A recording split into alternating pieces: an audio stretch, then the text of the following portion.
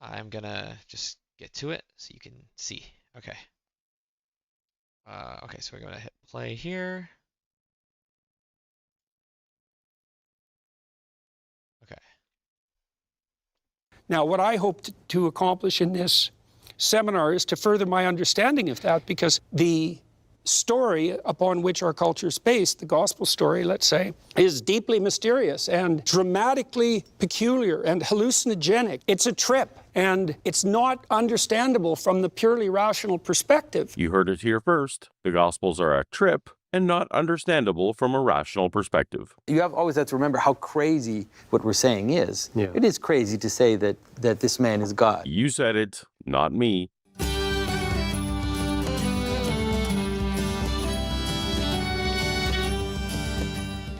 Welcome. Okay. So, first of all, Paulogia has great intro music. But also, just to check, like, how do I sound? How do I sound when I pause it? Is it like, is the audio jarring at all?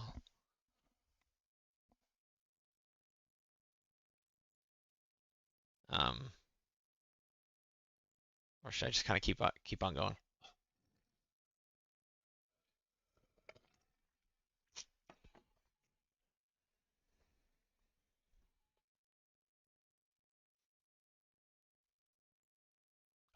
Also, if you're worried about the chat, I tested that earlier. That's why, hence all the dots.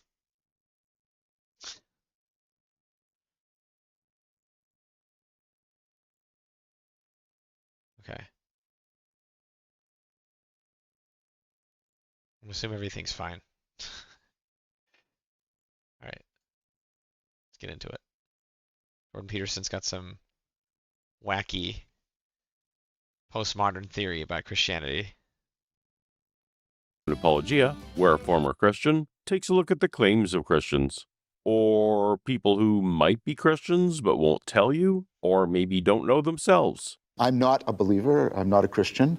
I'm not an atheist. I'm a non-theist. I guess the closest name you could put to me is I'm sort of a Zen Neoplatonist. Last Christmas, subscribers of Daily Wire Plus, a streaming service of sorts for Ben Shapiro's conservative media company, were graced with a 10-part lecture and discussion series titled The Gospels, hosted by fellow Canadian Jordan B. Peterson, seen here interviewing for the position of District Attorney of Gotham City. As part of his lifelong effort to rescue society from the meaning crisis that seeks to devour our culture, Peterson gathered 9 men willing to associate themselves with the network to unravel the mysteries of the gospel story and to resurrect the anchoring principles of the text that form the West. Or so said the promo copy, and my curiosity got the best of me.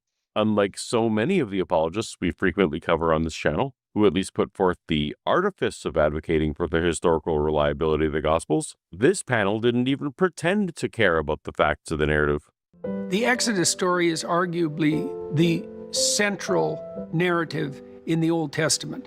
Now, there are many. The Hootie? What's it central to the Old Testament? Huh? Say that again? Wait, do I have the same controls in this that I would? Profound narratives in the Old.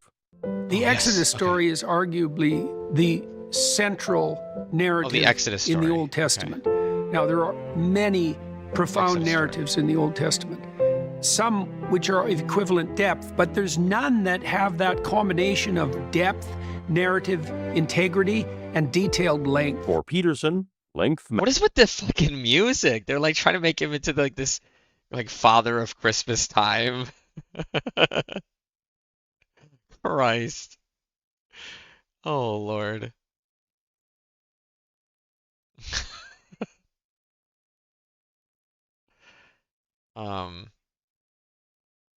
Shit. Fuck. That's what I want to do.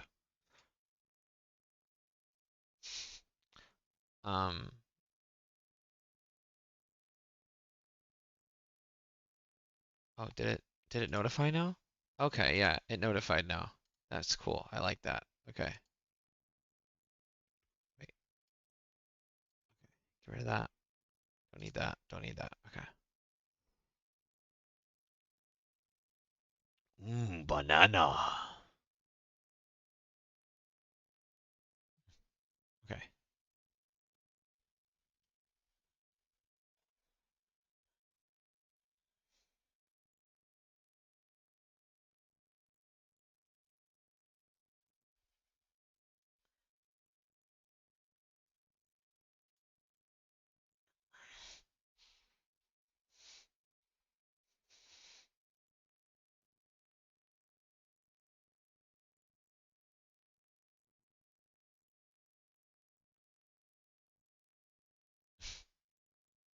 Right.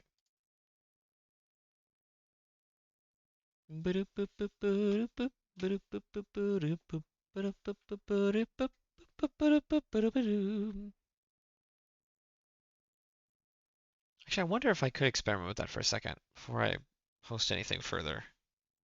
Attract more people.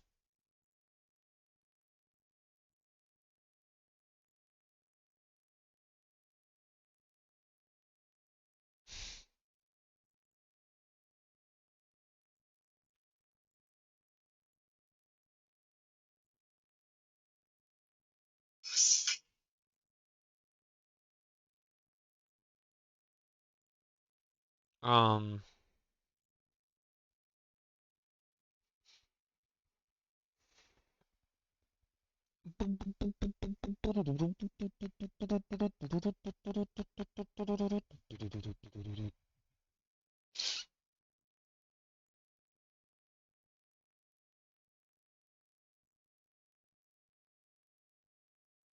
Man.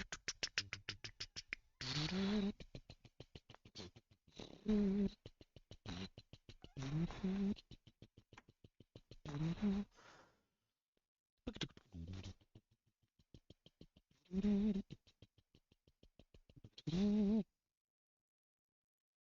like one more thing I want to do. Like I don't want to go. Wait, I don't want to go yet. What do I want to try? Let's try turning off the share, and instead,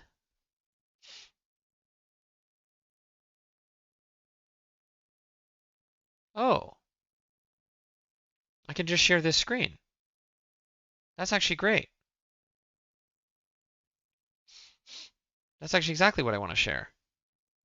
Yes.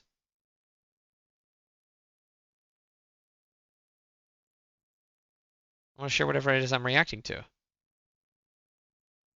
Right? Yeah. Oh, nice. Okay.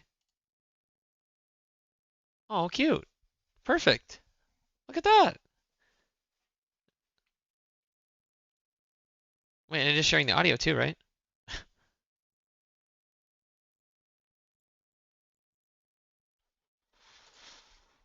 Hold on, wait. Exception. Like, make sure what it said when I did it. Okay.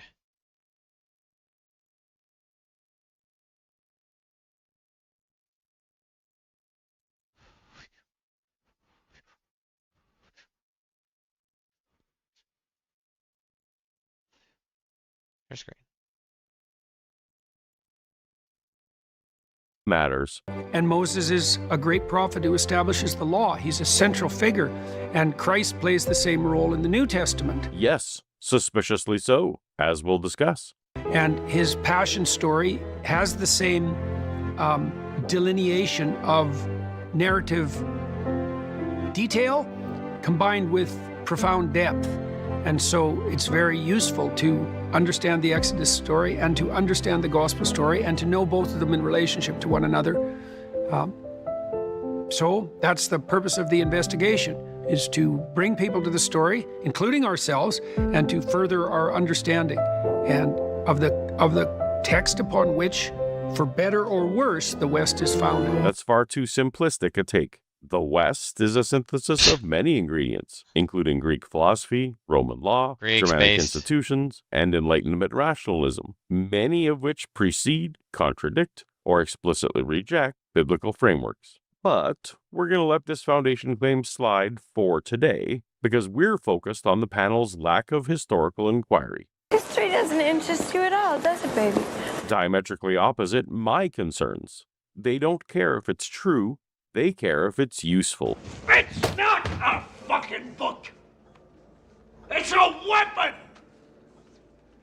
A weapon aimed right at the hearts and minds of the weak and the desperate. It will give us control of it. People will come from all over. They do exactly what I tell them if the words are from the book. I'm also here as someone interested in the cultural impact right now of the scriptures. I think it's fascinating. You played a role in this. I will be honest with you. I do want the credit without any of the blame. This is an invitation of sorts to what is a sacred text, to those who might be intellectually reluctant or even have intellectual shame about engaging with a story in a book like this. There's an emerging coalition of intellectuals, public intellectuals, Jordan at the forefront, John too, who maybe are not card-carrying Christians, but who recognize the power of Christianity and are beginning to realize that we can't keep running on empty. That it may be the case that we're cutting off, Western culture is cutting off the branch that it's been sitting on, and that we're starting to get worried about this. As a non-Christian, I'm trying to see how this text can be relevant to that challenge. I'm skeptical, not in the modern sense. I'm skeptical in the ancient sense. Skeptical means inquirer. So I'm here for a number of reasons, one of which is to learn. And I've always found that I learn best from those who believe in the text that we're studying. Sorry, Dennis Prager, but this may not be the panel for you. Only half identify as Christians. And when I was a Christian, I wouldn't have considered any of them to be saved. I'm also here because, though I'm not a Christian, the death of Christianity frightens me. It is my nightmare.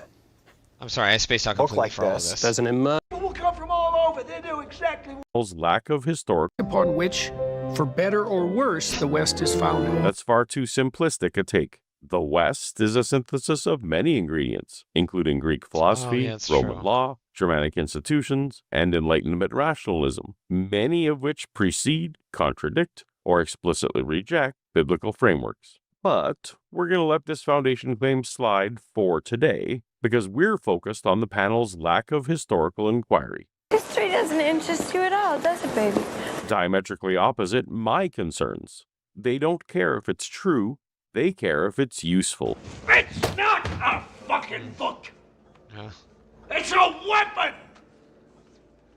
A weapon aimed right at the hearts and minds of the weak and the desperate. It will give us control of it. People will come from all over. They do exactly what I tell them if the words are from the book. I'm also here as someone interested in the cultural impact right now of the scriptures. I think it's fascinating.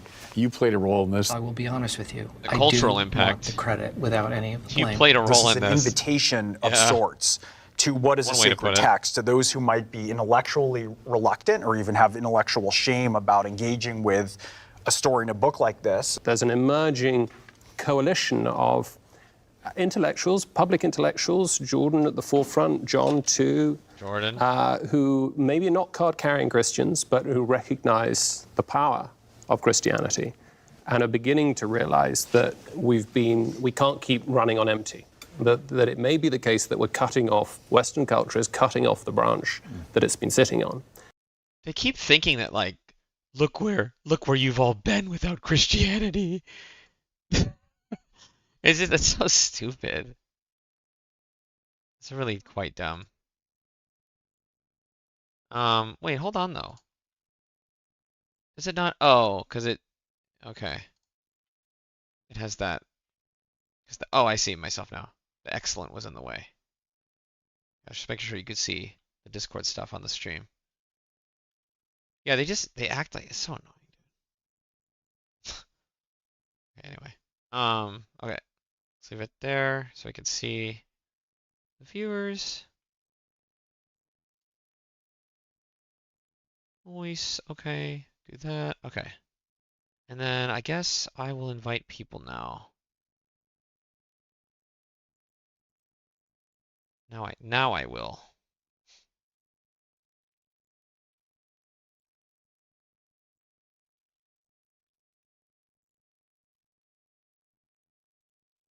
I feel better about all of it. All of it, all of it. Oh, my camera's back on and stuff too? Wait, I guess no. Oh yeah, yeah. My camera's on. Sweet. Yeah, yeah. My heart's in a what? I love my love, my love, my love, my love.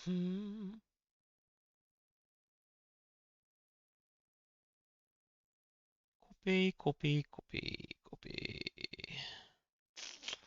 Do, do, do, do, do, do, boo.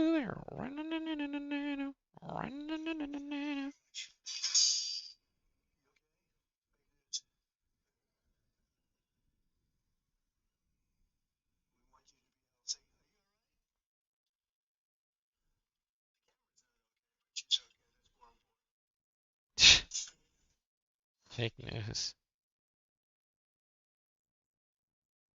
What a loser.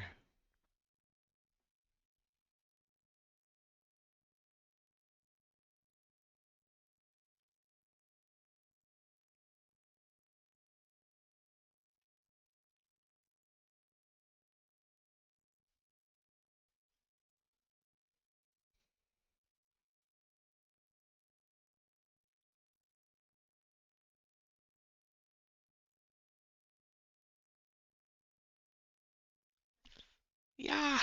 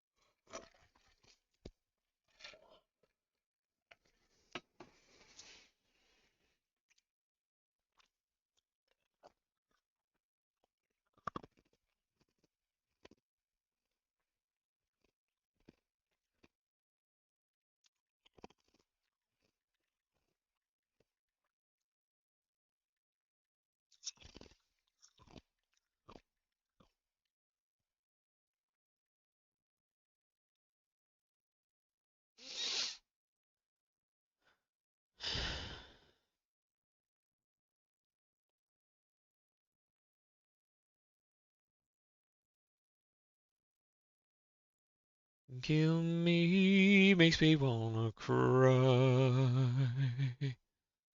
Makes me wanna cry.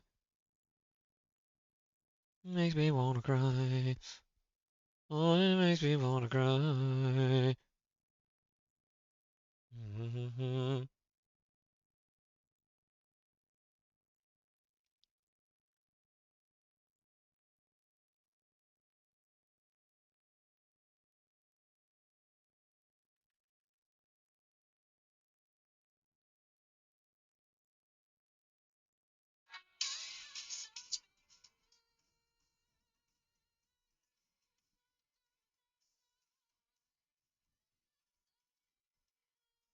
Oh shit.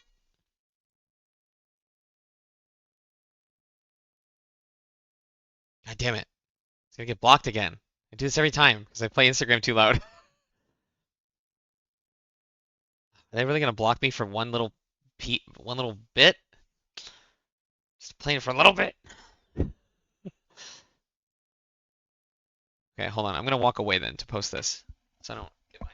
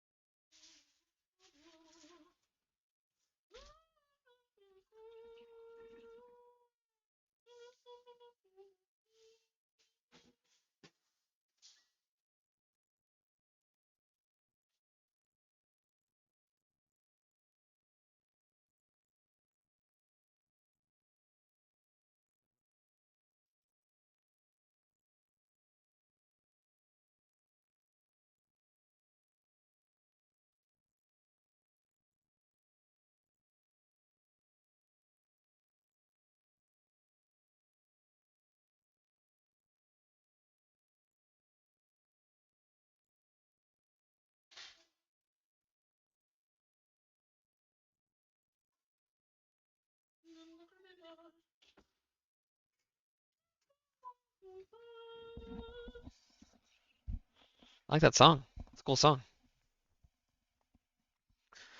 No criminal. Okay. And then I'm gonna post this right in here real quick.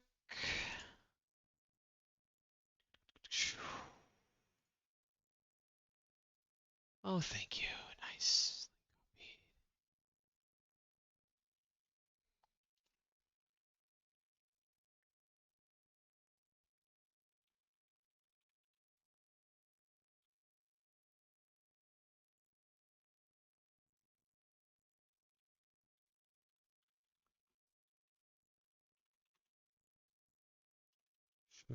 Schmancy.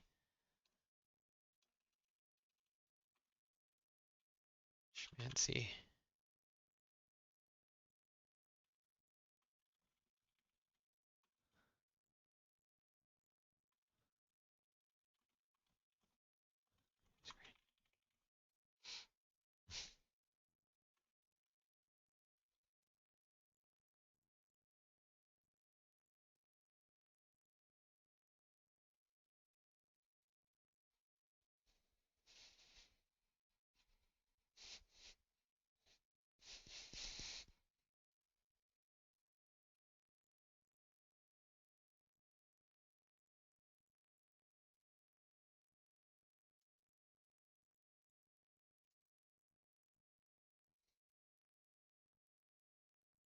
Can't adjust the sizing. Okay. That's fine. And we're starting to get worried about this. As a non-Christian, I'm trying to see how this text can be relevant to that challenge. I'm skeptical, not in the modern sense. I'm skeptical in the ancient sense. Skeptical means inquirer. So I'm here for a number of reasons, one of which is to learn.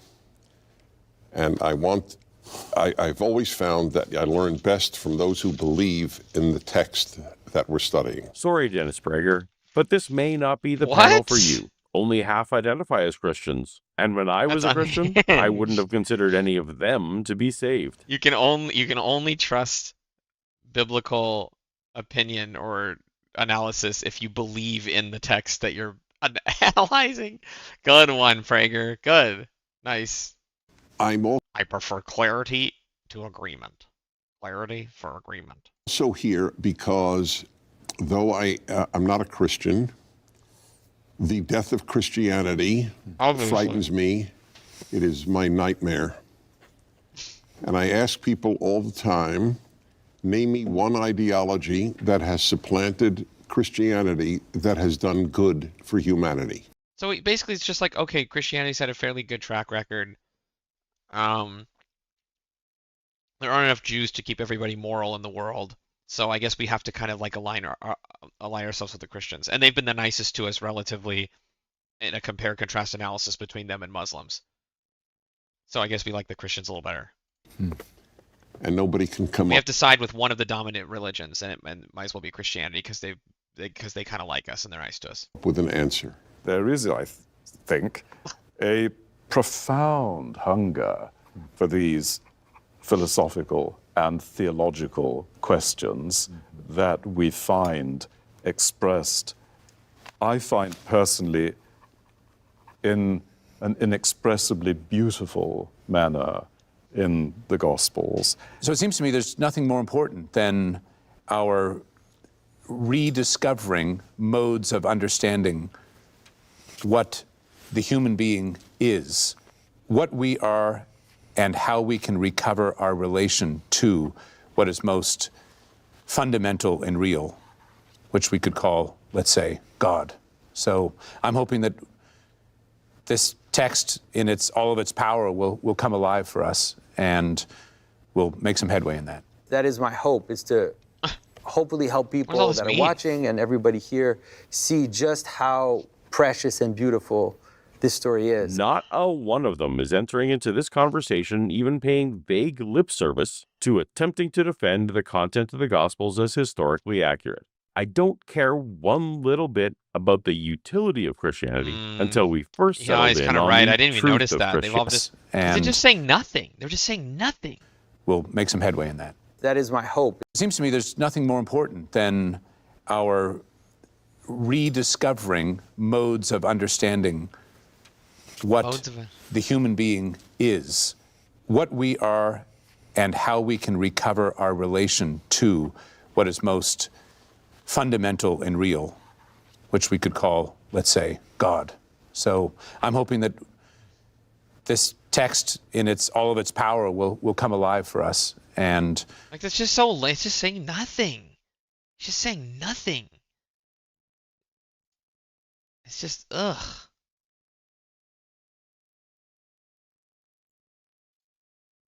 we'll make some headway in that. That is my hope. Can I just put a suit on and just blather and make money? Oh, what is this? It's to hopefully help people that are watching and everybody here see just how precious and beautiful this story is. Not a one of them is entering into this conversation, even paying vague lip service to attempting to defend the content of the Gospels as historically accurate. I don't care one little bit about the utility of Christianity until we first settled in on the truth of Christianity. Maybe some Christians will give these impure motives a pass because they're generally politically aligned with the panel participants, and they're generally advocating for the story to be a useful fiction. But can this strange bedfellow forgiveness cover the openly anti-Jesus salvation message of Dennis Prager? We have entered a post... Because they need it to be true enough to defend, but and then you can obfuscate the other side enough, and then just make it seem like, yeah, it's just up for debate, guys. Let's just move on. Christian, or really post-Judeo-Christian world of the absurd. One final word. I see Christianity as a divinely ordained vehicle to bring the world to the Torah. So I have a very pro-Christian, Jewish-based view. It hasn't always been done right, but Christians are human, and human nature is awful, or at least not particularly good. I know that many Christians are pro-Jewish because they think that the path to Jesus' second coming requires a new temple in Jerusalem. But hear what Dennis is saying. He sees Christianity merely as a useful stone on the path to bring the world to Torah. What that might mean is homework for the listener, but it's not the kingdom of heaven promised in the New Testament. Both sides are transparently using each other with a smile, but this alignment of interests is temporary at best. It's never been a secret, but Jordan Peterson is saying the quiet parts loud in his thoughts about what he finds valuable in Christianity. Because these people know that they're going to need each other for a while. So they can basically admit that and say, like, yeah, it doesn't really make much sense.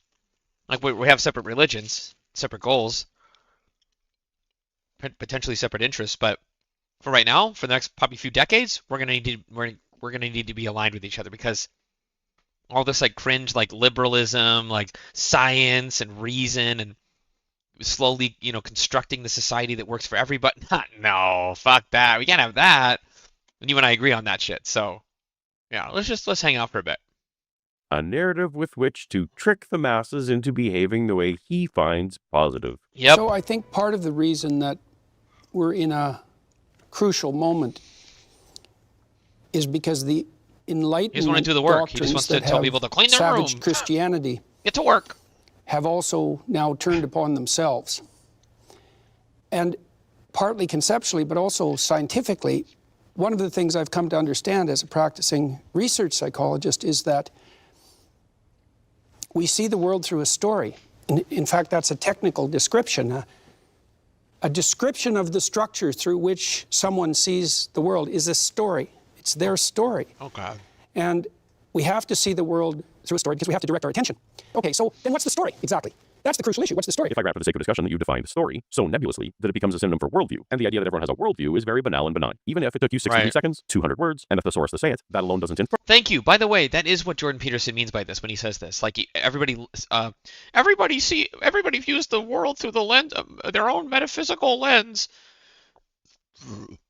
He's just trying to say everybody has a viewpoint. Yeah, everybody has a worldview. Everybody has a philosophy, right? Even if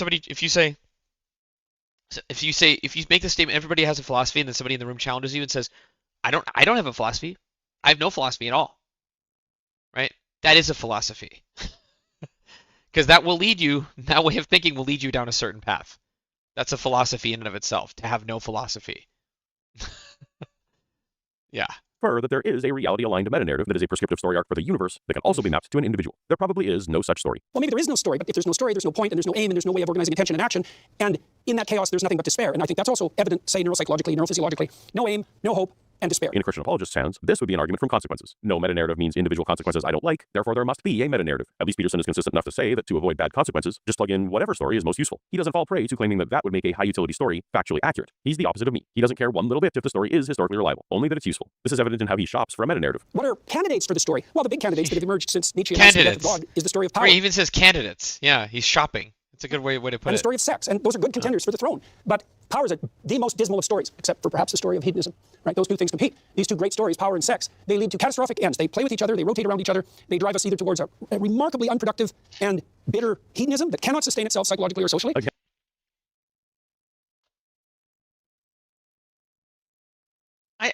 These weird theories are just more of a self-report. Like, look here, buddy. I like sex as much as the next guy, but like, it's like, hello? Why is it? Is that all you think about? It probably is. That's why he's all got trans. Is it? Just because power and sex are two like huge things about life, I don't even know what category those two. This is just like such vague concepts. Power. What is power? The ability to get somebody to do something for you, right? And the extent that you have that. We all know what sex is, right? Like, what is the point of this? Again, no concern for truth, only utility as Peterson defines it. And then on the power side, well, if everything's about power, then that claim to me is no different than the claim that, like, the spirit of Lucifer rules the world. It's the same claim in a different guise. There's nothing but power. All right, so there's no basis for marriage that isn't power. There's no basis for friendship that isn't power. There's no description of human society that isn't power. It's just all against all. While I don't deny altruistic factors in our social activity, Peterson may want to brush up on game theory if he doesn't think that there are survival and even social power benefits irrevocably built into all friendships and marriages. Up until recent history. Yeah, what the fuck? What is what is this idea that, like, unless we're living literally like an animal of the jungle, like, then we're not animals ourselves in our own way? It's just so stupid. This way is so stupid. Both sides of this are wrong, right? It's like, we're more than just animals. Yeah, we are. But also, no, we also are just animals at the same time. We're just a very special, certain, unique, special type of animal that does its own fucking thing, just like all the other animals. Well, also, we're the best and elite. Don't fuck with humans. Nearly all marriages were about consolidating resources and power. Perhaps you've never heard of Napoleon Bonaparte and Marie-Louise of Austria, Catherine of Aragon and Henry VIII, or Antony and Cleopatra. Arguably, Christianity isn't a denial of power at all. It's a system of power deferred, and that deferral functions as a powerful mechanism of control. Believers are repeatedly instructed to submit, endure injustice, forgive abusers, obey authorities, accept suffering now, precisely because power, justice, and vindication are promised after death. The meek will inherit the earth, but not yet. The persecuted will be rewarded, but later. The faithful will reign with Christ, judge angels, receive crowns, sit on thrones, but only once they're safely dead, and no longer a threat to existing hierarchies. In the meantime, earthly power is framed as corrupt or satanic, while obedience and passivity are rebranded as virtue. This doesn't remove power from the equation. It delays it, weaponizing the afterlife as a behavioral leash that keeps people compliant in the present by promising ultimate dominance in the next world. Not only is that a stunningly hellish and dismal story, I think there's absolutely no evidence that it's true, and plenty of evidence that it's not. The religious question, the monotheistic question, could be conceptualized as what could unite even power and sex in something higher and harmonious psychologically and societally. And I think that's what the biblical corpus is about. I think that's what the Gospels focus on. And I've come to realize, to understand, not just to believe, but also to understand that it has something to do with sacrifice. And so to mature is to sacrifice. To mature is to sacrifice the immediate delights of power in the present for the long-term psychologically and the communal broadly. That's the definition of maturation. And there's a spirit that underlies that movement towards integration and community. And that spirit is the spirit of progressive sacrifice. Yeah, see, but notice how, like, all of this is like, this is all well and good and like threads of this might be true if you fucking like had to like I'd have to like listen to that one sentence like over and over and over again just to like glean anything from of what he meant by that. But I'll do it. Let's do it. I'm minding where my mouth is, I guess. And the God power in the present, I think that's what the Gospels focus on. And I've come to realize, to understand, not just to believe, but also to understand that it has something to do with sacrifice. And so to mature is to sacrifice. To mature is to sacrifice the immediate delights of power in the present for the long-term psychologically and the communal broadly as the definition of maturation. And there's a spirit that underlies that movement towards integration and community. And that spirit is the spirit of progressive sacrifice. And the gospel story is the culmination of the sacrificial story. Peterson is right that Christianity... Oh, Paulogia's about to say it, right? He's identified what the main motif of the Bible and the Gospels generally is like sacrifice, yeah, but then he wants to tie it in to what he already believes is necessary for like our fundamental reality, and then he's just fuck, and then he's just finding a way to like deductively get there, but also in this sort of like metaphorical way, right? He has got a conclusion in mind. You see, the problem is he says like everybody has a worldview that they filter their conclusions through. He has the conclusion already way before. Like, and then he's just trying to thread Christianity into this thing that sounds kind of plausible. Centers on self-denial. But in the New Testament, sacrifice isn't about abandoning power. It's about getting far more power later. Thrones, crowns, judgment over the world, eternal authority, right. All of its promise. True. It's like we're going to get you. Submit now. That's theologically coherent, but it's also socially convenient. When the people in power tell everyone that a true maturity means giving up power in this life for rewards in the next one, that's a message that keeps the masses accepting their place. It tells them to endure hardship, to put off demanding justice. Christianity doesn't remove the power motivation. It just repackages it as future compensation. And that repackaging makes selflessness a virtue, not just for your salvation, but for maintaining the earthly stability that... True. This is the Rand critique. This is why Ayn Rand hated Christianity. For this reason, this is why she hated altruism, which she directly associated with Christianity, and that's why she wasn't open to any altruism, which was her mistake. But this is her critique. Selflessness is a virtue? Oh, so you're going to be on your knees taking that shit and believing that while they stomp all over you? Fuck that, and fuck those people. Fuck God, fuck religion, right? Which I agree with. It's based, right? I'm not going to let you control me. Tell me that selflessness is a virtue while you fucking, I don't even...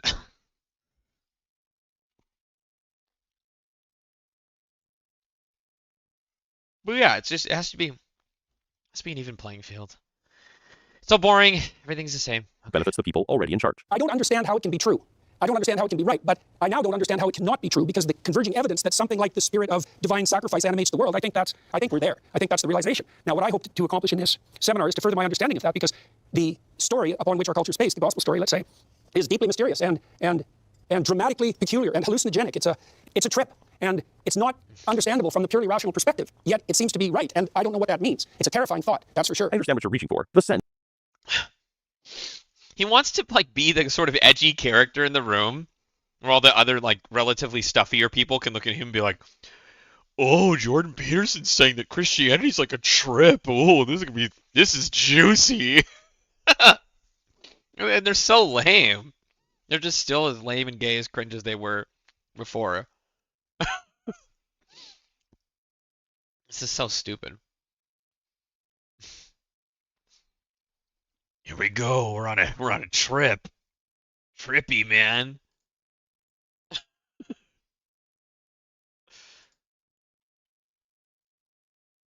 That a story can feel so deep, so archetypal, so charged with symbolic weight that it must be pointing to something real. But that's not evidence of a metaphysical principle. That's evidence of how human cognition works. We're wired to find sacrificial narratives meaningful. We project coherence. We see patterns. We feel significance. And so, yes, the gospel story can seem mysterious, peculiar, even hallucinatory in its emotion. Yeah, see, this is what P.F. Young missed in his video too. Like, he's almost there. He's so close. Or maybe P.F. Young was actually more correct. I have to go back and watch that. But Peterson does this thing where he's like, we have these biological sort of like, I don't even want to call them instincts, because humans don't really have instincts in the traditional sense, but like drives maybe? Yeah, probably like biological drives to like seek pattern recognition and make sense of things. Like it helps us like survive. But then he says like, well, we have this, so then like that means that the ethereal gives life meaning and it's real. No, we're still fine. We're still deriving meaning, human meaning, out of ultimately just like physical world. But like, notice how I have to say just physical, like that's somehow limiting. Like, it's not. It's just we've been telling ourselves this for so long that we just have accepted these implicit premises behind all these like critiques of like proper metaphysics and everything else. Yeah.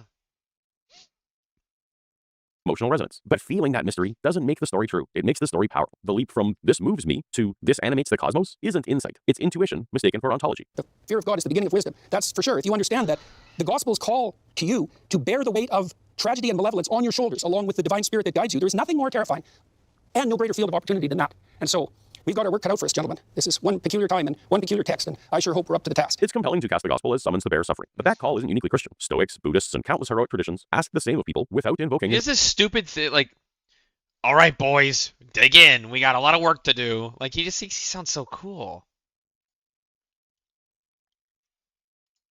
Ridiculous. Divine overseer. And there's an argument that choosing courage without divine command is actually the more honorable path. Doing what's right because it's right, not out of fear or promised reward. And that's all, as far as I can tell, that's all packed into this story and more. So I rarely comment on the production choices of the videos I'm responding to, but I'm sorry. It's not just me, right? This is Da Vinci's Last Supper painting with Peterson in the Jesus position, centered, framed by a Gothic arc, lit like a halo, and surrounded by his sycophants arranged like disciples with open Bibles. The candles, the darkness, the cathedral images, it all elevates him from discussion moderator to spiritual axis, the figure through whom the others receive insight. Plenty of traditions teach courage and sacrifice, but visually this is really weird. It's a creepy thing. It is finds coherence under Jordan Peterson himself. Whether intentional or not, it's not a round table, it's iconography. And just in case the introduction wasn't enough evidence that Peterson doesn't care about the historical reliability of the Jesus narrative or about biblical scholarship as a discipline, Jordan didn't even bring a Bible to read from for his 10-part seminar series on the Gospels. So I'm going to read this. This is the Annunciation to Zechariah. One day when Zechariah's group was on duty, he was serving as a priest before God. He was chosen. Luke 1. He didn't bring a Bible. I think that's where it is. I'm using the single Gospels, by the way, in this journey forward. So it's important to know that when Jordan is reading the Gospel text, he's not actually reading from a Gospel. Single Gospel? A compilation of different Gospels. So sometimes it starts in one Gospel and then it cuts to another. And so for people that know the Gospels really well, this might be a very frustrating experience. I know even for us at the table, it is a little bit of a frustrating experience. So I structured this seminar in relationship to a book called The Single Gospel, and he describes it as Matthew, Mark, Luke, and John consolidated into a single narrative. That's not an approach without its pitfalls. He compresses and retranslates many of the verses, so I'm sure there'll be something in that to offend everyone who's listening. For me, this is just like the way he understands the gospel message, and so he doesn't want to like actually have to like read it. This is so stupid, dude. It allowed me to enter the single narrative of the Gospels relatively rapidly and to make sure that we had the appropriate narrative through line. It should be apparent to anyone serious about studying the canonical Gospels that mashing 4 documents into one document is simultaneously going to erase the particular emphasis of each writer. For example, Mark wants to depict Jesus as supernaturally pain-tolerant, and Luke wants to depict Jesus as suffering agony, so which one wins? But also lose any friction points that can be used to solidify that whole via confirmation, or potentially weaken the whole by introducing contradictions. A harmonized Gospel necessarily removes points of consideration for and against historical verification. I'll let Bart Ehrman say more from a previous video theater. And the mistake people make is pretending that what Mark has to say is the same thing that Luke has to say, and that what Luke has to say is the same thing that Mark has to say. These are 2 different Gospels with 2 different points of view, and if you smash them together into one kind of mega Gospel, you have ruined the emphasis of each one. Sometimes there are differences in emphases that really matter. I thought that the Gospels each had a distinctive point when I was an evangelical Christian, and it wasn't because I wanted to point out contradictions. It's because I thought that there were 4 Gospels in the New Testament and not one Gospel. And each of these is a book written by a particular author. Even if you believe that God inspired each author, he inspired 4 different authors, and presumably that's because they have 4 different things to say. And if you pretend that they all mean the same thing, then you don't have any explanation for why there are 4 of them. Just write one of them. And of course, throughout the history of Christianity, that's been the view. And even in the second Christian century, there's an author named Tatian who created this thing called the Diatessaron, which was Diatessaron means through the 4. And what he did is he took the 4 Gospels and he combined them into one big Gospel. And so he take the verses from Mark, Matthew, Luke, and they put them all together so that the same story would be longer because it'd have everything in it, but there weren't contradictions now because it was all there. And that was the Gospel used in Syria for centuries rather than the 4 individual Gospels. Even if you're going to use the same metaphor or analogy as like it's the Matthew, Mark, Luke, and John authors are witnesses.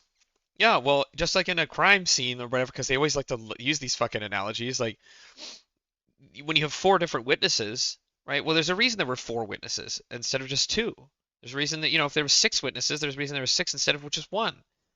Or there's a reason there was 6 instead of like 25, right? Every situation like begs the question, like, why were there this many witnesses and what did they see?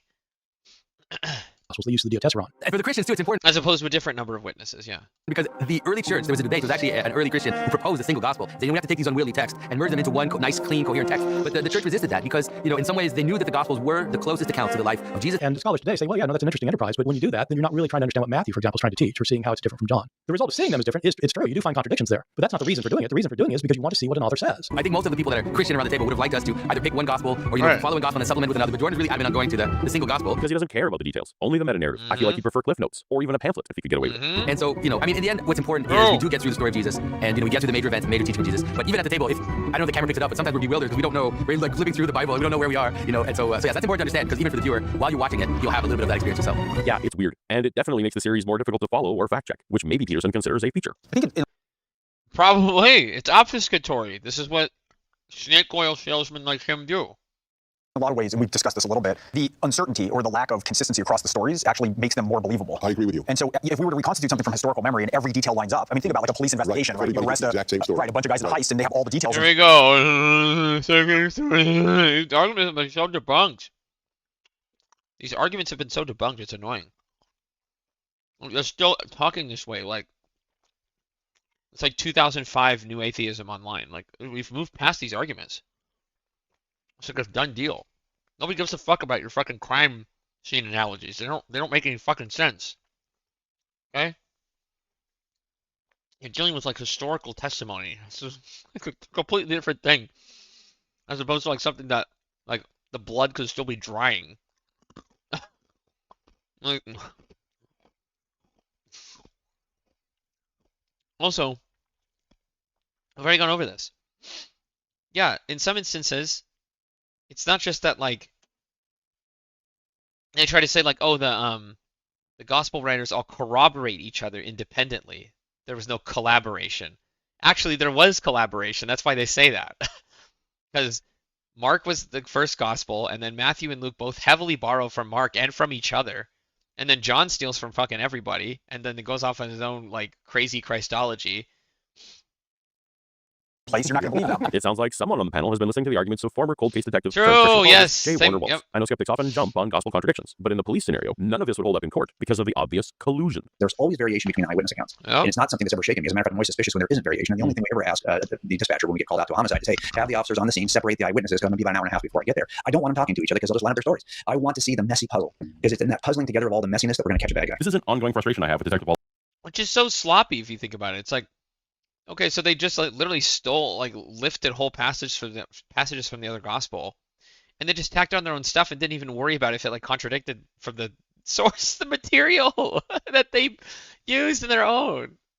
Like, it's, yeah.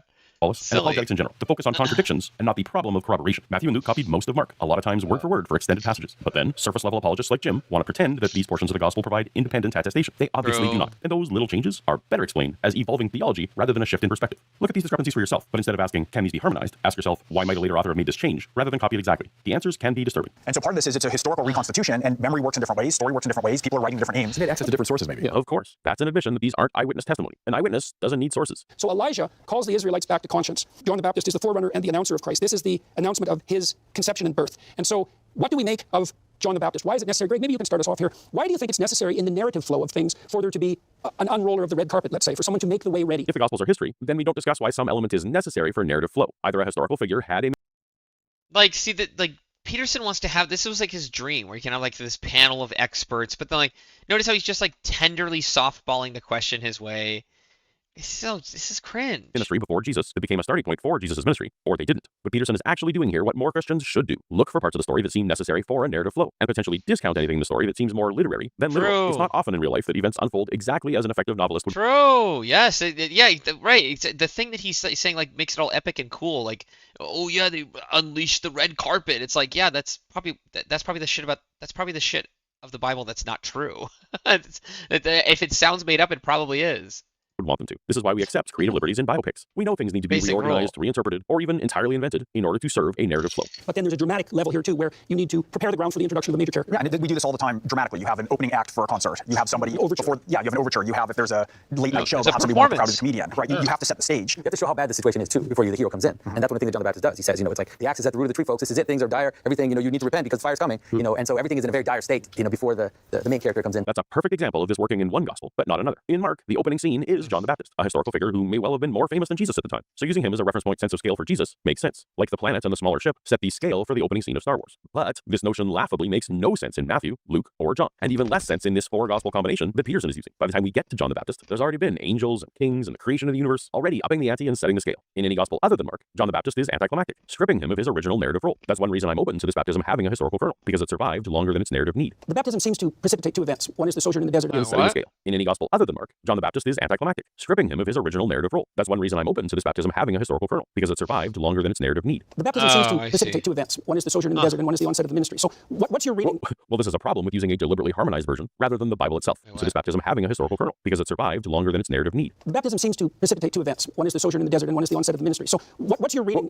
Well, this is a problem with using a deliberately harmonized version rather than the Bible itself, because Peterson is more correct than he knows. In the Synoptic Gospels, Jesus is baptized by John and then goes immediately to the desert for 40 days to be tempted by Satan. Mark 1:12 says, at once the Spirit sent him out into the wilderness. But in the Gospel of John, Jesus is baptized by John, and in 1:35 it says, the next day, John the Baptist saw Jesus passing by again, and he picks up some disciples. These passages can't both be right. Jesus can't have immediately left for 40 days and also still be around the next day at the baptism site. Well, in Matthew, it's amazing, because in Matthew you really have this says, the next day, in the Synoptic survived longer than its narrative need. The baptism seems to precipitate two events. One is the sojourn in the desert, and one is the onset of the ministry. So what's your reading?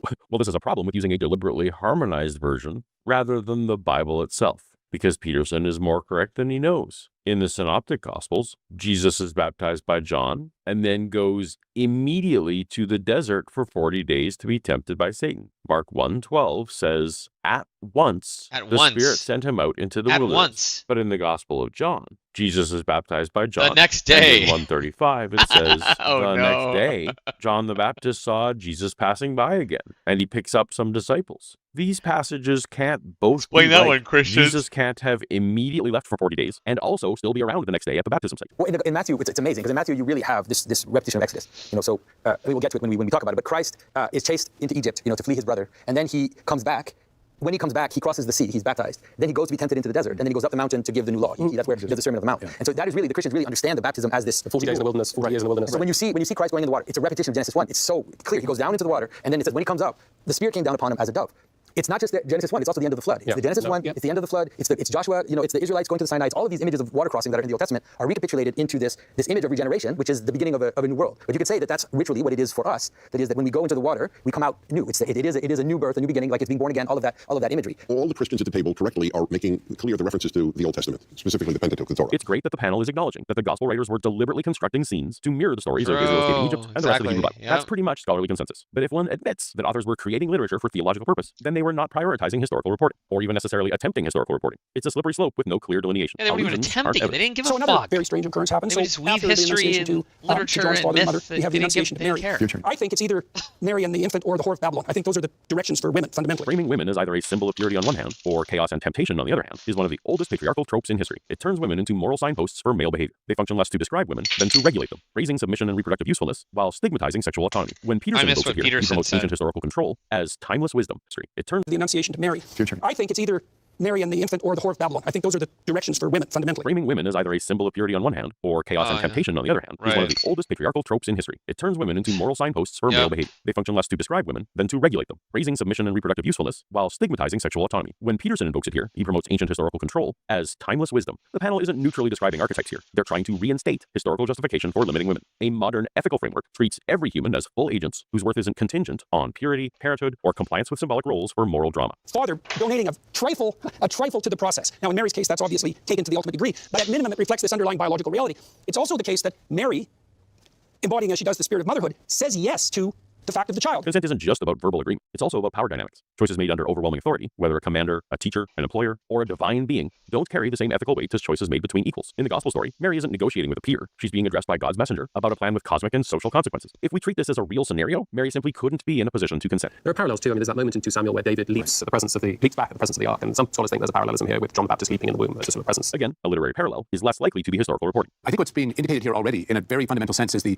inherently non-instrumental character of love itself. And so that you are fulfilled precisely in the transcending of your own fulfillment. And when Jesus says that my kingdom is not of this world, I mean, it seems to me what the scriptures are speaking to us of already here in the announcement. Non-instrumental? What is it? Of the angels about the pregnancy and birth of the children who will die deaths that are not for themselves is the radical self-othering that is the nature of you might say, the realization of the self in the deepest sense. And you see this in Christ at the very end. This is mirrored on the cross, where he is going to say, as his last act, he might say, reconstituting that family in a sense, between Mary and John, so that the ultimate act of self-othering is the principle that is able to bring together some harmony in us and in what is around us. I'm sorry, what does that even mean? This is a lot of words arranged on the fly to sound profound without ever making a claim you could agree or disagree with. Yes, thank you. It just sounded like blubble blubble. Like what the fuck was that? Not analysis. It's mood. Nothing is risked. Nothing is argued. It's just a fog of reverent language that gestures vaguely at meaning without ever landing anywhere. The vast majority of this 2-hour panel is like the non-contributor at the work meeting, wasting 10 minutes pumping up the importance of a project that everyone's already agreed to and is adding nothing actionable or clarifying. If this story is so central, why is it absent from Mark, and why does Paul? That guy sounds like talking to ChatGPT. Talk about it. That's problematic. I mean, if it's such a central thing that you're claiming it is, Mark doesn't even consider it, and Paul never refers to it. People write towards purposes, and so there are different reasons why you would include it and different reasons why you would exclude it. I mean, in this from Mark, and why does Paul never talk about Challenger it? guy? That's problematic. I mean, if it's such a central thing that you're claiming it is, Mark doesn't work meeting, wasting 10 minutes pumping up the importance of a project that everyone's already agreed to and is adding nothing actionable or clarifying. If this story is so central, why is it absent from Mark, and why does Paul never talk about it? That's problematic. I mean, if it's such a central thing that you're claiming it is, Mark doesn't even consider it, and Paul never refers to it. People write towards purposes, and so there are different reasons why you would include it and different reasons why you would exclude it. I mean, in the Gospels it says, I think it's in the Gospel of John, where it says, all the books of the world cannot contain the story of Jesus. And so if we ask why is this person saying this detail and why is this other person not saying this detail? It's a good point, but what's arguably more problematic than Paul and Mark not including these foundational birth details is that Paul doesn't even appear to care about any aspect of Jesus' life. The only pre-death event Paul describes is Jesus having the Last Supper. No miracles, no healings, no parables or sermons, no ministry, no trial. It's tough to know which is more historically damning to the Gospels, that Paul didn't know or that Paul didn't care. One of the things that's interesting, because your criticism is if it's so central, contain the story of Jesus. And so and Paul never refers to it. Importance of a project that everyone's already agreed to and is adding nothing actionable or clarifying. If this story is so central, why is it absent from Mark, and why does Paul never talk about it? That's problematic. I mean, if it's such a central thing that you're claiming it is, Mark doesn't even consider it, and Paul never refers to it.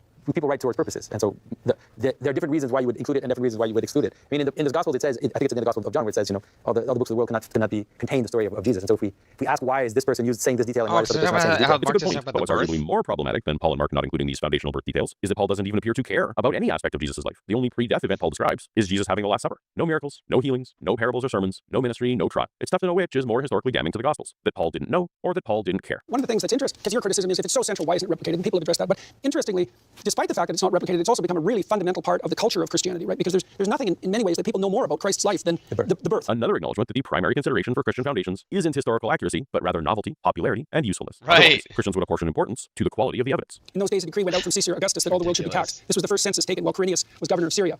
All went to be enrolled, each to his own city. And Joseph went up from Galilee, out of the town of Nazareth to Judea, to the city of David, which is called Bethlehem, because he was of the house and lineage of David. I have detailed videos on this, but the census in Luke 2 doesn't fit Roman history, Roman administration, or Roman chronology. There was a real census. So how much of the birth does Mark talk about? Pretty much nothing?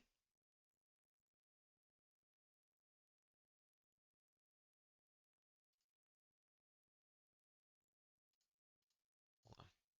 What did he fall for? Oh yeah. Stupid. How much of Jesus' birth does Mark mention? The Gospel of Mark mentions almost nothing about Jesus' birth, as it begins with his adult ministry, baptism by John the Baptist, and focuses on his public life, teaching death and resurrection, omitting any nativity story, genealogy, or did I know this? I guess I didn't.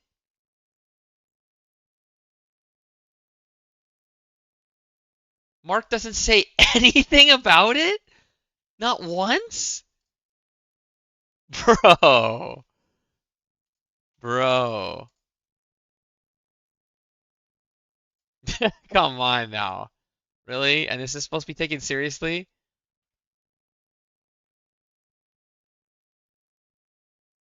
Cold case Christianity is one of the first results. Why doesn't Mark say anything about Jesus' birth? Silence doesn't mean denial. Oh my God. Silence, you can't say evidence. Silence is evidence of...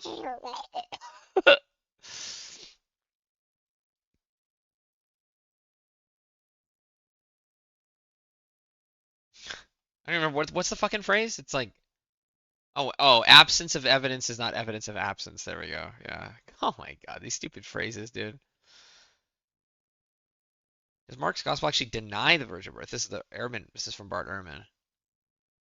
It's interesting the first canonical gospel, which is our first gospel, whether canonical or non-canonical, Mark does not have the story of the virgin birth and in fact shows no clue that is familiar with the stories of the virgin birth. On the contrary, there are passages in Mark that appear to work against the idea that Jesus' mother knew anything about his having an extraordinary birth. There's a complicated little passage in Mark 3:20-21 about Jesus' family coming to take him out of the public eye because they thought he was crazy. Oh, I vaguely remember reading this passage. Yeah. Yeah, and I remember at the time being fascinated, um, oh, they this was kind of a twist. Like they thought Jesus was like nuts. They were trying to tell him to like stop it.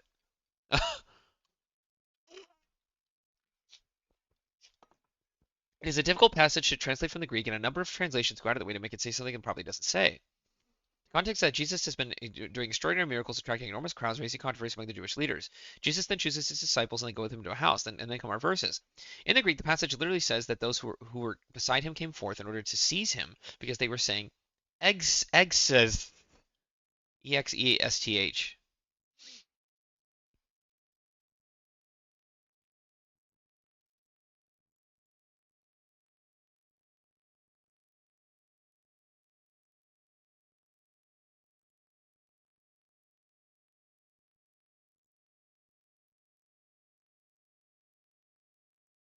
My lord. Okay. Oh lord.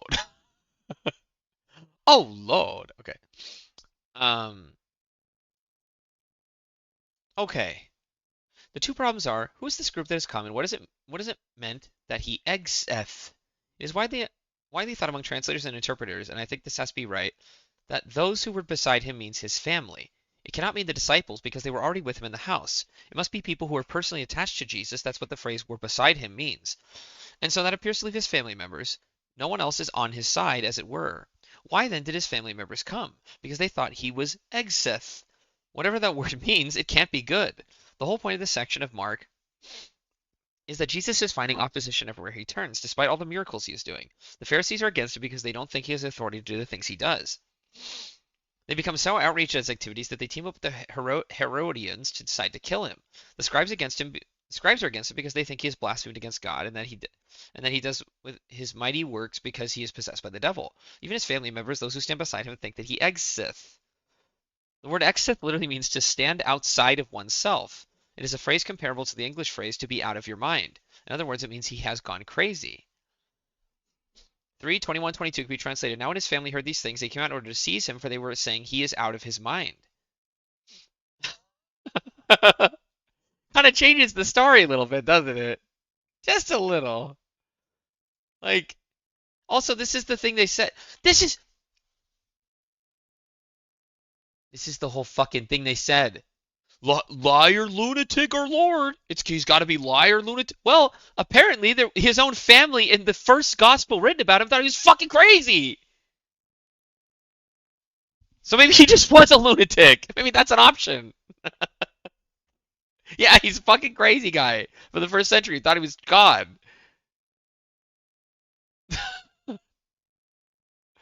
But not always. Only really in John. But then, yeah, I don't know. I think there are other phrases to support that he was always portrayed as a character that thought he believed he was God.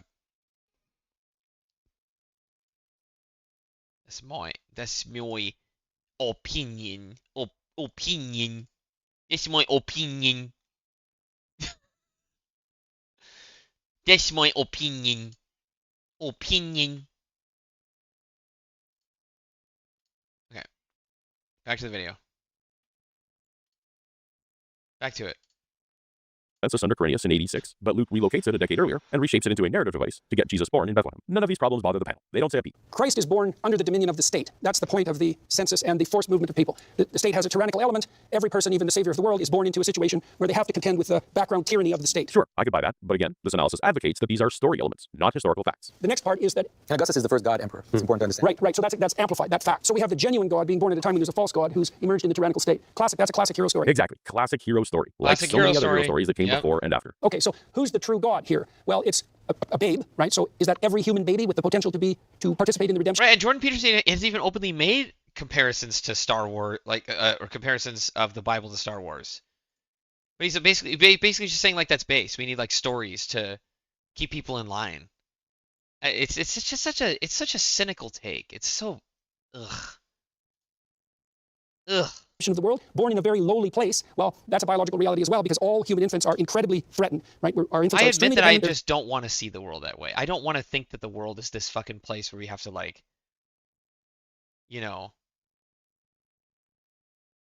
We just had to like lie to people to get them to like be good. But I don't know. Maybe you know what? Maybe they're right. We're very, very vulnerable. We're born under the tyranny of the state. We're born in relationship to nature and even low nature, and that's associated with the manger. So it's the emergence of the highest and the lowest as a counterposition to the false highest that's Augustus. Yes, Christianity revels in the irony of a powerful God arriving as a vulnerable infant. But that irony only works because redemption is not something humans can achieve on their own. If every baby can redeem the world, as Peterson suggests, then Jesus wouldn't be essential. Who gets wind of this? Well, it's not the people of the court. It's the shepherds, right? And the shepherds are an interesting choice too, because of course shepherds, there's a kinship between the shepherd and the prophet all the way through the Old Testament, and that imagery is replicated continually in the New Testament. There's clearly, I think, a semi-conscious aping and mimicking of the language of the imperial cult to assert that Jesus is Lord and therefore Caesar isn't. Once you admit that these shepherds are a symbolic literary choice and that the language is mimicking imperial propaganda, you've moved pretty far away from eyewitness reporting. The panel is quietly undermining how evangelicals usually want to read these texts. So I'm just curious, and I really am curious. It's not a provocative question. It's in fact, the first book I wrote is called The 9 Questions People Ask About Judaism, and one of the 9 questions is, if religion, specifically Judaism, is supposed to make people good, how do you account for unethical religious Jews? Dennis, let's let that hang and get that back into that when we talk about the Pharisees. Okay, I'm not sure they're the best example of that. No, but I can't believe I'm saying this, but you get them, Dennis. It's historically misleading to use Pharisee as a stand-in for religious hypocrisy. The Pharisees were a major Second Temple Jewish movement committed to ethical rigor, scriptural interpretation, and everyday piety, arguably closer to Jesus' own worldview than most other groups of the time. Oh, you let that slip. That's true. Yeah, they're not a good example at all. They were like the they were like the most autistically like you have to follow every little Jewish rule ever. They were like pissed off at Jesus because he was flipping tables. He was like I'm just gonna uproot all this shit and just focus on what I think is the most important part, like the important parts to focus on, or right. That's why he was like, he gave these tricky answers. Like, I'm not here to abolish the law. I'm here to fulfill it. He's like politician answers, right? Because he wanted to start something new kind of like within Judaism, I think, right? But he didn't want to like rock the boat too much.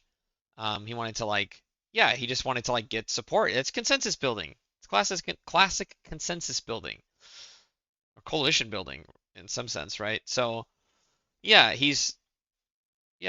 that's why he, what was I going to say?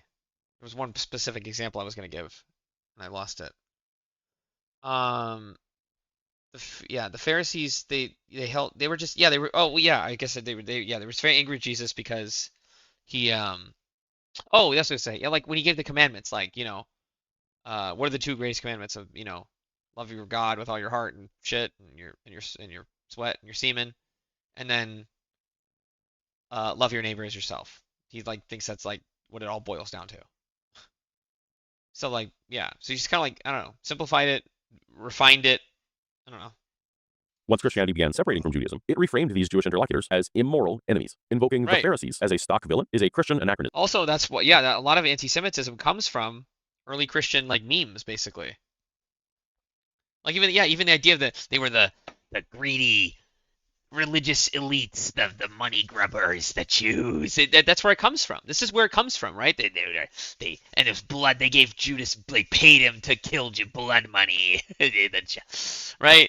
Yeah, it's we talked about this in Exodus. It's a difficult situation because in some ways it has to do with the problem of the one, but it has to do with the problem of the concentration of a generation into one person. It's a little scandalous to talk about it, but I think that is part of what is happening. So the Magi tell Herod that a king will arise, and Herod determines to kill all the babies. Right, all the babies. And so that's equivalent to what happens in Moses' time. And it's another echoing of the idea. And also Joseph, Joseph leaving his brothers that went to kill him into Egypt, but then also Moses leaving Egypt into the Promised Land. Those two get smashed into one image. What they're describing here is midrash, a Jewish storytelling method where earlier scriptures are creatively woven together to generate meaning, not to preserve eyewitness testimony. Matthew's infancy story is a single source narrative built by deliberately fusing Moses, Joseph, David, and Exodus imagery, which already raises historical red flags. Adding astrological symbolism only reinforces that we're in the realm of theological meaning making, not the way the story. See, that's the thing, right? The story that got the most traction and is like the most popular sounds the most fucking fake.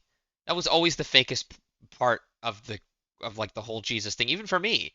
Like they followed a star, and like what the fuck?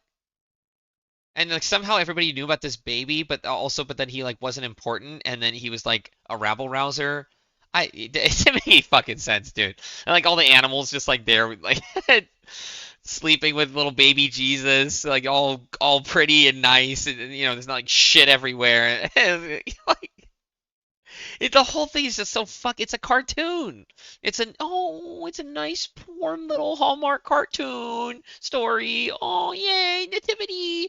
That's like the singular part of the story that sounds the most fucking fake. Bullshit. reportage. When Pajot calls this scandalous, he's right. The scandal is that entire generations, architects, and epochs are being compressed into one symbolic figure. That's powerful theology, but it's not how history works. There's also, I mean, there's extra biblical reference. They're magi. They're plausibly from the Zoroastrians, and so there's been an ongoing relationship between Israel and Persia figures very. I mean, I believe I read somewhere that Cyrus was actually one of the first people called Messiah in the Old Testament and King of Kings, and so there's also that relationship to, and you know, and Zoroastrianism is the idea that that the future has an openness to it, and we are a moral battleground in which that openness can be decided. And I think by having the Magi there is a recognition of that. The panel is actually touching on a real and important observation from scholars of religion. During the Persian period in the 6th to 4th centuries BC, Jewish thought was being shaped. Who is that guy? Is he like supposed to be like the more skeptical guy on the panel? By their cultures intermingling with Zoroastrianism. This is when ideas like cosmic moral struggle, a developed afterlife, resurrection, angels and demons, and a future eschatological judgment become prominent in Jewish texts. Even messianic language evolves in this context. Foreign King Cyrus the Great is explicitly called God's anointed. Because it was just a religion like any other that was influenced by the culture of the time. Right? You see that about religion now. It gets influenced by the modern culture.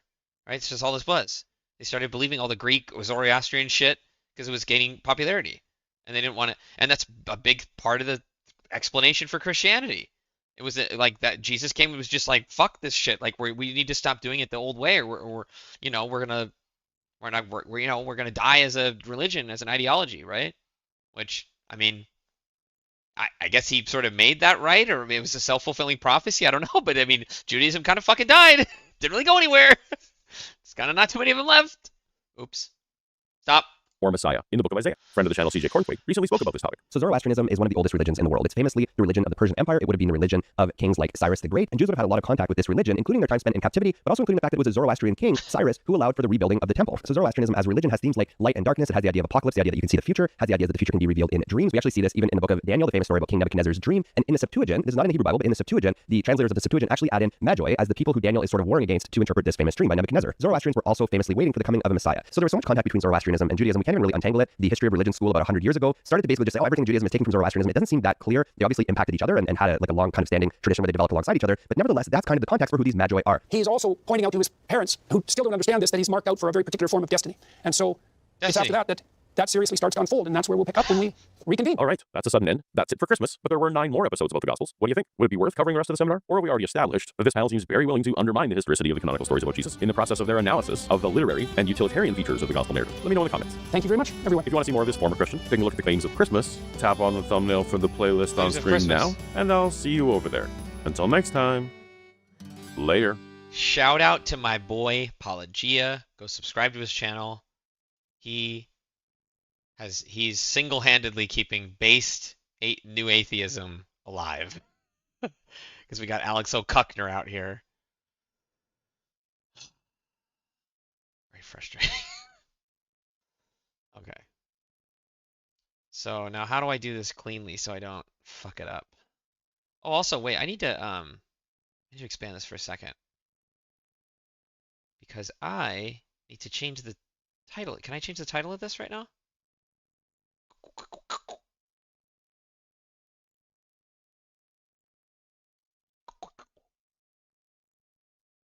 Am I able to change the title of this?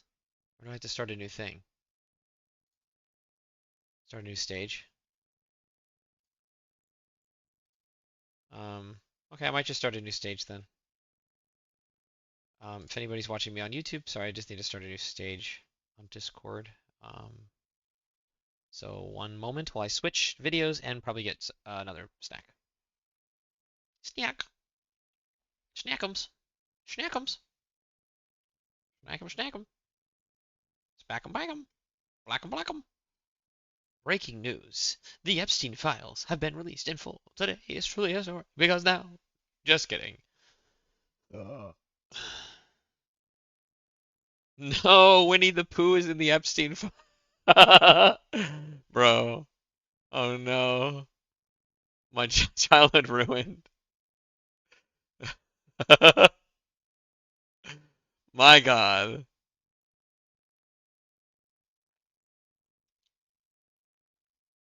This government's just like silly. Oh boy. Okay, hold on. I don't want my stream to get or my VOD to get blocked later. Okay. Okay. What am I doing? I think I need to quit this and do one more new one. Yeah. Yeah. Is there a way to change it? Oh, change the topic. There we go.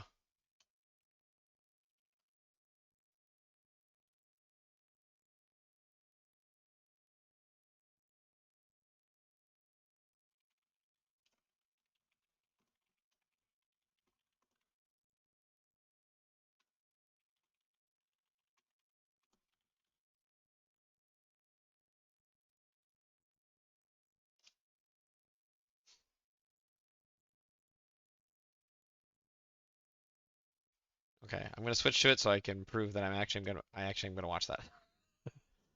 Oh, so I don't have, yeah, so I changed the topic. Cool, nice. So all I have to do now is go back to OBS. Yes, go back to OBS. We can close. Wait, I'm gonna stop sharing so that it doesn't. Well, what happens if I just close it? It just closes it. Okay, because the source goes away. Okay, now let me find this video. Oh, I actually do want it to start at the time it's at too. Yeah. Okay. Copy, close, obese, obese. Okay. We want the Chrome React. It's now gonna have a new thingy. Okay. And the reason, and in virtue of what can you make that probabilistic insight? Because streamers generally watch their chat, because chat will generally respond to messages in stream, because streamers usually have other moderators in their chat. So the only thing that I'm bringing up here, and the reason.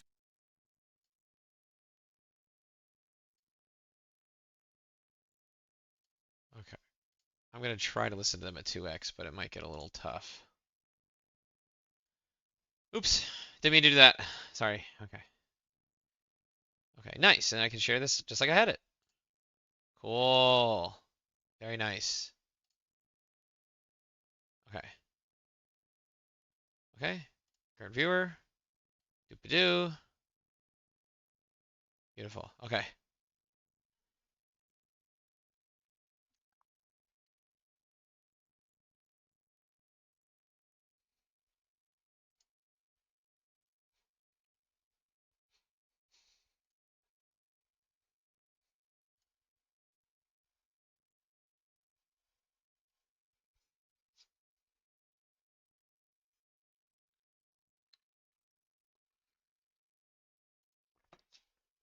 The reason why I bring it up is because, yes, streamers watch their chat. I watch my chat. Hutch watches my chat. I know from experience, and I'm sure you know from experience, that if a small amount of people, as compared to a big amount of people, as compared to a moderate amount of people, making a certain comment, that will bear, or whether we're looking at chat, that will bear on whether or not we ought to have culpability for failure to moderate. You agree with that, right? Not necessarily. No, it depends on the comment. No? Of course not. So there's a situation in which, let's say, one person in DGG says something crazy. The worst thing someone could possibly write in DGG, and no one catches it. That changing the level of intensity of the message is going to bear on whether or not it's a failure to moderate.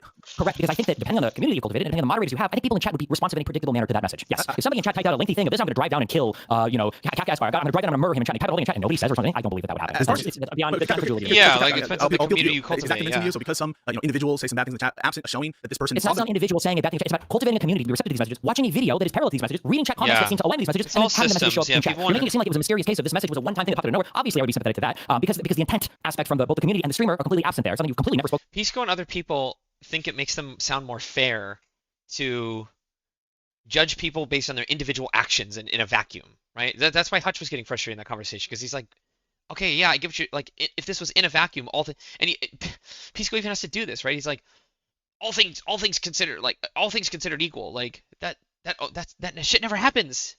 Now, well, it does when you, again, to be fair to Pisco, he's a lawyer, so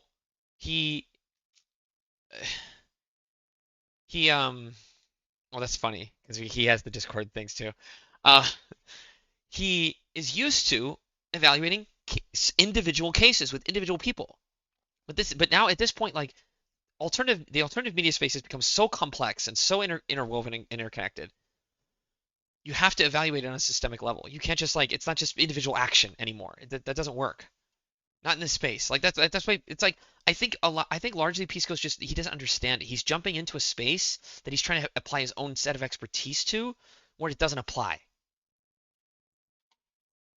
He's not cut out for the space if he's going to keep acting like this. about it all almost to hotch in that conversation. But when the intent seems to be there, at least heavily implied from the creator, and when the receptiveness is there from the community, and then the messages start to pop up, you can't act like that's a happy accident. Who knew? LOL. Especially given the response to those messages afterwards. Which was to condemn it, right? One second. Denham condemned the CPS calls? Did Denham say that she didn't agree with the CPS calls? I feel like this was after a lot of pushing. But do you know? I didn't follow this or talk about this obsessively for a year, so no. I probably saw this clip like 7 months ago. Okay, You want to go and find the clip to see what her initial response was? We can. I just think that when there's a failure to moderate and someone is making claims that she absolutely saw it and had a bad response to it, I think the burden is on them. And just saying, well, streamers generally look at their chats, I don't think that's going to do it. I mean, the claim is that streamers generally look at their chats. Why do you keep saying that? Well, plus that the messages were really depraved. I think in order to say that there's like some irresponsibility here, you're going to have to look at the number of messages, any evidence that she actually saw the messages, any evidence that someone DM'd it to her. That's the kind of stuff to show that claim. No, Not just no. You don't even believe this. This is why I'm saying your argument's coming. I know you're not this stupid. What don't I believe? Let's back. That you would need every single one of these like discrete percentage figures. I'm like, any evidence that she actually saw the messages, any evidence that someone DM'd it to her. That's the kind of stuff to show that claim. No, Not just that it just no, okay. no. You don't even believe this. This is why I'm saying your argument's coming. I know you're not this stupid. What don't I believe? Let's back. That you would need every single one of these like discrete percentage figures. I'm like, what was the messages per hour? How was the eye tracking on the stream per hour? And what was the blah blah blah? If I was watching a video on stream that talked about how to kill black people, and while I was watching this video, I was laughing along like, oh man, you could kill black people, and then some people in chat started typing like, oh man, I'm gonna go kill a black person. This is a black person near me that I should kill. And then 5 days later, a black person near me ends up getting killed. There's no way that a year later you're like, well, do we really know that Destiny saw that particular message in chat? Like, what were the messages per hour? Like, we know that sometimes there's you say, well, no, you're clearly cultivating a community of people that are receptive to the message, watching, just echoing the message, and you're laughing along at the message. But let's just break it down. I mean, so if there's an unhinged individual in your chat and they say something totally unhinged, and the community just kind of like disregards him, no one brings it to your attention, and it turns out later on, let's not introduce for the moment, and we can add it later, that you're that you're cultivating a community specifically about these people, whatever you want to say. But just that by itself, you don't think that we would say, well, hang on, you can't blame Destiny for this. You can't blame Destiny for this. They didn't see your chat. And when it was brought to, let me clear. Wait, Steve, can I please finish? Let's go piece by piece, right? I agree that if it was one crazy message, you wouldn't hold the person accountable for that. For sure. And what I would say is, hang on a second, Brett Brown didn't see that, and as soon as it was brought to, yeah, see, and he that was actually smart. That was a smart move on Steven's part. He short-circuited Pisco's yes or no shit by basically biting it before he could get him there. He's like, yeah, like, okay, let's just go piece by piece. Yeah, in a vacuum, one crazy message. Yeah, I wouldn't hold that streamer responsible. Yes, okay, next. Now let's go to what we're actually talking about. Yeah. To Steven's attention, they banned the person. Right? These are the arguments that you had all the time with people who would come in and be like, oh my god, look at this comment that was right there. It was so mean. It was so horrible, and you didn't do anything about it. And you just let it happen. This is the exact same arguments that you were like, well, listen, I hold my community to high standard, and when it's brought to my attention, we take action. That's what you would always say. And I would say, okay, that's reasonable, right? If someone is doing something and they like, there's a lot of shit that happens. Right? So, she didn't even hold her community to account. She did nothing.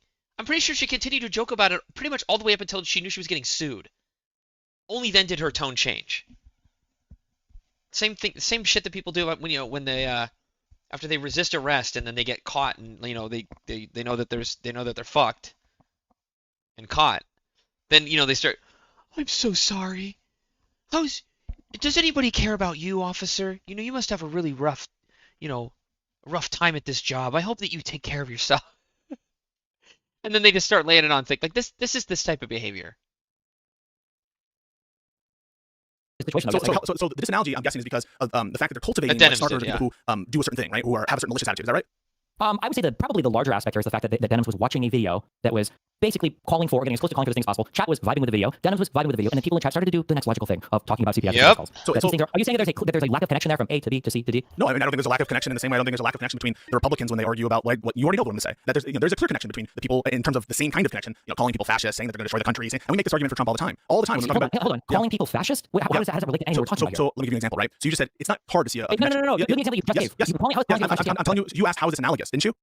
Okay. So when I say I'm building out what you kind of said, I'm trying to say this is the basics of what Steven said, and how does it apply to the thing I'm about to bring up? And so when you say no, it kind of seems like you think I'm dodging it. I'm just directly answering it. So I think it'll be a lot easier if you let me go through it. So you said basically, they don't have to explicitly say it. Clear. You said you had a 5-hour talk with Rob Noah, you had a 6-hour talk with Hutch. I don't think you're in any position to say any conversation led by you is made easy. But go ahead.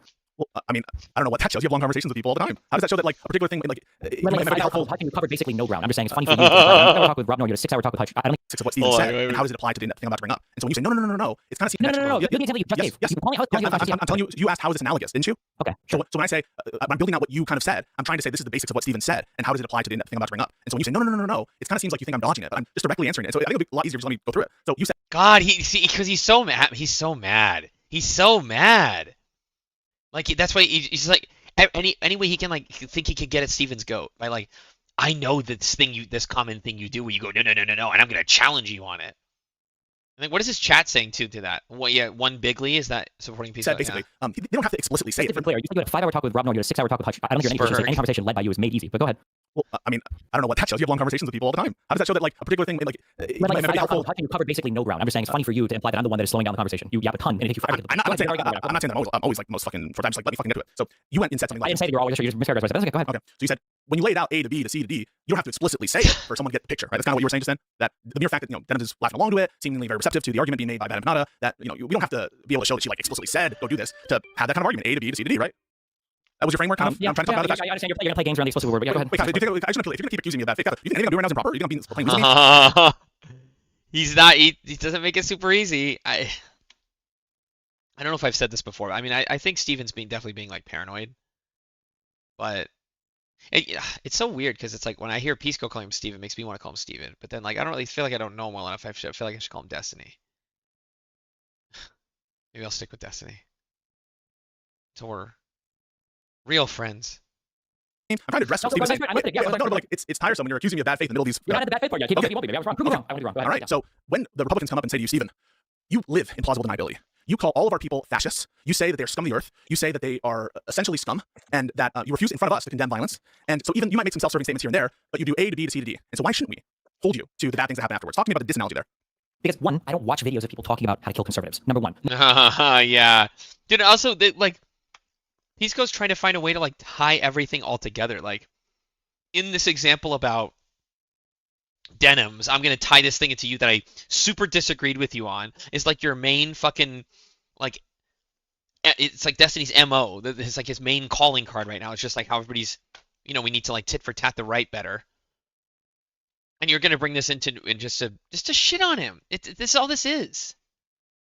And then he has the audacity to label his video Pisco derangement syndrome.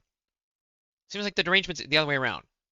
Number two, I have no reason to believe that any killer or murderous person has ever come from my community. Number three, calling somebody a fascist or scum of the earth or whatever. One of the things I say all the time, everybody listens to you have the right to think that about other people. You don't have the right to kill them for it. Okay, freedom of speech. You can have absolutely abhorrent views in this country. Okay, and number four, you say that I refuse to condemn violence in particular. There are hundreds or thousands of clips out there of me saying, literally right after the Charlie Kirk thing, there is a fucking 30-second clip of me saying the guy that shot him should hang for it. You should never kill people in this country. I have an unambiguous position on political violence. You might think differently because of a clip or two that you've seen, but I don't think differently. I don't think differently. But I'm just saying that. But the funny thing is that if you change any one of these things around and imply that one, people wouldn't be far more critical of me, or two, that I wouldn't change my behavior. If I had a chat and we were joking constantly like, man, if I was gonna kill like a conservative, I wonder what weapon we would use. How do you do it with a single shot rifle? How do you do it? If I were to talk shit like that in my chat and then Charlie Kirk is assassinated, what do you think my response would be? To giggle and laugh about it? Or do you think that laugh about killing? To laugh to make jokes about the people being killed?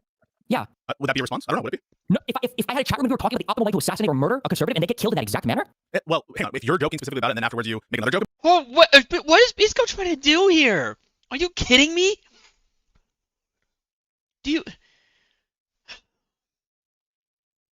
Pisco knows this. He knows this. He's either being evil and bad faith or he drank retard juice. Like, I don't know what else I can say. He's literally calling out the exact thing that happened.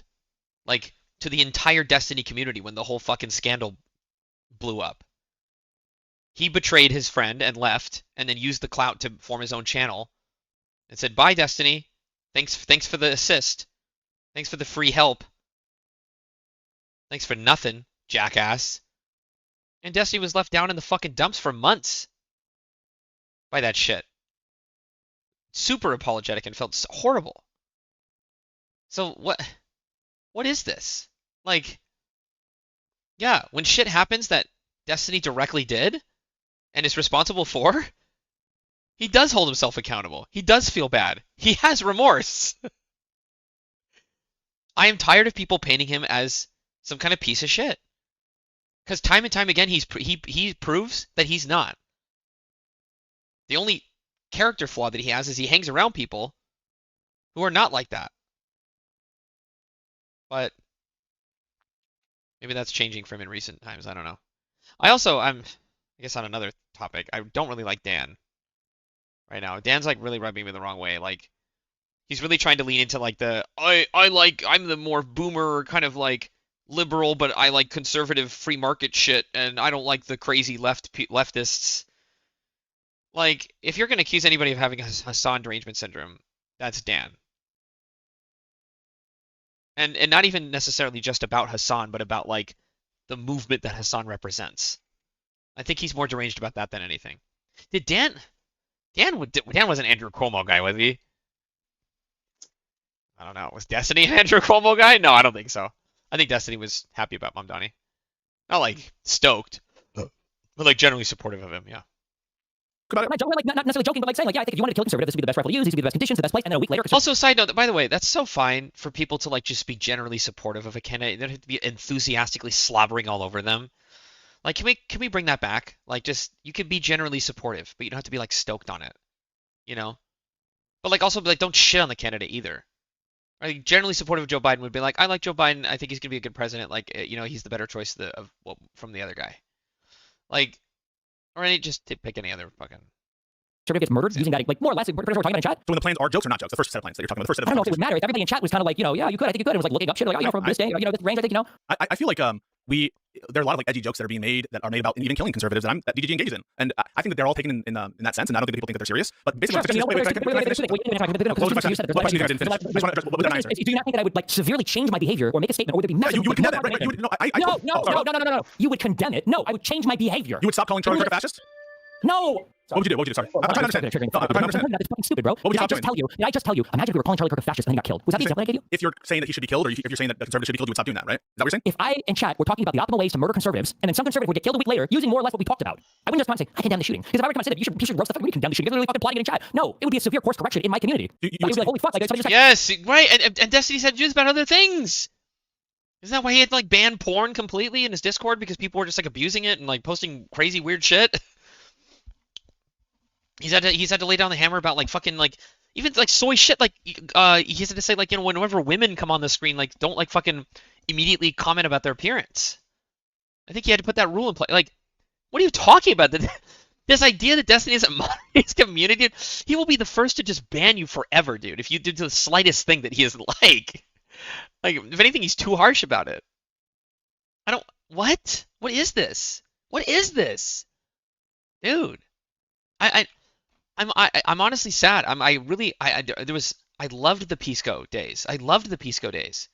Those 6-hour long conversations where they just loop, but it was about like funny shit, not funny shit, but just like it didn't tear them apart. They could like argue and be friends. It was like inspiring, right? And now it's just like now they just like fucking hate each other. It's just annoying. Pisco, I'm trying to be fair, but Pisco's making it really, really difficult for me not to just say I fucking hate him, because I fucking hate him right now. But I'd rather not. I don't want to hate Pisco. Killed. You would stop doing what? Well, we would definitely not making more of those jokes. That's crazy. I don't know if you're looking for my community. It would matter whether or not they came to your community. Isn't the risk? Is the whole point? I would like to finish. So, regardless of whether they came from your community, Hutch's whole thing is it doesn't matter if we know whose community it comes from. That's Hutch's argument. First Hutch doesn't even believe that. He said he was misspeaking because you were mind fucking him. Number one. So it does matter. Because you were mind through though. He was. That's what again, I'm not trying to be mean to Hutch or mean about Hutch, but like Hutch wasn't cut out for that conversation because Pisco was fucking manipulating him. Like hardcore.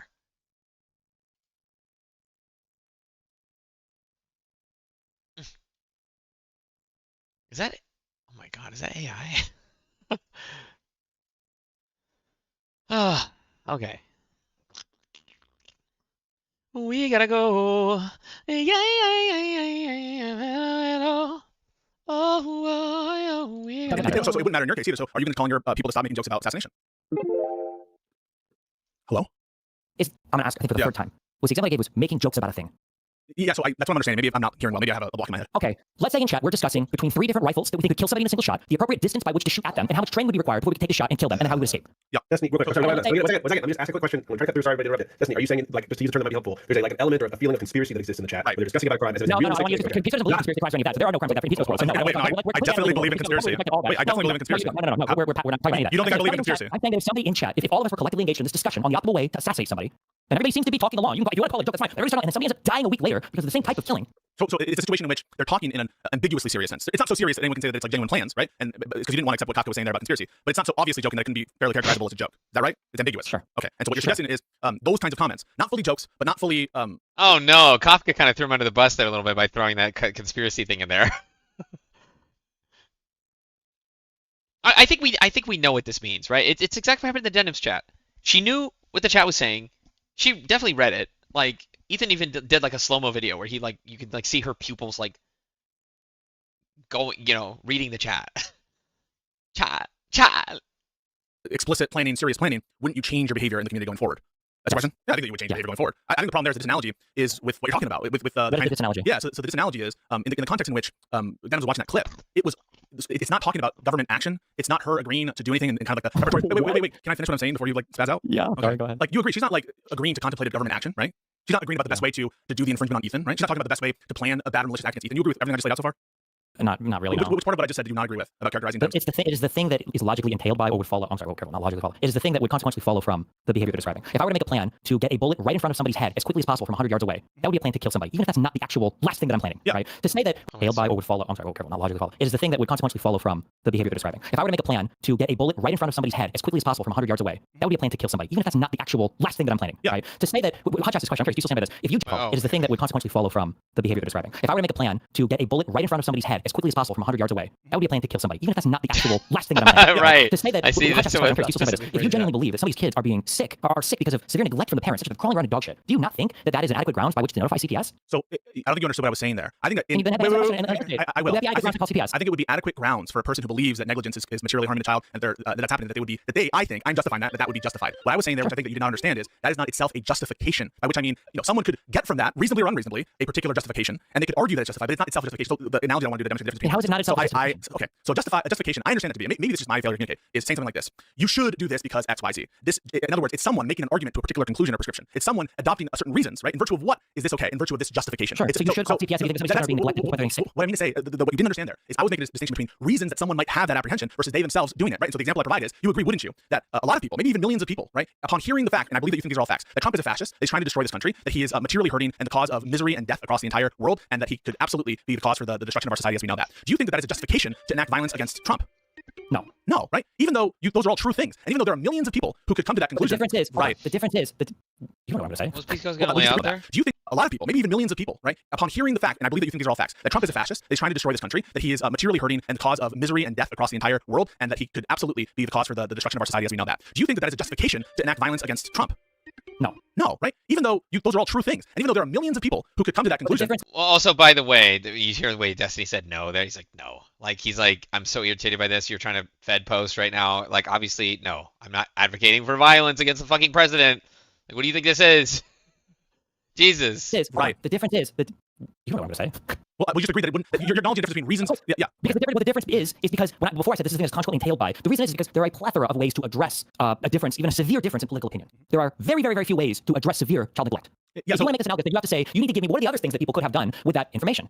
Yeah, so I'm not saying that an individual themselves would not be justified under my view not to call CPS there. I just want to be very clear about that in the scenario as presented, where but it's not just them getting sick and rolling around in shit, right? It's the neglect part of that that's important because you're a father, right? You understand that things happen that are like that's what's so horrible about the notion that CPS is justified in this context, which I've always said it's not justified. The thing that Dennis was talking about was explicitly no, because you're trying to make something aside. It was explicitly about neglect. So I agree that. Wait, do you agree? Hold on, let's do very basics. Do you agree that the video was about neglect? Dennis was watching a video about neglect, among other things, but which neglect is a central part of it. Yes, it's not only about neglect. You agree with that? Do you have a problem with me qualifying that?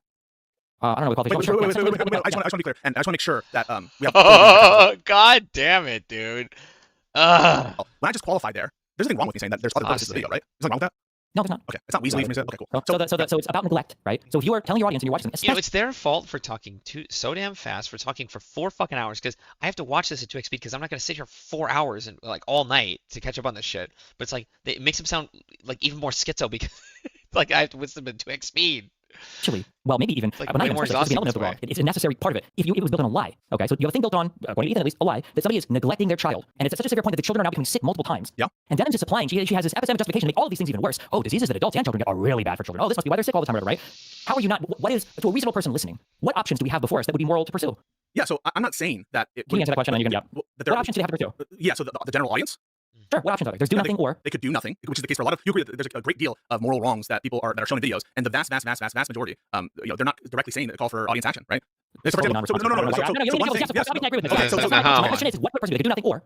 Yeah, they could do nothing. That would be the vast majority of cases. They could bring it to Ethan's attention if they care to do that. They could leave it to people who are closer to the family. If you actually, if you I think are deluded enough to think that this is deserving of a CPS call, which I do think it is deluded. Why would that be delusional? I think it's delusional on Ethan's own video. Do you not think it's delusional on what they were doing, on what you heard from Ethan? What Ethan said. On what you heard from, we're not talking really about or bad empanadas. Yeah. So you don't think that somebody could listen to bad empanadas and think, man, I think CPS is that? I think that people could possibly think that. Yeah, they could definitely think that. Okay, you understand that? Do you think Denham's understood that? So I think that Denham's could understand that. Other people could think that. Yes. Okay. And was Denham doing anything to counteract that thought, or was she furthering that thought? Yeah. So I think that she was in some ways adopting a lot of what by laughing and by being coy about it. Do you disagree with that characterization? She didn't explicitly endorse it, right? Stronger. Well, the fact that she started to talk about that when diseases happen that are the same between adults and children is really bad for the children doesn't seem like she was being coy or joking. It seems like she was like she was adopting it, right? She was adopting it. Yes. Okay, yeah. So, but she didn't go out and say. But she was adopting the characterization of the harm, right? Not adopting the response that you're proposing here, right? Correct. Okay. My argument is So, the response. so I'm basically going to do an follows analogy here, which is the vaccine analogy. Why can't we just talk about the thing? Because Okay, fine. I want to remove our intuitions about denims and her malfeasance here, and I want to take a different case to see if our reasoning holds up. Do you have a problem with that? You don't have a problem with that? Yeah, no. So suppose that you have a crazy anti-vax family, and they go on YouTube. Of course, he doesn't have a problem with a parallel hypothetical. Why would he even ask him that? You know, I love my baby daughter. I love my son. We didn't give him any vaccine. We didn't give him this, and that. And I know that there's a raging case of measles going on here in Arkansas, whatever. But I know that with the grace of God, they're going to be okay. And I'm actually sending them to school. I don't care about anything. But I know they're going to be safe. I know it. And a liberal streamer, let's say yourself, watches that, and you directly say, this is so irresponsible. They are placing the life of their children at risk. These kids could quite easily die. And there's no reason to do it based on a delusion. These parents are completely neglectful. They're so irresponsible. What are they doing? And then later on, some people call CPS. And commentators come up to you and they say, what the fuck, Stephen? You did this. Are you culpable for that CPS call? In the moral sense? Not only would I be culpable, I would probably brag about it. If that was a person's actual position, that they felt like not vaccinating their kids was child abuse, and they were saying things like that to the audience, and then CPS was called, do you think the person would be like, oh my God, I can't believe you guys called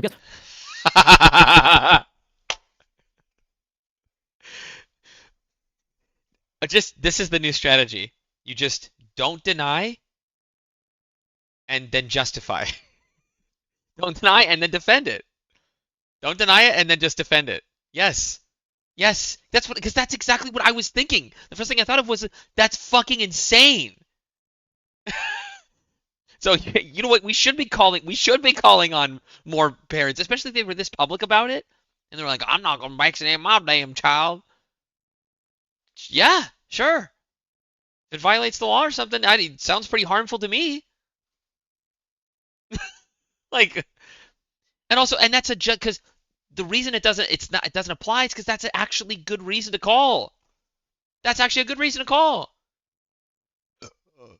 I don't think you should get your kid taken away from you. I think they should just force your kid to take the vaccine. Super based. Holding children down and forcibly injecting them. Yes, that is unironically my position. Change my mind. Change Jesse's mind. That's what he's saying. He's like, the reason the CPS call on Ethan is unhinged is because it had no factual basis or moral. He's so irritated. Look at Pisco, because he's like, you're already morally loading this example by making it an anti-vaxxer, the most unhinged people on the planet, besides flat earthers. No, the person probably said, good, they deserve to fucking lose their kids. No, but what are you talking about? You don't take the view that CPS is justified to call on everyone who is part of anti-vax. No, because you don't have a legal obligation to vaccinate your children, and lack of vaccinating your children doesn't apply negligence in this case in the United States of America. Yeah, basically, calling around Right, because the laws happen to be that way. To some extent.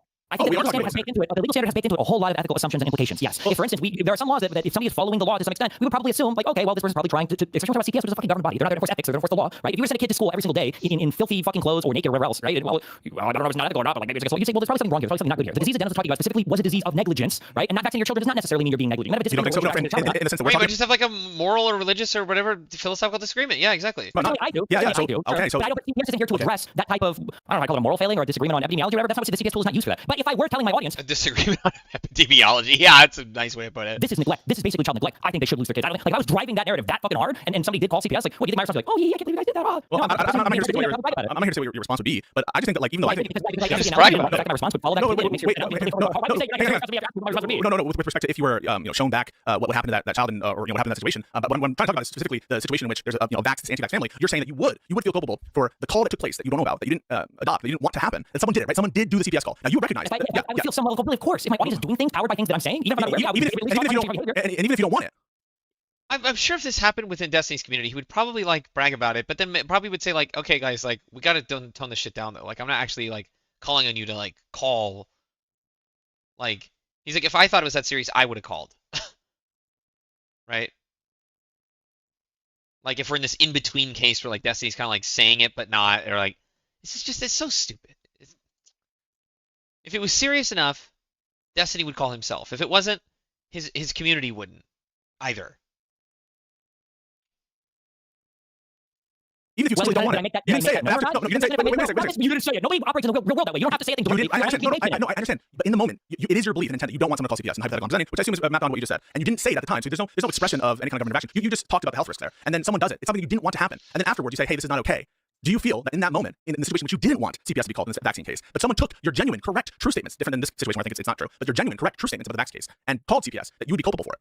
Because you just pointed out the health risk. No. Right. No, it's not right. Because the thing I told you earlier that you're missing, the reason why this is disanalogous is because a lack of vaccine. True statements, different than this situation where any kind of government action. You just talked about the health risk there. And then someone does it. It's something you didn't want to happen. And then afterwards you say, hey, this is not okay. Do you feel that in that moment, in the situation which you didn't want CPS to be called in this vaccine case, but someone took your genuine, correct, true statements, different than this situation where I think it's not true, but your genuine, correct, true statements about the vaccine case, and called CPS, that you would be culpable for it? Because you just pointed out that much, no. Right. No, it's not right. Because the thing I told you earlier that you're missing, the reason why this is disanalogous is because a lack of vaccination doesn't necessarily imply neglect. I know we disagree. Wait, I know we disagree on that. But someone hears you say that. They don't have the kind of view that you do. Someone from your audience hears you say that. They don't put two and two together. That the vaccine position doesn't raise a cognizable claim for the CPS. No, there's going to be some level of knowing or some level of intentionality or some level where we're going to say, well, could a person have known that? If I'm talking to my friend, like, I saw this dude outside yesterday just like fucking Agent Smith, I swear to God. And then somebody walks out and starts murdering people. He's like, fuck, I do live in the Matrix. Am I culpable for that? Probably not. Right. I don't think that there are many people that think that anti-vaccine is a legitimate reason to pull child protective services. If you're going to poll the entire U.S., my guess is that number would come up at less than 10%. But for the amount of people you're going to poll them, if children are getting sick because they're crawling around in dog shit all day, do you think the CPS should be notified? That number probably over 50, 60, 70%. Do you acknowledge the difference between those two things? I acknowledge that you probably find a bigger percentage of people who would say that CPS should be called in one scenario versus another. I totally acknowledge When we say bigger, we're talking like 1 or 2 orders of magnitude bigger. I don't know what the basis is for you to say that. I mean, I don't know. I'm telling you. Nothing in it. Wait, I know it's more. You think it might be like 5 to 7% difference, or it might be like 5 to 9% difference? I just told you. Notice, remember in the Hutch conversation, he was so desperate to hold Hutch to specific percentages, right? And that's why Destiny's doing this. He's doing it to be petty, and I love it. He's throwing his own behavior back at him, right? He's really defended his boy Hutch, even though Hutch doesn't have his fucking back. See, this is the problem. Destiny needs to stop just giving a fuck about people, because Hutch is not going to appreciate any of this. But he's really having his back here, because this is exactly Destiny's just mirroring exactly what Pisco did to Hutch in that conversation. He held him to exact percentages on every little thing. And Hutch wanted to have this like more general comparative conversation. Now that Pisco wants to do that because it benefits him, Destiny's like, I'm gonna hold your feet to the fucking fire. Give me exact proportionality here.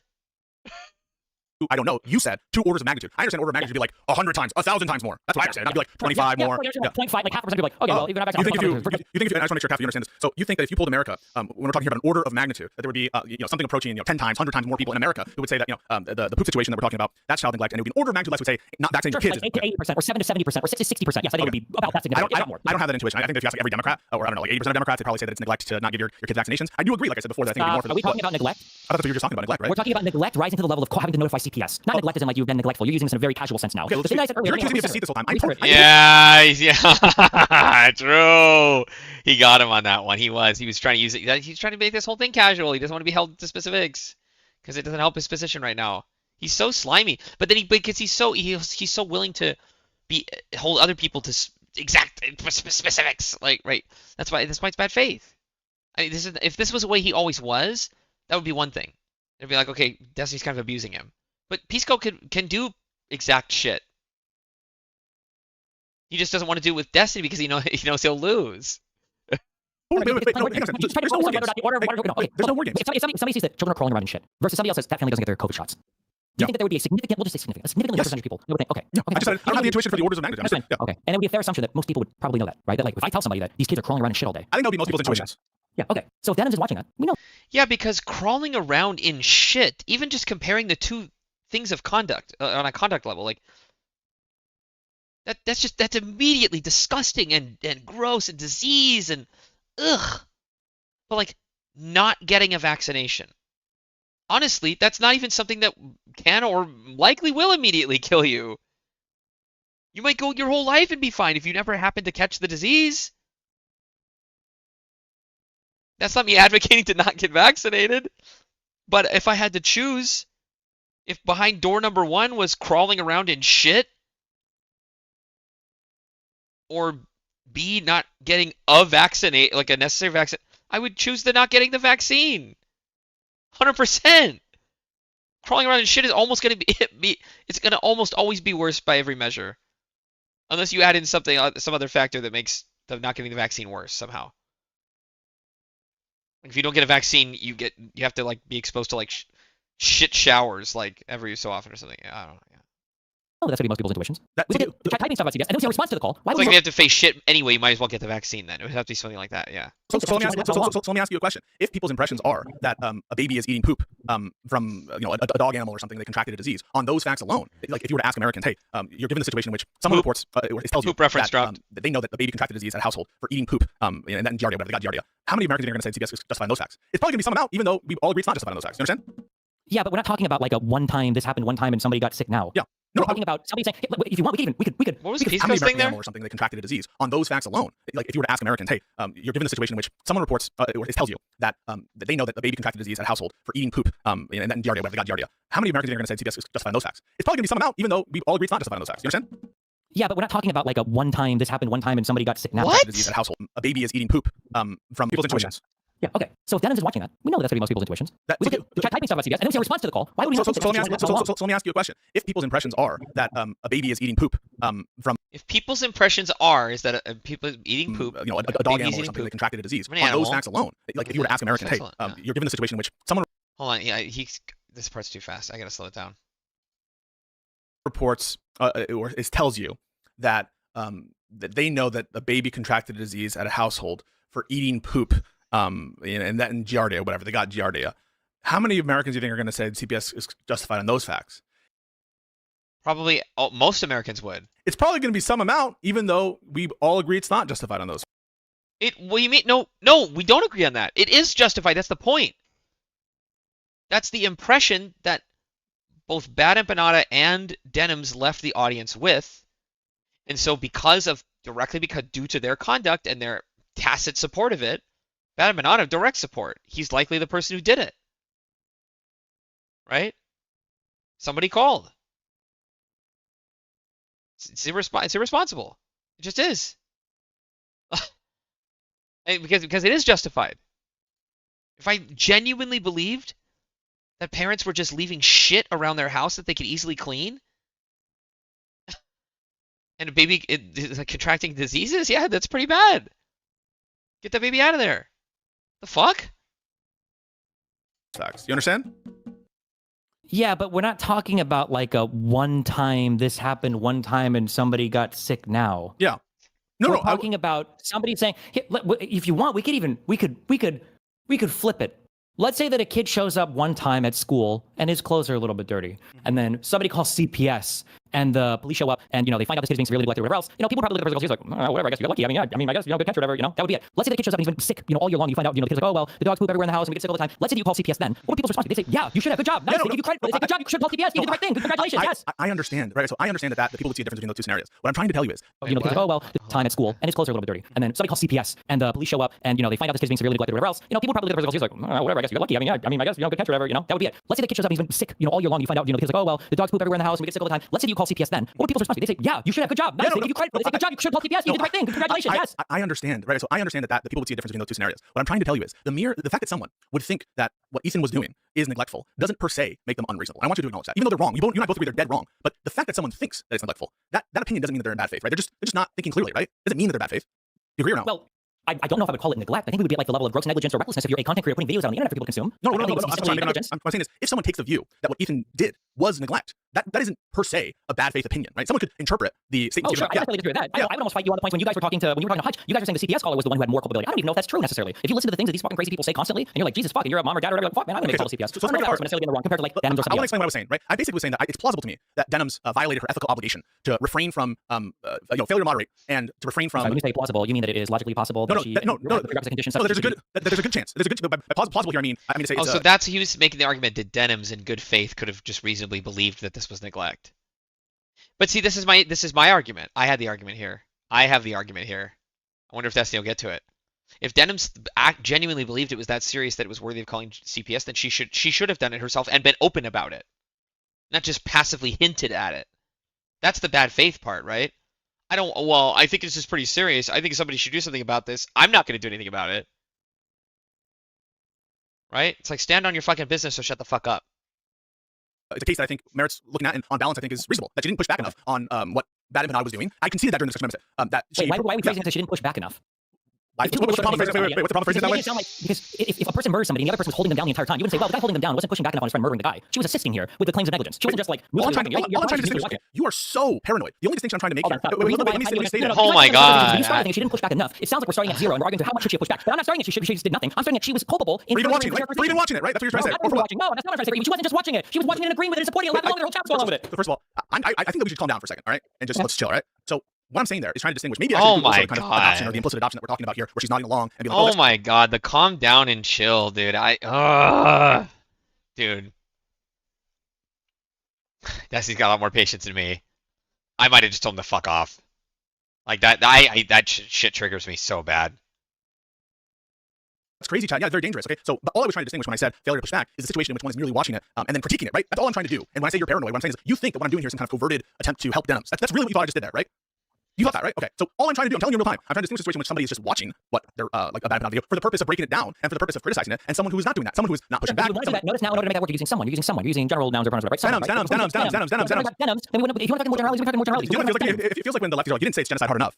Like they're reading into like the fact, my language here, where I'm trying to be precise as possible. I'm trying to address everything you're saying. They're saying because the reason why I'm acting like this is because people, I look at people like Hutch and Josiah talk to you. These are like the most almost naive levels of good faith, and you get into the most like debate perverted mindset possible, where you're crucifying these motherfuckers on the most technical. It absolutely is. The end of this conversation is fucking crazy, and these people's minds. Yeah, this is what his mind's at. That's why he's trying to mirror to Pisco this whole time. He's like, dude, you need to fucking stop.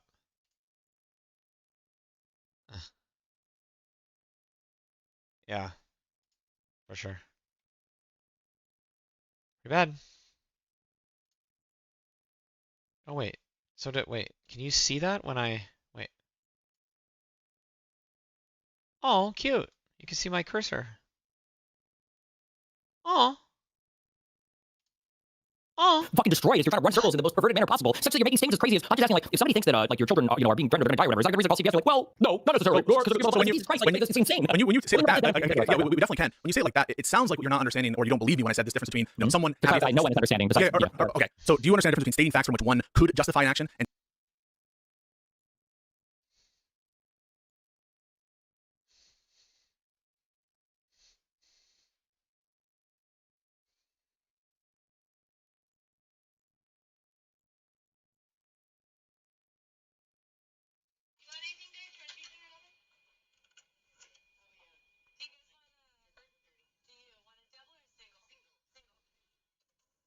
The gals on the golf course?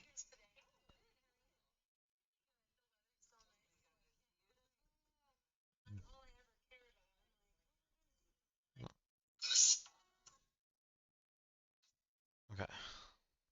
All right. and stating a justification for an action? You understand those different things? Fair? And I was referring to one versus the other. Yeah, but you shouldn't be. But do you believe me? Do you believe me when I said I was referring to justification as opposed to the set of facts from which one could reasonably justify? Do you believe me right now that I'm autistic enough to make that distinction? You really don't believe that? So what was I doing there? Because this is the test that I use, okay? When you play fast and loose with language when it benefits you, and then when you become quote unquote, I'm autistic when it benefits you. Yeah, he does. That's what I just said. You're applying this in any kind of good faith. Dude, I said that. I said this. I'm so vindicated when I believe something is true, and then even if it's not even destiny, like if somebody else just says it, or the person in the video says it, I'm like, yes. Like I was paying attention, I was listening. That's exactly what I just said. He plays fast and loose when it benefits him, and then he gets super pedantic when it benefits him. He switches. Little sneaky guy. He just switches. Everyone who talks to me understands I do this. I talked to Rob Noor for like 4 hours about how the term jurisdiction and territorial jurisdiction, that a ruling on territorial jurisdiction and venue isn't necessarily a ruling on jurisdiction. For you to sit here and say that I'm not only capable of doing that, but specifically known for this kind of shit is so laughable. Look at the example that you just used. The example that you're using is a legally defined term debate with Rob Noor, who's one of the most debate perverted people possible. Why would you use that compared? Well, you know what? You can say not just that, but that's the example that you went to. Why would you go to that example? You're demonstrating exactly what I'm saying. No, everyone knows that I have a character for being particular about my words, trying to clarify in like the most specific way possible, and that sometimes I'll be clear about the mens rea. That's what I do. Why did it take you like 3 hours to get to understand that what Hutch was talking about was degrees of culpability? When he said it like 4 times, he was trying to make a binary thing. You're culpable or you're not culpable. Right, degree. Because yes, why wouldn't there be degrees of culpability? Of course, this makes sense, right? The people. Okay, let's go with it. Let's go with the most soy example that Pisco would agree with, that we all would agree with, right? The people, like the specific ICE agents, whatever people those were, that grabbed those children out of the apartment complex, and the naked children, zip tied them and forcibly grabbed them out of their home and put them God knows where. Like, well, but we wouldn't even say they hold full moral culpability, right? Because we're talking about as part of a system, right? Who gave them now they have some level of moral culpability. They could have refused to do that, refuse illegal orders, right? But they're not fully morally culpable. They would go up the chain. Who was their commander or whatever? Well, I don't know. For ICE, I mean, whatever. Freudian slip, I guess. I'm more like an army at this point. But yeah, and then you go up, and then who's at the top? Trump. Who's the most to blame? but doesn't hold all of the blame, right? It's almost like you can either think of it as degrees of culpability or like a shared pie of blame, where everybody has a piece of the blame. It's shared blame. So you don't do this autistic thing that Pisco's doing. Yes or no? Yes or no?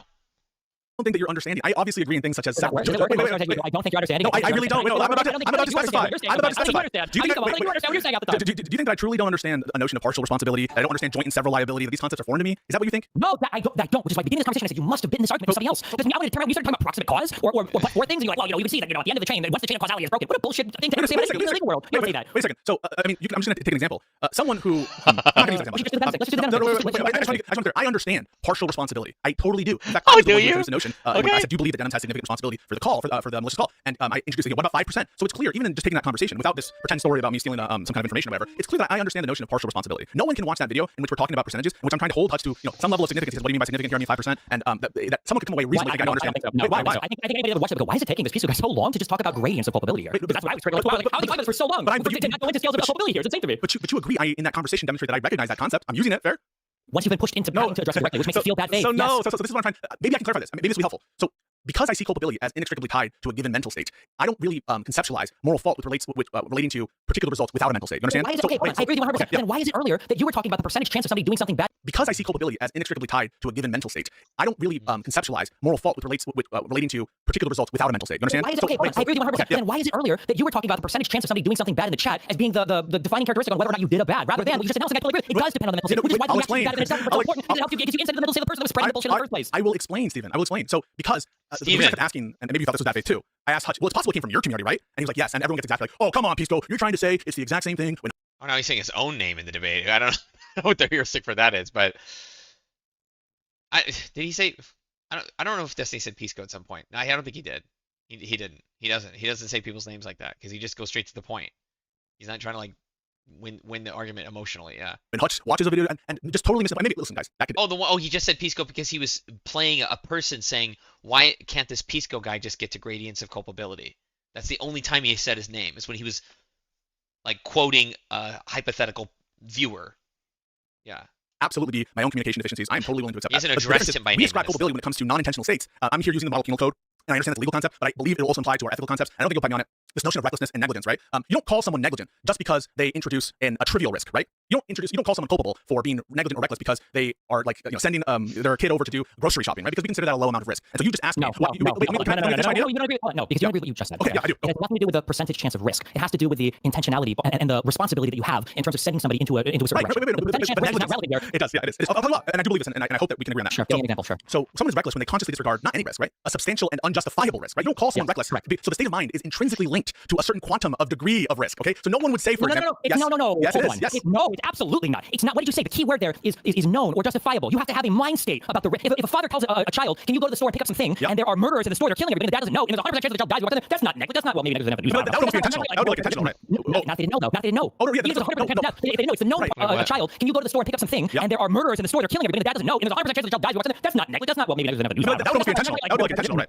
Not they didn't know, though. Not they didn't know. Oh, yeah, even if it's 100% chance of death, they didn't know. It's a known child. Can you go to the store and pick up something, and there are murderers in the store, they're killing everybody, and the dad doesn't know, and there's a 100% chance the child dies, that's not negligent. That's not, well, maybe negligence doesn't have the news. That would almost be intentional. That would be like intentional, right?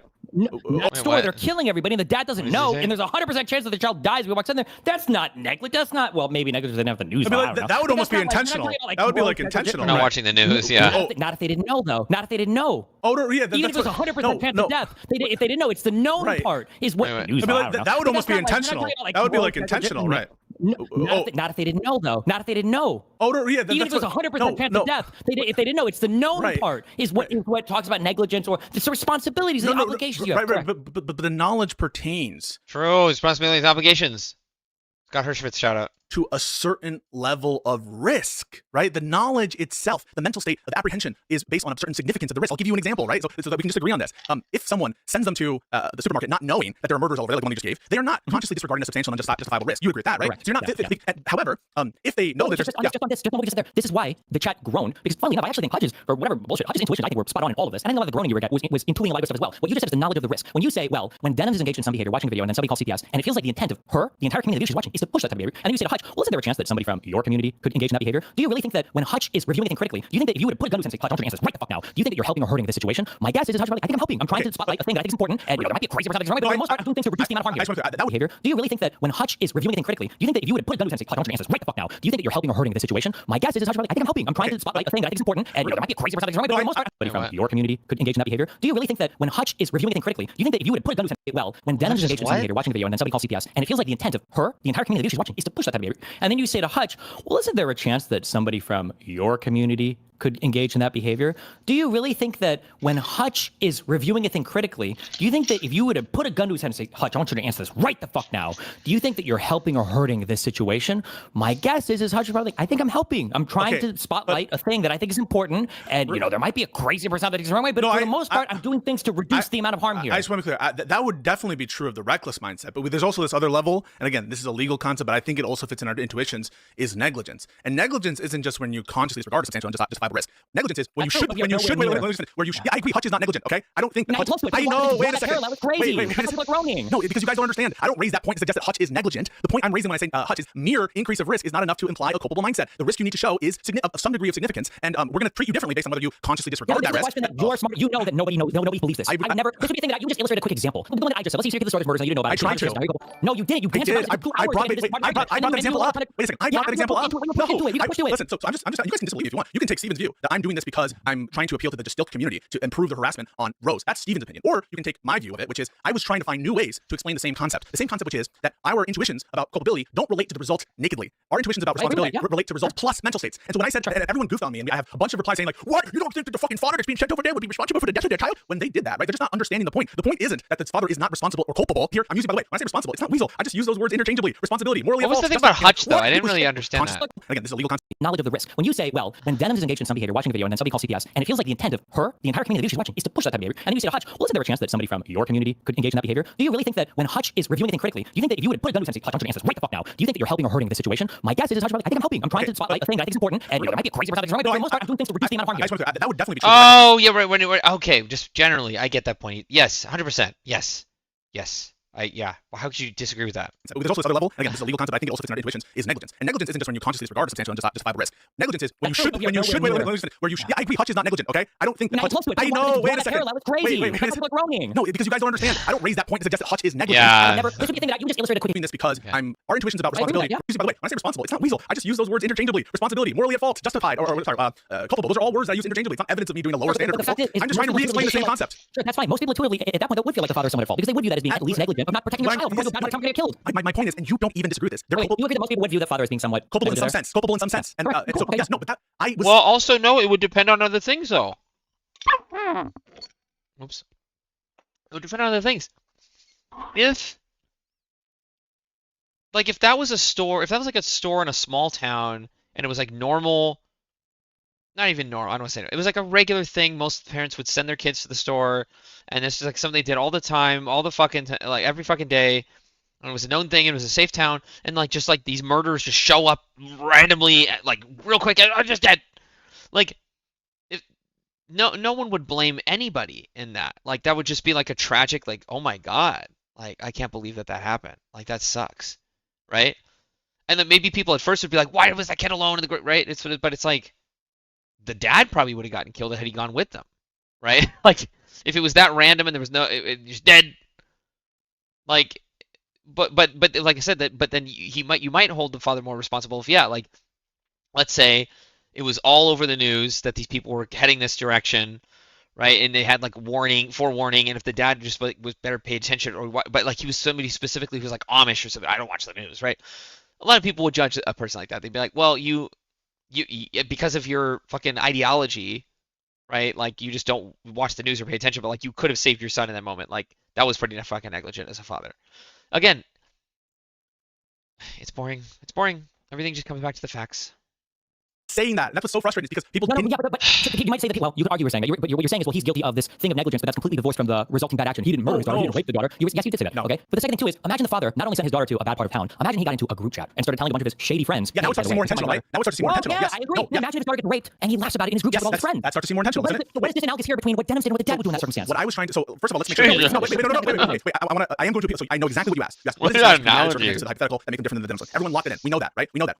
We got to the rape and the pseudo incest analogy all at once. What I want to do though is make sure that we agree so far in the framework. You might not believe I had this framework. I want to get clarity on that. But I just want to make sure we get the framework. So you agree, right, that one is not culpable in the sense of moral culpability to a result nakedly, right? They're not nakedly just because you caused the death to your child. You're not culpable in the sense, right? It depends on the mental state. And foreseeability plays into the role of like what a culpable mental state would look like. If something's very foreseeable and you don't cognize that you should, right? That would be a negligent mindset. All that other stuff. And so one is not culpable for the intentional version of culpability that I'm trying to say, and versus the negligent one. So that's all I'm laying out here. And I don't hear you disagree with that. And that is what I intended to say. Whether it came across the right way, what I wasn't trying to do was say that communities don't have responsibility for their community. And what I wasn't trying to say is that there's no duty to moderate. What I wasn't trying to do was fucking protect Distilt for fucking Rose harassment. What the fuck?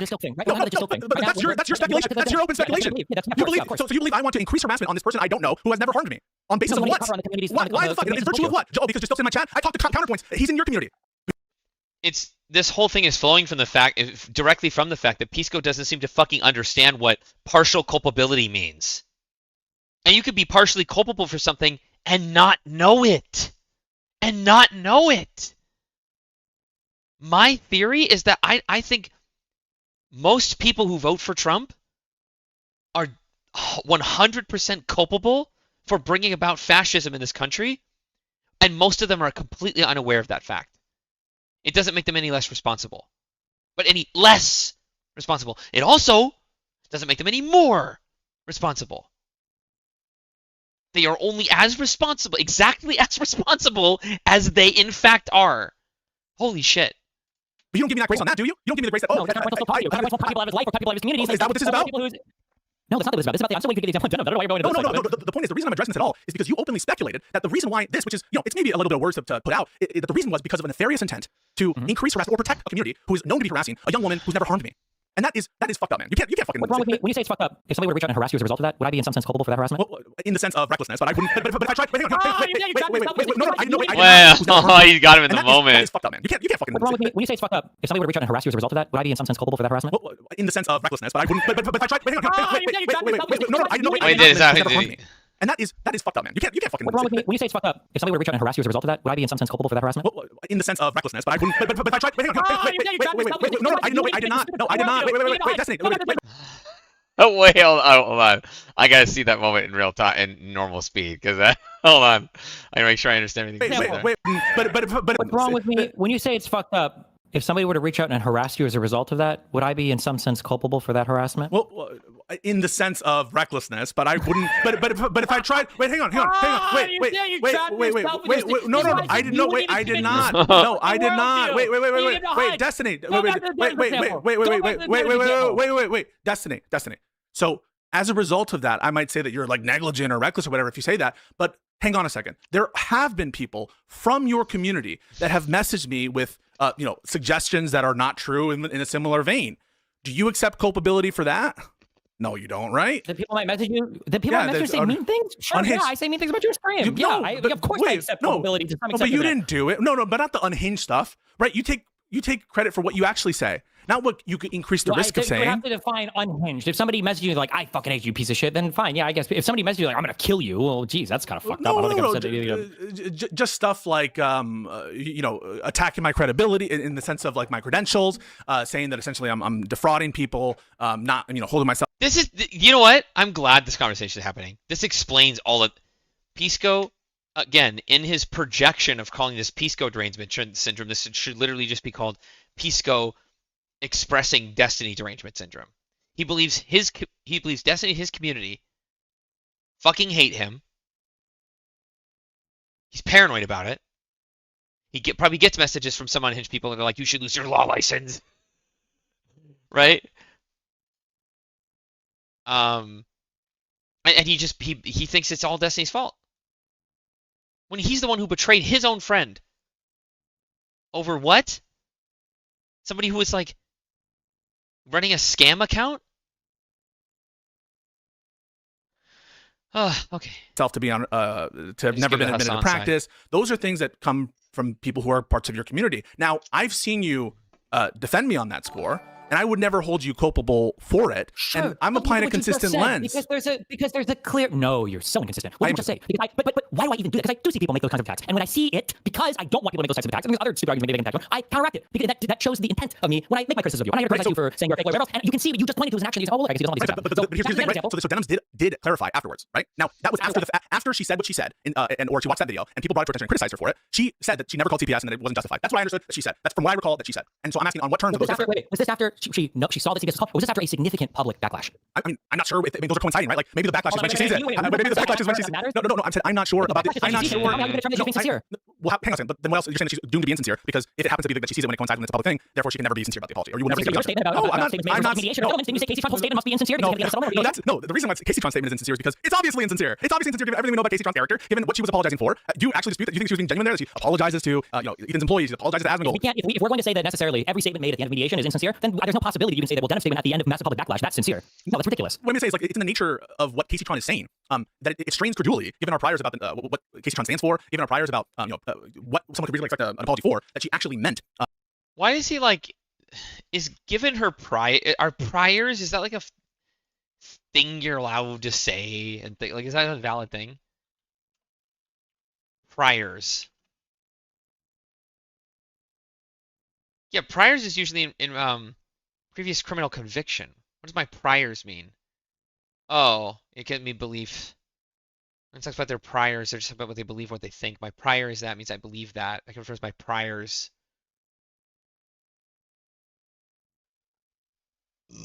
Okay, I guess he's using like a valid academic term. Aspects of her apology there. That's what I think is. And what is in the nature of Denham's and the snark communities and all the people surrounding her? Where is the evidence of her advocating that similar type of situations? What do you mean evidence of her advocating for similar types of situations? Where's the course of conduct of Denham's that would justify us taking this kind of negative inference on her apology? That we would think, course, not apology. Her stating that was never intended to be justified. Where is the evidence? Show me the piece of paper where Hitler wrote that he needed to kill all the Jews. No, I didn't say that. You're making it sound ridiculous when you're like, I'm thing. What are the kinds of things that show that she has a history of this stuff, where she actually wants these kinds of reports to be filed? She actually wants you to go out and because she's watching videos on stream, she's laughing along with it, she's giggling after CPS gets called, and your chatters are all having a fucking goof about it. Yeah, but that's merging with the thing itself. That's merging with the conduct itself. You're saying the conduct is so obvious that she's calling for CPS there, or that she should know that that's a call for CPS.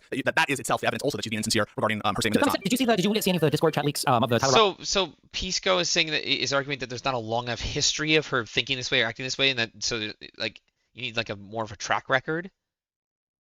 I think I guess Destiny's about to give an example of something. Discord group? I saw some of them. From what I saw, I would be. You're saying the conduct is so obvious that she's calling for CPS there, or that she should know that that's a call for CPS. That is itself the evidence also that she's being insincere regarding her statement. Did you see any of the Discord chat leaks of the Tyler Robinson Discord group? I saw some of them.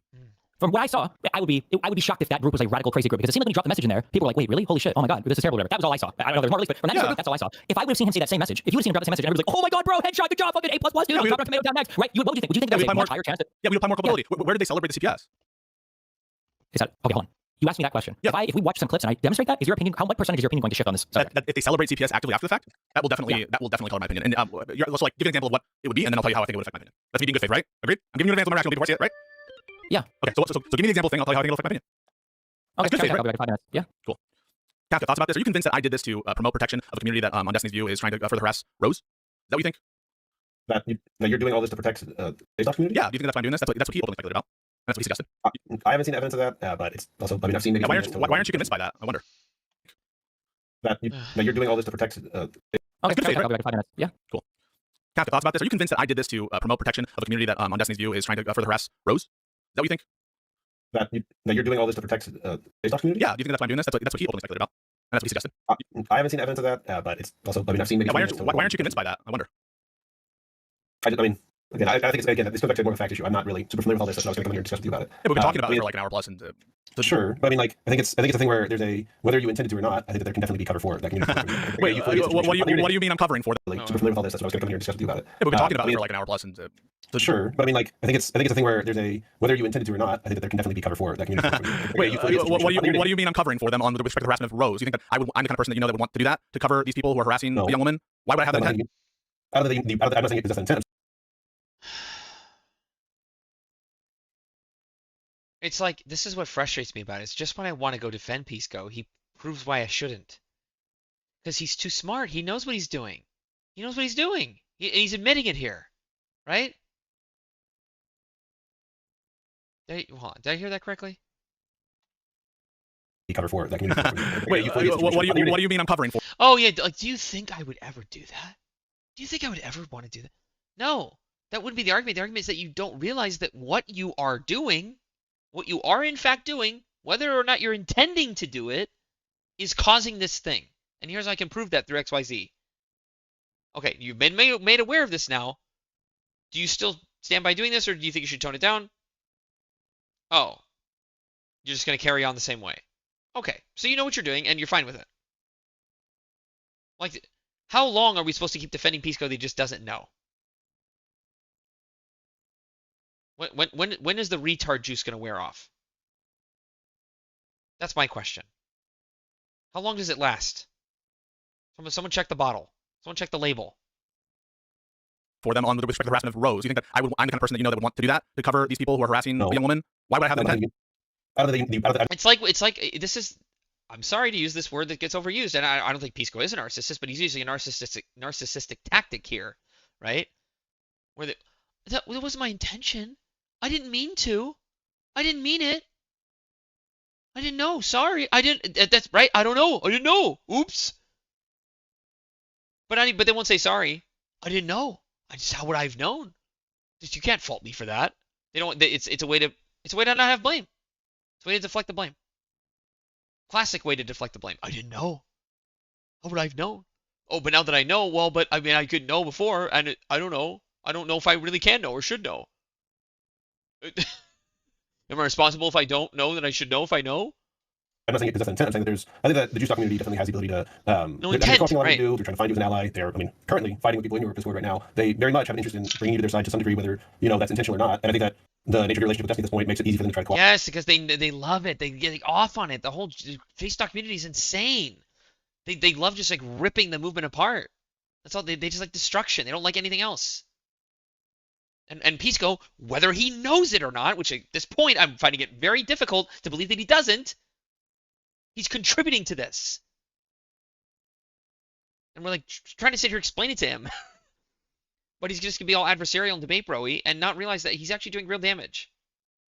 A lot of your stuff. Yeah, but I can just be myself, and I'm also, I interact with counterpoints. I'm on good terms with not so erudite. I'm on good terms with you. I talk to members who are frequenters of that community. And so in what sense is it that I fall into the black hole and of... You're also on good terms with Aaron and Straight is she part of... What is she doing that's snarky? I'm not saying that she's snarking, but I'm saying that you maintain relationships with people that are not, that Destiny has issues with. No, but that's not an example. Issues, but I'm also maintaining relationships with people that he is good friends with.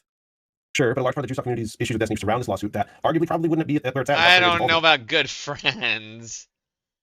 I mean, I guess he's still maintained his friendship with Kyla, kind of, but they're not on good terms, dude. Not at all. And she also, again, because they're all public figures, you kind of have to, like, understand, like, or it's just you have to go on what you know, right? Like, what I know as a consumer of their content, and not knowing them personally, to me, I put Kyla in a different team, so to speak, because she's against the fundamental position of, I think we need to go full tit for tat against the Republicans. Whereas Kyla wants to be all nice and have conversations with them. Conversations. Right? She's on a different side of that issue. And it's a fundamental issue. In terms of political strategy, not fundamental, not fundamental that sense. Like philosophy. Like, it's a fundamental political strategy, like disagreement. And that really matters right now. Our political strategy matters. More so than it ever has. I mean, that's holy crap. I mean, that's true of anyone who's like potentially involved in the fact pattern there. And I don't want to get into actually talking about the merits of it for reasons I've already stated. And that is out of respect for the process and out of respect, frankly, for... And all of this endless debate brewing too from Pisco is all the more egregious because of that, right? It's like, you want to sit here and soy out about the dumb Trump shit, like global entry, Hassan was Hassan. You want to fucking soy and cringe out about that shit and waste your time doing this fucking bullshit when you are failing to meet the moment. Utter failure to meet the moment. History will not look kindly upon you, Pisco, if you continue on this track. I'm sorry to be so mean to the Pisco lovers out there. But to be honest with you, he's always kind of rubbed me the wrong way. And now he's shown his true colors. He's been showing his true colors lately. for what I was doing at the time, in the sense of living in New York, and like so there's a bunch of reasons why I don't talk about that. I agree with all of this. Regardless of and it, you got baited on X into fighting. No, because what they say, but it's not. I mean, it's just very funny that when people accuse me of being like hypocritical in terms of my coverage, I mean, it's not hypocrisy. There's a reason why I'm not covering something, and the reason relates to something that is convincing. It's convincing, right? It makes sense why I wouldn't cover something, right? You agree with that? I'm not accusing you of any cool. of that. Yeah. I'm saying you want to stand away. You want to take a distance from all that stuff. That's fine. But there are parts of your community and your engagement online that are bleeding into it. That are trying. That people try to pull you to it. I'm saying that you should use a Chinese wall. Should I ban everything about the change? Should I ban just built for my community? I think that there are a lot of very good reasons to do that. So one of them is that he has the intent. Yes, he has the intent to try to use your content and your community to his ends, and not only I think harming Destiny, which whether or not you like Destiny anymore, I don't think you have ill will towards Destiny. I don't believe that about you, and I think that you are whether you know it or not, your inactivity. Yeah, I think you should. Your inactivity in that brings up a lot of questions for people. Okay. And whenever and I don't know about this whole thing. I shouldn't ban counterpoints, right? I shouldn't ban counterpoints. I don't see counterpoints acting in a way that's trying to harm other people online, right? That's my thing. I think for me, you're saying these look obvious choices. I also. No, I mean, I don't know if I fucking hate counterpoints. I think he's pretty fucking annoying. But I don't think he's bad faith. At all, actually. I think he actually is very genuine and sincere. I appreciate Connor for that. I fucking disagree with him most of the time, and I think he's annoying. But I don't think he's a bad person. And like that's so easy to say. It was so easy for me to say. Like Connor's fucking obnoxious. I disagree with him probably about 70% of the time. Right? But he's not a bad person. Clearly just Stilk and Queeman are. Whatever the fuck that guy wants to be called. J Stalker, Jew Stalker, Gisticle. He's a I should take a stance. You're saying I should take a stance in these issues that I said I don't want to take a stance in. You're saying I should actually take a role there, and I should go in there and actually make a decision in that sense and wade into those issues and make those banning rationales. Even though my community, we don't want to talk about that shit. We don't want that drama stuff. It's something else, and it's open to people who follow our rules. Why would I go look at their off-server conduct and ban them? Or do you think I should? I mean, you think I should because why? I mean, I think because they have very clear intent to try to copy language and use it to harm Destiny. I think it's fine for you to go to an area that has your name. The other week, I did a reaction of Soypill and Destiny's conversations with these two conservative lawyers, in which I almost uniformly praised their performance and said they did a wonderful job. The other time, like when people were going after Steven for, it's like he's trying to make up for. Look at all these things I've done for you, right? These are such bad faith tactics, and also like, look at how he's trying to like win. He's trying to win the friend, right? Destiny left the conversation, said I'll be back in 5 minutes. Let me get in there. Like this is evil behavior. This is evil. I don't know if Pisco he just is okay with being evil now. I don't know. Okay. All right. Your choice there, buddy, I guess. Trying to torch him with Marxists voted for Kamala in the last election. Dude, are you serious with that shit? So you think are you scared of conservative lawyers in which I almost uniformly praised their performance and said they did a wonderful job? The other time, like when people were going after Steven for trying to torch him with Marxists voted for Kamala in the last election. Dude, are you serious with that shit? So you think are you scared? You're scared that I'm gonna because I state my genuine views on stuff, right? I state my genuine views on these lawsuits. Are you scared for trying to charge him with? And Marxists voted for Kamala in the last election. Dude, are you what? The other time, like when people were going after Steven for trying to charge him with. And Marxists voted for Kamala in the last election. Dude, are you serious with that shit? So you think are you scared? You can have an opinion, but that doesn't mean you're scared that I'm gonna. What? Because I state my genuine views on stuff, right? I state my genuine views on these lawsuits because some community that's bad could take it a certain way. I'm sure that like all the people who are fans of Denims and Hassan's, they love that I'm talking about this. Yeah, but I also think that he's not. I don't think he genuinely believes this, and that's the problem. That's what Destiny's trying to get to, right? He's like, I don't think you genuinely believe any of this about the Ethan lawsuits. I think that you understand the dynamics here. You understand that. The good faith opinion on the matter, because it shouldn't have anything to do with Israel, right? The good faith opinion is just that Ethan's correct on the lawsuit. He's just correct. Divorced of him being Jewish or anything, right? He's just correct. If Ethan was like a non-binary, like black demisexual, okay, and he was doing this lawsuit and all the conduct was the same, right? And like insert different demographic for Frogan, Denims, and Casey Tron. This would still be a winning lawsuit. 100%. That's the good faith opinion. And Pisco's smart enough to know that. He's also smart enough to realize, I can kind of, I'm kind of separated from Destiny, so I don't really have that cloud anymore, right? But I don't really want to I don't want to make it seem like I just switched because then it's going to ruin my credibility. So I'm just going to like kind of. Yeah.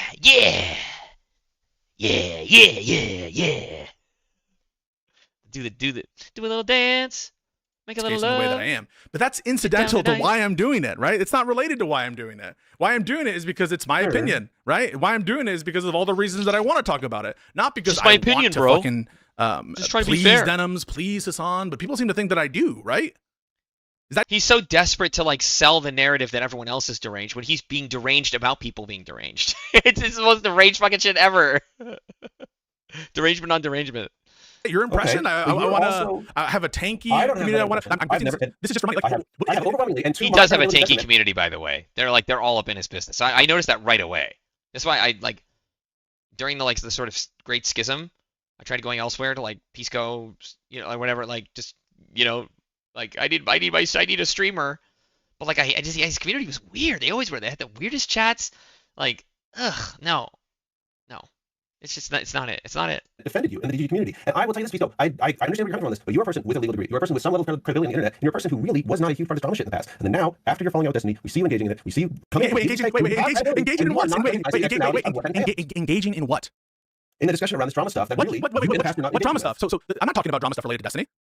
You're talking about drama. No, I didn't say related to Destiny. Okay, drama. I don't remember you ever, prior to the January this year, getting in the middle of online drama stuff and things like this, and having these massive. True. Yeah, true. Kafka's got him. Do you remember what I did there?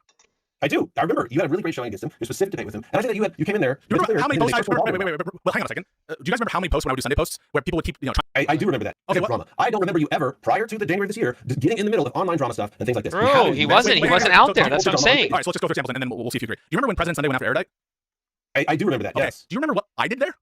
I do. I remember you had a really great showing against him. You're specific debate with him, and I think that you came in there. Do you remember how many posts? Well, hang on a second. Do you guys remember how many posts when I would do Sunday posts where people would keep trying to debate me and trying to say I was wrong about stuff, defending Kyla, and I kept defending, and went on Sunday stream and spent 7 hours? Doesn't this sound exactly what I tend to do when I get pushback, significant pushback on an issue that I like wade into? That I don't just have this like neutral approach that I never address things related to streamers. I mean, what you just characterized was completely wrong, right? This is totally in keeping with my personality, right? No. In what way is it not in keeping with? In what way is it not keeping with the personality? You care about. Oh, come on. Wait, you give one example. Wait, now you're condescending me. You're saying also, that's not Destiny. That's for Kyla because she was my friend.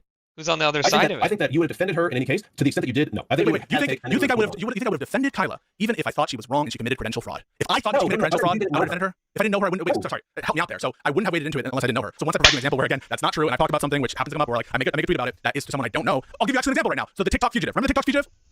I don't. I'm sorry. Okay, so in case you don't remember, there was this TikTok fugitive guy, and I happened to Steven, I think, had him on stream or something, and we talked about He's whatever. so and mad, another area dude. where it's not strictly speaking things that you're representing. It's He's constitutional so issue. It's more about this fucking guy's like interactions with the legal system and whether or not the original jurisdictions had the power to make the determinations as to his kids or whatever. And now he's hiding in some one of those islands. That was another example. I'm just reminding you, I don't know this guy personally. I don't have a vested interest to go after this person. But notwithstanding that, I went on a deep dive. I did a bunch of research into the filings about related to the jurisdictional issue for the family law thing that we just spoke about. That's another example of again a more drama related thing that I spent a lot of time on to the point of like pushing to have those conversations. I can give you way more of those of different feuds I've found. This is all keeping in my character. None of this is inconsistent with what my modus operandi is. I mean, I respectfully disagree. I understand that your perspective from an outside observer watching you do these things. I remember you going through this stuff. I think that you have very strong opinions when it comes to legal stuff. I think you have very good takes. I really enjoy hearing it. I think you are very good at defending those and really sticking to those. I think, though, in these situations, when we are looking at them, I do not think it's a very interesting legal question as to the H3 lawsuit. I do not think one exists. And so it's really hard for me to understand where you are coming from. I will tell you. I will absolutely tell you my initial interest in the case. But I do want to say it is in keeping with my character, and what I tend to do is to like comment occasionally on things that come before me, and then get into these rabbit holes, and get into these arguments. And in fact, it's not just that. It's like in my whole interactions with Steven weren't just like prior to January this year, weren't just glazing Steven almost all the time. It was disagreements. It was a rare occurrence that I went on strictly to agree with him. And the more recent stuff when we were just doing things that we agreed on. But almost everyone who knows me at the time here is, I love having these debates. I love having these arguments. It's never been the case that I've like done the kind of package. Well, okay, hold on. I need to address that. On the H3 lawsuit specifically, I can tell you exactly why. I need to address that because he had arguments that were fun. He had fun arguments with Destiny, but they weren't arguing about anything that was that consequential. To be honest, that's why. But most of the time, I agreed with Destiny on things. Just saying. I'm trying to think when there was ever a time where if I agreed with Pisco. I always felt like he just obfuscated shit all the time. But it was fun because they weren't arguing about anything that really mattered, either to them personally or to like the broader political stuff. Although kind of, Pisco also has his fucking cuck takes about Merrick Garland and fucking he thinks that Joe Biden shouldn't have pardoned his son. Come on, dude. Like, what are we even doing here? Jesus fuck. I did this because I know exactly why I did this. I was about to go home. It was either a wedding or it was some other, it might have been like a bachelor party, whatever. I mean, I have the text. I was about to go home and the lawsuit had just dropped and my editor messaged me and was like, hey, this might be interesting to talk about. And I'm like, oh, a copyright case from Ethan, right? My last knowledge of Ethan's copyright cases was the Bold Guy one which I followed, one which I read the briefing, one which I read the opinion. And I went into that because he said, let's experiment with this. It's more like pop culture type legal thing. Does that sound like crazy to you? That happened so far as I've related it. No. Okay. So because it seems to be that we're assessing the credibility of the notion that I'm motivated to do this because I'm grifting or something, or that I'm doing it for some improper purpose. Okay, so we'll keep going. My editor tells me, why don't you react to this? Let's try different things, let's see what's going on. And that's what I do. I react to it in real time. And going into it, I am sympathetic to Ethan because I know that he has this track record for the copyright stuff. And in the course of doing that reaction, I'm like, wait, this doesn't make sense. Immediately, I'm like, this rationale doesn't make sense. You can watch me react in real time to it, all right? You can watch me in real time. The video is... If Pisco was being good faith and honest about this right now, what he would be saying is, in my head, I immediately thought, oh shit, this is going to have some major implications in this sort of Destiny, Ethan, blah, blah, blah war.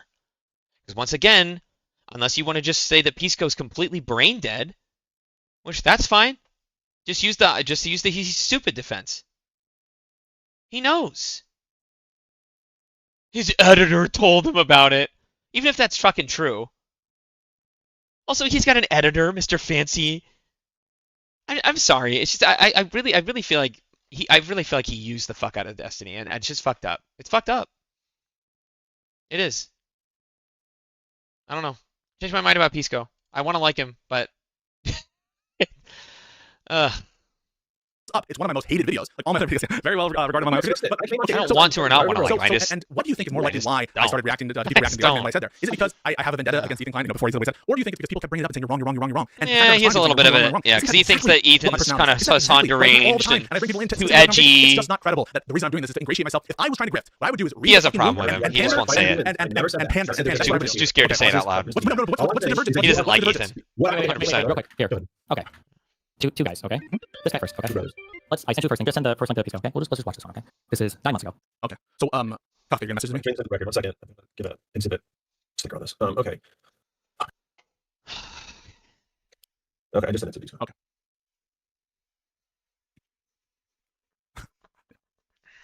Does this happen? Here my question is going to be, as I'm putting it up for the audience. Is this before or after CPS is called? Because the claim is that they celebrated CPS being called, okay?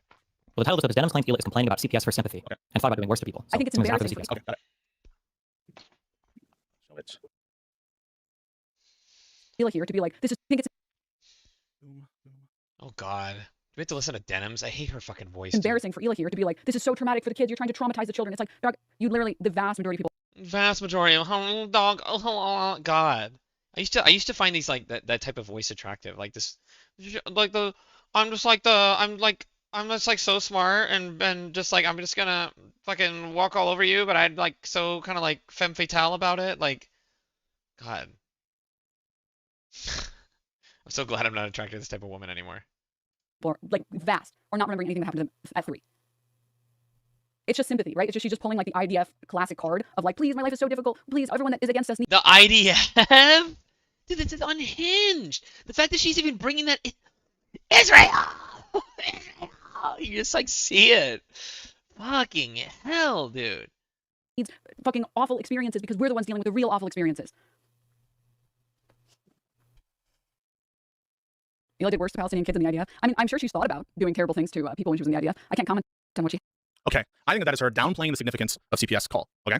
I don't think that's her celebrating the CPS call. Wait. Why can't we agree on that clip?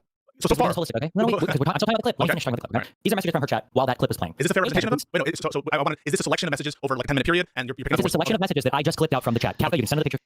Again, this is entertaining. This would be entertaining because this is exactly what you do in a court of law, right? Pisco's just playing defense attorney here, right? Destiny has brought Exhibit A, a video clip showing Denham's certainly at the very least downplaying the CPS call, yeah, right? Trying to denigrate Ela's character, right? Well, not defame, maybe defame, maybe. Well, no, she's just making like a bad faith comparison to her being the IDF, dude, unhinged. And then, wait, but so Destiny's brought his evidence. Pisco's job here now, because he's just playing defense attorney. That's what's happening here. He's gonna scrutinize the fuck out of it, right? How many messages in the course of 10 minutes, right? You see what he just did there?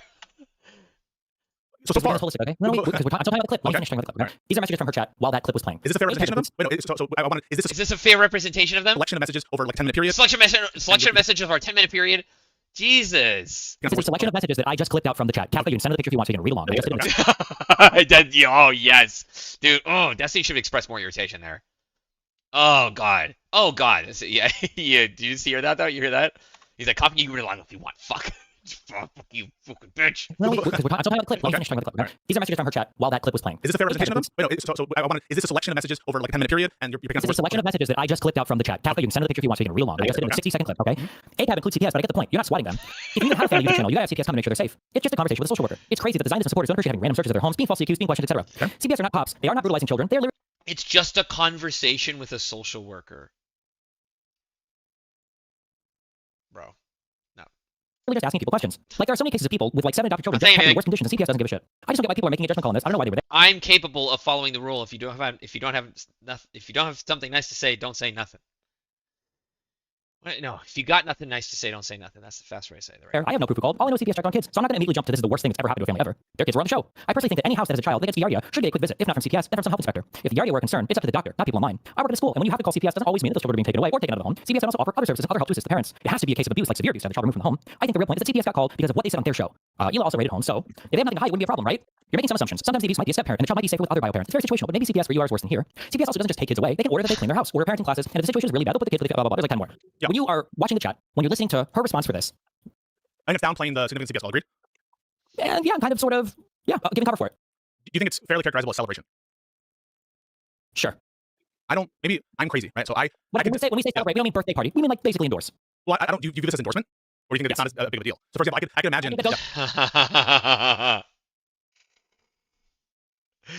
Do you hear the way he's like, when we say celebrate, we don't mean fucking birthday party. Like, woo! Right, Pisco? Oh my god, it's late. I'm probably being really loud.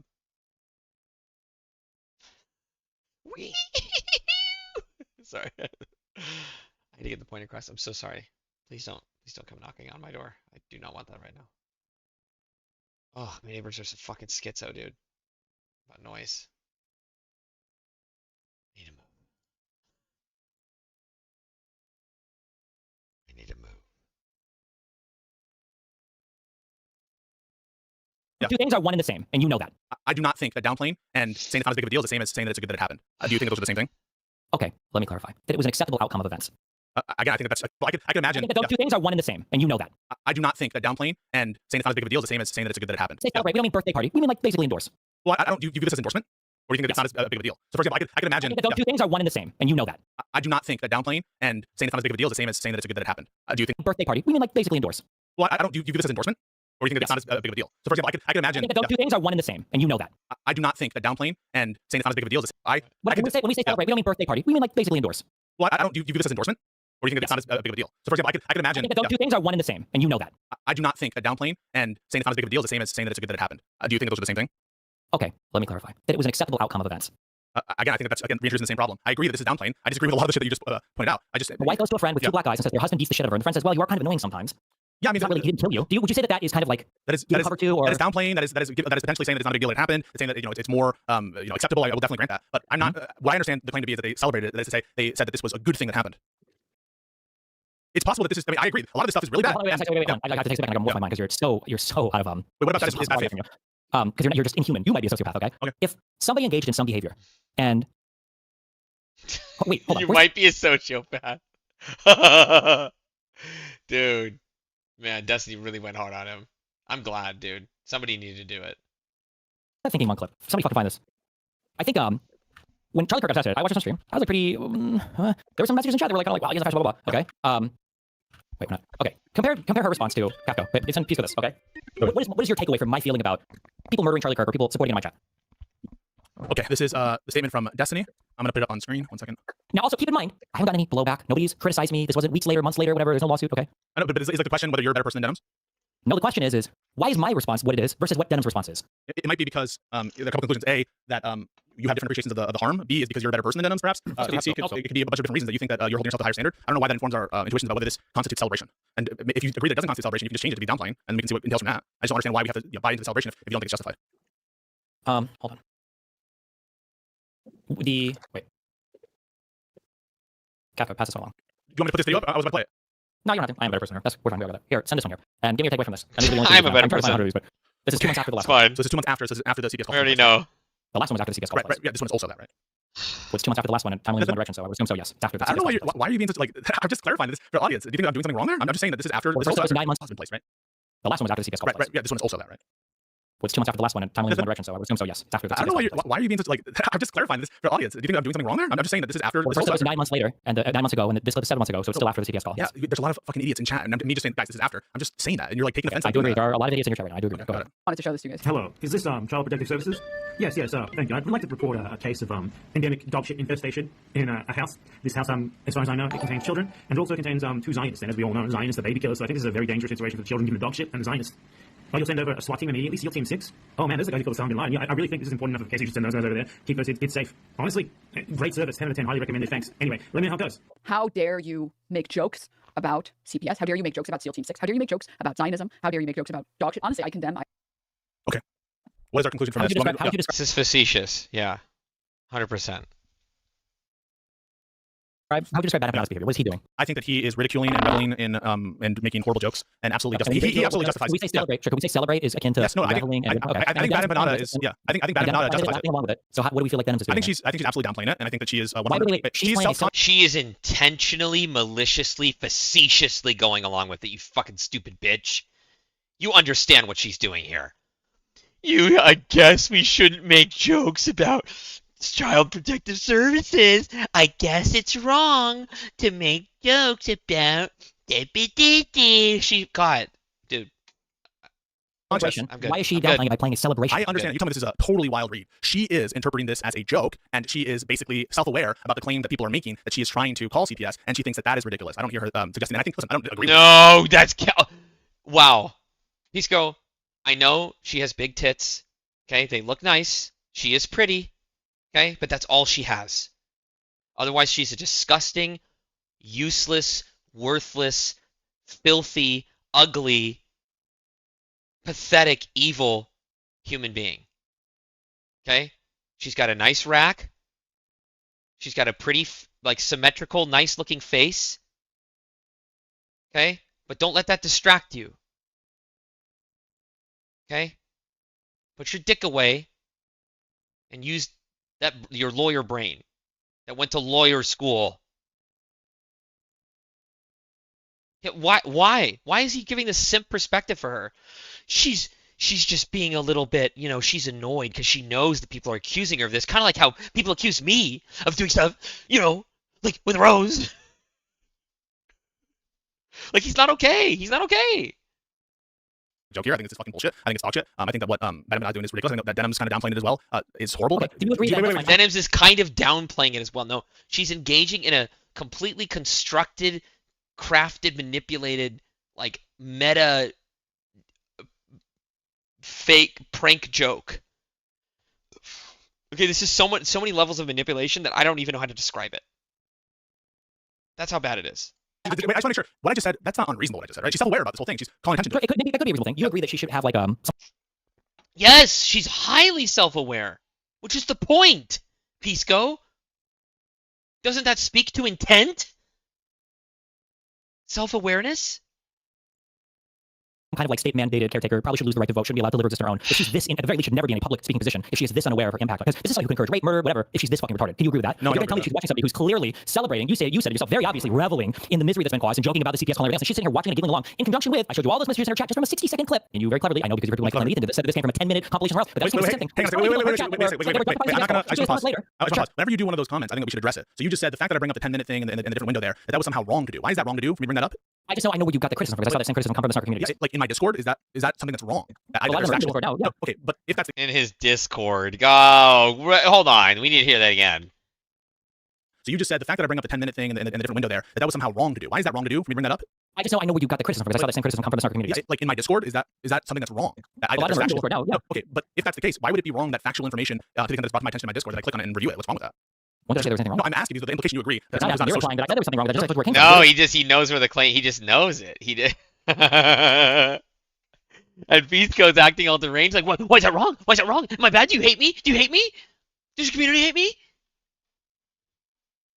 implication coming from? Because you said, I know you got that every 10 minutes, and you're going to claim that you didn't make a science What's wrong comment with me factually presenting a statement? I knew where you got it from. No, because you You see understand. how implication is so important to you? Yeah, I do understand Pisco. Yeah, you see how implication is so important to you now? It's not You're acting like I'm blind to it. It I'm not blind to it. No, you're acting like everybody else is blind to it. You're acting like nobody's gonna idea what's going on, and only you can see all of it. You're very intuitive. You very much understand when other people make implications, but you pretend they don't understand. Chill, Steven. Chill. Steven. Calm down, Steven, okay? You might need to log off. I think it's getting to you a little bit. That Pisco derangement syndrome. God, seriously, I'm gonna crash out.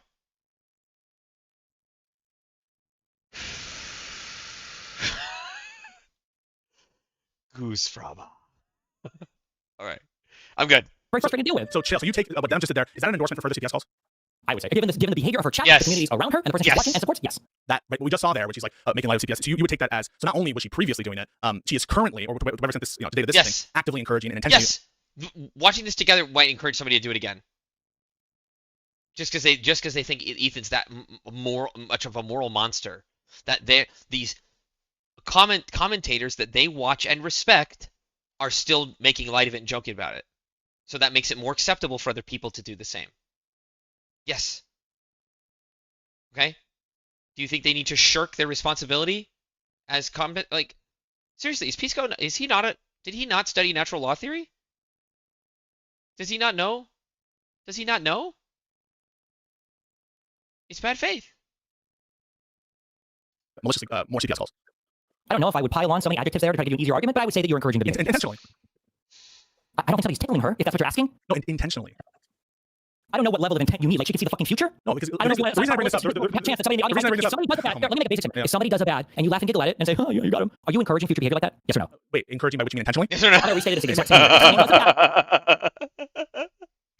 He did the yes or no. He fucking got him. Did the yes or no right back at him.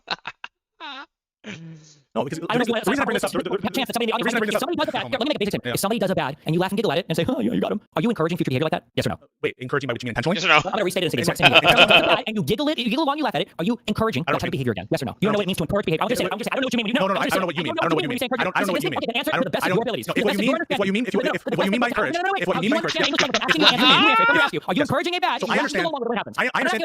You encourage it. Yes or no? Encouraging behavior. I understand encouragement. When someone asks me something encouraging. I don't know. This is not responsive to what I'm saying. I'm actually behind this. It's non-responsive. I'm gonna start treating people like this conversation now, dude. I'm just gonna directly call him and say that's non-responsive. If what you mean by encourage is intentionally encourage, I think the answer is no. It's not necessitated that one who giggles along to some reprehensible statements is intentionally encouraging the underlying acts. No, I don't think that entails. No, if that's your question. If somebody does a bad and you laugh and giggle along, are you encouraging that behavior? If what you mean by encourage is intentional encouragement, if that's what you mean. I need a plain understanding of the sense of the word. Yeah, but someone could understand encourage to just mean be causally linked to some other harm, and they could just be like, no, nobody. I challenge you. Submit to me who understands encouragement means that you have to conspire with them to do the future bad act. One person is somebody believes that. So I didn't say conspire, right? So conspire is something. No, but you said have to be causally linked. Causally linked. So by causally linked, Cuff, you understand what I'm saying? So I can. Well, I mean, does anything causally link to anything? I mean, does anything really cause anything else? Just because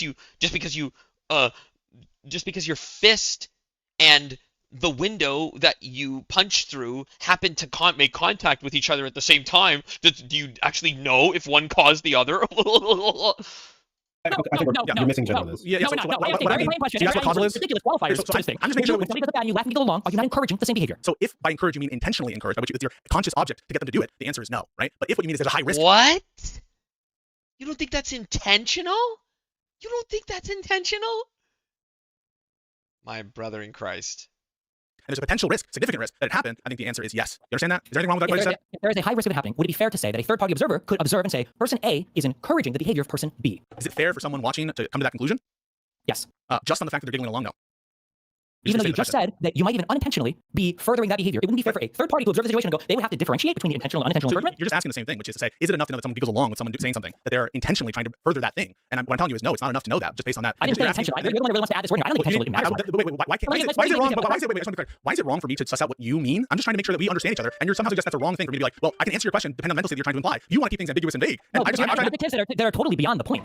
Like, it's like, oh my God, like my husband punched me yesterday. Like, did he punch you violently, aggressively? Like, what the fuck? It can be true for one and not the other. It can be true for one and not the other. Sure, common parenting. Child, 4 years old, punches another kid, and the parent laughs along. They're like, oh, you had some hobby, you shouldn't do that, haha. Even though the parent in that case, they don't let them hit, and they said, don't hit the other kid. They're encouraging the behavior by laughing and giggling along with it. That's how kids work. When you laugh and giggle along, they do the behavior. And what you mean there is, what you mean there is that their actions, regardless of their specific intent, might cause it to happen again, right? That's what I mean. Correct. Yeah. So there's nothing wrong with me cashing out what we're talking about, right? Like there's nothing wrong or like sweeping for me to just say, let's just be clear about what we're talking about. No. We're not being clear. You just did another again. You just said regardless of the intent. If you want to put the intent analysis aside, we can do that, but you're not doing that. You're trying to. Your initial claim is that she didn't intend to do it. Yeah, okay, that's fine. But you're saying that maybe she didn't intend it. No, you said she didn't intend it, and maybe it wasn't her regardless. I think you didn't intend it. We can separate it. She's encouraging it. Maybe she's not being intentional about it. So like I just want to be incredibly calm. When I say if by encourage you mean intentionally encourage, I'm just making it clear to what extent I agree with your claim and to what extent I don't. I agree that this could have the effect of encouraging this kind of behavior. I don't agree that this necessitates that she wants this to occur more. You understand that difference? That's why. And the only reason I bring up this distinction, the only way, I want you to acknowledge that it's good faith. No, I want you to. You're saying, I'm sorry, I will remove that because I just did bad, right? I said, I'll pretend you're good faith. Okay, no, I will take what you're saying at face value, okay? So then my question will be, okay, so let's say that we have her encouraging it, and it might be intentional, it might be unintentional. Maybe she's misreading the situation. Maybe, okay, she is in an awkward state and she's laughing about a thing, trying to play right, maybe, okay. And I'll grant you that it's possible. And I don't mean possible, it's logically possible, no contradiction. It's decent chance. It's possible. Okay, yeah, I'll say that, okay. What could we look to try to ascertain her state of mind prior to and after the CPS call? What would we look to? Because in my opinion, I think I've provided maybe not compelling evidence in your world. Oh, wait, hold on. I forgot, I left this here. Does it still work if I wonder if it still works if I, Discord.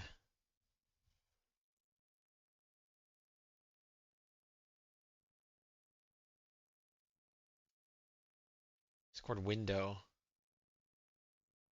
I kind of just have it in the corner.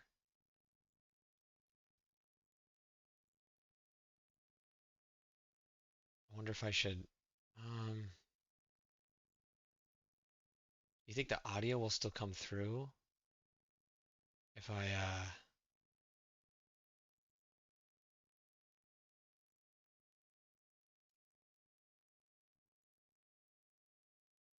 oh, wait, I can leave it just off to the side, right?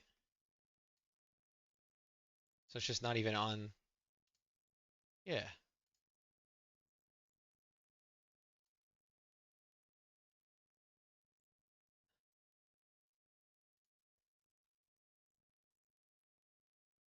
Just leave it off to the side. Yeah, okay, that works.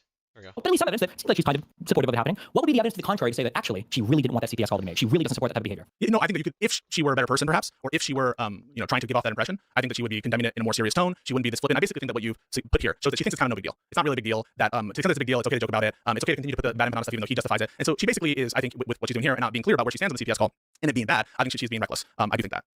That's culpable. That's a level of culpability. The thing is, but hang on a second. I always you understand. I always granted this, right? You understand. I always granted this, right?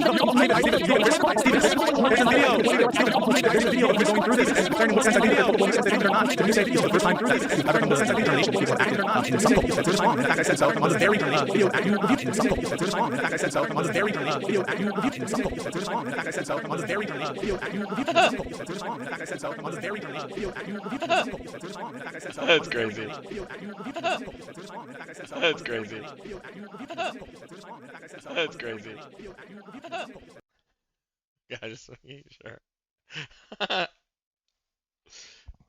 Okay.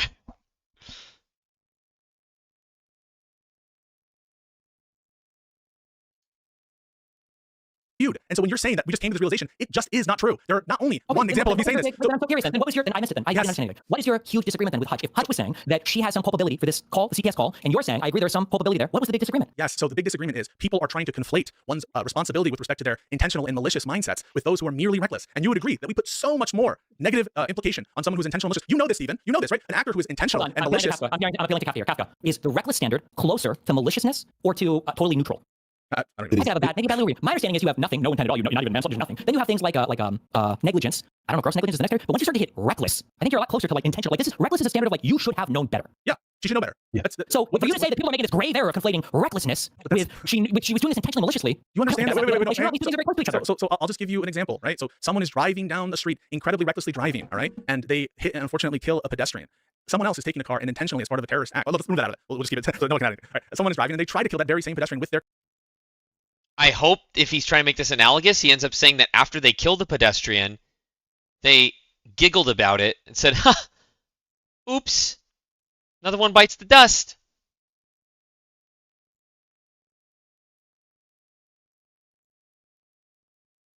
And then they go, "We shouldn't make jokes about killing people, okay?"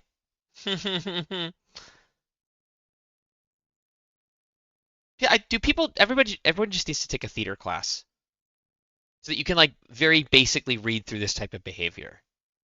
Because we would just save so much time if people just could read through that catty, petty fakeness, right? As toxic as it was in the theater world, it teaches you things. You learn very quickly how to read people. You learn about who to trust and who not to trust. So, yeah, theater classes are way more important than just if you want to be an actor or like in the world of theater. Like there's an element of human psychology to it that like taking like a robust set of theater courses with really good teachers, like they should have like master's level like mine did. Like that's probably the next best thing to taking actual psychology classes in terms of having a holistic understanding of human behavior. Car on purpose. As between those two, don't you put so much more culpability on the person who is trying to kill the person as compared to the person who should have known better? Absolutely. Yeah. So that's my point. That was my point. All right. And what you took from that was wait. Let me finish. What you took from that was the reason I'm those two. Don't you put so much more culpability on the person who is trying to kill the person as compared to the person who should have known better? Absolutely. Yeah. So that's my point. That was my point. All right. And what you took from that was wait. Let me finish. What you took from that was the reason I'm setting forth this standard is to protect JStalk. Okay. I still agree with that. But wait. How? In virtue of what? In virtue of still agree with that. I still agree with this. For example, okay. Yeah. Let's say that we saw this happen. Okay. Let's say that after the person, okay, there are two worlds right now where there's a reckless driver and he hits a person. In one world, he gets out of the car, he sees the person, and he's like, fuck, calls 911, runs to a neighbor, whatever else. In the other world, he backs up over the guy, runs him over again, and drives home. Would we move the needle at all from reckless in the latter to? Yes, so let me what you want. There are some facts that you could offer to a person that what they did was so depraved and so likely to, in the context of let's say homicide, to cause the harm that it did, that it reaches a degree we're gonna just call that like some kind of constructive intent, a constructive malice, in other words. And this is called depraved heart murder in the context of homicide. You're spraying the fucking assault rifle in the parking lot. Now, no one can prove that you intended to kill the 4 people that got shot in the head. And actually, when we go to look at it, right, it turns out we know we have a mind reader. We know that you actually didn't want to kill anybody, but your conduct was so depraved, was so reckless, was so likely to cause the result that it did, that we're gonna sort of have that kind of constructive malice, constructive intent. I'm not above that, but that's why we were arguing on the quantum of evidence that this is like all else equal, that those kinds of comments. No, because then you have to actually make the empirical case that these kinds of comments have the tendency, like all else equal. If you had seen this clip and at the time you saw it, would you be able to predict? Would you be able to predict? All else. Why does he? Anybody who feels the need to say all else equal, they think that that's just a phrase they can invoke, and it just relieves them of the duty of having to actually flesh out an argument. It's almost a similar move to like people saying like I'm not racist, but right, and they think it absolves them of racism. No, you're not. You're not relieved of the responsibility to construct a good argument because you say all else equal. Eliminate all other factors that could complicate this argument more, and then my argument wins? No. That's not what the purpose of that phrase is. Right? You only use all else equal if it strengthens your argument to set everything equally. Right? It's not supposed to then make your argument easier to employ by doing so. It should only be that you do so because it makes your argument stronger.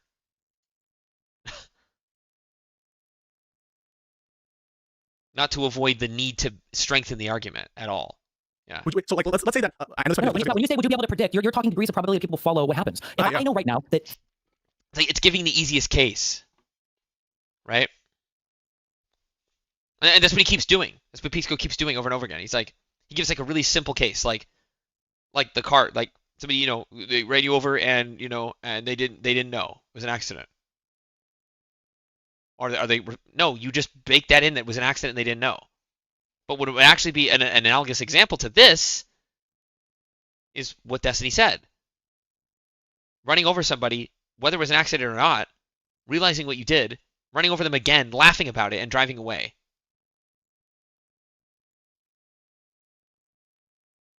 And then a video comes out of you doing that, right?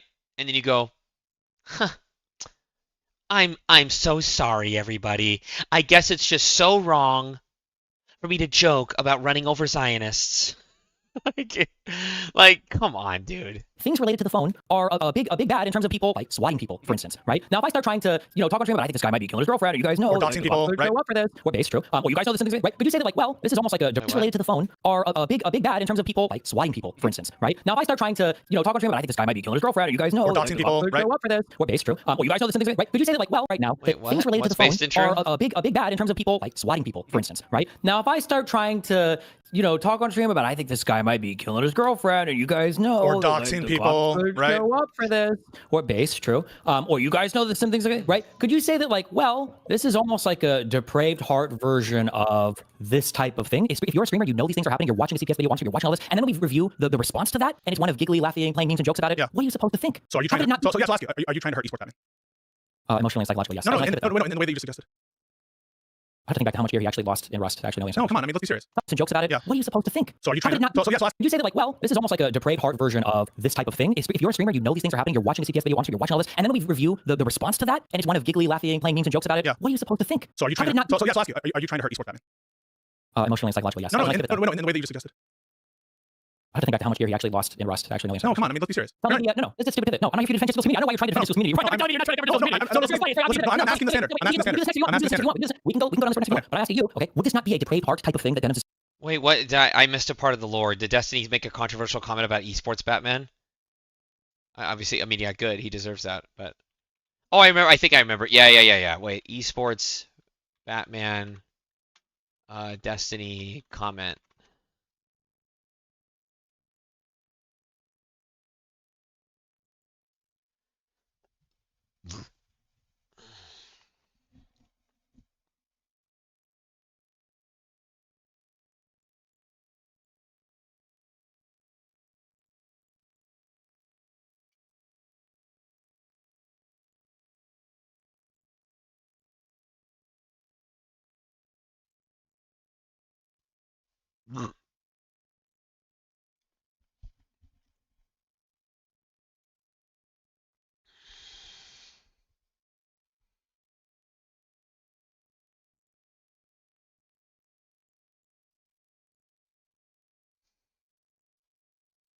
One. It was said that you would destroy the Sith, not join them. Bring balance to the Force, not leave it in darkness. Is this supposed to be Destiny as Anakin? For real?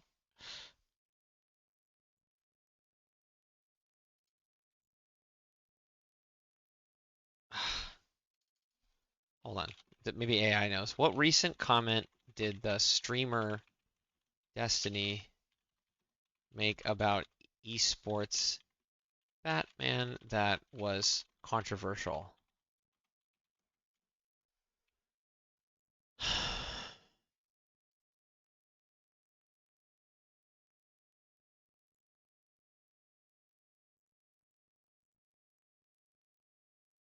What did got all these articles about what did Destiny do? Times of India?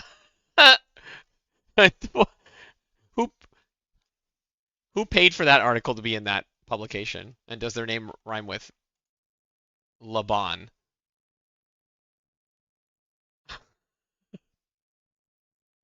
Wait, I think I remember the video where he said something. He said something like very like it was like he doesn't care if esports Batman like died or something like that. It was I don't know, it was something. I think it was more controversial than that, but it was. I think I remember him making the comment.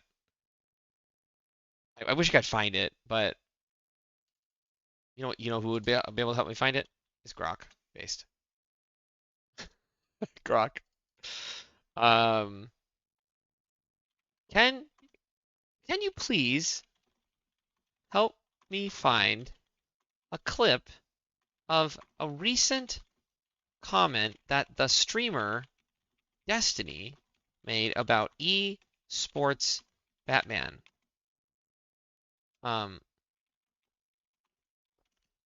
It was a controversial comment related to Destiny wishing ill upon esports Batman.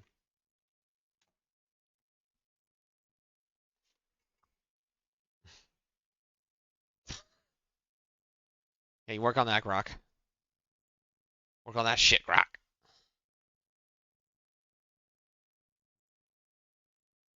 You gotta work on that shit. Shit.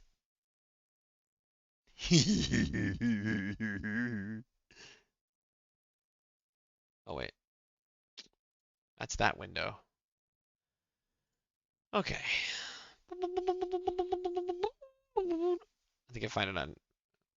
Yes, the clip you're looking for is from December 18th, 2025, during a live stream of Esports Batman. Nimpul, real name Nick Palam, directly confronted streamer Destiny Steve Bennell II about doxing him. In the clip, Esports Batman joins Destiny voice chat and asks, "Why did you dox me?" Destiny and others initially mock him by playing coy before Destiny justifies by equating participation in JSTOC's Discord community with supporting terrorists, claiming guilt by association makes the doxing deserved. This sparked backlash because Destiny's previously admitted the doxing is akin to wanting them to die.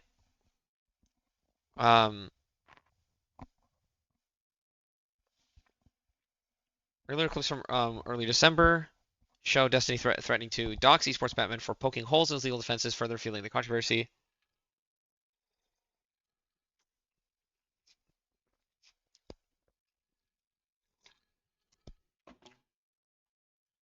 Okay, hold on. I gotta watch this real quick.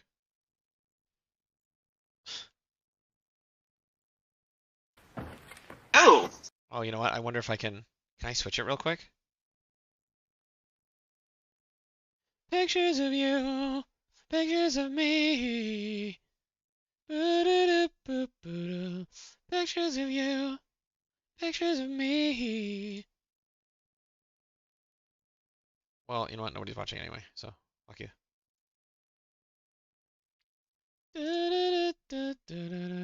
Pictures of you, pictures of me.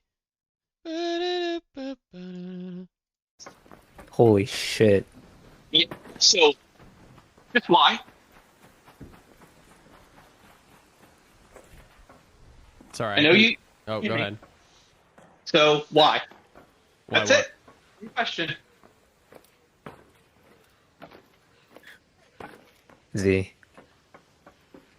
No? No answer? You're just gonna sit here? Are you Esports Batman? Yes.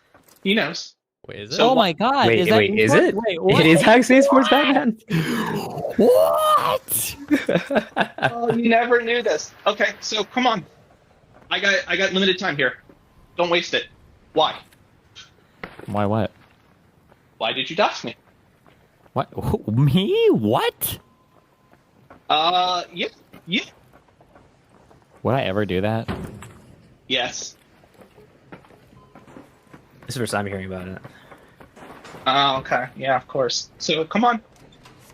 Be an adult. Own up to it. Why? I don't know. I have to check my logs. Oh, you don't even know. Okay. Wait, do you have those logs? Yes, I do.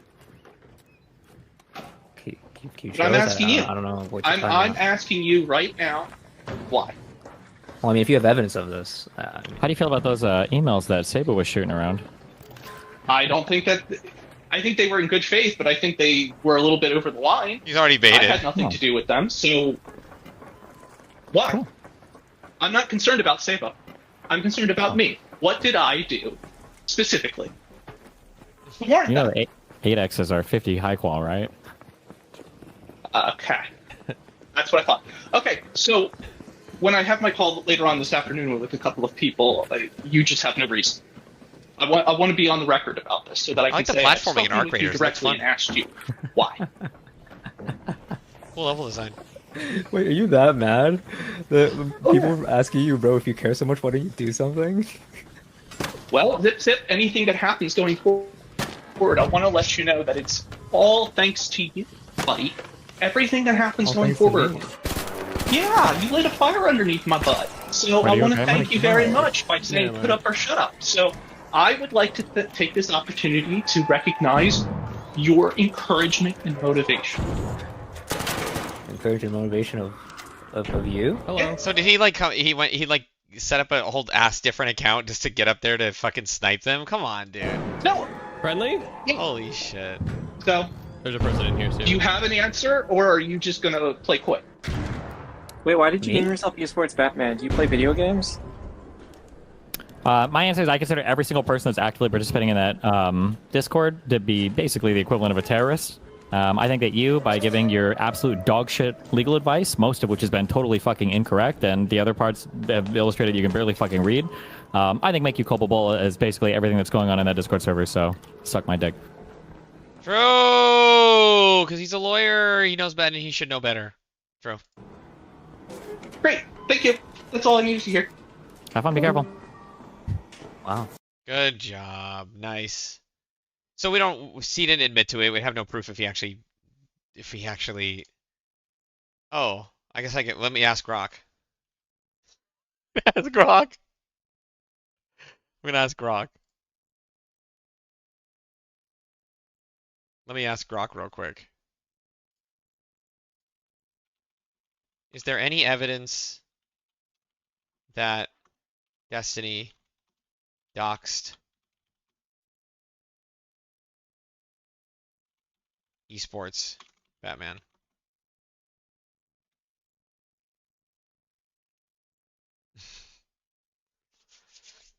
Let's see how Grok pulls out for our boy.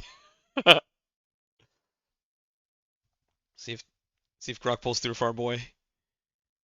Let's see. Ow. Fuck.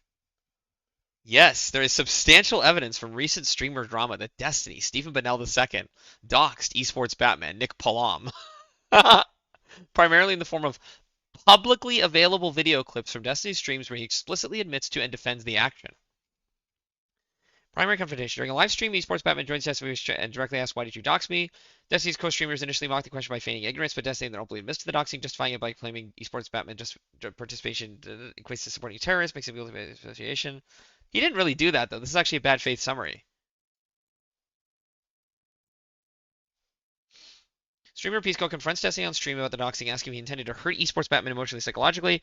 Destiny deflects by accusing Pisco of defending JSTOX community and pivots to unrelated topics like in-game losses and Rust, but does not deny the act. This 36-second clip further highlights Destiny's reluctance to fully disavow the doxing while under scrutiny. The clip is about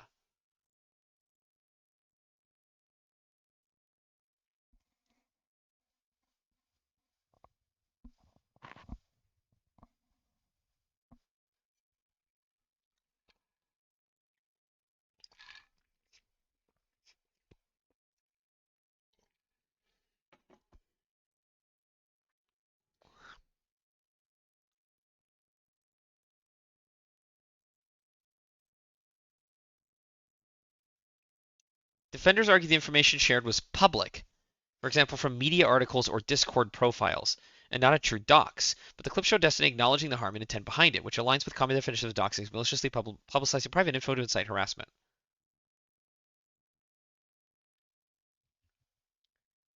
Hold on. He pulled his info from media articles or Discord profiles? I mean, maybe the Discord profiles is a little bit, that's kind of private. You wouldn't just be able to find that. But media articles, that's so easily Googleable. Or with AI, look how quickly I found this shit that I thought I was never going to find. Like, now I can just grok which Discord profile shows his name. And it would pull up. Fucking Christ.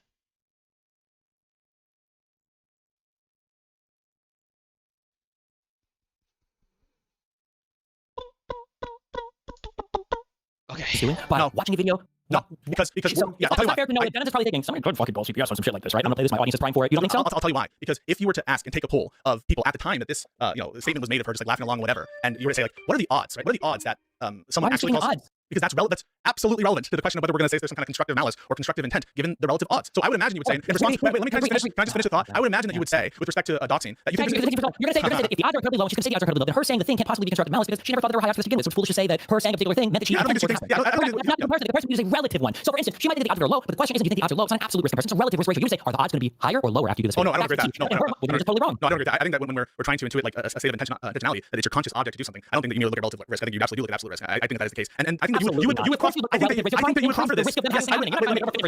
So I understand, right? Like that you would probably proffer this in defense of your conduct. You think, right? Like it wouldn't be justified to cause physical harm to some of the people who antagonize you, right? It wouldn't be justified to do that. I don't think what we're talking about. No, but let's be honest. Like there are people for whom that's not a position that you shy away from, right? Generally speaking, yeah. And if someone came to you and said, oh, it turns out that one of these people gets hurt by someone bad because they've been going after you, they're trying to defeat, the next liberal Joe Rogan, whatever. I think that you would say, I couldn't have predicted. At the time I doxed these people. Why would I say something? No, that's a Pisco's world. That's a ridiculous argument. As soon as real information is thrown out and doxing and all that shit comes out, these are parts of the thing that are possible. Yeah. Why do you think I hate this fucking community so much? Because they've engaged this behavior towards me, towards my girlfriend, towards anybody in my life for over a year now. Yeah. And so when you say that in response, no, that's a Pisco's world. That's a ridiculous. if someone came to you and said, oh, it That's turns a out Pisco's that world. one of these people gets hurt by someone bad because they've been going after you, they're trying to defeat, the next little Joe Rogan or whatever, I think that you would say, I couldn't have predicted. At the time I doxed these people. No, why would I say something? No, that's a Pisco's world. That's a ridiculous argument. Really? As soon as real life information is thrown out and doxing and all that shit comes out, these are parts of the thing that are possible. Yeah. Why do you think I hate this fucking community so much? It's because they've engaged in this behavior towards me, towards my girlfriends, towards anybody in my life for over a year now. Yeah. Wait, fucking annoying to me. And so when you say that in response, doxing is justified, you're not saying therefore that hurting them is justified. Not physically, no. Yeah. So if someone said, in response to you doxing them, what you think would be a self-defense dox, that what you're doing is grossly reckless and that you're causing potential harm to befall these people, harm that wouldn't be justified under the circumstances, you would say it wouldn't be justified. I don't know if I would agree with that. Well, I thought we just cleared that. I don't know if you heard. I thought we cleared. I feel like these people have been attacking me relentlessly for almost a year, engaged in up to potential physical altercations in their life that they're instigating or encouraging. I thought we just agreed that wouldn't be justified to physically hurt them. I should have to think about it, didn't I? Oh, I mean, maybe you'll bite the bullet that what you're doing there is a kind of constructive intent to physically hurt them. I don't think you would bite that bullet.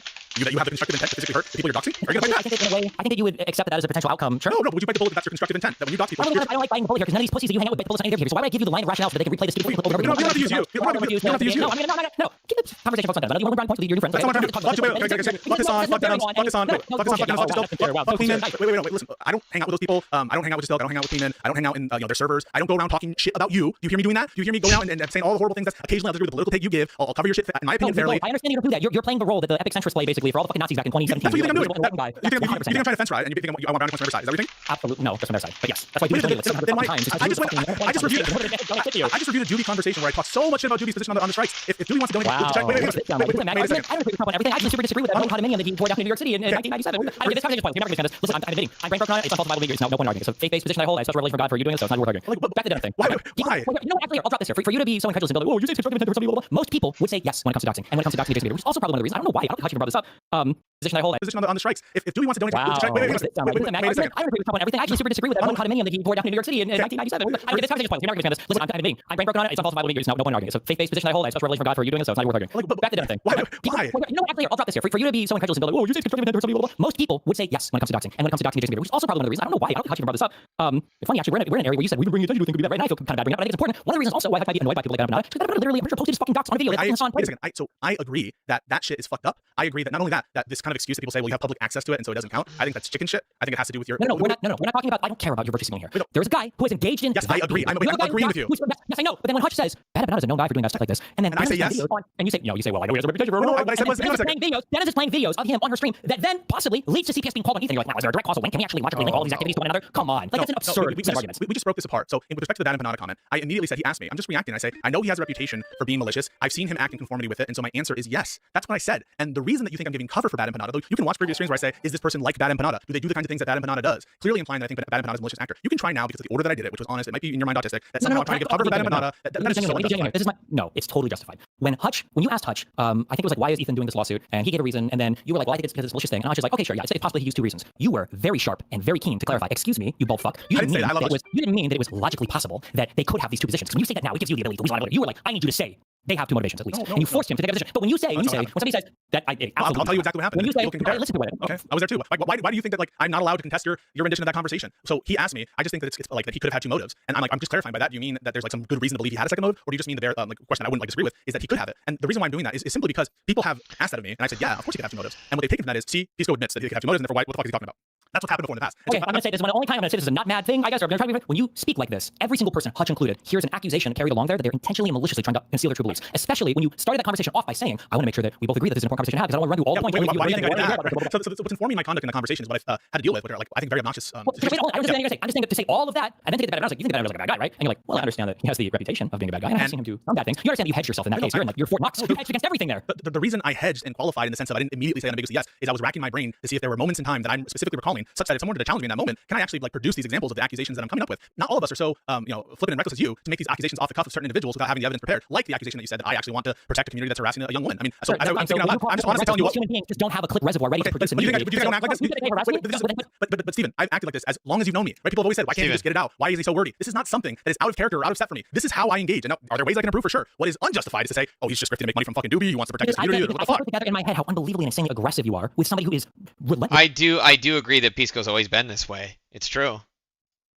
It's just to the extent maybe he was a little less annoying about it or what have you, but Like, this has been Pisco forever. He's kind of right. That's the one thing first thing I agree with him saying so far. Golden retriever levels of good faith and charitability to you, and you're trying to That's condescending to Hutch. This is condescending to Hutch, man. Not condescending. I have a lot of respect for people like Hutch and Josiah. As in, when I say this, what I mean is like, I think Hutch views you. He respects you. He views you as a friend. He respects you intellectually. He has all these things in his mind for you, and he's trying his best to get Hutch is my boy.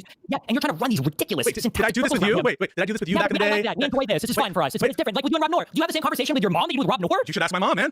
Sometimes, listen. With a random person with a client? No, not a client. No. But like, if you ask people in my personal life, like, and we are having like back and forth, I don't know what to tell you. Like, this is just how I engage in discussions. I've always done it. Everyone will tell you that it's in conformity with what I do. And the reason why we have this exchange with you, actually, because I don't treat anyone different. I don't want to treat people different. Sometimes if they're coming on, it's a different kind of moment, and like I can tell they're really struggling. But I just like don't view Hutch that way. I'm gonna treat Hutch the way I treat people in the debate. Right? This is a debate about the fucking merits, and so I treat Hutch the way I would treat you when we're talking about self-defense. Right? Do you see any big difference in how I treat Hutch versus how I treat you in self-defense? You're doing this weird like normative. You're trying to equate normatively these two things, but it's not like well, you treat them differently. You treat them differently. Well, you're acting like I'm treating Hutch maliciously, and because like I don't like him. But it's just totally in line with. I whole thing and say Pisco lied so much about my past. Really, about basically everything. It's like, well, here's a clip. Pisco said I was a pro fucking StarCraft player. What a fucking retard. I barely played StarCraft. Like I never played StarCraft. I was a StarCraft 2 professional, right? You would look at it like, what do you mean StarCraft 2? Well, Jesus Christ, is that really that big of a difference there? I wouldn't expect you to know that. It's not because I think you're retarded. It's not because I think you're an idiot. Don't know the difference. I wouldn't expect you to delineate between StarCraft and StarCraft 2. The same way that I wouldn't expect any normal human being outside of the Ask Yourself Discord server to talk about a logical possibility, meaning that syntactically the deductive logic follows that there is no contradiction between two statements. I don't think any normal human being thinks about. So you might disagree, and you might think I got like debate aids from Avi and Isaac recently, and I have talked to them recently, like last year, right? And we've had these different conversations where, in many ways, I credit a lot of what they've said. Like, I understand people are going to take a different view. This is stupid, and but it's really helped me think about like where the disagreements are. I like when I think back to the socialism conversations that we had with Counterpoints, with you, with Econoboy, all those other people. It really makes me think that there's a lot of semantic lack of understanding, and that really opened my eyes. And people can see the conversation I had with Isaac. They can see where I'm being introduced to a lot of these different ways to analyze conversations by Avi, who I just had a conversation with.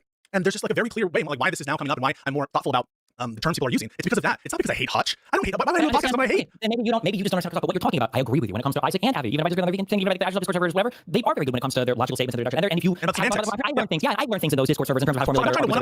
No, I understand. But I'm saying that when you take propositional logic and you apply it to an ordinary ass conversation. No, it's not prop logic. All I'm doing there is that they have clued me into where I'm like a lot more thoughtful about it than I used to be. Is semantics. Is make sure that before I answer something, like we just have with encouragement, right? Before I answer something, I just want to make sure that I know what I'm committing to, and I want to make sure that we're using the same terms and that we're not equivocating. Another example of this is when it came to the socialism conversation. I just want to be clear. What do we mean by socialism? And we're going to condemn it. If what we mean by socialism is 100% only means production, no avenue for private enterprise, whatever, then we might have a different conclusion than socialism means government does stuff. And so I'm a lot more thoughtful about making sure before I agree to a proposition to make sure I understand it.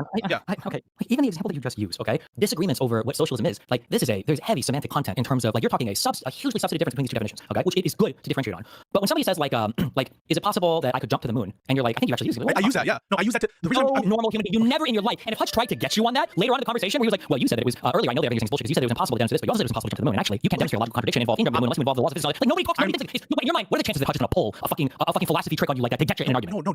I suspect that what Hutch means is it's a decent chance. That's what I suspect. All right. You say possible mean possible, right? Yeah. And then move on. You don't spend 20 minutes explaining possible realities and all possible universes and like just move on. But when I say why I'm doing it, because like it becomes like a hang up in the conversation. Yeah, and he did do that too. Remember, he like pulled like brain in a vat and all this shit. It's like, bro, what are you just trying to flex about these very well-known, very basic fucking philosophical quandaries? Like, the reason I do it is just to show people like I'm not trying to fuck with you at all. I just want to make sure that when the audience sees this clip, they're not going to be able to cut out me saying, yeah, you could have had two different motives. And then people say, look, he said that like the only reason I'm doing it is not because I don't suspect Hutch means plausible, that he doesn't mean this.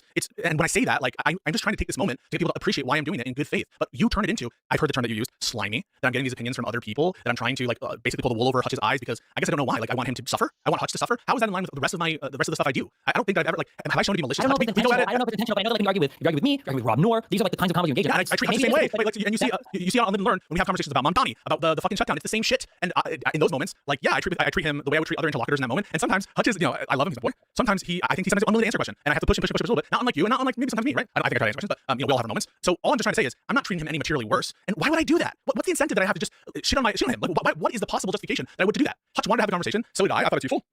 So in the future, if you're on stage with some politician or something else, it's like, do you think it's possible that we could fund some program with ABC, or whatever? You're just going to say yes or no? Well, I think it's likely. When you say possible, do you mean does it entail logically a contradiction or not? I think there's listen, I think there is a more clean way you can say it. I don't know about possible. I do mean likely or something like that. Maybe there's a faster way to say it, but that is an advice like maybe I'll accept in terms of like saying it in a less, a less annoying fashion. But the thing is, it doesn't show I'm malicious. It doesn't show or not that I would to do that. Hutch wanted to have a conversation, so did I. I thought it's useful. So in the future, if you're on stage with some politician or something else, it's like, do you think it's possible that we could fund some program with ABC, or whatever? You're just going to say yes or no? Well, I think it's likely. When you say possible, do you mean does it entail logically a contradiction or not? I think I think there's a more clean way you can say it. I don't know about possible. I do mean likely or something like that. Maybe there's a faster way to say it, but that is an advice like maybe I'll accept in terms of like saying it in a less, a less annoying fashion. But the thing is, it doesn't show I'm malicious. It doesn't show that I'm trying to. It might not show it, but it feels that way. It feels that way when you fucking say it, dude. It feels that way when you basically say that everything I'm doing in that context is to try to fucking like mindfuck Hutch. It seems kind of saying to Hutch. I'm curious. No, stop doing this. It feels like you're saying Hutch is stupid. It's not that. It's a different thing. We have different skill sets. We excel in different areas. And we do different things. It's not like I don't think that Hutch spends all his time doing a fucking hardcore. I'm a fucking debate lord. Blah blah blah. Like I don't think he just does. I don't think Josiah does that. I think both these people are very intelligent people. I respect their political. Hutch is the only fucking guy in the whole gaming world. It's not a fucking political retard. I have a ton of respect for him. So it's not, don't stop doing this weird thing where it's like, oh, I need to treat him like a fucking retard. I don't treat him differently. I treat him like a smart person. Okay, you made the claim that, well, when you say it is that way. How do you think Hutch felt at the end of your conversation? I think he felt great. I think he felt fine. Why would he feel bad? Okay, but then what about this part? Because my take. No, remember I said this. Even during it, you could tell he was just, Hutch was like, okay, Pisco. Yeah, I know. Okay, yeah, I'm like, that was his energy the whole time, dude. Like, he was not down. And yeah, by the end, he just felt battered and bruised. The fact that Pisco doesn't see this, it's like he's, I don't know, man. I think that there's a feeling that I do know. Pisco is just being like every other human being. He's being only exactly as conniving as he needs to be, and then he has plausible deniability the rest of the way. You have a very brain blue ball, unsatisfied feeling where you're like, I feel like I just argued for 4 hours. I feel like we didn't actually cover anything. Which actually, I don't think you guys got to the central point of. I don't think we did. I don't think we did. I agree with that. 4 hours, you barely got to the meta conversation. I would be surprised, and I could be wrong. I would be surprised if Hutch came over in that conversation like, man, that was a really good argument. I think it was probably like, fuck, that was so unsatisfying. I feel like we didn't get to talk about anything. Well, I'm not sure, but did you see us like do the aftercare there, where I'm like, I love him, nobody attack him? Why would I do that? Is that you think that's also performative, so that I don't get like the notion that I'm just trying to. Aftercare. The fact that he's calling it aftercare. What the fuck? Why? Can you use a different word, bro? It's okay, Hutchy boy. You did good. What? You want to talk about being condescending to Hutch?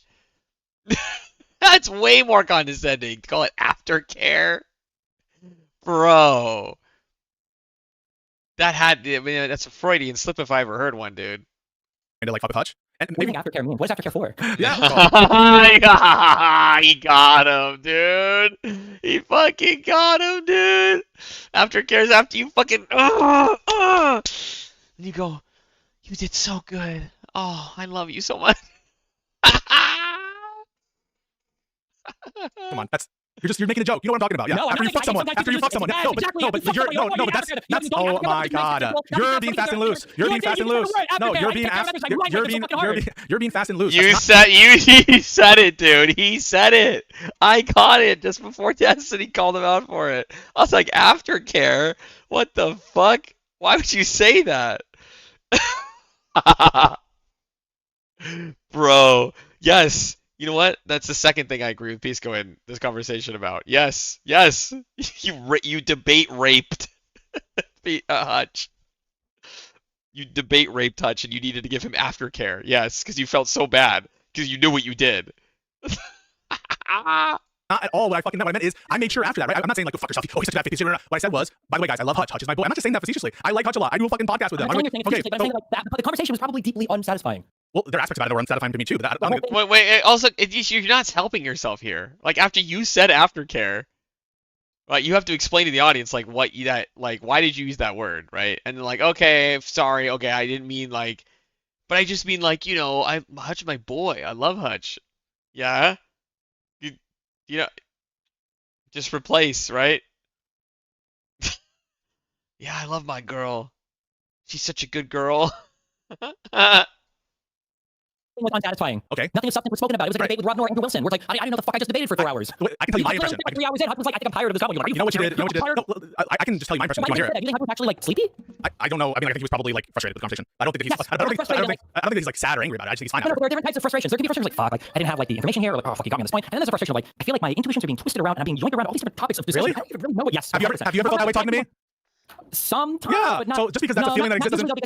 No. Because usually both of us, generally speaking, well, no, I have felt that way after the fucking rage combo that we had, whatever, the time before last year, whatever. But like generally speaking, we're both collaboratively trying to build towards something. You're not usually trying to like sneak away from things. Like I feel like actually kind of have in this conversation, which we'll go back to. But I do feel it when I debate with Andrew Wilson, or when I watch every Jordan Peterson debate. But hopefully the people can understand the difference between me and Andrew Wilson. The difference is, and I hope that people remember my conduct when it was reacting to the insurrection debate that you had with Andrew Wilson. When I felt that people that, for example, this is exactly where I defended you, right? You remember when he said something like, "It's not my burden to show whatever." Remember when he said that? And everyone and their uncle was saying, "Oh, he's right. You know, he doesn't have the burden." And that's correct. He doesn't have the burden. But then partway through the conversation, he makes a claim like, "I think that the definition you provided would better fit the term riot as opposed to insurrection." Of course, once he made that claim, he is putting into issue some kind of reference to what words ought to mean. And so he needs to I just want to finish. Can I finish it, please? I defended you on not in terms of the personalities there. I defended it from his tactic trying to hide his relative burden in that context on the same ground where I was saying that it actually is Hutch's burden now with respect to whatever point he was making about Denham's intent. I was defending you when you were correctly stated to Andrew Wilson, and he was using a slimy, insincere debate tactic that he didn't have a burden anymore. So that's precisely what I'm not trying to do. I'm open. I have calls to have people come in so they can chat about stuff. I'm just saying that my guess would be is that Hutch probably felt like that was an Andrew Wilson or Rob Noor debate that he had with you, not like a debate with a friend who's collaboratively trying to build towards some argument. was a debate, man. I mean, I don't know what to tell you. We've had conversations before. I think that the fact that I started from the perspective of like, well, can we just agree that this matters? It's trying to build some set of like understanding and guiding principles where we can walk away from it having at least some better sense of a position. And maybe that kind of style works better with Avi and these other types of people. I don't have any problems with those people. Maybe it's because they're also whatever. But it is not an indication. When you said maybe that works better with other people, that's what I'm saying. I think it does. Not because Hutch is stupid, not because somebody is able or not able, but just because of how different people do. Okay, so why don't you give me the benefit of the doubt there instead of fucking accusing me of trying to grift at tankies? I mean, that's basically because you're doing this because it's the difference between negligence and recklessness. You should know better. If this is a private conversation, I would have a difference of opinion about it. This was with respect to tankies? Wait, with respect to tankies? In what sense am I trying to grift from like grifting is something you do, I think, right? Unless you think that there's unintentional grifting. I feel like grifting is an accusation of intent. You're doing something insincere to make money. And you've accused me. How many individual donations do we send in this stream? I have no idea. Right now, or your Discord, or also in Discord, or also in Doobie's Discord, or also those of you. Should they be banned? Should they be banned? Should they be banned? At least that, yeah. It's not about should they be banned. You're doing it right now with the binary. Oh, wait. So should they be banned? Right? Imagine what are you going to do? Imagine I have nothing. You can't do anything. There's nothing you can do. No, tell me what I do. No, I'm telling you that here's either ban or murder. No, I'm not saying. No, I'm being serious. Wait, what ought I do with respect to Doobie's donations? Should I not accept them and give it back? I'm asking what the moral duty. How do I comply? It's not about accepting or denying the donation. It's the question of like, why are all of these people super supportive? That's the question. Presumably because that's not even the point. That's not even the central part. I think I laid this reason out like at the beginning. I spent 5 hours listening. That's not my story. I'm not like, oh, it's Hutch's prank broker. So you don't think that I'm grifting for tankies, do you? Kind of, yeah. Why? On virtue of what? You think I'm a tanky supporter? You're one of the smartest people I've ever had the pleasure of talking to online, and some of the things you were saying to Hutch yesterday were so unfathomably unbelievable that I cannot believe that they originated from the same mind as the person I spoke with for 2 years. It's just impossible for me to believe that Hutch can ask me questions. Bro, this is how I feel. See, this is the problem with parasocial stuff, because like the thing is that Destiny and Pisco just had such long amounts of time that they displayed publicly, such long conversations with each other in public. You can go back and watch all these 5-hour, 6-hour fucking videos. And it did make me feel as though I got to know who the real Pisco was. And I agree with Destiny. And he's actually friends with him. And he's saying the same thing. We're making the same independent observation. This is actual corroboration, by the way. Right? Destiny and I are 2 independent people that don't talk to each other that are coming to our own conclusions separately. Right? Because I've said all this shit before I've ever watched this. Like Pisco he changed. He's just like a much more obnoxious, like actually bad faith version of the way he used to argue before. Yeah, he used to be like annoying and pedantic and hold people's feet to the fire, but it was like generally seen. Most people still see it as a good quality. Someone said it the other day. They're like, I like the Pisco does the yes no thing. And yeah, I think it can be a useful tactic in a lot of different conversations, in a lot of different contexts. But like Pisco's just become this like warped, like evil version of his former self. 100%, I agree with this.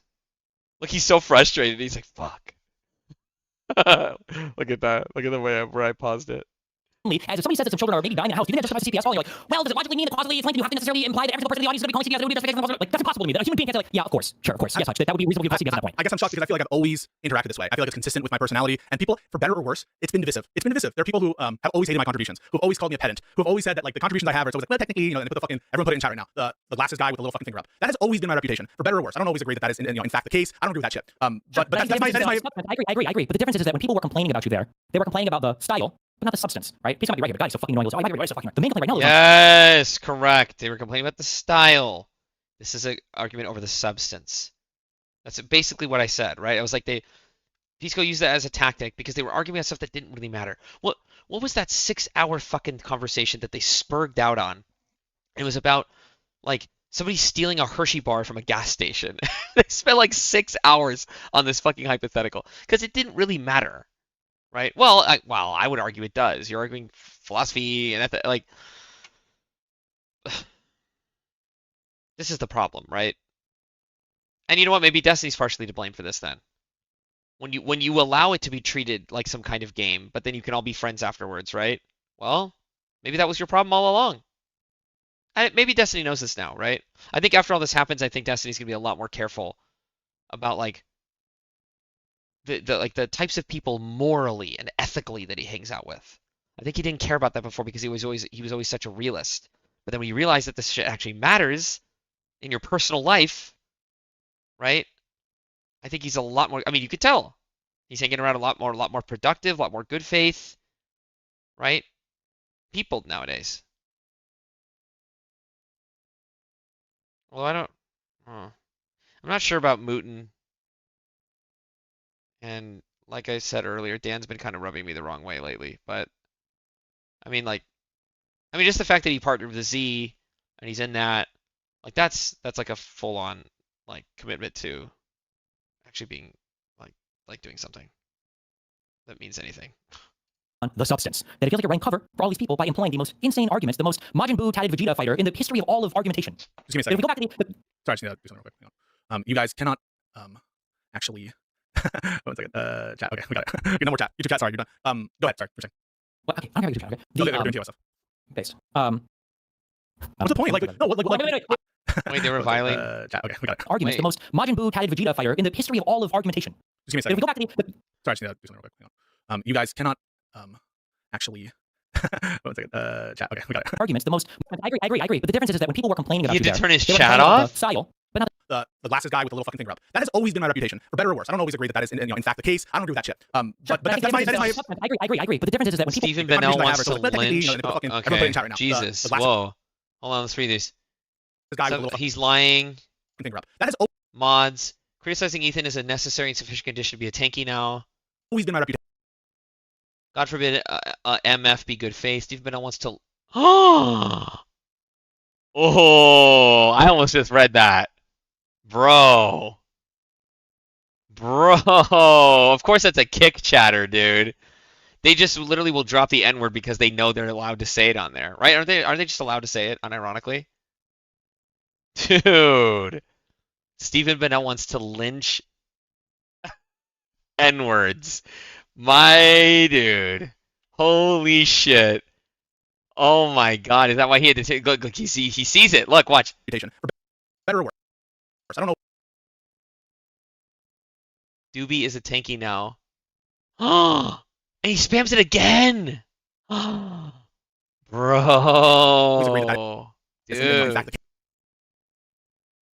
How is that word not even banned? Case. I don't agree. Donate all Doobie donos to food shops. That shit.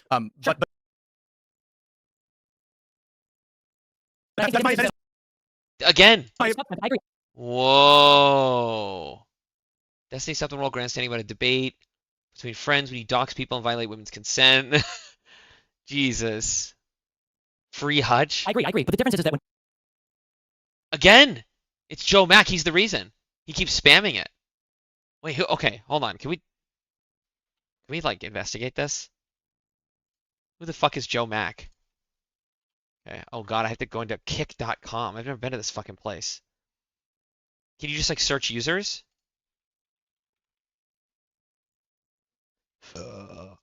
10 followers, about. They don't have like like how Instagram has like a history of the account.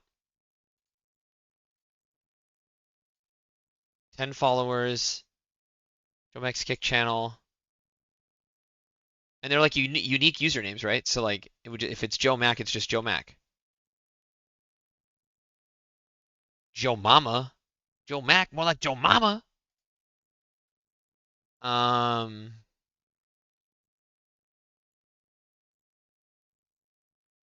Okay, so we can't really get any history on this account, can we?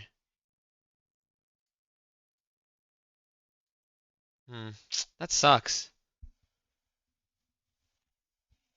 But only 10 followers? I mean, I guess you could exist somewhere for a while and only have 10 followers, but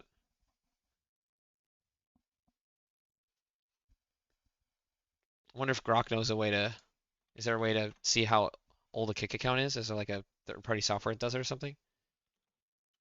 Is there any way to see how old a Kick account is?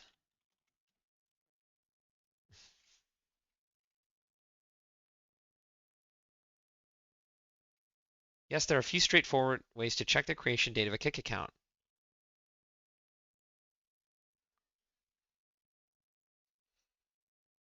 Oh, okay. This thing right here. User lookup.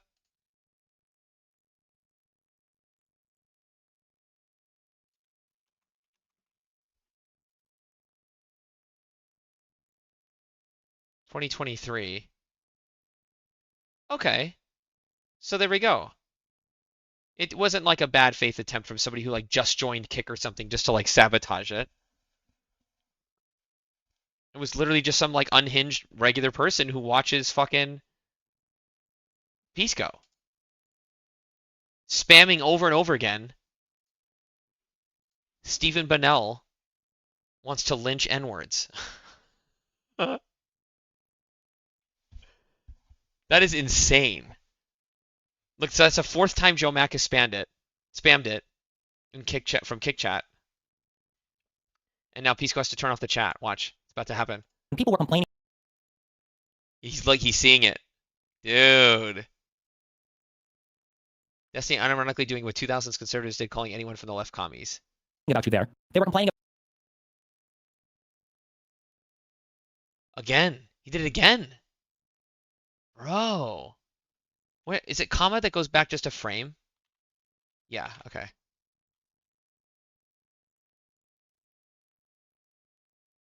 Is that the fifth time he's done it now? You are a bag holding water carrier. Saying about the style. Oh shit.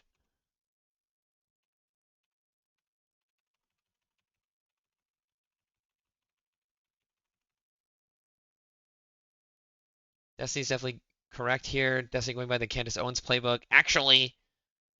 Style. So stupid. No mods report for now. No mods report for now? But not the substance. Right? He's might be right here, but guys. So Again. Here we go. Brand new set of principles. Right, Hutch claimed that Denham's directly asked Ronnie's call. CBS Pixels was right to get into it. Hutch was wrong. Hutch claimed that Denham's directly asked her audience to call. No, he didn't. Dude, it's all just. This is all. It's just. Okay. The main complaint right now is on the substance. That it feels like you're running. Let him piss. God damn it. Was that the kick chatter again? Bro, how many times is he gonna say it until he gets the chat turned off? Doobie's a closet graper. Rank cover. Bro. Again. All these people. Bro. By employing. Again. The most. Why does he keep saying it? Oh, this is so sad. Destiny misses his friend, knows that he's never coming back. Pisco just has standards that don't include violating women's consent. Dude. Insane argument. His chat's unhinged. Pisco's chat is so unhinged. The most. Holy shit. $10. To be clear, I've known Pisco since he was a 5-viewer streamer. Just as I've known Connor, Wick, etc. since they started out. We've always disagreed about things. I support all of them anyway.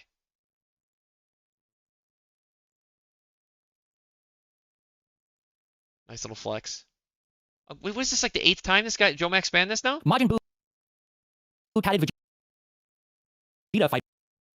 Quote from Destiny. Oh my god. Again. Argumentation. Just give me a second. Kaya, please. Pisco the proxy. Pisco defends tankies. Like Mega defends Russia. Real quick. You guys cannot. Uh-oh. And he has to turn off both chats? I don't even know what was happening in this one, but... Actually... My god. One second. Chat, okay. We got it. No more chat. YouTube chat, sorry, you're done. Go ahead, sorry. Well, okay, I'm going to YouTube chat, okay. We're doing TO stuff. Based. What's the point? Wait, I'm curious. Going back to everything we talked about. What? When Denims was watching all of that kind of stuff, the first video related to the CPS stuff, where he's talking about the fucking Guardia, whatever the fuck it is, and then the laughing about when Elon and Ethan complained about it, and she's like laughing at it in response. Yeah, I think it's a wrong thing. I think it's a wrong thing. No, and then, okay, and then when she watches that, not a joke. Yeah, I think that's culpable. Do you think? Yes. Okay. So do you think that I was she just has some clarifying. culpability? Wait, let's say the second CPS call happens. We don't know who's. Let's say second CPS call happens. Do you think that she would have some culpability in that second CPS call occurring? She'd be partially responsible for it happening. So I understand culpability to refer to a moral fault, right? So it's just kind of like moral. Yes. So the answer is yes with respect to recklessness, yes with respect to negligence, not yes with respect to intentional malicious phone call. Wait, why is there a moral fault related to recklessness? Yeah, because that kind of conduct contains a substantial and unjustifiable risk. Correct. So it's tied exactly to the harms that could result. But that doesn't mean that we have the same moral intuitions with respect to someone, and we went through the fucking car example to show that. And that's what I mean, right? Like, no, we absolutely have the same moral intuitions. If somebody drives drunk and they get home, the person doesn't say, you drove drunk home? The guy's like, yeah, but I didn't hit anybody. They say, you could have killed somebody. You wouldn't say, excuse me, I didn't kill anybody. And even if I did, that's a separate action than just driving drunk. So these two things are not logically held by one another. Correct. That's so obvious. Well, how can Pisco argue differently? You would say no, as long as you didn't kill anybody, you're good? Got away with it. Nobody died. Bro. Every day I leave my house as a form of exercise, and I don't look at all before I go out the door, and I immediately charge out of my front door and I swing a sword like violently around, like 10 feet around me. I haven't cut anybody's head off yet. Definitely not right. So how can you call it reckless? Agree that we would, just because you didn't cause the death of another person, and just because you didn't actually have the results of, such that you could be like charged for drunk manslaughter, whatever the fuck that is. I mean, there's some situations in which, I mean, the kind of conduct that issue with drunk driving is so reckless at this point, and everyone knows it. So we understand that. So I'm not trying to say that the bad act only occurs when the kind of result element. I'm very intention pilled. But I will treat very differently someone whose conscious object is to produce a bad result, as opposed to someone who's acting really, really recklessly, or even. Why say intention pilled? Yeah, because you're a trained lawyer and you understand how important that is when it comes to not only criminal affairs, but also philosophy in general. Right? Intent, like more in moral philosophy, right? Like foreseeability, knowing the circumstances, and then how would a reasonable person act given that set of circumstances? You kind of insert yourself and obviously when most of us say a reasonable person, the real magic trick there is what most of us actually mean is empathy. Because when we say any reasonable person, we really just mean what would we do? What would I do in that situation? Because most people see themselves as being fairly reasonable most of the time. And self-aware, mature people can also recognize the times when maybe they didn't act super reasonably or rationally. And they can recognize the difference. And they can recognize and acknowledge the difference. I acted a little bit unreasonably there. Maybe they can still justify it, right? But I had reason because I was angry and these people were attacking me. So I lashed out. But it was irrational. It was unreasonable. I shouldn't have acted that way. But I had some reason that kind of that doesn't justify maybe it, but like explains the behavior, makes it a little bit more excusable, but not fully justifying it. Negligently, and bad stuff happens to happen, or it just happens, right? Absolutely agree with that. No doubt about it. All I'm trying to say is there's a huge significant difference. And the only reason to do that is to say, acknowledge that bad circumstance happened that caused you to act on reason, but then when that happens, if you don't want something bad or damaging to happen to you forever, but if that happens again in the future, you know how to like handle yourself better so that you don't act unreasonably, right? You can handle it better next time, right? You just want to improve yourself. Okay, you fucked up. You acted a little bit unreasonably. Maybe you had reason to, but in the future, act differently. Difference between those two things, and you have to really be honest with yourself. At the time that Denham's watched that video, real quick, because we might be everything, okay? Because I want to do one thing. You said, it goes back to the question I asked Kafka to monitor. You say there is a huge difference between the two things. I personally, I don't see, there is some, but I don't see as much daylight between depraved part and first degree. I don't see. Oh, that's what I'm saying. No. Depraved part. Like, that's an area where recklessness. It's so reckless. The risk is so great that it's going to be some kind of constructive intent. So we're going to treat it actually the same. I don't think isn't depraved part used as a second degree murder justification generally. No, but like essentially you're fulfilling the malice aspect of murder. The thing that makes it the worst is you're so reckless that we're going to treat you like you basically tried to kill him. Yes. Yeah. But when somebody is watching, I just don't understand how what Denham's is doing is not on that level. This is why. I think her response. Why doesn't it seem like the response indicates that is basically what she was doing? So the reason why I think that I'm not going to do that kind of constructive intent is because all else equal, I think the risk of someone else doing the CPS call on the basis of that statement, right? That statement is a but-for cause relating to something. So that's what you have to show, right? Like the risk is related to the thing, right? What is the thing itself? The thing is her making that comment, right? The additional risk by her making those comments and having those. Do you think any of this would have had? Well, the problem is Bad Empanada probably was the one who did the call. Because here he is on the phone making a joke about it, and then he also admitted that he did do it, even though he could have just been trolling and saying he did it, because he's a nasty little fucking troll, like of the worst actual kind. Fuck.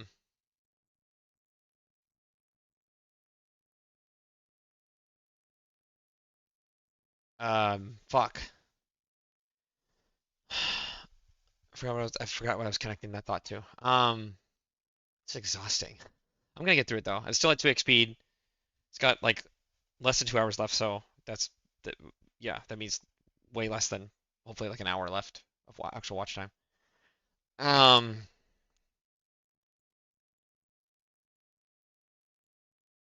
Like, do you think that this? Here's the thing: we don't even actually know if, but for Denham's. Maybe the call still would have happened if it was Bad Empanada. He probably still would have done it regardless. Or maybe Bad Empanada saw how much Denham's was bolstering it, how much their support there was in her audience, and that changed his decision to call. He's like, oh, people think that's epic and based. I'm going to do that. There seems to be a lot of support for that. You don't know. You don't know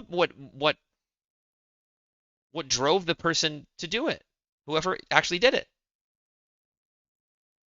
By the way, can't you just FOIA request that? to learn who did it? Why wouldn't you just confirm this?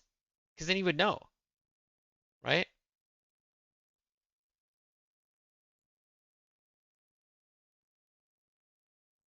Hold on, maybe Grok maybe Grok knows this.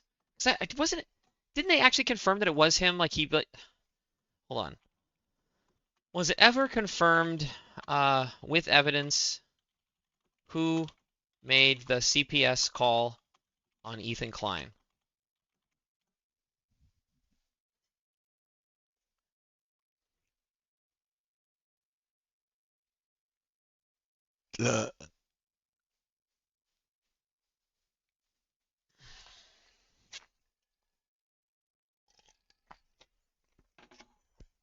Getting it from the real source, snarkbrain.com. No, it has not been confirmed with evidence who made the CPS call on Ethan Klein.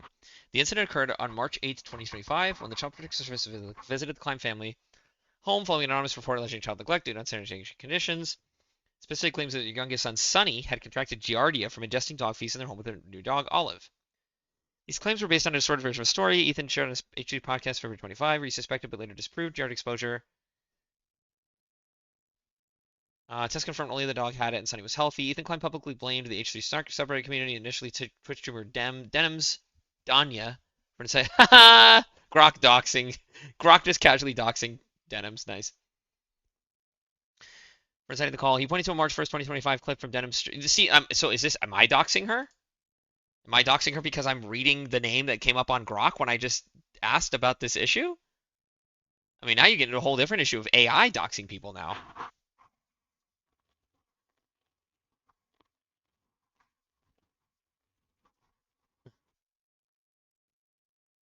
Also, if you're like a public figure who comments on politics and stuff, like you should have the balls to fucking have your name out in public, dude.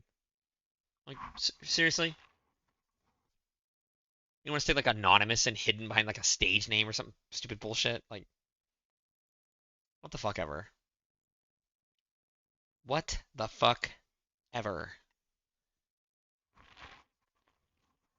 Denims denied making or encouraging the call, calling the accusations defamatory.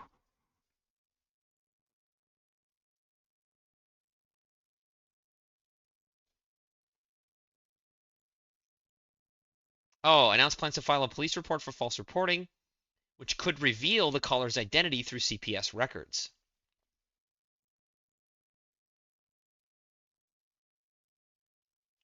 Well, right, and you can't just have anybody just try to FOIA that, because then that would, yeah, that makes sense. It would have a chilling effect on people calling CPS, right? If somebody could call and be like, who called on me, right? They wouldn't do that. That defeats the whole point, right? They want people to be comfortable to report, you know, potentially unsafe conditions for a child that they observe, without retaliation, right? However, if you file a police report that somebody filed a false report to CPS, that's illegal, right? And then in that case, they'd have to release it so that you have the evidence of it, yeah. Reactions is essentially small in comparison. No, you don't. You don't. The but-for doesn't even need to be demonstrated there. If you go out and you drunk drive, and somebody goes out, and they hit somebody, right? Perfect. So that's an action that in its tendency has an incredibly high risk to do the thing, right? We're so lucky that it didn't happen. It really doesn't, right? Drunk driving? Yeah, probably. My guess is going to be less than 1% of drunk drivers actually get into an accident. Unfortunately, in the US, a lot of people don't drive. Okay, maybe I'll agree with that, but what I'm saying is at a bare minimum, right? I think that you've shown like a much higher tendency when it comes to drunk driving and some kind of related offense, some kind of, accident. Yes, I agree with you. But can you clarify, because it feels like you just stumbled into that argument I made before, which is it's not about absolute risk, it's about relative risk. It's that you're taking action that's going to significantly increase the chance of something happening, not just that the absolute risk of it happening is high. No, I don't think that's true. So like suppose that, for example, that you have the tiniest little sip, or I won't say, a medium sip of wine, okay? You have now just significantly increased the risk of a crash, right? But you're just sober, right? You are sober. And so, yeah, it's a significant increase in risk, but by all accounts, it's not significant enough such that you are in any danger whatsoever of crashing more than, like, I don't know, you being tired on a particular day, or you having, like, a bad fight with a partner on a given day. In that context, I just want you to grant it, right? So in that context... I think there might be hypothetical, because I don't know if having a single sip of wine does anything. No, but assume, right, that you've taken a sip of alcohol such that it has significantly increased the risk, similar to the risk of distraction from a fight, similar to the risk of, having 2 hours less sleep than you would have, right? But you're still good to drive under every standard. In that context, right? Notwithstanding the increase in relative risk, you're not reckless, right? You're not negligent. Agreed? I disagree. You think you're recklessly driving if you have like 2 hours sleep deprivation equivalent? As somebody who fucking drove tired way too much. No, 2 hours. 2 hours. Clearly. A 2 hour sleep deficit. You're a little tired, but you're good to drive compared to an old fart who is even on his best day. Oh well, no, you know what I'm saying? Not at that point. It probably because we'd be looking at like things related to It wouldn't be intense. There's no word you would look for. Like, what is, like, for instance, you don't need, like, we would view somebody who drank a little bit of alcohol differently than somebody who maybe took an anti-allergy medication. Versus somebody who maybe just didn't get quite enough sleep. But we could look to the purpose of not having a lot of sleep, right? So for instance, let's say somebody only got like 2 hours of sleep and they were driving the next day, and it was because they were up all night taking care of the kid who was crying, versus somebody who only got 2 hours of sleep because they were grinding the end of the arc racer season. Do you think that we would hold one of these people more culpable if an accident happened the next day? I think all else, yeah, no. Yes, I think as between those two cases, we would hold the person who has kind of the trivial reason for staying up a little more. Like we would treat them a little differently, all else equal. Sure. What we wouldn't do though. Like Hutch watched the video to debunk it as a bad thing, and somebody in the audience might look and say, well, hold on, we should have somebody watching it doing this along with it. I agree. The question isn't as between those two cases, which one would we see is more culpable between two people who are relatively not culpable, right? The question is, would that situation that is where you have a minor sleep deficit, but not nearly the, to the extent to which it would impair your driving to some kind of normal standard of driving that we all accept, in that situation, notwithstanding the increase in relative risk, you would say that person, they're not being reckless, they're not being negligent, they're able to drive, and they've you can even make it more crazy, right? Like you have a NASCAR driver who under optimal circumstances would never ever drive bad at all, and this person has like a big swing of alcohol, but he's not over the legal limit, and he's impaired like 30% of his driving skill, but his normal rate of driving is just so far above everyone else, and you brought him down. In these cases, you probably borrow a word from Abby, and as you there's probably like a threshold that you would argue for. That threshold is absolute risk. You need to have a threshold of absolute risk. Just decreasing the relative risk. If you're an alien being who's optimal. Well, no, the threshold. I think the threshold will be relevant when we're talking about like unintentionality, but for intentionality, I think the threshold would basically completely disappear. So, for instance, if I was cooking, so I'm back in the kitchen, I bring a steak out from the freezer and I leave it on the counter for fucking 12 hours before I throw it on the grill and I serve it, and somebody gets food poisoning or whatever, right? And let's say that it's really bad or whatever, that's not good. Versus if I take a steak out, I do everything else with it, but then I like put like a little bit of dirt from the floor on it, or I step on it, or whatever. And like there's not. We would treat someone who intended it differently. Yes. That was my whole fucking point in the fucking stream that you soyed out about and said I was a grifter. That was my whole fucking point. You just restated it. What was your whole point? My whole point is we treat so differently the intentional fucking acts of someone than the acts that even if they impose an unjustifiable risk and they're culpable for that, we treat them so differently. That was my point. Yes, of course, but the question is whether or not Denims should have known that this behavior was going to result in any reasonable person. Of course you would know this, obviously. And you can tell that by reading into how they react to the situation. I mean, I don't know that you can. Does Denim strike you as a person who is like conscious of? Does he strike you as the right person who is going to be able to know all the entailments of the kind of risky behavior? Yes. It's what I said some number of days ago. Recently. I'm not allowing these motherfuckers to get away with just playing dumb anymore. We're not playing dumb anymore. We're not saying we don't know. We're not saying they're stupid. You think she's probably not very bright, right? Yeah, again, might be fun to just like make fun of the big tip bimbo, okay? But that's a character she plays for views and clicks and money. Denims is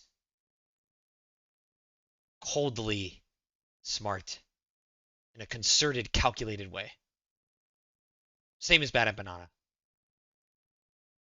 She does. I'm not sure, but maybe she is. Oh, shit. No, you're right. Dennis doesn't know every single possible thing that could result.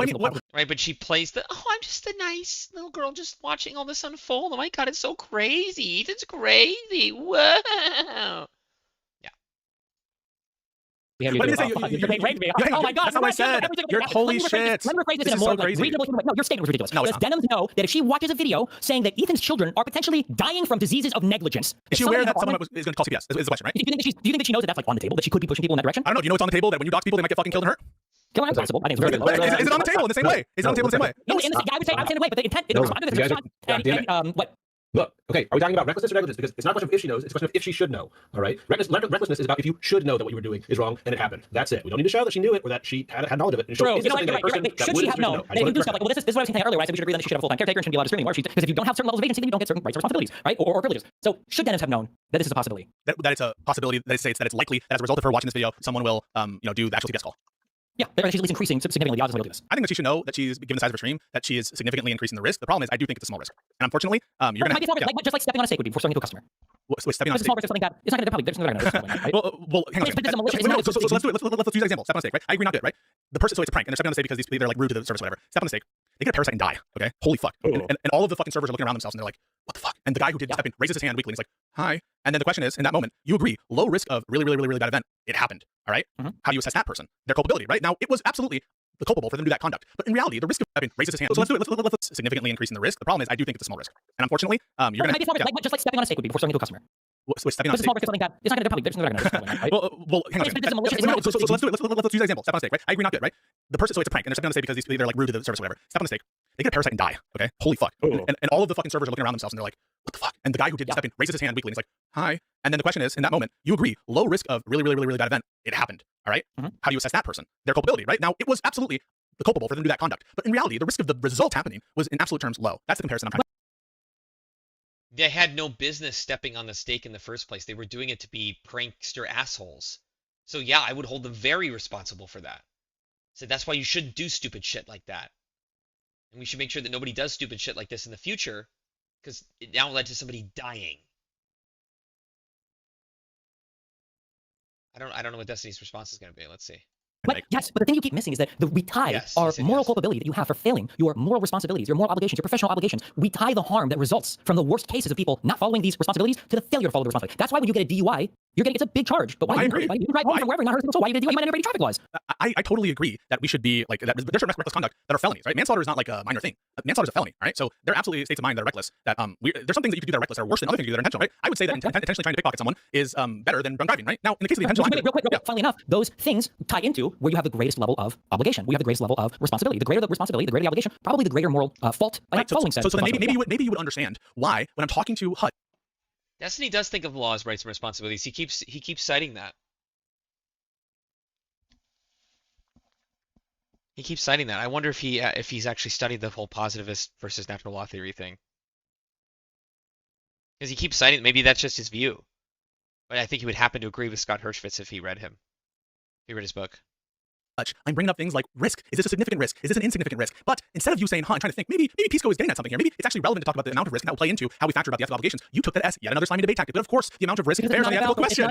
It's not about the amount of risk. It's about the amount of unnecessary risk, and especially the intentionality of the violation of the obligation. Even if you know, I right now give orders to my chat to go and kill some fucking person. And chances are, if anybody following it, it's probably less than 0.00001%. But just the fact that you could issue the order like that, because that's a huge failure of mass obligation. Has a chat. She has obligation to the chat. Not because behavior is going to give people swat or CPS call. Let me give you a perfect example. I think sandwich thrower. You know the sandwich thrower, you got let off, right? Whatever. But the sandwich thrower, he threw something at ICE or National Guard or whatever. And let's say that he's throwing that sandwich with the intent to kill the fucking guy. All right. Sandwich thrower. Because that's a huge failure of a massive obligation. So let me give you has a chat. She has obligation to the chat to not be engaging in behavior that's going to give people swatted or CPS called. Let me give you a perfect example. I think sandwich thrower. You know the sandwich thrower, he got let off. All right, whatever. But right, because the difference here is that when Destiny pushes to the edge of edginess as far as he thinks he can get away with doing, right? He knows that his chat knows him, and they do, right? He knows that that real DGGers would never actually like try to swat fucking, like esports Batman or these people, right? And whoever actually did that, the chat would be very quick to be like, ban that guy. Right? It's not the same. The sandwich thrower, he threw something at ICE or National Guard or whatever. And let's say that he's throwing that sandwich with the intent to kill the fucking guy, all right? You can prove that he threw that. Now he's like a deluded asshole, or he is like so incompetent that he has no comprehension that his sandwich has exactly zero chance of killing this person. He does it anyway. I'm going to treat that person as like an attempted murderer. Okay, so or at a bare minimum, it's going to be some significant penalty. Yeah, you didn't have a gun there, but the only reason you weren't successful in killing them is because you're a stupid person that tried to use a sandwich because you had like some notion that they might be allergic to something or whatever. So I absolutely take the view that intentional conduct. I'm an intention cuck. I've said it always. That intention to me is the most important thing. That's why I was making this point. So absolutely, if you could show that Denham's conscious object was to make the CPS call happen, I think that's a lot easier case than the kind of statements that have been shown. Those statements absolutely. Now, again, why did you phrase it as intention cuck? Jesus. He's cucked to intention? Why is that? That's not a cuck. You're cucking yourself. If you're going to use the word cuck, like ironically or sarcastically, you have to use it correctly. You're not cucking yourself. Like, intention actually matters. It's important. What? It's a good thing. Don't like phrase it like it's a negative. Downplaying those statements absolutely unjustifiable. Those, in the same way, by the way, I think that some of your jokes and other people's jokes sometimes are unjustified. I'm not saying they're the same thing. I'm not saying they're the exact same thing. But I will take issue with certain things. But like, I don't think when you're calling, making certain jokes about Corey Competour, making certain jokes about victims, I don't think that you want them to die, right? I would defend you, and I have defended people like who Rob Moore who accuse you of saying that you want Republicans to die, right? You don't want Republicans to die, do you? Hello? No, but what's the difference? The difference is it's not your conscious object to make them die. Now, someone might look at your conduct and say, no. Okay? We're also not. If somebody called CPS on Ethan and like Denham's and Casey Tron and all that, it's hard to separate these communities are so fucking toxic. But they just laughed at that fact. Then it would be gross, disgusting, whatever. But let's say that again, to make the reason why your analogies are so mindfucky, the dad and the dog one's a good example too, is because you're erasing the part where they are watching something that is driving the behavior. If I was watching video after video, if I was talking about like this is why I don't do, like guys, I don't guys need to get armed, we need to start training. I'm saying don't ask us 2 weeks ago. Should we start arming and training? That increases the risk of a whole bunch of bad shit. I usually don't push. I don't ever push people in this direction. But like if we were watching videos on like best ways to assassinate conservatives, best ways to intervene so 911 can't get to people in time. If I was watching it and then a conservative got shot and killed, and then I started laughing and making jokes about it. Like, would you not look at me and go like, are you like hoping that somebody in your community? Would you not look at me and even if I would treat you differently? Listen, I would treat you differently if that versus current facts, right? So I'm just giving you what you want. I would treat. I think Hutch would also do differently. So Hutch is very critical of my jokes and all this bullshit because he's just like whatever. That's fine, okay? He's critical, but I think that Hutch would have a much more negative view of me if I was in my chat saying like, okay guys, how are we get the next conservative? Like, let's theory craft. Like, what are the best guns, the best loadouts? Like, how are we gonna go? Like, it would be way worse. But the thing is, like, I agree that to the extent that there's no facetiousnness there, because there's edgy jokes and there's kind of like ambiguous things, right? And we want to avoid the situation where it's just like obvious conspiracy or obvious attempt, right? And so we're putting out that one. So you're giving a kind of example where it's on the margin and it's unclear whether it's a joke. joke, right? Because if it's very clearly a joke, then even the pre-joke conduct, you're not gonna say that there's like major culpability there, right? In the sense of moral fault. Maybe it's reckless to do those jokes, but I mean, you'd be on no different terms than what the Republicans are accusing you of. Now, I disagree with their assessment. No, I disagree. I would say there was major moral fault. Yes. When we talk about yes, but when we talk about like negligence, or rather, I'm sorry, when we talk about recklessness, that's why there was that clip I sent you earlier. That's why when I see my chat saying some fucked up shit, I don't just stop talking about it. I don't just like change a little bit the way I talk about it. I will very clearly say, hey, don't fucking kill people, even Nazis, even fascists. Don't kill people for differences of political opinion in the United States. Don't do that here, right? It's not. There's no fucking guesswork there. I'll just see a clip of it. There's no guesswork. No, I mean, like, I understand that there are distinctions between different kinds of conduct that could be at issue, and the examples that you're providing, again, these are distinctions that I think do matter in terms of how we assess the relative risk of them. The only thing I'm saying is that someone pointing to an increase in risk and awareness of risk, right? You would grant that, like, you calling these people fascists, you calling these people, fucking crazy people who want to take over the country, that does increase the risk, right? It's mitigated by some of the things that you're saying, right? But it can increase the risk. I accept all the increase of risk as long as my analysis is accurate and my positions have been made. And if it's the case that, for example, you made everything you said, but you didn't have the condemnations of violence, let's say, and someone ends up, killing someone else, you're going to perhaps take culpability for failure to moderate. Maybe if there's enough of a showing that there's a causal connection between you and what actually occurred in terms of they came from your community, and maybe they're directly linking what you say to why they did it. Maybe you would imply even some like negligent or reckless culpability with respect to the completed act itself or that result. But I guess I want to break just real quick because you keep getting really hung on this causal chain. I don't care about necessarily the causal chain. I care about the factors and if they would transfer or not. So for instance, let's say somebody killed somebody, like you said, they mentioned things you said, but let's say they didn't. But let's say that all of them they killed somebody, and let's say that they did a whole manifesto and they pointed at a whole bunch of stuff that Josiah said, right? I think they're pretty aligned on a lot of things, right? And I say a lot of similar things. Well, I mean, it's hard because I don't think you're deciding necessarily encourage violence. But like, that's Republican characterization. I'm not adopting that characterization. I'm not because that characterization is not true. The facts are different. But like, let's say that me and Josiah were really on this, like, Merrick Garland needs to go. Like, actually, somebody's got to find this guy, take him out. And then let's say that I kind of say it and Josiah says it, and then somebody does this manifesto and they write, well, Josiah said the same. Even though they weren't from my community, and they might even said, like, I'm not subscribed to anybody to Josiah. I would feel a level like, okay, guys, we don't do this, right? Because I see how it contributes to that. But that would be like an outcome because I don't want people killing people for just a difference of political. I want to know, but that's not going to prevent me from doing an accurate political analysis. People might kill people because they're trans or because they're fascists or because they're whatever else. I'm going to stop doing an accurate analysis. And if there's a person who keeps on promoting anti-vaxxism by talking about his personal situation and keeps on, talking about how he's been fucked over by CPS calls, unfortunate CPS calls, you might continue to say don't call CPS, but you're going to continue covering his content and saying, hey, like this is dangerous, like the anti-vaxxer is wrong, and all the examples of his own kids' health, they're not right. Now you're going to see the risk, right? It's already happened. The CPS call for the vaccines, my hypothetical, they've already happened. You put out a statement that says, hey, I don't want you to call CPS. I would never call CPS. Don't do it. But you're not going to stop doing the thing that will increase the risk in that context, fair?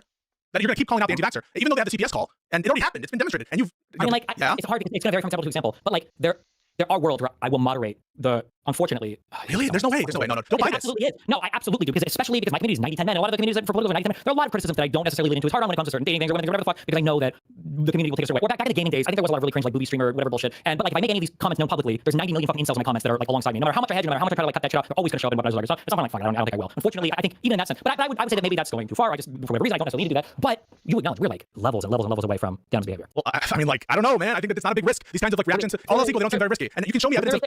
Is there a single time? I'm just curious. Maybe is there a single time where Denham says, seriously, guys, the CPS stuff, we don't do this. This is not cool here. That's what I thought. That's what I remember seeing. So I'm just saying, I remember seeing something like that. I just don't, and this isn't me being weaselly. I don't have instant recall of the condemnation that was there. I thought I remember seeing that. Earlier you were saying things like, well, you need to be able to justify your assertions. No, but my assertion isn't that I know her conduct to be a thing or not. I'm just saying what I've been seeing so far doesn't justify the lawsuits. We haven't even reached that. But all I'm trying to say is, regardless of your thoughts about this, and you seem to take a view which I mean, I guess is like more protective of your, more responsible for your community. And in some ways, I think that's in line with stuff you said before. In some ways, I think people could argue that it's maybe inconsistent. But I'm not going to get into that right now. Regardless of your thoughts about who's right here, do you actually get culpability in the way that Steven says or in the way I say? This is an honest disagreement. It's not that I want to promote Hassan. It's not that I want to fucking support stalkers. It's not that I want to support just the community.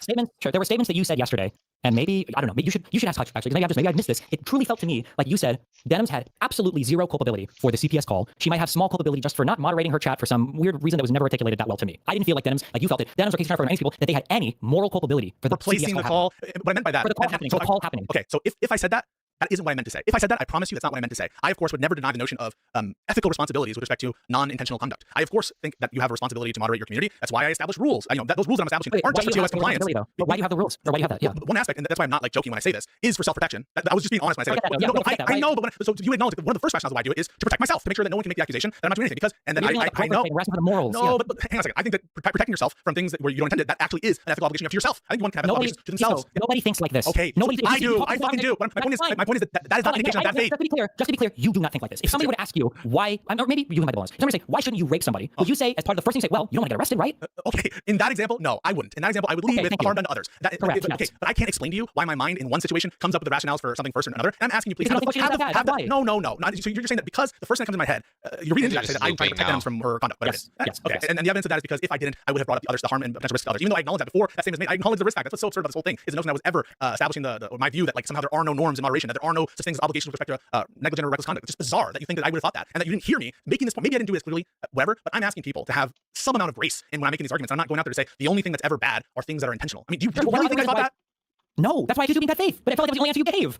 Okay. Can somebody link me the clip? I really want. I wish I could remember the exact word you used. It was like when there's like a non-trivial hurdle to moderation. This is what I said. This is what I recall. So what I recall was Hutch asked a question like, "Do you have a duty to moderate when people basically say to call CPS?" Right? And I thought about it for a little bit. I'm like, I think you should moderate calls for CPS. I do agree with that. But I'll ask you, do you think you should moderate? No. I just want to be clear. You said that's not what I was trying. You gave an answer that was the most syntactically crafty answer I've ever heard to avoid committing yourself to any sort of moral obligation. That was essentially just saying like, as long as it's not a big deal or not too difficult, you should moderate bad shit so you don't get banned. That was the substance of your answer. Somebody finds the clip later, but we move on to the next thing. Go ahead. Okay. I mean, like what I'm trying to do is essentially these accusations are made that I'm adopting arguments I don't really believe, that I'm being influenced into becoming one thing or the other, that I'm specifically with bad intent trying to do one thing. And listen, y'all can have the opinion that you want. What I want to say though is it's totally unjustified. I have been a lib capitalist through and through. I'm going to show no, because you say that I'm appealing to tanky audiences. That's what you say to your audience. So where's the responsibility for that? Where's the responsibility for that? Your statement here doesn't do anything to vindicate you, right? Of course, you say you don't do things. It doesn't mean anything, right? But do you believe that I'm trying to appeal to starters? You believe it? Yes. Okay. And that's based on your divine revelation. Well, it's based on the unfathomable logic that you employ. Divine revelation. I mean, this doesn't seem like what so condescending. I didn't remember the answer at all yesterday. It was low cost of compliance. That was the phrase. Yeah. So why is it bad? Yeah, why you have a duty to moderate your chat? So a duty of reasonable care, which is what negligence is sort of pinned to. The reasonableness relates both to the sense of the risk and the cost of mitigation. All right. So there are things that you can always do to reduce risk. All right. You could pad yourself up in a million different pillows and walk through and like make sure. Yes, so when I say cost of compliance, when I say compliance cost, there you might not believe me, but explicitly what I'm invoking is the notion that part of the assessment of what constitutes reasonable risk relates to how much it costs for a person. Like you would never say that Denham's the start of a stream. You say I can this, I can that, I can Masonic, I can like you would never say that she has to run through 1,000 trillion throat clears and it's an infinite amount of things, right? Wait, can you? I'm just curious. Can you watch something? This is what you get to answer. Okay, I'll just see if it's. Is Kafka still in here? I am, yes. Okay, here, pass this along. What is the point of moderation here? So I just want to make sure. Can you answer that question? I will. Yes, I heard you. What's the point of moderation? There's self-standing obligations to moderate to reduce risk that a streamer I think has it's where there's a low cost of compliance and where there are obvious potential benefits to a low cost compliance incident. The fact that you have a self-standing obligation to mitigate risk. I'm going to repeat it, make sure you hear it. So I'm going to say twice. That you violated your duty to moderate does not mean you are culpable for actions that underlie. If you're not culpable. Yeah, that's very consistent with what I just said. Okay, so you said that something about like if a streamer. Wait, what?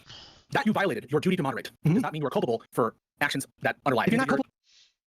Yeah, that's very consistent with what I just said. Wait, what? The fact that you have a self-standing obligation to mitigate risk. I'm going to repeat it, make sure you hear it. So I'm going to say it twice. That you violated your duty to moderate does not mean you are culpable for actions that underlie. If you're not culpable.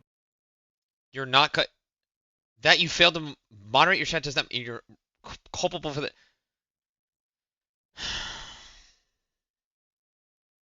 Yeah, that's very consistent with what I just said. I'm not going to get baited. Okay, so you said that something about like if the action has a the risk the streamer faces has a low cost of compliance. Yeah. And there's an obvious benefit to the low cost of compliance. There's a self-standing obligation to mitigate risk. Yeah. What risk are we talking about? So the risk relates to the likelihood that some crazy person is going to do something crazy.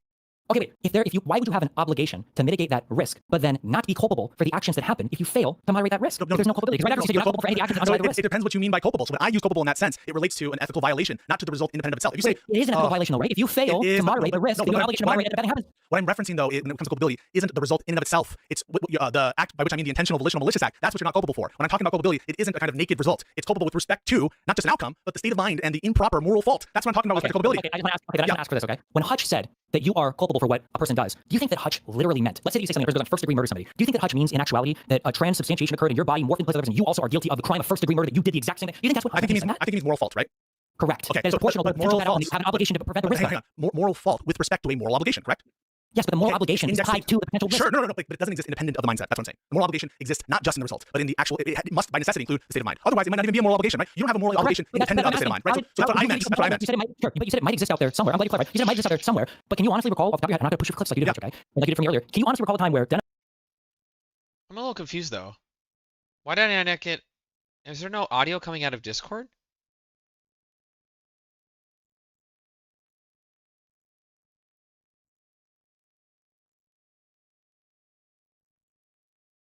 I didn't get like a boop boop. Oh, maybe because it's in streamer mode. It disables sounds like that. Probably, yeah. Okay. was sincerely and deliberately part of her chat and intentionally saying like, guys, we don't engage in this type of behavior. Like, we're not doing this here. I remember the one time where after it happened, where she said, I never called it and it's not good. That's what I recall. I don't remember the exact words she used. I never called it and it's not good. I don't remember. I'm telling you right now that I thought that she condemned it. And I thought I saw that clip. It's possible that it's more Weasley language. I'm not saying that that's not true. That's what and like, I'll grant, let's grant all that, okay? If that clip didn't exist, or if it only came after a ton of public backlash or lawsuit or whatever else, it came like 2 months ago, okay? I'm not for intentional malicious, no. Sure. Would it change your mind for the recklessness? No, because I've already granted that. Oh, wait, so you granted her behavior as you agree that it was already the reckless thing? Yeah. Okay, then I'm going to argue higher standard. Why doesn't recklessness grant some moral culpability to the person who engaged in the reckless behavior? Yes, that was the whole conversation. You missed the part where I said, yes, she's culpable for the things she actually did. Did you not see that? For the things that result from those things. You're just not understanding what I mean by culpable. What I mean by culpable isn't indexed to just the result by itself. When I say culpable, it includes some notion of moral fault, which is indexed to a state of mind. You don't have. I'll just say you don't have. But the moral fault is also indexed to the potential harms that result from the failure to adhere to the obligation. No, I agree. I agree that it's related to the relative risk and the harm. That's why I was bringing up those concepts with Hutch, and that's why it shows that I'm good faith because I'm aware of the different issues when it comes to issues of causality. I brought up proximate causation in the context of where things break the causal chain. So yes, I'm aware of these concepts. I'm deploying them in the conversation. Maybe I'm not as clear as possible, but it is consistent. But this is why. Okay, I'm gonna explain this with a doctor thing and tell me if I'm not understanding or if I'm saying it accurately. I'll just say nobody understands what you're saying. Okay, a doctor decides to never wash his hands or do anything and goes into perform surgery on a person. Okay, we all, I believe, I don't know the fucking rules. My guess is doctors probably have to scrub in before they go into a OR operating room or whatever, right? Doctor doesn't do this. Patient ends up dying because of a secondary infection. Okay, or because of some primary infection, right? If that would happen, we would say that the doctor, he had a moral and professional and legal obligation to scrub in. He failed that obligation. Correct. When you fail that obligation, the moral failing is seen as accepting the consequences of all the things potentially that could result in the failure to adhere to that obligation. In the specific scenario where a patient died, he has some moral obligation there with for the death of the patient. Just like Dennis would have a moral obligation to there. The extent of state of mind. To the extent of the moral violation. That's what you said. And the recklessness state of mind is enough to say that she didn't adhere to her obligation, her professional obligation. But I'm telling you now for the maybe the 10th time, I grant that and did in the conversation. Do you understand that? This is doctor example. He failed that obligation. Correct. When you scrub in before they go into an OR operating room or whatever, right? Doctor doesn't do this. Patient ends up dying because of a secondary infection. Okay, or because of some primary infection, right? If that would happen, we would say that the doctor, he had a moral and professional and legal obligation to scrub in. Yeah, I mean that would be, especially as a doctor. That's like, yeah, they take an oath to do no harm.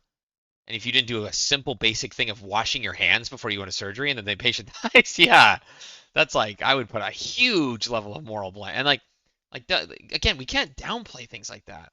Oh yeah, he'd be responsible. No, he's fucking responsible. Like that, he should have known better. There's no excuse why a doctor should do that, right? And we need to feel this way to like have a proper society, right? We need to like all feel like that's horrible. You can't fucking do it. Because also, not only does it serve to bring justice for the harmed, but it works to prevent future harm. That's also the other goal here. Like working towards a better world. All that cucked hippie shit. He failed that obligation. Correct. When you fail that obligation, the moral failing is seen as accepting the consequences of all the things potentially that could result in the failure to adhere to that obligation. In the specific scenario where a patient died, he has some moral obligation there for the death of the patient. Just like Dennis would have a moral obligation there to the extent of the moral violation. That's what you said. And the recklessness state of mind is enough to say that she didn't adhere to her obligation, her professional obligation. But I'm telling you now for the maybe the 10th time, I grant that and did in the conversation. Do you understand that? So then when you disagree, do you think your biggest disagreement with Hutch is on this particular topic? The disagreement is people are conflating the degree of her desire. In other words, they are overstating the evidence. They are stating that it was Denham's conscious object to bring about the result of the CPS call. And that is not, the evidence that I have seen has not shown that. It is weak on that. And so what I am addressing is this notion, because there's one thing you could say, the community was reckless, they didn't moderate, and this is a risk that they should have mitigated by signaling that this is not okay, by pushing back when possible. Absolutely, people will say that that's at fault. We didn't yet weigh that against the lawsuits and if there's anything about it. Do you think Hutch was doing that? I'm not sure. I'm not sure. We spent most of the time to get him to understand this concept that I was trying to show. I'm not sure that what he was saying in response to understand what concept? The concept that multiple ethical obligations exist, and each one of them has an index state of mind, and one violation of one does not entail the other. That was anyone who watches that fairly knows that I was struggling for hours to come to that and to suggest that there are different, different implications from that. And yet you could say, for example, because the struggle was because it took you a long time to get to the point that culpability wasn't a binary yes or no. There are contributory negligences, or there are other factors at play that the foreseeability of certain actions and responsibilities and all those things. And Hutch kept saying things like that. Like sometimes Hutch would even say a phrase. I don't really realize this. He was intuiting. He was saying like, well, didn't this contribute to? And he would switch immediately to like, well, she's not culpable for. And if you look that, like, isn't the better inference instead that I think that there's no moral obligation to ever moderate your chat under any circumstance? That maybe what I'm saying is for the thing that she's being accused of by everyone who's saying is that she bears responsibility not for the being reckless, but for essentially wanting this to occur, wanting the CPS stuff to occur. Because I think there's plenty of evidence to say that you would say this is like a depraved heart, constructive intent thing for sure. You're gonna have to show some. I mean, if that's the case, then I'm sorry, but like you're gonna fall into that rubric big time, and not just for the doc stuff. And I don't think that you deserve it on that stuff. Hold on. If somebody from my community, because I think there's plenty of evidence to say that you would say this is like a depraved heart, constructive intent thing for sure. You're gonna have to show some. I mean, if that's the case, then I'm sorry, but like you're gonna fall into that rubric big time, and not just for the doc stuff. And I don't think that you deserve it on that stuff. Hold on. If somebody from my community showed up and beat up Jistical because of a docs I posted in my chat, you would come out and say, oh, he has absolutely no responsibility. I mean, if that's the case, then I'm sorry, but like you're gonna fall into that rubric big time, and not just for the doc stuff. And I don't think that you deserve it on that stuff. Hold on. If somebody from my community showed up and beat up Jistical because of a docs I posted in my chat, you would come out and say, oh, he has absolutely no responsibility. So I don't think that you would be. So I think that you would have a fault with respect to recklessly endangering the health and security of Distilk. But I don't think that anyone can say that you were culpable for the intentional assault of Distilk unless they can prove you wanted it. You agree with that, don't you? How would you ever? But do you agree? Wait, tons of circumstantial evidence, any kind of evidence of you guys planning for it, any kind of evidence of you guys. That's like, you're talking about direct evidence. You're talking about confession. No. Yeah, what would be? No. That's not the case. What I'm saying is not that you only need confessions to get to intent. All right, that is not at all the case. For example, if you drew a map to his particular address, right, you think that would tend to show more intent. Wait, if you show frustration, if you say something like, oh, it doesn't look like guns are allowed in wherever he is, right? If you said that, that's not a direct confession, but it's the kind of conduct that shows that you don't really care about the health or safety. Maybe if you started saying things like they should be killed. Okay, well. That seems basically direct confession is almost what you're saying. But like, what if you were to say statements like, well, under 4 years old, children don't even form memories? Or what if you were saying statements like, well, if you're getting diseases as a child, you get it as an adult, that's basically life-threatening. Well, one I kind of view as downplaying, right? The first one is like, oh, it's not a big deal, right? And I understand they're different, but if like Tim Pool got mad at someone, so let me give you an example, right? So there have been people where you have justified docs because someone put your location, right? Someone put your location. This is so in the weeds. an analogous example from Destiny. Well, I think he gave a good example. If somebody from DGG chat, from Destiny's community, like provably, okay, this isn't somebody who like just joined or like a solid years-long chatter, went and found J-Stock and beat him up. And so like, this is for Destiny, right? Like, what Destiny's saying is if he would obviously feel a high level of moral culpability over that. If it was somebody from his own community, yes, Destiny's biting the bullet on this. Yes, even if I didn't direct them to do it, right? Even if it's not as strong as the case for Denims, Destiny's saying I would still feel moral, like some level of culpability for that, because they're from my community. I haven't exactly said the nicest things about J-Stock, right? He hasn't said the nicest thing about me. He hasn't done the nicest things towards me. Right? But I mean, yeah, I didn't really want that to happen. I didn't want to try. I wasn't encouraging that to happen. So I need to tone down the rhetoric. But he would take action, right? I need to tone down the rhetoric in maybe myself. I maybe need to just be more strict about banning people. Whatever the case may be, he would take some kind of action to show that, yeah, that's okay. We got to pull back a little bit. Right, but it would be minute. The level of culpability would exactly match the actions then taken to right whatever level of wrong was done. Like, jeez, it's so hard for me to explain because it's basic shit. Live on Twitter, and you your response. I recall this. Remember this? And your response basically like, you're asking for me to be killed, right? You're asking for me to be hurt. People get killed, right? Remember that? Depending on how you dox people, yeah, sure. Right. And so I think it really does depend on. So in that instance, I think that you can make a case. Depending on how you dox people. Yes, right. How you do the doxing.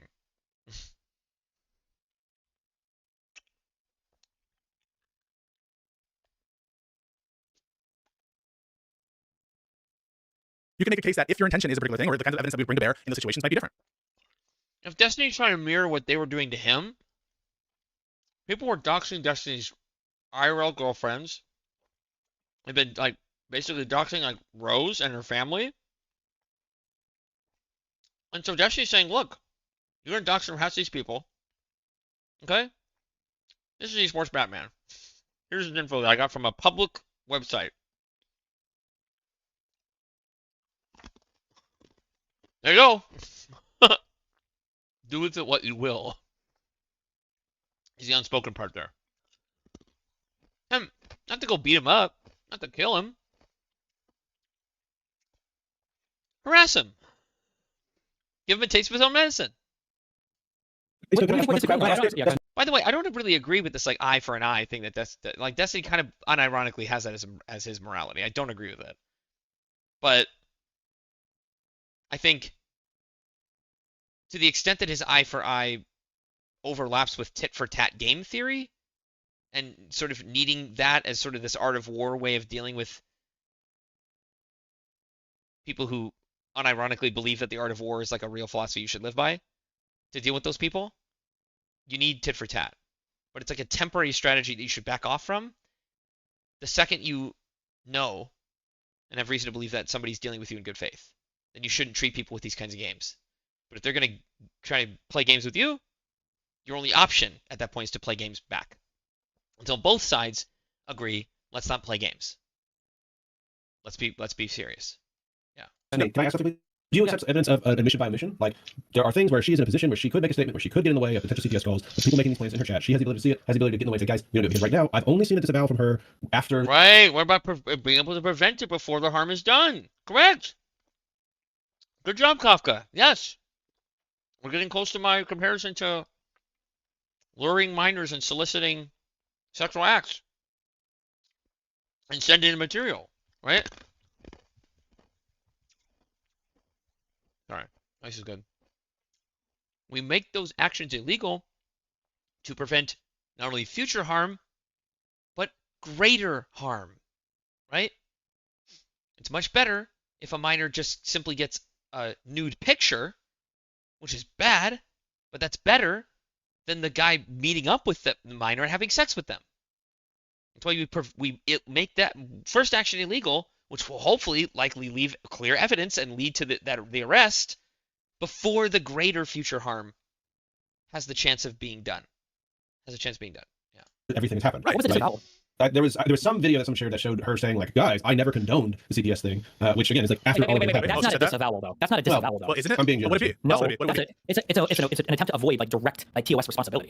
So you think she said I did? Wait, she said I did condone it, or what did you say? You're saying they shouldn't do this. It's not they shouldn't do this. It's saying I didn't do it, right? You should make a more positive statement of like, I don't want this behavior in my community. We are not doing this in my community. Like this is a thing we're gonna have like a strong stance against. Like also to be clear, the correct statement was I did not condone it, nor did I do anything to get in the way of it. Because she's just speaking descriptively at this point, and it's like okay, maybe there's no explicit statement of condoning it, but there's also probably an equal amount of evidence of you trying to stop it from happening. I mean, is that the full quote? Oh, did she say nor did I do anything to get in the way of it? Damn. That's pretty. What's the word? What's the lawyer word for that? That's pretty inculpatory. Is it inculpatory? Proves someone's guilt, right? Exculpatory proves their innocence. Okay, yeah. So that's totally inculpatory evidence. If she actually said that directly. She said. Here's the thing. Like, I don't know how long it's gonna take, but I'm linking it to Kafka. You can Pisco. I'm gonna listen to this for 30 seconds. I'm doing it.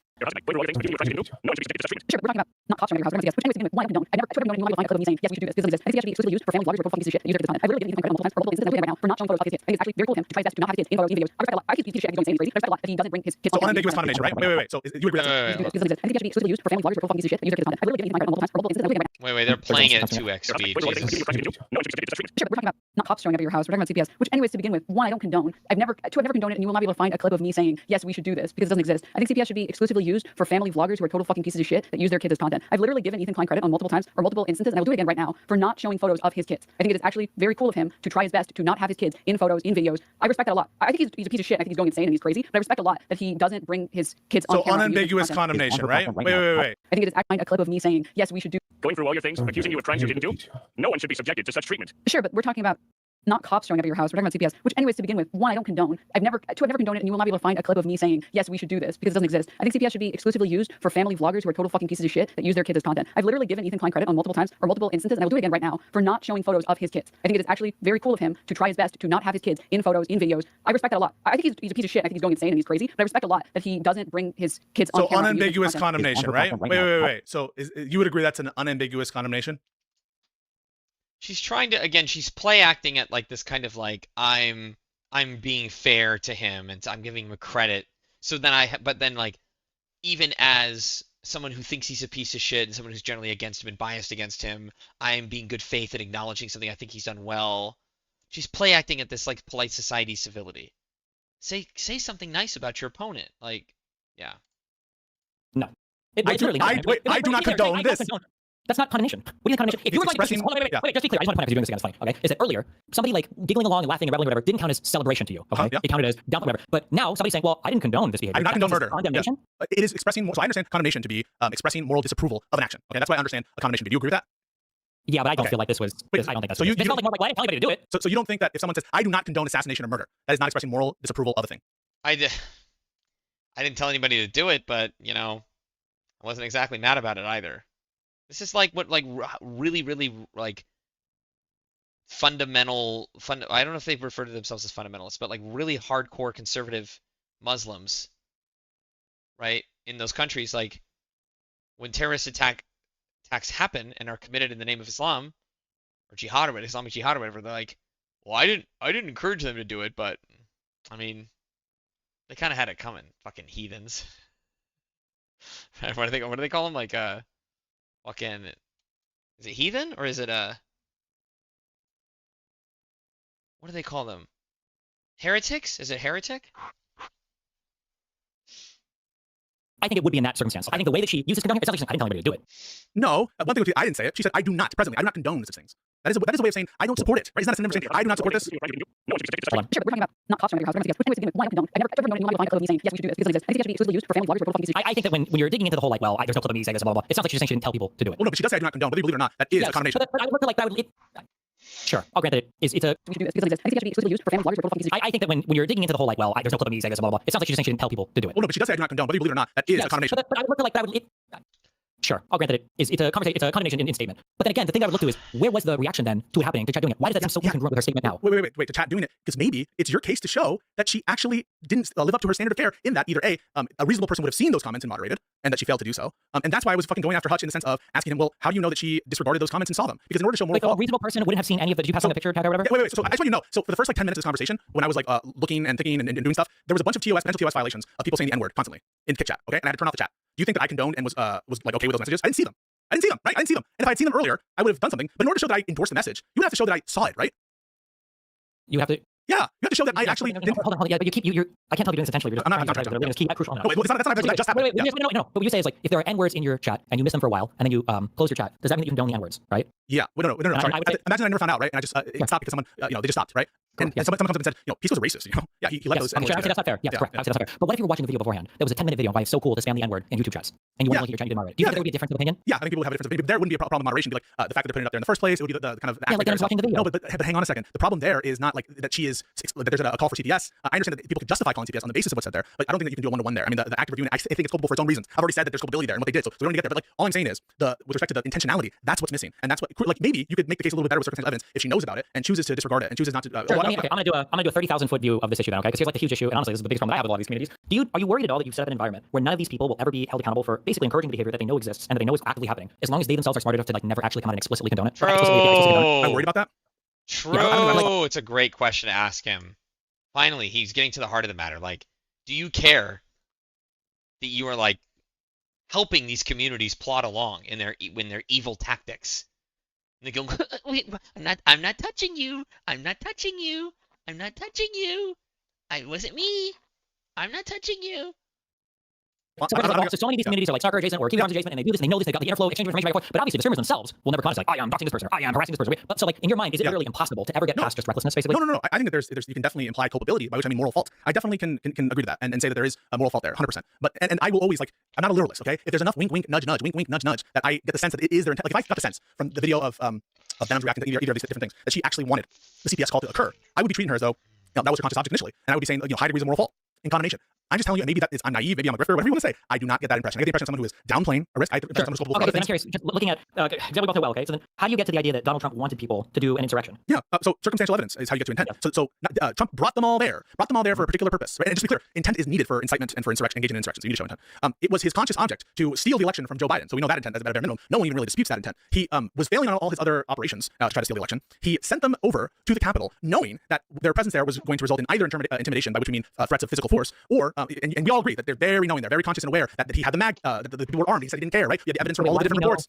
Why do you know that sending them to the Capitol would cause that intimidation? Right, yeah, because there's a substantial and unjustifiable risk with respect to sending them there. But we are intuiting his intent based on all this huge amount of circumstantial evidence. Look what we have here. We have his knowledge level that they're armed, his knowledge level that they're angry, his knowledge level that the anger is particularized to a group, the presence there, their immediate presence right there, the clear purpose, a clear objective to stop the steal, a clear objective to prevent the certification, one that's been explicit and stated that that's the clear objective, not just an observation, not just disposition, but one where it's their goal, right? The goal is to stop. And then, in addition to all that, when it actually happens, when the violence actually occurs, and when he's updated about the fact that they've breached the Capitol, the fact that they're minutes away from the lawmakers. This is all in the reports.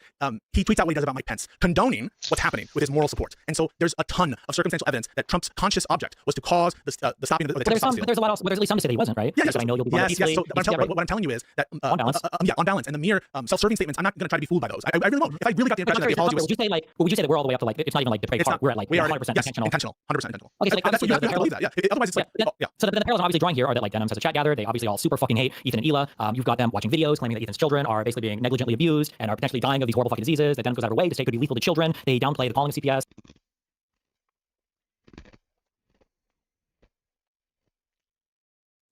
Just like how MAGA downplays, the actual riot itself. Like she's doing all of these things that seem to have easy parallels. I'm not even asking for like a first degree 100% intent. I just don't know how you're not like at the very least like this, like basically whatever the word would be for the depraved heart thing. Like it's playing into this.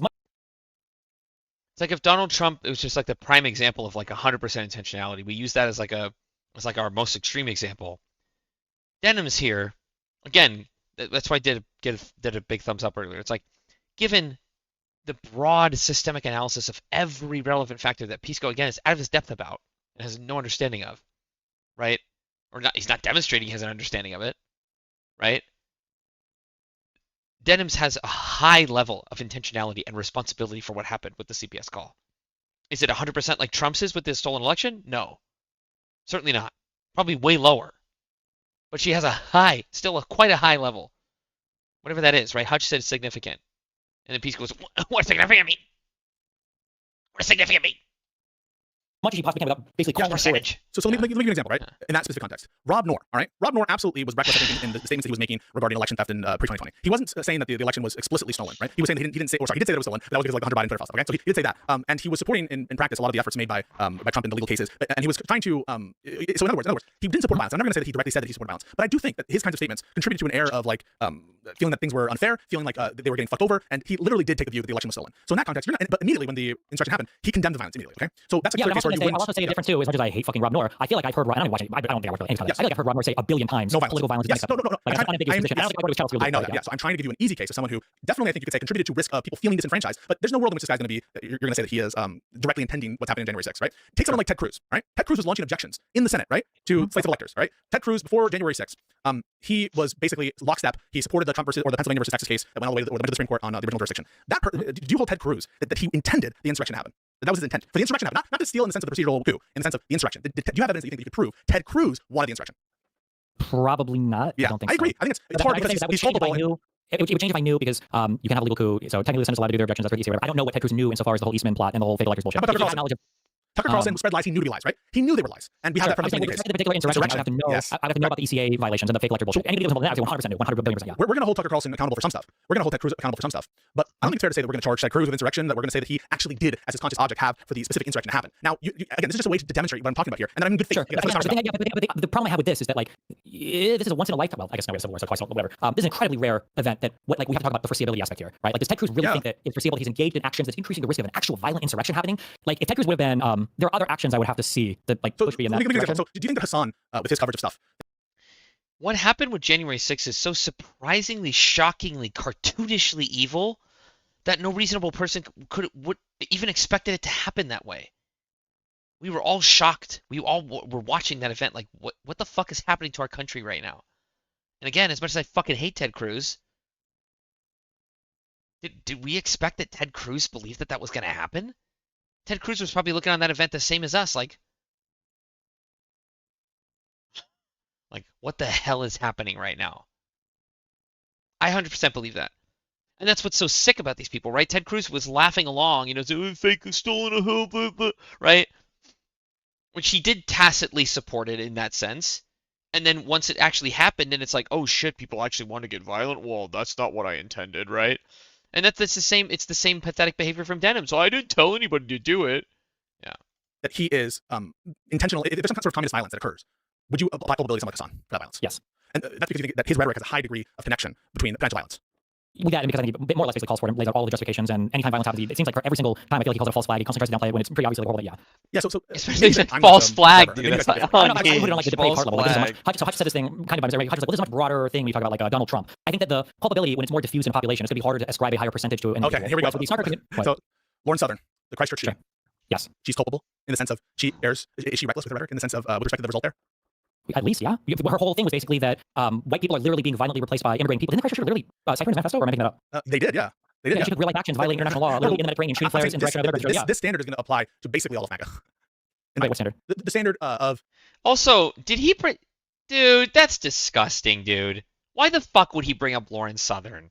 Like, come on. That's just a personal slight. That's a personal slight. Because he would know more so that, because again, I'm judging this based on the relationships involved here. From how I understand it, unless they're just lying to the public, Pisco and Steven used to be actual real-life good friends. Okay? A real-life good friend knowing probably way more about the intimate history between Steven and Lauren Southern, right? Like, why the fuck would he bring that up other than just as a personal slight? Now, I understand that Destiny's been pretty harsh on Pisco in here in this conversation, suggesting that maybe he's a sociopath or... Now, but again, was he genuinely fully doing... No. It was within the context of the fact that Pisco was making a really sociopathic argument. So the Destiny called him out and said, you must be some kind of sociopath or something, saying it facetiously, right? Because, like, who the fuck would make this argument? Besides someone who has, like, no level of, like, basic empathy. Or whatever, I don't know, it was hours ago. I'm not going to go back and find the example, but, like, that's... Yeah.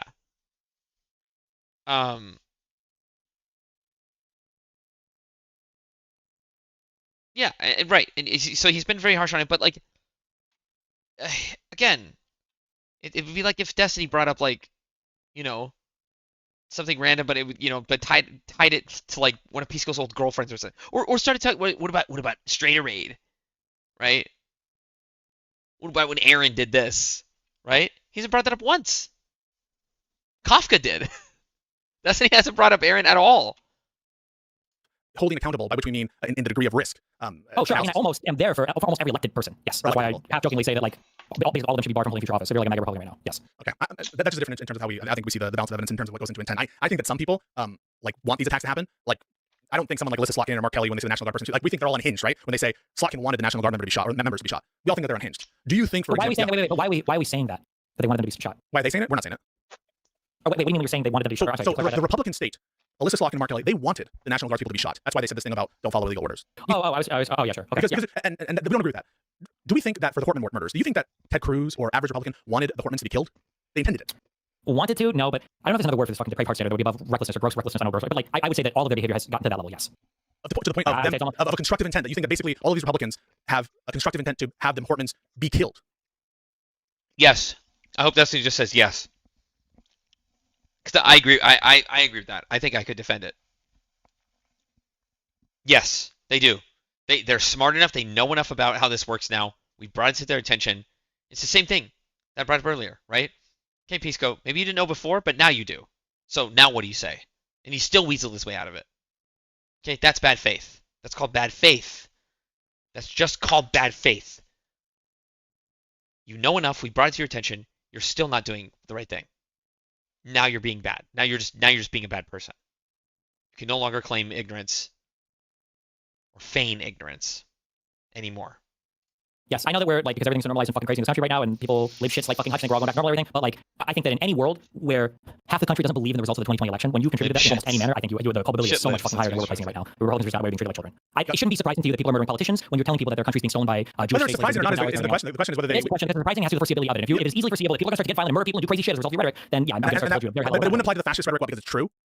Yeah, the fascist rhetoric is true. Wait. Yeah. It's true because hold on, because if I said this before, if they were right, I think maybe the J6 murders, maybe they are justified. I think you would agree with that. We have to agree with that. If it was the case that people in Correct. Yes. And that's the whole point, right? Most of the people that showed up on January 6th probably were justified.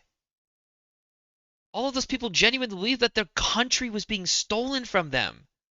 Like that this was like a historic moment. They had to be there for their president. The best president they've ever had. The greatest. The GOAT. Trump's telling us they're trying to steal it. We got to be there for him. It's the deep state. It's the deep state, bro. They're like, we can't break in the Capitol. That's like violence. No, man. Trump says we got to do it.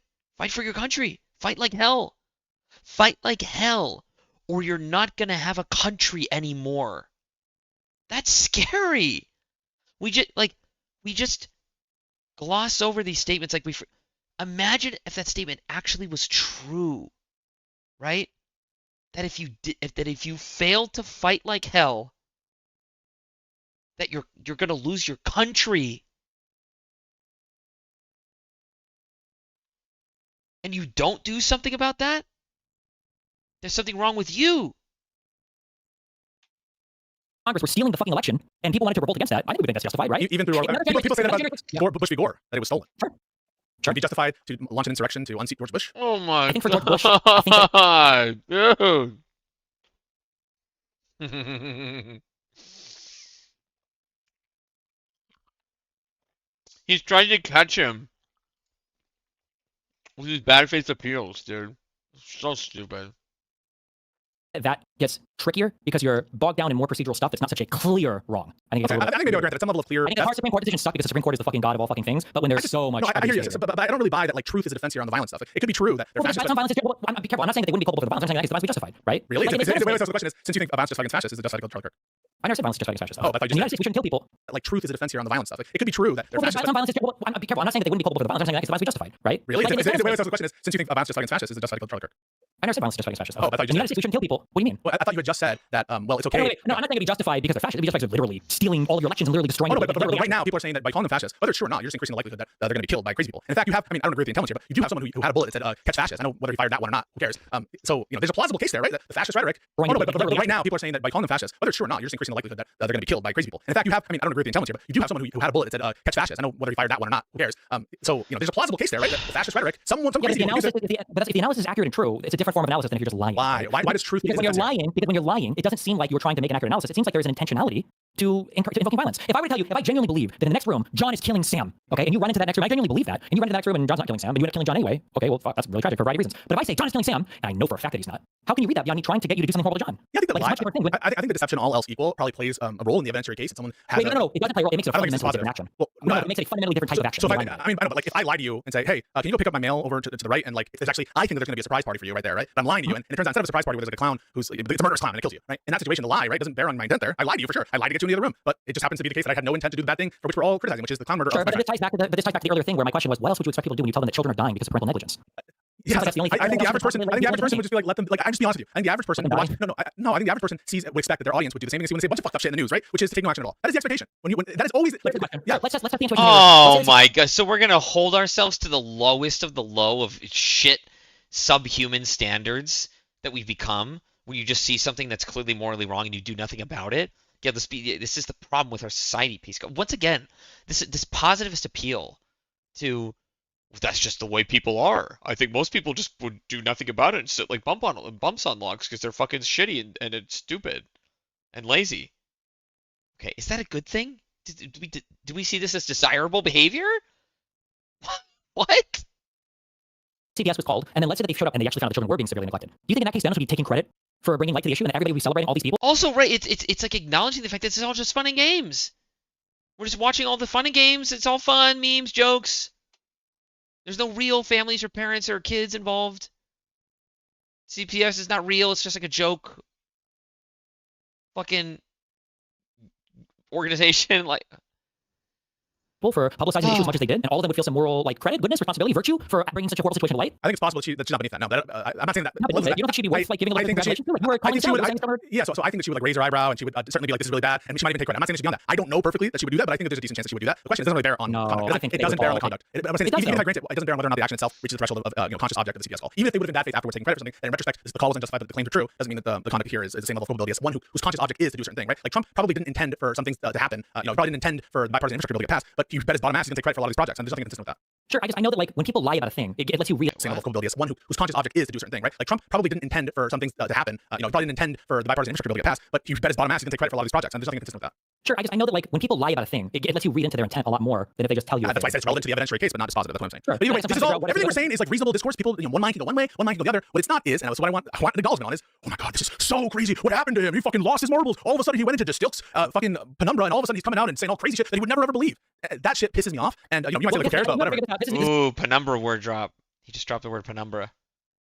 You, and maybe I expect me to be against my mind about it, but right now our disagreement seems to be I'm pushing for depraved heart and you're content with recklessness. And in my mind, there's not very much daylight between those two positions. I disagree. My feeling is, okay, that's fine. My feeling is that Hutch and other people seem like they're pushing for at least depraved heart and you're at zero moral culpability whatsoever.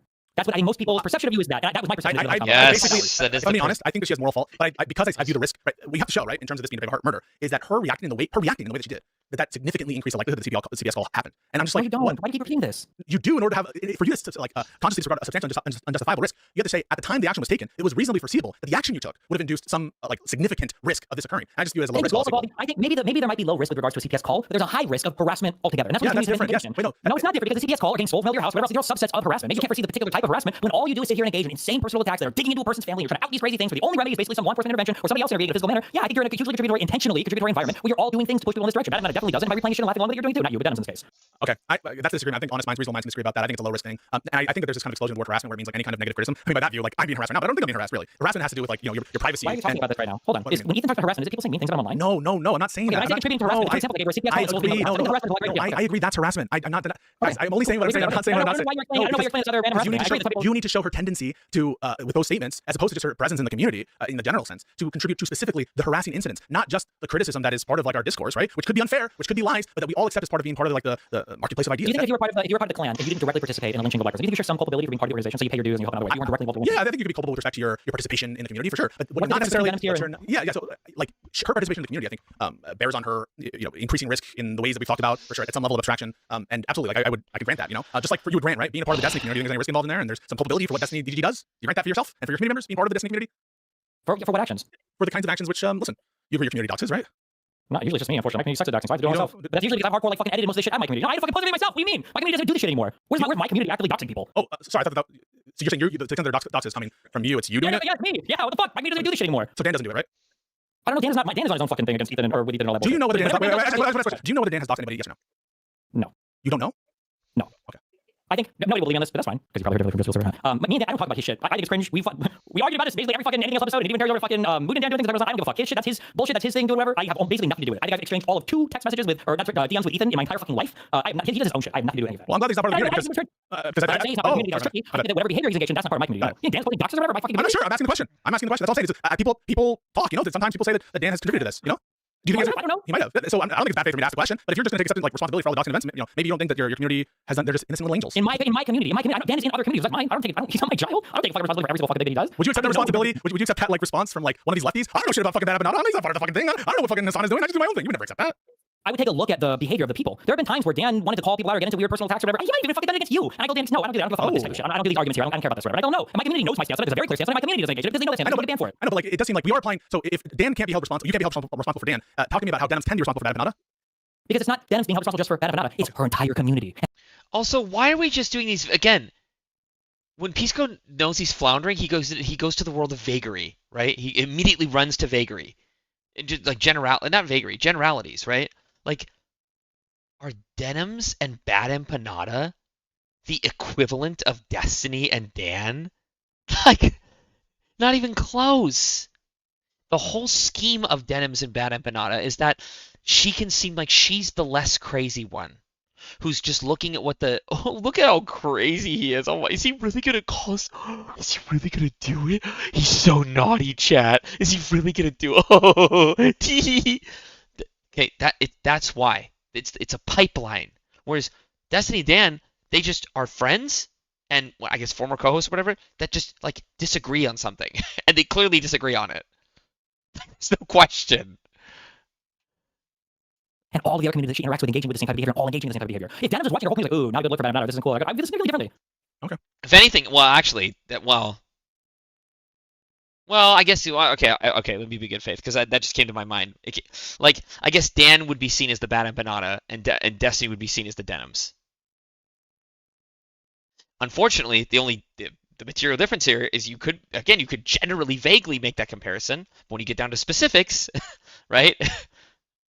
Was Destiny sitting there watching a video of Dan doxing people or saying to harass, and then Destiny was like, oh my god, Dan, he's so crazy, he's so wild, Chad, is he really gonna do it? No. Dan goes into DGG and says stuff, and Destiny's like, stop. Shut up. You suck. It's no comparison. It's no fucking comparison. Well, at least we can agree that... That's a valid difference, right? Pisco, dude. I think completely different things. I don't play videos of Dan doxing people and say, like, can I Dan dox this guy? Fucking good for him. Fucking yeah, hell yeah. I don't do any of this shit. I'm glad I watched this now, though, because now I can, like, have a really informed opinion of it. I can, like, pull examples when people try to say, like, Pisco, what's your problem with Pisco? I'll just link them this. And how people like anyway see Dan talk about the sun, they all fucking type yes, funny, and he gets fucking triggered. I'm accepting your representation. Maybe he is, you're generally unaware of what's going on. Like my video of the I hope you accept. I don't want to have to talk about this shit. So I'm accepting what you're saying, that you don't have knowledge of what Dan has done or not done, and that therefore you and your community can't be held responsible because that's like out of community activities. That's okay. You're saying you extend that same charity, go ahead. Extend that same charity to people who fit that test. In other words, if we can't show not Denham's, not Casey, not Frogan. Because if Dan was doing this in my community, you have a good argument. Do you think I'm responsible for everything Dan has done or not done, and that therefore you and your community can't be held responsible because that's like out of community activities? That's okay. You're saying you extend that same charity, go ahead. Extend that same charity to people who fit that test. In other words, if we can't show not Denham's, not Casey, not Frogan. Because if Dan was doing this in my community, you have a good argument. Do you think I'm responsible for every single thing that Dan or any of us does? No, of course not. But if it was happening in my community, I think I would have some responsibility. Dan was posting this shit in my community, I think I would have some responsibility for it. It's not going to be hard to disentangle, right? It can be hard. No, it's not. I think it's super easy. How is it hard? Because like what's hard to me? So the spaces kind of intersect. People have continue conversations from one thing that is technically distinct in one server to another. People these are not these like hermetically sealed communities, and people have friendships across them. They are. No, they are sealed. They're sealed.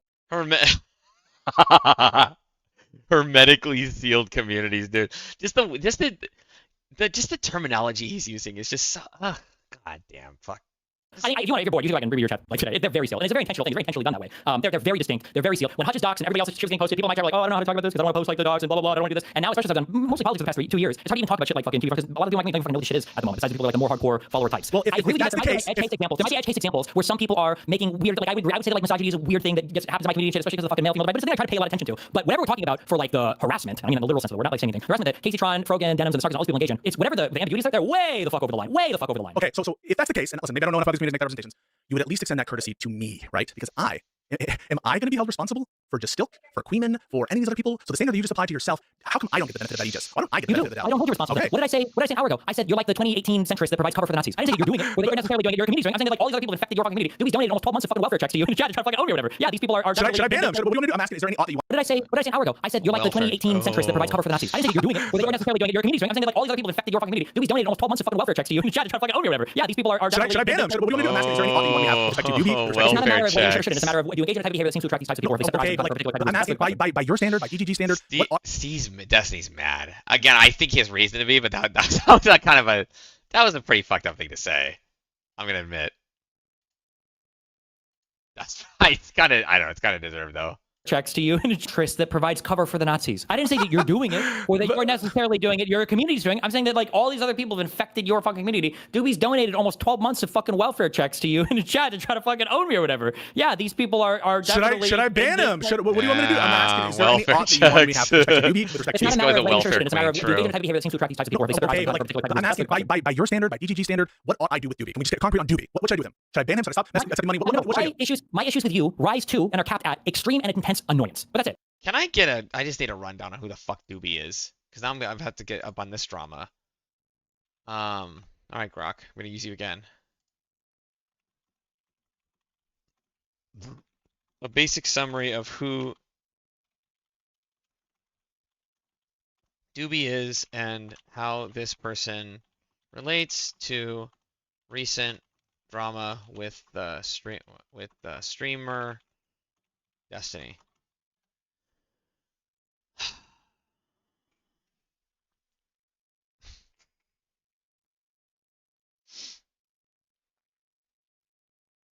Doobie2214 is an American online personality, self-described Discord entrepreneur who runs one of the largest political Discord servers, often hosting debates and discussions on contentious topics. With around 1,850 followers on X, he's known in niche streaming and political commentary circles of vocal critic prominent figures, including streamer Stephen Destiny Bennell II. Doobie's relationship with Destiny stems from a long-running feud in online left-leaning streaming community where Doobie positions himself as an anti-fan and dedicated critic of Destiny. The drama escalated in late 2025, particularly around mid-December, amid Destiny's ongoing controversy over past years possessing CSAM. Oh, this was from the Willie Mac show. They're citing this from the Willie Mac show. Dude, Grok is like, this is not, our boy's down big on this. Holy shit. Holy shit. Okay. Okay, December 19th, Doobie debated Destiny Live, grilling him on leaked messages suggesting Destiny retained CSAM, which Destiny denied, was accused of weaseling around, downplaying dangers of doxing sites with Doxbin. This is like so unfavorable to him. He used to be creepily stalking him, including traveling to Austin to arrest Destiny's ex-partner Lauren Southern and complying full of his personal info for doxing. Destiny publicly threatened to dox Doobie's self-defense, citing Doobie's alleged role in community-wide doxing efforts against him. Doobie denies this, framing his actions accountability for Destiny's behavior. Versus strict rules, auto-banning users associated with Destiny's, which is during a separate Doobie spammed $1,000 in donations to disrupt and draw attention, leading to more mockery from Destiny's side. Jesus Christ, dude. Why are they still obsessed with the CSAM thing? I mean, I guess I didn't really I didn't fully understand that whole thing. Like why that, I mean, it was weird that Destiny said like, oh, I guess, yeah, she would have been 17 and it's on my computer, haha. But like, I don't know. I also just only watched like the bad faith summary of it from Willie Mac. But also, I guess did it turn out that like the material well, no, I guess, I don't know. I'd have to go back and watch the conversation again. I don't know. Oh my god. I'm not going to say like, you have to. I'm just saying it's not the same as the issues I have with Newbie or Queen or just or those communities. Those are level hatred and I guess we're gonna go over it again with this Newbie thing. That's Yeah. it. So there would be a stronger prescription there. So, but like, okay, so I can continue accepting Doobie money, Doobie bucks, and you're not gonna like say that's bad. You won't say that's bad to accept Doobie bucks, right? Is it bad or not? No, but like, wait, if it's annoying, you wish I wouldn't accept it, right? It is your preference that I not accept the money? It's not about you accepting it, it's about you attracting it. If I was debating with you and I had the anti-fucking, I forget, Peruvian or whatever the fuck it was, the anti-whatever South American people were all showing up and they're like, oh, you need to get this fucking I don't know what they call it. I don't know what slurs are for people in South America. They start donating all this shit. My question would be, why the fuck are these people? My fucking But isn't the answer like obvious? The answer is because I've taken some kind of takes on two issues, where people think that like where we disagree with DG. Issue number one, Hassan Global Entry Entertainment. That's such a good admission. I don't know if Destiny did that on purpose, but Pisco just gave away the fucking game with that. I said earlier he's smart enough to know he understands the issues at play here. So he's not retarded. His retard juice is now officially expired. He exactly knows. He says it's exactly two issues. He understands it perfectly. Good. Explain it to us. Explain it to us then, Pisco, huh? And issue number two, you can find lawsuits. But if I were to never address that and were to become bedfellows with all these people, I think people start to look at me. I think they would rightfully say, well, hold on, do you like support everything these communities do? No, because listen, I talk shit to Doobie. I talk shit to these other people in the chat when I see them when I disagree with them on the same grounds that but like if you think that there's something else I ought to do, do you want me to withhold my genuine opinions on the Ethan Klein lawsuit? I don't understand how you keep saying the thing. Sorry, go ahead. If I found out that Kik was owned by Israel and I was getting paid money by them because Israel so strongly agreed with my position on things that they were like, we need to fund this guy, fuck their money. Yeah. You don't think that I would stop and be like, how is it that I'm so aligned with Israeli interest that they don't even have to give me marching orders and they find it like prudent to pay me? You know that I would think like that's kind of weird? I would maybe think about it, and I have thought about it. I'm like, am I being used in part of a proxy war with respect to Snark? And what I did in response to that was to edit the rules of my community to specifically say that like excessive drama baiting, that kind of stuff is not allowed. And that was, I thought, a reasonable response to some of the quote-unquote turf wars that were happening in my Discord and in my community to make it clear that, hey, I don't want to talk about this lawsuit for reasons I've already stated, the one that you're involved in, and I don't want this to be a turf war where that happens. And by the way, there's a lot of criticism from both sides on that. I think I've taken a reasonable position. There are a lot of reasons that you guys let me know about that position, and it is not because of what some people think, although I have stated some actual public reasons why I do it, but that was the actions I took to make sure that my community, which has a lot of Destiny supporters in it, which I have never said is not okay, which I have continued to when there are public issues that are of like national importance or where you do a good debate, I have signaled that I'm willing to praise you. That is not something consistent with one of these snarky, like, are these snarker people like taking opportunities? I don't understand. You're like you're missing. I just don't understand something like missing point. If my community were to start, we're full of a bunch of people and they were like spamming all these crazy slurs at you and everything, and I said, my response, okay, guys, you guys are like super racist. You're spamming all these slurs. We're gonna ban racial slurs now for my chat. Would that be adequate to address that behavior? Do you think? Using the racial slurs, banning the slurs themselves. Sorry, I want to understand. As opposed to banning people who are saying the slurs, right? No, I'm saying we ban all slurs. No more slurs in chat. So it depends, right? If the people are, the problematic people are indicating like a future tendency in my spaces, both my chat and my Discord, to violate the rules, then the mere fact that the rule change wouldn't be enough, right? I would have to remove the members. Correct. Yeah. But you've stopped saying that would be justified. But I think it's not. It's not so much removing the members. Like, why are the members? Why are these particular people attracted? Because first of all, I've known Doobie for years, right? So Doobie and I, even though like I don't know him personally, right? Like you personally so much. It's not like me and Ethan hate each other, okay? Because you did weird shit and I countered him. So fuck it. Okay. That being said, my community's never turned into an Ethan Snarker community. Okay, I think he's retarded. That's it. And my community was to attract Snarkers, I wouldn't just say we're gonna ban this type of conversation. Like, well, fuck, what kind of content am I doing? What am I engaging in? It's like fostering this type of community. I think that Frogan, Dennis, and Casey Tron maybe should have asked that question way before it got to all other communities basically laughing along with CPS calls. I think you're way over the fucking line at that point. Okay, so let me real quick. I'm sorry. Real quick, guys. I have a family that wants to see me today, so I'm not leaving. Keep this going. I've already tapped. I leave in like 2 minutes because I fucking have to stream and do work today too. So. Guys, before it got to all other communities basically laughing, we're gonna ban this type of conversation. I'm like, well, fuck, what kind of content am I doing or what am I engaging in? It's like fostering this type of community. I think that Frogan, Denims, and Casey Tron maybe should have asked that question way before it got to all other communities basically laughing along with CPS calls. I think you're way over the fucking line at that point. Okay, so it's just let me cut it real quick. I guess. I'm sorry. Okay, real quick. Guys, I have a family that wants to see me today. So I'm not leaving. Keep this going. I've already tapped Wick. I have to leave in like 2 minutes because I fucking have to stream and do work today too. So Wick is ready to come in. Pisco, if you want to invite him in just so we can finish this out for you guys. Just so you have a third. I don't think we need him on. I think we're finishing out. But I appreciate you being here. So like no worries. Yeah, and I appreciate you. Good luck with your daughters. Okay. Thanks. Appreciate everybody. Read my papers. Bye. Yeah. So the final thing I'll say is there's plenty of Destiny supporters in my community. I started on Prime Kai, but I really got a lot of followers after my consistent appearances on your stream. That is true. And so I'm sure there's always going to be crossover. And I have never said you can't talk about Destiny, you can't praise Destiny in my community. I continue to not exclude that, and I don't want to make my subreddit a Destiny hate subreddit. And it's not. A lot of my mods really support you. Some people who are helping me with like my channel stuff, they are Destiny fans, and they have been, and they continue to be. So this whole notion that I'm just because I take this opinion, I'm sure if you like ask my audience, probably 60% of them disagree with my take on at a bare minimum on the global entry detainment issue. It's just like me and like 2 other people in my Discord who say on that topic. And so it's just not the case that I'm fostering a community to antagonize you, to antagonize DGG. I'm doing what I've always done, which is say what I believe, say it loudly. Maybe there's an ego thing where I'm like myopic or maybe I'm arrogant or whatever. What I'm not doing is being insincere. You can guarantee I'm being sincere and I'm not fucking grifting. Because if I was trying to grift, I would read the room and say fuck Denims, fuck us on, these lawsuits are based, and do what everyone else is doing and do it better than them. But I'm not doing that because I don't think it's right, and I think that there's additional insight I can provide, and it's not my view, and so I'm not doing the thing that would get me the most money. Whenever I do one of these videos, one of the reasons I don't post anymore, they get fucking review bombed because everyone on that community hates them. So I think that I'm aware of that, but I'm not stopping because of money. I'm certainly not going on this crusade because it is based on like trying to be a grifter. And I'll say one other thing, right? Ethan made a malicious lie about me. This is like Oh wait, what? Okay, hold on. Right? Ethan said that I LARP as an attorney. I'm like Mike from PA. That's basically suggesting that I don't have any. Sorry, I kind of secretly agree with this. I also voiced just kind of liked Ethan.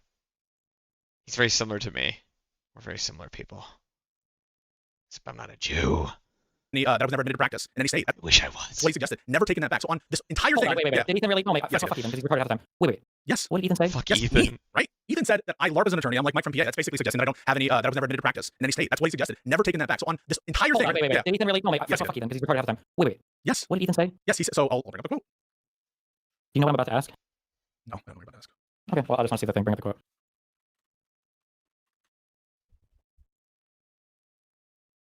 He said, Pisco LARPs as an, direct quote. Pisco LARPs as an attorney when he's about as qualified as Mike from PA. What do you mean by that? I'm doing a little bit of my reading here, but my guess is he just thinks that Mike from PA is retarded, and he thinks that you're retarded. I don't know. Maybe Ethan does, but also just because I think Ethan's retarded. I don't know if Ethan knows the difference between like an attorney and a lawyer. I have no idea if he knows that. That is an insane amount of clarity. He has lawyers up his ass. So what? He says retarded. You know this. When he says retarded shit about legal stuff all the fucking time. Okay. Now, but listen, Baby Ethan, no standards, Ethan. You can show me one of a million quotes or whatever. And I'd be like, okay, yeah, I can do that. That's probably what he was implying, I guess. But I actually, if I had to put money on it, 1-to-1 odds, my guess is Ethan probably doesn't know the difference between an attorney and a lawyer. That'd be my guess. I don't even think there's people say lawyer versus attorney. I don't think that's like a distinction. But what people know about Mike from PA is he's never admitted to practice. That's what people know from Mike from PA. It's about qualification. What is the difference? I don't even know the difference. I didn't know there was a difference. I thought they were used interchangeably. Attorney versus lawyer?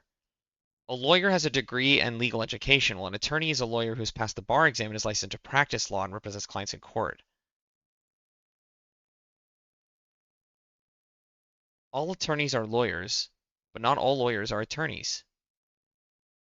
Lawyers can offer advice, but only licensed attorneys can handle lawsuits, negotiate settlements, or advocate in court. All attorneys are lawyers.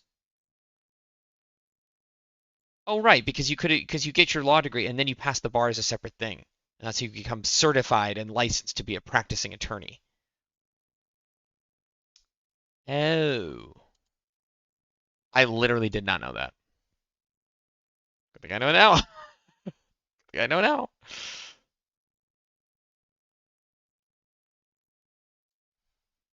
Good thing I know now.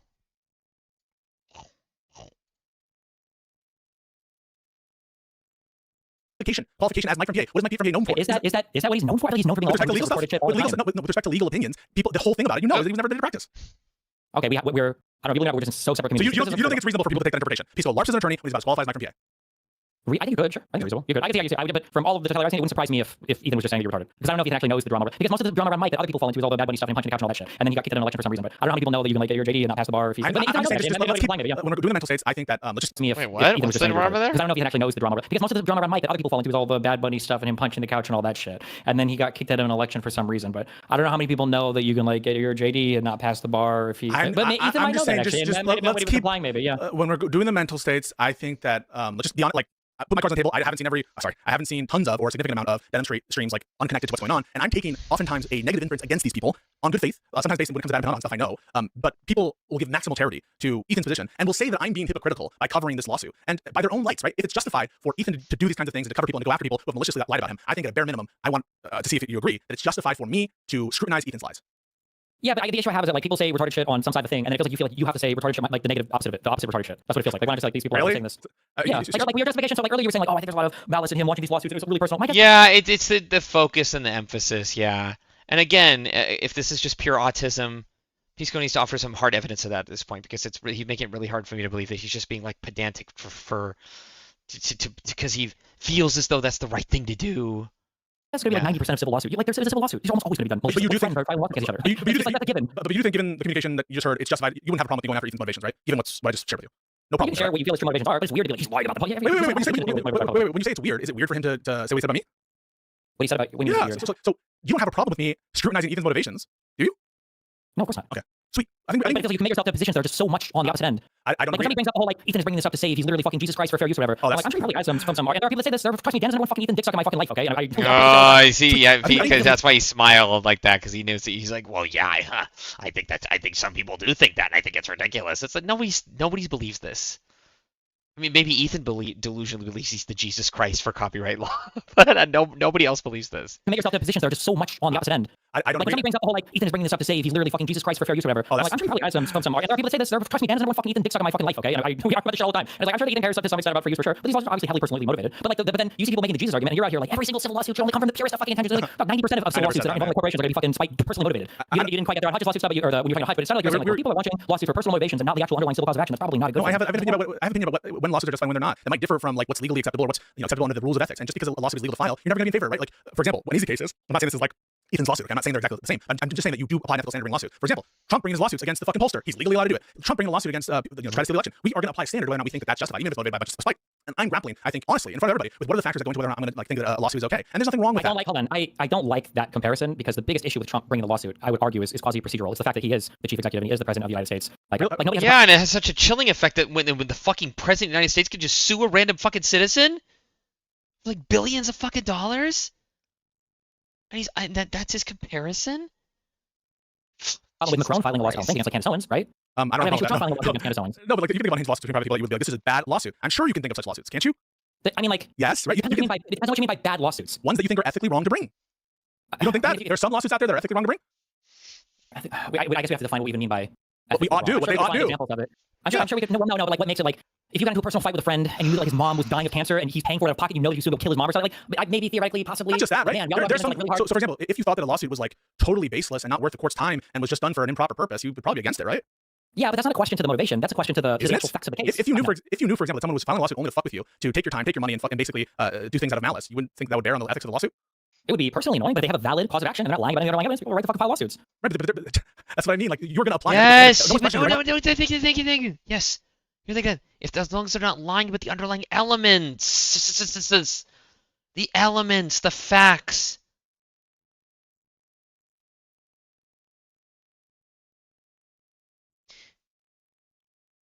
If there was a pollster who actually intentionally like fabricated data, lied to bolster Kamala Harris, and then it actually did damage to Trump's electoral prospects, I would agree with Trump suing that person. Like, what do we... Time, take your money, and basically do things out of malice. You wouldn't think that would bear on the ethics of the lawsuit? It would be personally annoying, but they have a valid cause of action. They're not lying about any underlying evidence. People are right to fucking file lawsuits. Right, but that's what I mean. Like you're going to apply an ethical standard. No one's questioning your right to bring it. Ethical standard Yes, you will. I don't say it's necessarily wrong. You're going to moral wrong to do it. Wait, they ought not do it. They ought not file it, right? My issue related to Pixie is that she lied about a lot of the evidence. That's my issue there. But she had a right to file a lawsuit. I could have down. Let's sue me. She had a right to do it. I'm not saying they don't. Without getting into merits, should she have sued you? Sure. You think she should have sued you? If she genuinely believed that the evidence that she had at the beginning was correct and true, then yeah, I think she had a right to do it. I think she should have. If she felt like, I'm not saying she should have, it's weird, but like she wouldn't be the moral wrong for doing it. So another way of saying that is she ought to have sued you, given that that is her belief, if you assume it is? It's when you say ought, you're implying like a moral compulsion. I don't know if I would use ought here. By which I mean it is morally good. It's fine. It's not morally bad. Okay. I think we can be scrutinizing towards lawsuits, their motivations, why they're being brought, the purposes behind them. It might be some area where we think that like there's reasonable minds disagree on a particular thing, and I'm honestly trying to grapple with our intuitions that some lawsuits we don't agree with. And so I don't actually blame I'm curious. Sure, I'm curious because this is my issue. I don't know if you're listening to this. Like my issue is that the standard that you're using, I feel like the most famous example of a lawsuit that everyone thought was a frivolous lawsuit, because the media like just brainwashed everybody to thinking it was, and this was like at a time when like frivolous lawsuits were being heavily scrutinized, and people like John Stossel were out here like railing against them. Like, people thought the hot coffee thing with the McDonald's lady was like, that was frivolous. Again, if you study and are familiar with the elements of the case, it was quite the opposite. Okay? Fucking, the McDonald's coffee spilled on her legs and gave her like 3rd-degree burns. She had to have like skin graft surgery. Like, by every measure, that coffee was way too fucking hot for public consumption. And McDonald's absolutely should have been sued. It was a total lawful action, right? They were not lying about the elements. They were not exaggerated. Like, that shit was horrible. Like 3rd-degree burns for McDonald's coffee. That goes in it's supposed to go in your mouth. Like, it's not okay. There might be, I think 90% of certain types of lawsuits are almost exclusively going to be motivated by personal spite. So like contract law, maybe not. Maybe certain torts or whatever, maybe not. But like you get into things like defamation or intentional emotional stress or whatever. I feel like almost because it's personal attacks against you. Like, I'm giving you a stylized example, which is a simplified example. What if it's the case that we know for certain, it's a hypothetical, that they're suing, they don't give a shit about property infringement at issue. They don't care about it. In fact, they like that it was infringed, and they're suing over that. Would you support such a lawsuit? Absent some overriding social concern, I can imagine where impact litigation mattered. So absent those kinds of, or where it's kind of futile, no matter what lawsuit's going to happen. So absent those things. I think if there might be a world maybe where if I could maybe perfectly ascertain it, I would say no, that would be unethical. But I think this would get really, I think it would be on the border of like, should you deny people who are not vaccinated access to medical treatment related to the disease that they're vaccinated against? And I think it's an easy yes where people say, but as soon as you start to push a little bit, but what about if you're fat and you have an obesity or like heart-related disease? What if you smoke cigarettes and you got lung cancer? What if your parents smoke? Right? And it's like, okay, fuck. Actually, there's no way to draw a line here. So you agree that like the vast majority of certain types of civil litigation is it's motivated by spite. Otherwise, they would just stop it out of court, right? I basically think that you're correct. I just want to say that you are correct. That in litigation, almost always there is some human story of emotion, spite, anger, betrayal. These stories are oftentimes lost by the legal formalism, and I should never have. No one should interpret me as to say that I think that legal lawsuits are all formalistic. All I'm saying is there are certain purposes that I think are proper, certain that I think are improper. So the mere presence of malice or a spite to me isn't going to be sufficient to say I don't care about a lawsuit. I just want to be clear about that. So the presence of spite, I've never represented that that's sufficient for me to say a lawsuit's not justified. I have a view about when lawsuits are justified, and it's not that. But I'm just saying like we all are trying to honestly grapple with when that is the case and when it's not the case, and that's what I'm trying to do. You might disagree with me. It's honest. I don't like when you keep saying honest disagreement. I agree with you. You do this thing where there are a particularized, there's a particularized example where it feels like you're so far beyond the pale. And then you back it up to like, well, aren't there times where, like, for instance, we could say that like, aren't there times where like consent is hazy when two people have had maybe a little bit too much to drink, but they like have had sex. Yeah, like again, he used the word penumbra earlier, so I know he knows what this is. This is the penumbra of disagreement. Yes, we're always gonna have this. But when it seems like there's really obvious cases, then he backs up into like, well, we sometimes reasonable minds could disagree. Don't we want to focus on the parts where we agree on things? Before they had sex, and you're like, okay, sure. But the particular case you're talking about is like a guy who roofied some girl and fucking ran a train on her entire fucking family. It's like, I don't know why we're bringing up that like reasonable minds. Like, we're so far beyond the pale of this point. I feel like with regards to the Ethan lawsuits, we have like very clear and obvious copyright infringement. It was so obvious that he literally set it up in advance of this happening. I agree. The copyright infringement was being used to further the other harms that were being done to Ethan. I think that it feels like, I could be wrong, sometimes civil litigation is used to recoup or attack somebody for other harms. Like for instance, if people don't get a criminal conviction, there might be civil litigation that follows when trying to be made whole again. So I feel like in terms of like a vehicle for Ethan spite, this copyright-related lawsuit is kind of the perfect vehicle. Yeah, I don't agree with that, and for reasons I've stated in those other situations, I think I can give you an example where I think your decision would be flipped, and the one I keep going back to is the Tim Pool example. Let's say that, same facts, Tim Pool set the trap for me because I had said something about him taking Russian money, which he didn't find totally good or whatever, and he actually wants me to infringe that copyright. And he sets the plan, and then I do, and what I say, and then we have an intentional stated malice, and he sues me, even though he even says I don't really give a shit about the copyright issue. And later on, he extracts concessions from me, like, also, I apologize for not apologizing about Charlie Kirk Carter, I'm sorry for what I said about Tim Pool, being part of Russian aligned shit, I'm sorry for whatever, like all this other stuff. I think you'd be on my side. If the underlying fact pattern was the same, I don't think so. I think especially once you start to make malicious statements, like even I recognize, I really don't like. I mean, I'm technically watching their content. I'm kind of surprised that like the honestly doesn't probably don't want to go to the lawsuit shit. They try to like sue me for watching a fucking stream or whatever. I would probably clarify most of this fair use grounds, but like that would take a huge fuck around right now. Like I know them fighting hardcore. Like, I was like, all right guys, today I know it's on some streaming in fucking China, and I know he's mad about his love your shit, so we're gonna fucking take as many viewers from this motherfucker as possible. So you're saying if that happened to Connor, if that happened to Connor and Tim Pool sued Connor because Connor was malicious to Tim Pool, and Tim Pool sued him and basically was trying to financially fuck with Connor, who has his family or whatever. I'm saying no, I'm saying like if Connor was literally like, I'm watching this to take as many viewers from this guy. Yeah, he said that. It's Tim Pool. You'd be like, fuck Tim Pool. Fuck him. That's what you would say, man. No, you would say not fuck only him. not that I'd never. No, I'll respect somebody's fucking copyright and the rights that they have for shit like that. No, I wouldn't say fuck. What do you mean? Fuck doesn't mean you can do anything else that you want to whatever else. What do you mean? So you really care about copyright infringement? Yeah. Yes. Destiny better just say yes. As a content creator, of course he does. Do I really care about? I don't know if I would say that's like principally, but like I respect the legal aspect of it. Sure. Oh, okay, yeah. Well, because before he said it, I don't really give a fuck about it. That's true. Yeah. Which is like, I mean, he should. But okay. Yeah, so like if, for example, some shit happened in movies and people were doing that consistently, that would be something where, if they get sued by the thing, you would be like, yeah, it's based. Or you yourself, if you got sued by a rights holder, you'd be like, that's good. And if you knew the rights holder movies, but if I knew that like somebody was engaged in that behavior or whatever, then I'm like, oh yeah, you get fucked. I mean, of course. I don't know how old you are. I'm 37. We all got fucking emails from the RIA or whatever. We were on Kazaa or the Pirate Bay or whatever else, and there was a fucking FBI Honey Potter, whatever else they were fucking shooting out copyrighted shit. You get a letter for it, the MPA. Yeah. Okay, I didn't know that DGG respect the copyright so much. Maybe they do, and I've just been wrong about that. It seems like. Oh please. Also, what is this? God, he's so. Ugh. I didn't know DGG respected copyright so much. Like, DGG is just filled with these people who don't give a fuck about anything. Like, God. Is not what's motivated. It seems like people think that copyright is kind of like yoink, and they just do whatever they want. Wait, hold on, just real quick, because you tried to do this like 3 or 4 times, okay? Let me show you the difference. I don't know if you're getting this or not, okay? The thing that I hate more than anything else are fucking crybullies, okay? There are things where, like, if I got like a fucking, because I know you're trying to fucking do all these memes to reference, if I got like a court interference letter or some bullshit, and, like, your website facilitates blah, blah, blah, blah, I'm gonna sit there and cry about it. Yeah, it obviously does. Maybe it does. Yeah, I don't know if I should say this now. If a company will hear this and use this as an admission for a court, this is all means and blah, blah, blah. But, like, yeah, I'm not gonna say, like, I can't believe that somebody's coming after me just because I'm fucking hosting with it. No, I'd be like, oh, well, fuck yeah, I guess you got me, right? Sure, yeah. Okay, but if you had a sense, you own your actions, own your behavior. If somebody earlier tried to do the destiny, what's me harass, blah, blah, blah. You know, I want people. What if they trapped you? What if they tried to do this? I never had anybody mean or harass me. No, of course I'm not gonna pearl clutch like that. This is serious shit. I'm doing a response to serious shit though. Just don't pearl clutch like the other communities do. Own the responsibility, own the outcomes of your actions. So if a song sues you for copyright infringement, you're gonna be like, based? I deserve to be sued. Well, no, because I got my stuff for fair use. That's why I said assuming you just play. Okay, but if you play it, and so if you actually believe this line about intentional state malice, that should be the line. That should be the standard. You don't believe that? XQC's fine. Yeah, it should be the line. So you're not gonna hold that line. That's like a made up thing. That's like made up. Hold on, it's absolutely not a made up thing. Okay, it's not a line that people care about. It's absolutely a line that people care about. Attorneys and judges probably care about it. Intentionally stated, if you're literally saying like I'm doing this to fuck the other person. No, for copyright, as a line, I know, as a line for copyright, is that one that you? I think people are going to care about that. Do you want that to be the threshold? That beyond anything before that, good to go? No, I don't think that's a threshold question. I don't think it's just positive one way or another. But I'm saying that like I definitely wouldn't complain at that point. Like Jesus Christ.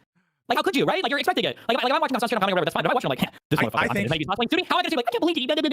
I think if your community got the impression that one of the motives of the the people who were suing you was because you had said something about Russia or other political grievance, they would harp on that and they would call it improper purpose. If they got the sense, yeah, they probably might. Yeah, I agree with you. They probably would. Sure. And I think you would say, you know what? That's a good point. Good point. That's fine, but the thing is, you can say that because you're intuiting it. Maybe because the thing's doing initial tell you. But I am the number one fuck around and find person on the internet. Where something happens, I always say, what did the other person do? What did they do first? Why did this person do that? I'm like, I have the highest reputation in the entire fucking world for asking that question. When it comes to always ask another question. Okay. Hey, you made me tired, and I do want to say I think that we can have people in communities have their disagreements. Y'all can say whatever you want, but I'm going to defend myself in terms of my ethics, and I think that what I've done is nothing but stay true to like my sincere opinions. And if that pisses people off and that causes people to think that like I'm taking a side with the lefties, so be it. I'm going to keep saying what I want to say and what I actually believe. I'm not a tanky. I'm not a socialist. I'm not trying to withhold opinions for one reason or another. But if people take that impression from me, that's their impression to take. I will try to rebut it. I will try to defend myself. But it's not the case that I'm stealing talking points or opinions from someone else and I don't genuinely hold them. To the extent that people have presented information to me and I find it convincing, it's because it's on the grounds that I find it convincing. And I'm not like in these private DMs or private groups with snarker communities whose whole intention is to destroy you or your community. That's not what I'm doing. I'm trying to keep it to stuff that I'm interested in, and that's all I can do. Well, to be clear, that's not what you do. That's the bare minimum. What else do you want me to do? Do you want me to ban? Yeah, I want you to ban every single anti-Destiny fan. I need you to pull people. I want you to go Pisco, Cash Patel, okay? And I need you to do a loyalty test, and anybody who's involved in any shit talking to me, ban them. Okay, but if that's insincere, if that's facetious, if there's some actual ought that people think that I should do, present it to me. Send it to me in a DM. Say it's just all I'll say. Listen, my whole chat, I'm watching the whole time, okay, or blowing out. They're super pissed at you. They think your position is disingenuous. They think you're lying about this thing or whatever. They think you're arguing blah blah blah. You're trying to been saying I'm a pedophile, I child porn, I fuck kids, I do this. That's the difference. In terms of you guys, like, should I ban that person saying that? No, but like, why is there a difference there? I don't know. Why is there between my community, this community, and Casey Tron Frogan and the other bitch's community, whatever, right? I think at the end of the day, it's good to ask questions like this and not pretend like all of it is a random chance and other actually anything could happen. And you want to disagree with like, well, who should I fucking ban? Who should Trump have arrested to make it so he's not guilty for J6? It's not a simple matter at that point, right? Like you quoting Sotomayor in the Warhol case where just because you say things a thing doesn't make the thing itself the thing. So there you go. You think I was disingenuous in my citations of Warhol? Probably, but I because the way you cited it made me think it was disingenuous. The citation sounded like you were making it sound like she said that just because somebody says Objective it inquiry.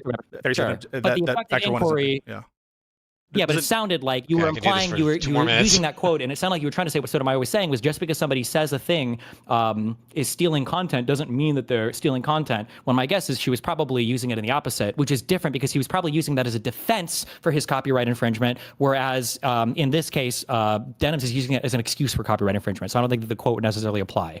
But I mean, you can just go look at Warhol and see if you think I'm misrepresented. Okay. All right. Be careful. Later. Don't be mean to Hutch. Bye. Yeah, I won't. Okay. Don't be mean to Hutch. I gotta go, folks. Hope everyone is doing well. Content, but made some kind of agreement with where I said that I would be available for this guy, Hobbit Follower. Hobbit Follower. Yeah, I know Hobbit Follower. Shout out to Hobbit Follower. Hobbit Follower. Why don't you, if you're still around later tonight or something. It's like Destiny's like main mod have a and conversation subreddit. or whatever. I think, yeah. I don't know if you can make me normal, if I haven't been normal. Still are on the loose, folks. Appreciate your support. And even if you disagree, you know what? My motto is I love the haters. Keep the hate, keep hating, and stay cool. You love the haters as long as they send you money and increase engagement, I guess. Cool. Wow. Holy shit. All right. Well, welcome right at the end here. But now that I'm caught up on that, apparently there's some doobie shit I have to watch now. It's gonna get real crazy. It's gonna get real out of hand real quick. Hold on. Just gotta double check something. Oh my god.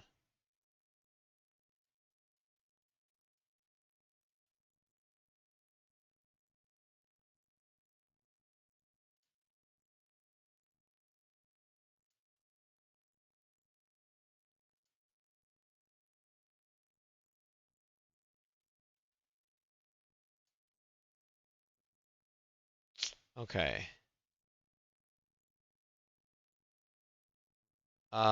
Yeah, I wonder, can I just search it in here and will that work? Let me see if it does. Doobie Destiny. Okay. It's showing on OBS. So I'm assuming you can still see that. Doobie versus the world. Oh shit. This is the conversation. Oh, fuck. Okay. I'm hoping this is not. I can't watch this whole thing. Holy fuck. Okay. This case would not have come up in my guesses. I would not have. Oh, I saw part of this. I saw like a clip of this or something. I love you, and I'll see you later. Police what you do outside of my server, unfortunately. So. Okay. No, but what I'm saying, what I'm saying is, don't take the fact that they're here as evidence one way or another as to their guilt or innocence in doxing in other places. Yeah, no, I was using your server just as an example. Like your server. I just want to make sure. Call him a fucking idiot, to disagree with him, right? And telling him $20, sometimes $50, whatever the fuck it is, right? Whatever the fuck it is. Wait, so, wait, one second. Wait, hold on one second. And when I do this, it's not because I'm trying to make him like me. It's because I want to become a fucking idiot. I want to force him to engage with it because it entertains when he engages with me. He gets really upset and he starts yelling at me in chat. That's fucking funny to me, right? So yeah, I pay for. Why do all these motherfuckers that like that want to challenge like Destiny or whatever, like they just hide behind these fucking little avatars? It's just like, just turn your camera on and say it with your chest. I don't understand. This is the world. It's just like anonymous fucking endless critique and destruction. I understand $1,000 to you. It's a lot of money. It's not that much. It's a lot of money. Wow, you're so rich and you're so powerful. No, I'm not trying to insult you, but that's you. Wait, shut the fuck up. No, you just said that in a condescending voice. You can't. Yeah, I'm being condescending, to be clear. But that's the impression you're getting. You think it's like a huge deal. Like, oh god, $1,000. It's not. No, I'm just saying it makes you a fucking loser, and it also makes you a loser to like be in this community is like fucking. They're trying to like destroy Destiny's life. No, I'm not trying to destroy his life. I don't think Pisco is either. I think that's your impression of Pisco. You're fucking crazy. Again, I disagree with Pisco about fucking everything, but I think he's a decent dude. Just like I think Witt's a decent dude. Conrad's a decent dude. Even though we disagree about things, right? That doesn't mean like they're like evil, right? So I don't think you have any reason to believe. No, I don't think you have evil. I think he's a asshole. Hold on, I don't think you have any reason to believe that Pisco's trying to destroy Destiny's life or community or whatever the fuck. It's nothing like that. No, but he's running. Not only he's running cover for the people who are trying to do it, and you're running cover. Yes, hold on, just real quick. Let him make the argument. Hussein, is that your name? Can you give us the strongest argument you have for why Pisco specifically is trying to destroy Destiny? Go ahead.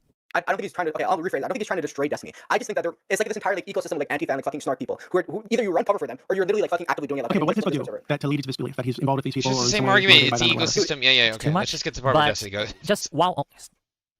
Okay, we don't have to wait any longer. Hello, welcome to the stream. There you go. Hey, what's up? Wait, what's up about doxing? Okay, so now how fucking long is this gonna be on 2x?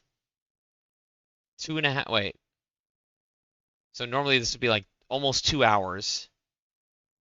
Okay, so it's gonna be like, oh my god, like hour 15 or so. I don't know. People. Yeah, I think you can dox people. You can encourage people to dox me for. I can do this. Actually, wait, what was my question again? What's this about doxing people? No, he said what's so bad about doxing. I said what's so bad about doxing. Oh, so bad about doxing people. Oh, okay. So if you just want to come and justify doxing people, I guess you can do that. But then I guess you have to justify why you think like bad of Nada or JSOG or any of these people that you've accused of doxing are bad. Like why are they terrorists, as you call them?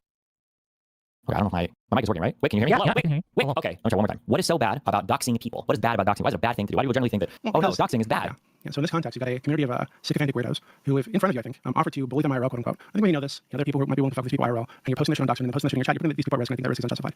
Okay, so we're saying doxing people is bad because it puts people at risk, because it could lead to in real life bad things happening. These are why things are why. Okay, the first question is there any evidence of anybody in my community doing anything like this ever? Has this ever happened before? Even a single time in the 15, 16 years I've been streaming?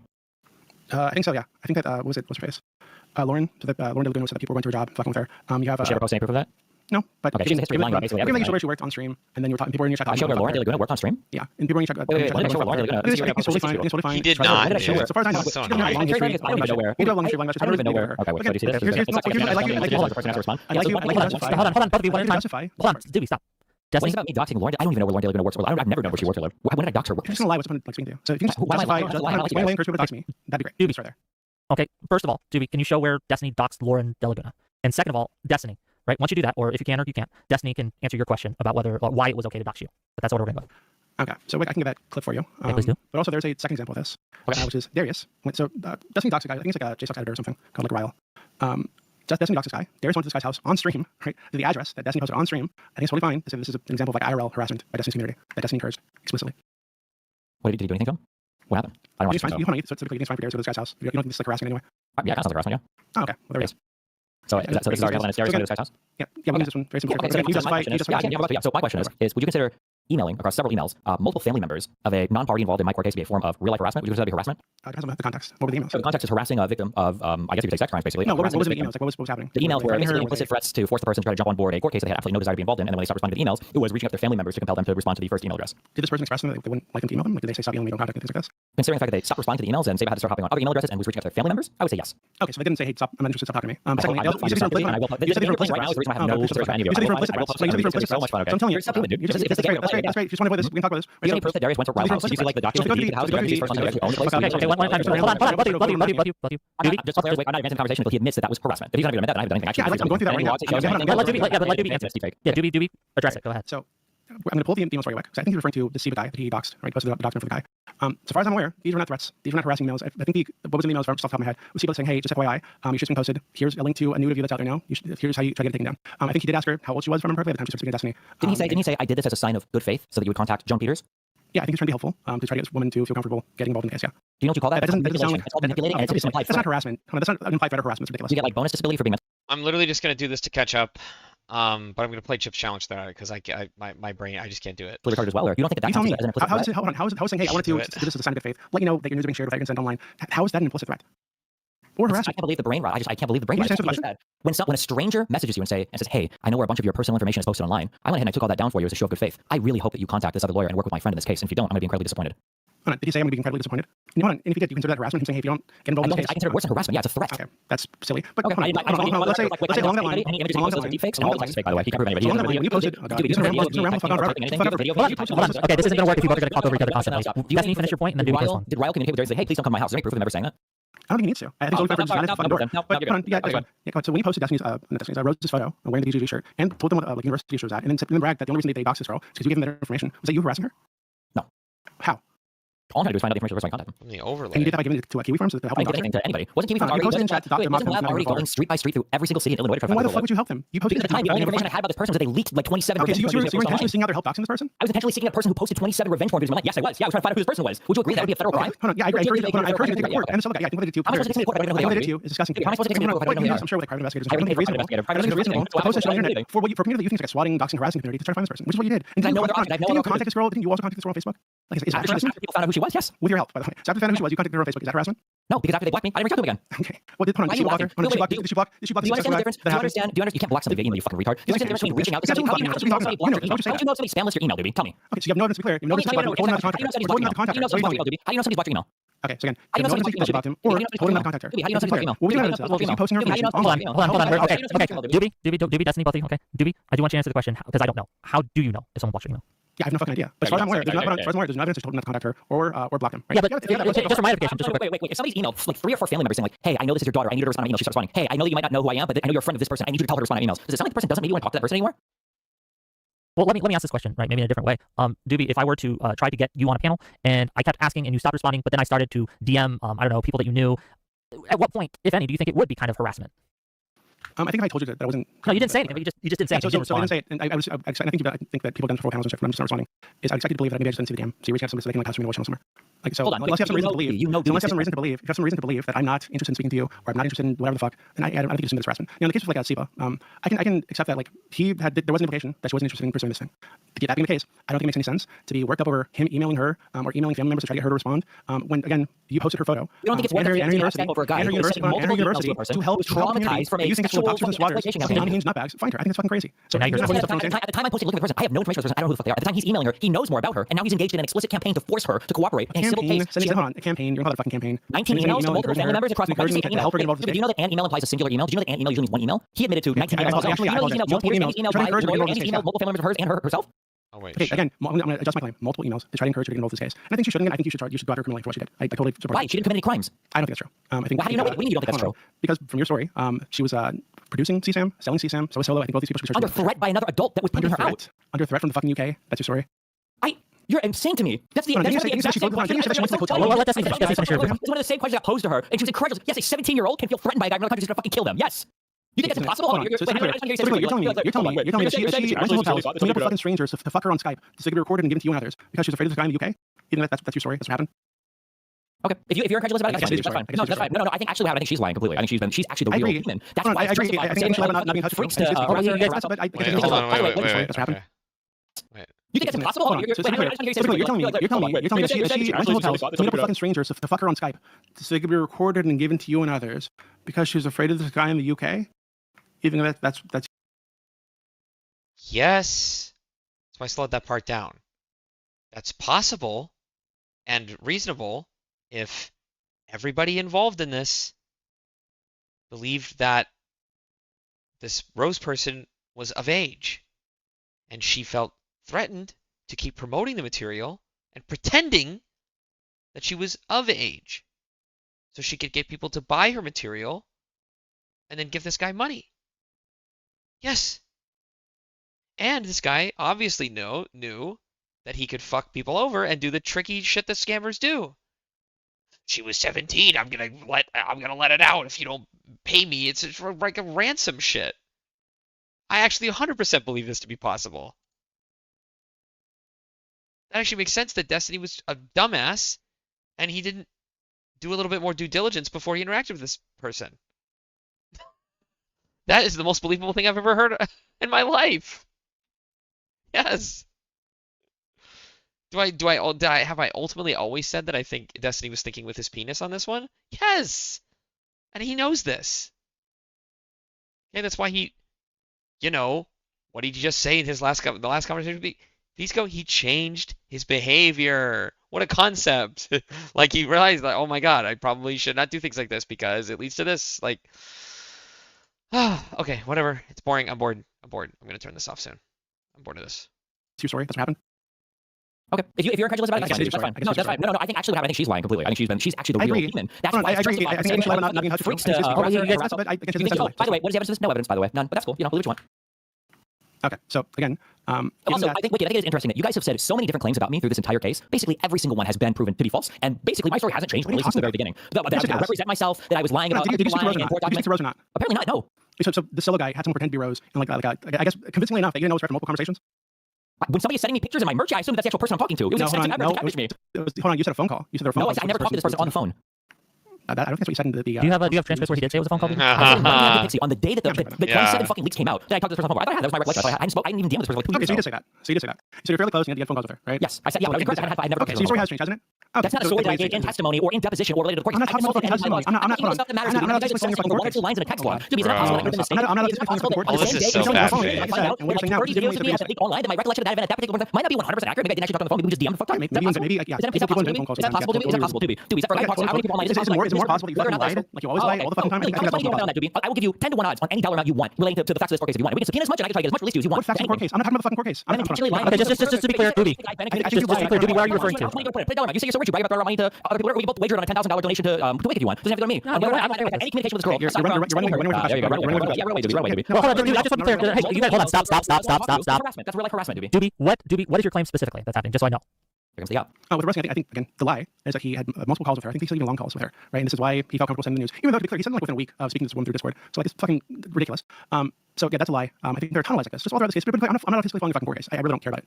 What I'm following is your behavior at the start of that, and then wait, that was one claim. You said there were a ton of lies about this court case. So the first thing you just brought up, it was not. No. I just got the court case. The second lie. I said you said there were a ton of lies about the court case. I thought I heard. Yeah, right now. Yeah, sure. Yeah, hold on. Like I said, I'm not physically following the court case. What I'm talking about is your behavior at the start of this, and your behavior since this. What's the lie? No, I said lies. What's another lie? Yeah, another lie is the shit you said to what's his name? Willie Mack, right, about the CSAM, right? You told him, you acknowledged multiple times you're holding on to CSAM. You justified it. What I said was, I can't make a statement. I'll explain it right now for listening, okay? For all people that are curious. The reason why I can't come out and when I joke about like, well, it depends on who's asking, haha. The joke being is that if I say a different thing, depending on who's looking at it, they can interpret it how they want and they can do something with it. So I say, oh yeah, I do have these things. So the first thing is if I say, oh yeah, well of course I have this stuff for a court case. Oh well, maybe that's enough probable cause for the FBI to take my shit for a year, and then I've got to sit here and wait for them to jerk off on all my hard drives or whatever before they bring them back to me. The second thing is I can say, oh no, of course I've deleted. Can I just hello? Why wouldn't you say no? I don't have it. Do you want me to just explain it as I'm explaining right now? Or the second thing I say is, oh no, I don't have any of this. And then the next day, because all of you guys are fucking spamming Joan Peters, Joan sends an email to my team saying, hey, we're going to file for a motion claiming spoliation and adversarial ruling because you're the defendant in this case is deleting all the videos that he said that he's received or sent to Rose. And some of those might be videos from Pixie. So I would never say that publicly. At this point, I don't really care because we're this deep into it and they're not going to fucking file shit now. But yeah, if I say, oh no, I deleted every single thing that I've said or received. Okay, this is what I was wondering about. We're going to file for a motion claiming spoliation and I think I say, oh no, I don't have any of this. And then the next day, because all of you guys are fucking spamming Joan Peters, of course I've deleted. Can I just, oh yeah, well of course I have this stuff for a court case. Oh, well, maybe that's enough. Theoretically, it could be, I'm explaining right now. I don't know why you're asking me how, and I'm literally explaining it right now. You do got to let him answer the question. Right? So the first thing is if I say, oh yeah, well of course I have this stuff for a court case. Oh, well, maybe that's enough probable cause for the FBI to take my shit for a year, and then I've got to sit here and wait for them to jerk off on all my hard drives or whatever before they bring them back to me. The second thing is I can say, oh no, of course I've deleted. Can I just, hello? Why wouldn't you say no? I don't have it. Do you want me to just explain it as I'm explaining right now? Or the second thing I say is, oh no, I don't have any of this. And then the next day, because all of you guys are fucking spamming Joan Peters, Joan sends an email to my team saying, hey, we're going to file for a motion claiming spoliation and adversarial ruling because you're the right, because he's destroying it, right? Defendant in this case is deleting all the videos that he said that he's received or sent to Rose, and some of those might be videos from Pixie. So I would never say that publicly. I get it. At this point, I don't really care because we're this deep into it and they're going to file shit now. But yeah, if I say, oh no, I deleted right, and that's the trap, right? And Willie Mack in trying to like act like he's in good faith, like investigating, right? He's fucking over Destiny in this, and that's why he was so mad about it. It makes sense. I've been through court cases. It's a nightmare. There are certain ways in which you're damned if you do and damned if you don't. This happens all the time in court cases. Like I just believe this. It's just it's easy to believe. Thing that I said I received. It's not stupid. Dude, all of this stuff has shown up in motions before. You can pretend it's not, but you just like, you're not a fucking idiot, right? So you have really, no idea. what you could say, Dude, okay, I'm not a that's fucking idiot, which is why I'm not worried about the FBI coming to my house. I'm not worried about law enforcement. I like to respond. Okay, criminal or anything. Despite what you guys think, there's so many fucking phone calls you made to the FBI. In fact, on a first name basis. We got hold on. Doobie. I want to hear from Doobie. Okay, so what other claims do you have that you think are related to this? So I want to focus on this because he just lied on. Okay, go ahead. So I don't know. I think you're aware of the William stuff. Are you aware? Vaguely, yes. I don't follow honestly, I don't follow much of this, right? But I'm aware. So he's asked explicitly in those DMs with William if he has CSAM, and he says yes, and then he justifies it, right? So and the way he justifies it. Wait. What are the logs to this? Yes, you did. What are the logs to this? Okay, I'll get them for you. Go find them. No, go find them. No, I'm trying to finish what I'm saying. So no, I said yes. No, let Doobie finish. Let Doobie finish his statement, then he will find it. He will show it. Okay, as long as he addresses afterwards when he said yes. Let him finish, and then he can address it. 5-year-olds. I remember that. Go ahead. 5-year-olds. What are you talking about?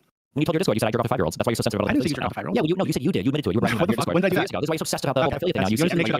So if I make shit up, go for it. So Wick. Wait, let me make sure because I'm missing one. Well, let Doobie. You want to address me? Go ahead, Doobie, please. Okay. You're fine. I want to address you. For a second. So if you look at the game chat with Will Mac, he's asked explicitly, I'm saying, something like, oh, it's so crazy that she's doing this kind of stuff as a minor, right? And he posts like a portion of the clip that shows like the VLC player in the title of the clip. Then Will Mac says something like, oh, do you still have this? I mean, you told me you potentially like CSAM. And he says yes, like 3 times. So can you show me the log? Yeah, I'll get it for you. So then he justifies by saying, oh, well, in the future, if I need to, there's like a court case with the solo guy or whatever, I don't want to just destroy evidence, which is stupid. I don't think any lawyer will take you to hold on to CSAM, right? And you know at the time, you know for a year, almost a year at that point. You do know that a lawyer telling you to delete stuff that might be. You know the lawyer would never tell you to delete something. No, I wouldn't delete it. I'd turn it over to the police because what you have is evidence. We do not let Doobie finish.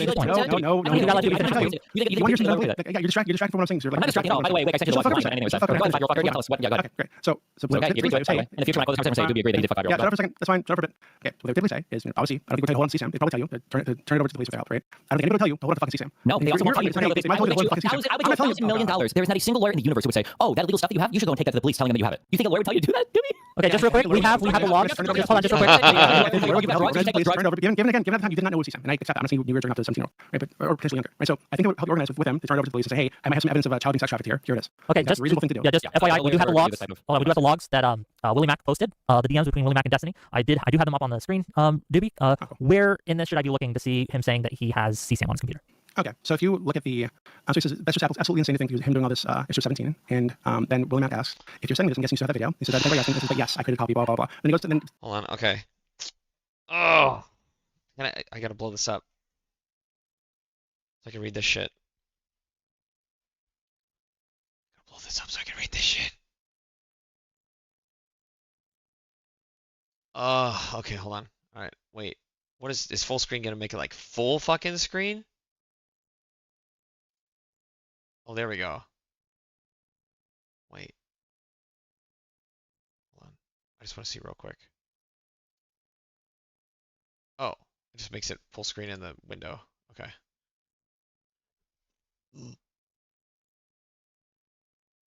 Hold on. I can Google these myself. This is gonna be too hard. Just see the video. See it in the video. Full Destiny Willie Mac chat logs.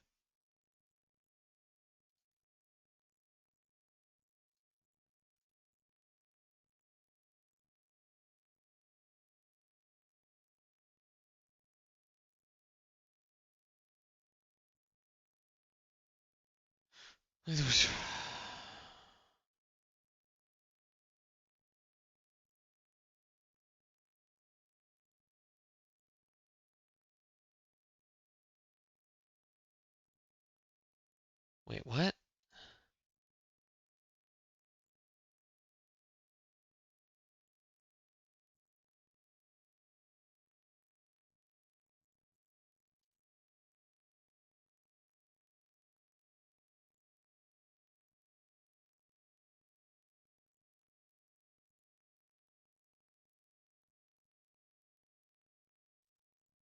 Does he show the logs in this?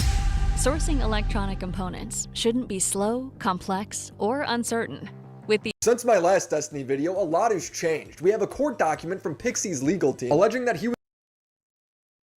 Why the hell do I not? It doesn't read your premium subscription? Deleting evidence, pattern of abuse, pedostiny. This video, dude.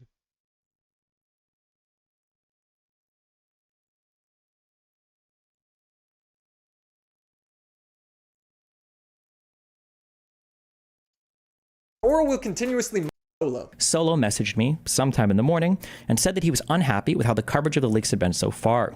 He felt as though people weren't giving it enough attention, so he was going to leak more from my logs with Rose if I didn't allow him to come on my stream and speak with me. I don't exactly remember what the message... He talked to him on stream, or else he's going to leak all the DMs, and the only other time I heard this allegation of Rose being potentially underage is when I interviewed Kelly Jean. So he tweeted like a bit over a week ago that the Rose girl was an OnlyFans girl. She's not.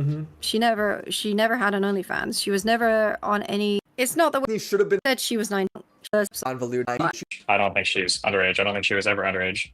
Well, I mean, except for when she was underage, but before I talked to her. When navigating Kiwi Farms, the hacker himself would clarify in a later post, to Rose's knowledge, Destiny did not know her real age. And even if he did not make it known to her. I don't believe Destiny is a pedophile. Now, apparently there are DMs jokingly asking for ID, commenting on how young she looks. If I go to a club and I f someone underage, it doesn't matter that I ask for their age if they turn out to be younger. You're still going to get prosecuted the same way. It's like the onus is on you. You can use that as a defense only to a point, especially if there are other reasons to believe this person could be underage, as there is in this case, or at least you are not sure. Is there though? Did she age with you or like show you like a site where maybe it did check for age verification at any point? I'm trying to think of how much will come up in other things. But no, well, the answer is yes. So like she was like an active user of I think Tinder to find hookups and shit. And Tinder is an 18 or older app. And Destiny sent me messages he had with Rose and her talking about using Tinder. I haven't used Tinder in like 8 years, so I don't know. Google says it verifies age. There needs to be more tangible evidence. Right now, the worst case scenario is that she might have lied to him. And that's the end of the good news for first demand letter to me. With the family members, get better, but Twitter and this is a stuff can leak. And pick culprits anymore. It's incredible to waste tens of thousands of dollars fighting each other now. Lol W. So I'm supposed to care about this primary to attack essentially self-identify both.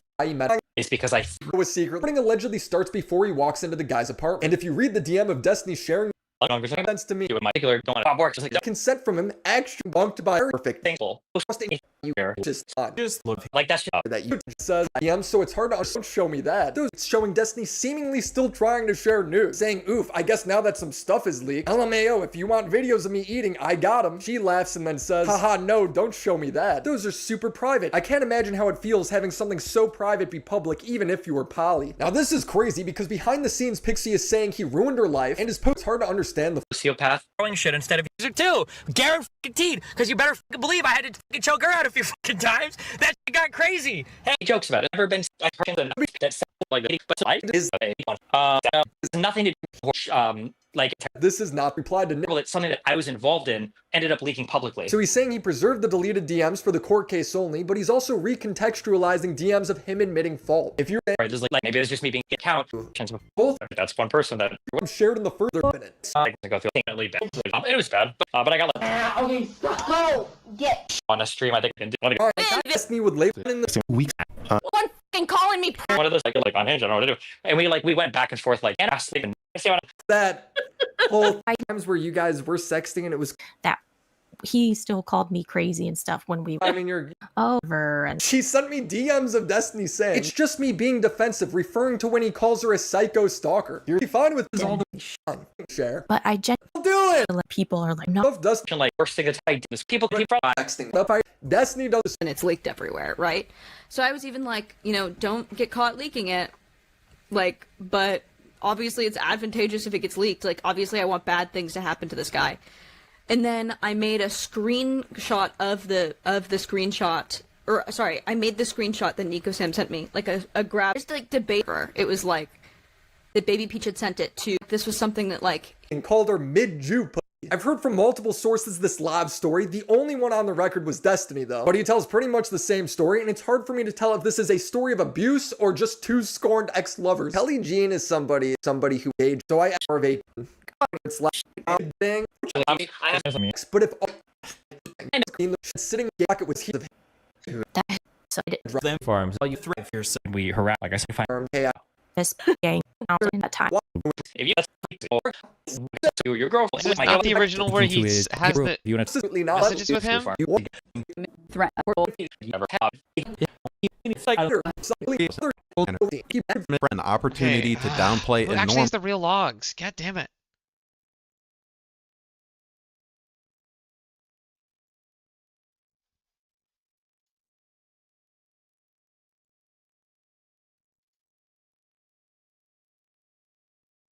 God damn it.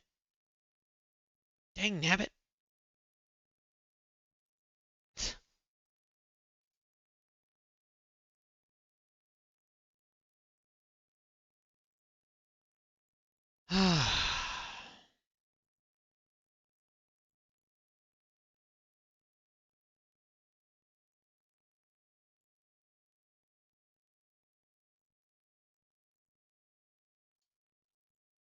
I reported Destiny to the police. This is not clickbait and entirely has to do with the DMs he sent me.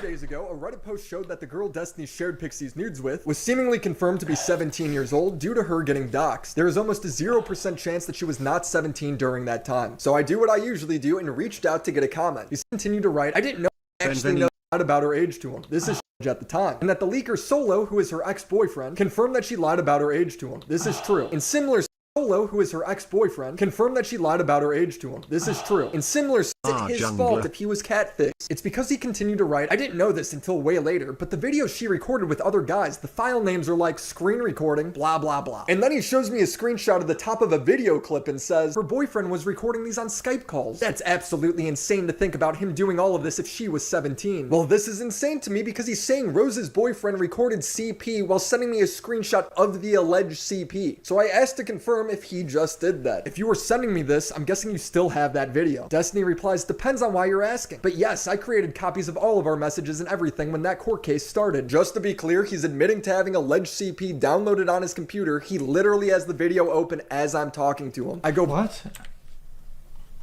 Alleged CPs of all of our messages and everything when that court case started. Just to be clear, he's admitting to having alleged CP downloaded on his computer. He literally has the video open as I'm talking to him. I go, bro, there's been allegations Anyway, at least since my last video that she was underage, and you still have potential CP of her? He replies, I have an obligation to preserve relevant evidence, etc. So I created backups of all of the important / relevant conversations. He continues, I don't think I'm allowed to delete it, lol. I don't know if it counts as hiding / destroying evidence. And I reply, talk to a lawyer, that seems crazy to me. Who keeps this sort of stuff on their computer without one? Wait, what? Okay. Yo, I don't even know what this the whole ordeal or the end of this is, but I don't get it. Does that make sense? Does the guy not understand it? So what does he want me to do? What does he want him to do? Want him to delete and hide everything? 100% knowing if they're supposed to or not. Yeah, because wait, hold the fuck on. I just watched a fucking one of those pedo videos where they do vigilante justice, but they tell him in there, you better not fucking delete, because you can't. Like, okay, if a pedo's already pedoing, done his pedo thing, right? The last thing that the pedo should do is then try to delete the evidence. That's gonna make it worse for him. Once you have it, you need to keep it. Like, yeah.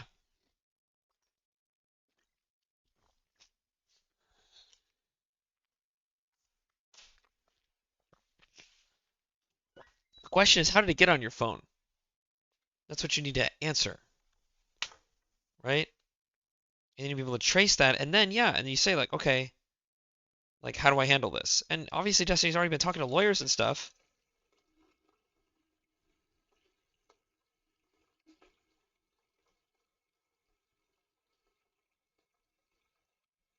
Right? If he just simply says, no, I don't have it, which would be like a safer answer in today's society, obviously. No, I don't have CP on my phone, right? Or on my computer.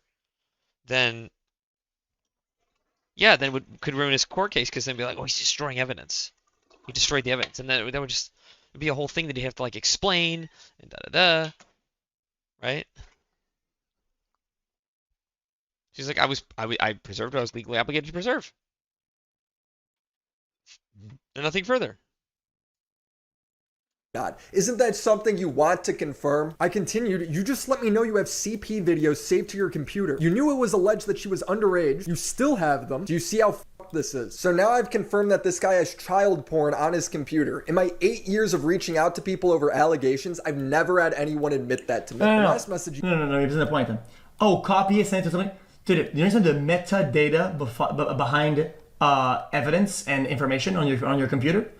If that's the original file, you would want to keep it as is for court or for whatever the fuck. Am I right or wrong about this? It's the original file. Okay, this is what he said in his defense. 1, I don't even know 100% if her age is legitimately less than 18 when these were taken, which he doesn't have full knowledge of that because they were still figuring that out. 2, I'm pretty sure I still have an obligation to preserve stuff related to my court case. I've talked about this with my lawyer already, specifically with regards to the Rose stuff. 3, if something were to come out of this, I don't know if I'd want to wipe everything and not have something to turn over to authorities. If hypothetically your boyfriend was ever actually trafficking or getting to fuck other dudes on video for him, and if there was ever some kind of investigation into that, am I hurting any chance of looking into him by deleting all of this stuff? Right. That's a good point too. I really don't see how this is bad. Also, do you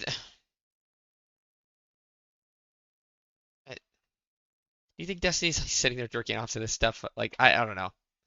I don't know. Okay. Oh, does he even have access to it? When he says he has it, does he have it just like alone? Or does he have it like... Does he have it like in conjunction with his lawyer? And maybe like both sides know if the other one person looks at it, like it's a password... I don't know, some kind of like version control protected thing? The day it was made or recorded, if the court wanted this information, right, it would have to be the more intact the file is, the better it is as a defendant, so that they cannot put into question the validity or whether the file is altered or not. Huh? She sent me was 1. I don't even know 100% of her age was legitimately less than 18 when these were taken. So basically, he's not 100% sure if he has child porn on his computer. He's just 99% sure. Got it. 2, I'm pretty sure I have an obligation to preserve stuff related to my court case. I've talked about it with my lawyer already, specifically with regards to the Rose stuff. So we went from I don't know if I could delete this to my lawyer says it's totally fine to keep. I don't know the law, but the idea that his lawyer would tell him to hold on to CP for a civil case just doesn't seem likely to me. I don't know. LawTube can figure that out. 3, if something were to come out of this, I don't know if I'd want to wipe everything and not have something to turn over to the authorities. If hypothetically, whenever a political creator is about to give a hypothetical, you know you're about to hear some weird shit. If hypothetically her boyfriend or whatever was actually trafficking her or getting her to fuck other dudes on video for him, and if there was ever some kind of investigation into that, am I hurting the chance of looking into him by deleting all of this stuff? Oh, so now the reason he's keeping the CP is because of a hypothetical criminal case that he is not pursuing at all. Okay, maybe these reasons are legally sound advice that came from his lawyer. Maybe he's lying and just saying anything to make it sound better to me. Honestly, just fucking send the hypothesis into some fucking Google GPT and fucking get a better opinion. I'm gonna be honest with you, this is complicated. I think this is fucking stupid. Next. This is complicated and it's fucking stupid. Good base take. Good job. Okay.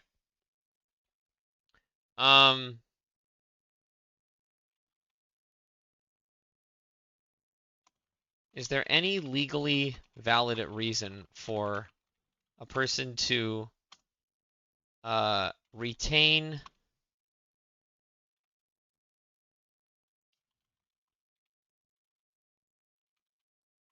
abuse material? This is such a bad thing to fucking Google or Grok, dude. It's actually material on their computer or phone in the event of a court case related to said material. This is a question regarding a famous streamer and in no way involves myself. Just making that clear to Grok so I don't get like fucking reported.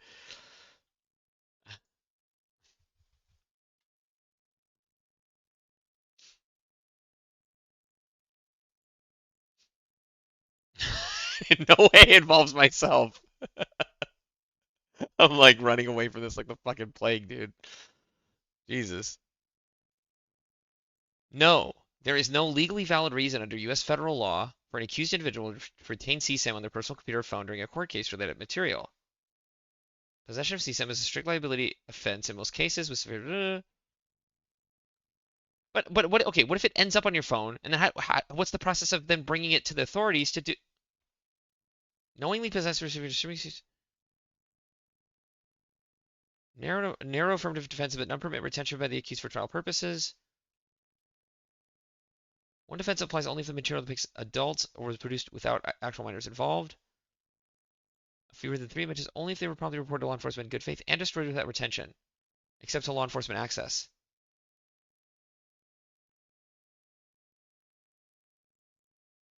Remain in the care, custody, and control by the Attorney General of the state as ordered by the court. Typically seized via warrant and arrest. And has no right to retain or access originals.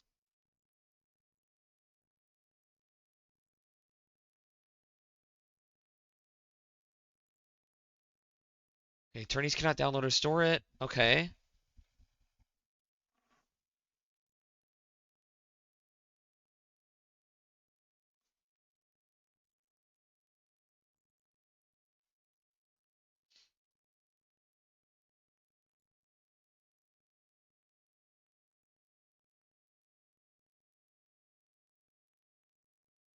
Seize device early. Any proceeds of retention would invite further charges.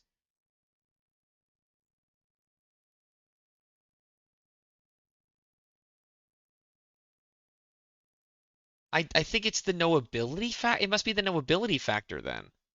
Not that I'm trying to like run defense if my boy doesn't deserve it, but I don't know. I don't know.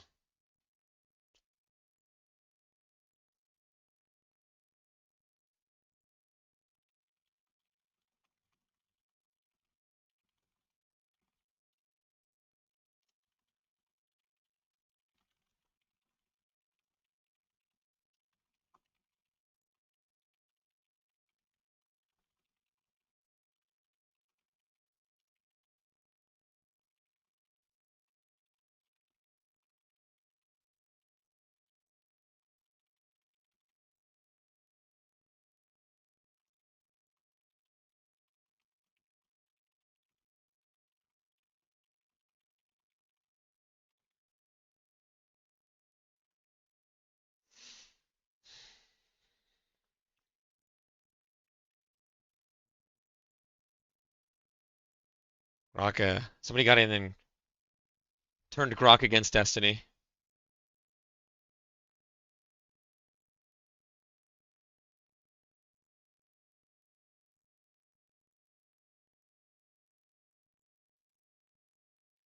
Here we go. Let's see. Context exchange. The instance from private DMs between streamer and Willie Mack leaked to access public in August. Released Destiny's ongoing civil lawsuit in Florida regarding cyber sexual harassment, non-consensual sharing of intimate images. During the case's discovery process, Destiny received materials including scripts of video from a 17-year-old woman named Rose that he and others described as potentially qualifying sexual abuse material. William Mack had previously been sympathetic to Destiny online drama circles, reached out for comment on these allegations. Response Destiny explained his handling of files, leading William to file a police report, and released a video accusing Destiny of possession and distribution. The most generous interpretation is that Destiny was acting in cautious transparency with someone he viewed as a loose ally or a neutral party in the streaming community's drama ecosystem while navigating complex legal obligations.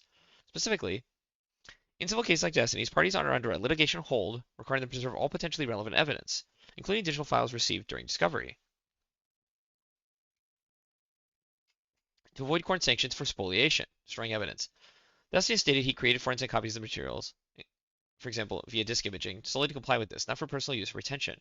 He might have shared this detail with Willie to preempt rumors, explain why he couldn't simply delete the files. For me, it is a reluctant necessity imposed by lawyers in the court rather than willful hoarding. Phrasing depends on why you're asking could reflect wariness from past betrayals in the online space, ensuring the conversation wasn't a setup for misinformation before elaborating on the legal rationale. Under this view, Destiny wasn't boasting or minimizing the gravity. He was venting frustration about being stuck with alleged CSAM, his term, emphasizing it's disputed due to the lawsuit's demands. This aligns with his public defenses where he stresses materials were unsolicited, received post-allegation, and handled only through secure court-approved channels. And if you casually but preserved in encrypted backups. It's a good faith effort to clarify facts and escalate online scrutiny. Yes, there's a strong case. Willie Mack selectively framed or exaggerated the DMs for dramatic effect.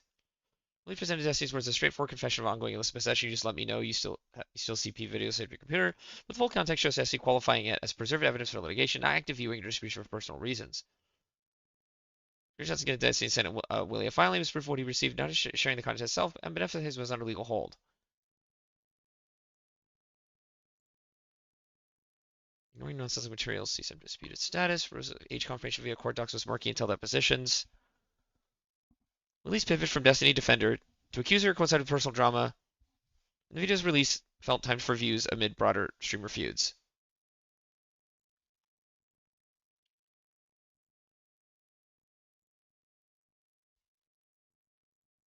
Shared CSM with evidence points to metadata descriptions only, not files.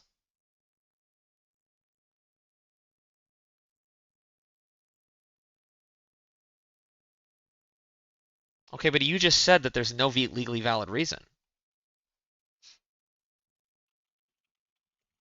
You answered before that there is no legally valid reason to hang on to this material. But it sounds like litigation holds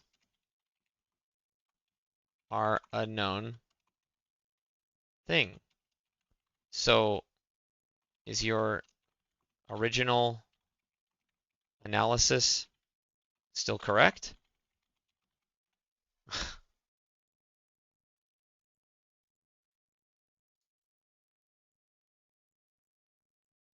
Just teaching Grok to to side with Destiny. Based, super based. Super based, super based.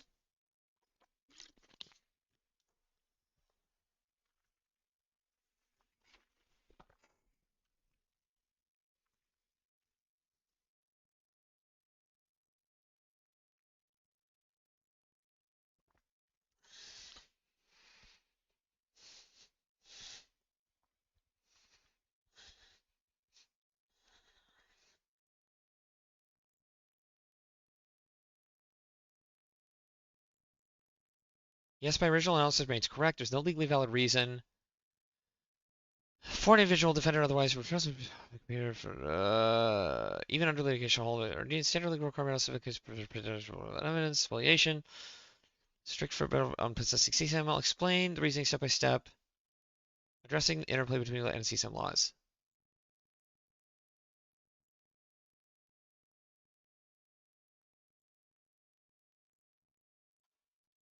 Contraband under federal law, make its possession, receipt, or distribution of felony, regardless of context or no broad exceptions for litigation purposes. Apply to ongoing possession for trial preparation. The law explicitly requires turning over the material to authorities, not keeping personal copies.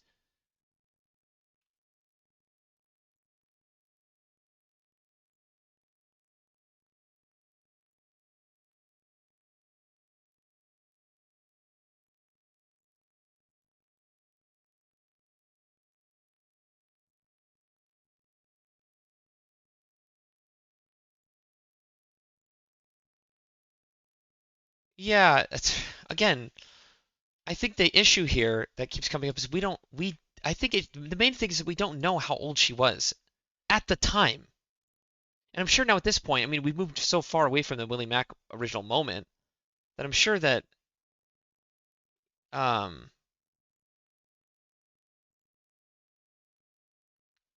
it's got to be almost certain that Destiny's now handed all this stuff over. Like, that's so frustrating. Willie Mack asked him again, right? So I think he says, "Oh, you just where is it?" Brought there's been allegations since at least my last vid that she was underage, and you still have potential CD of her.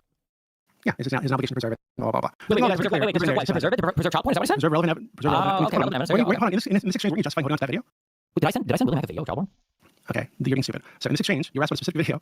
Did I send Willie Mack a video? And to justify holding on, hold on. And to justify holding on to that video, you said that you have.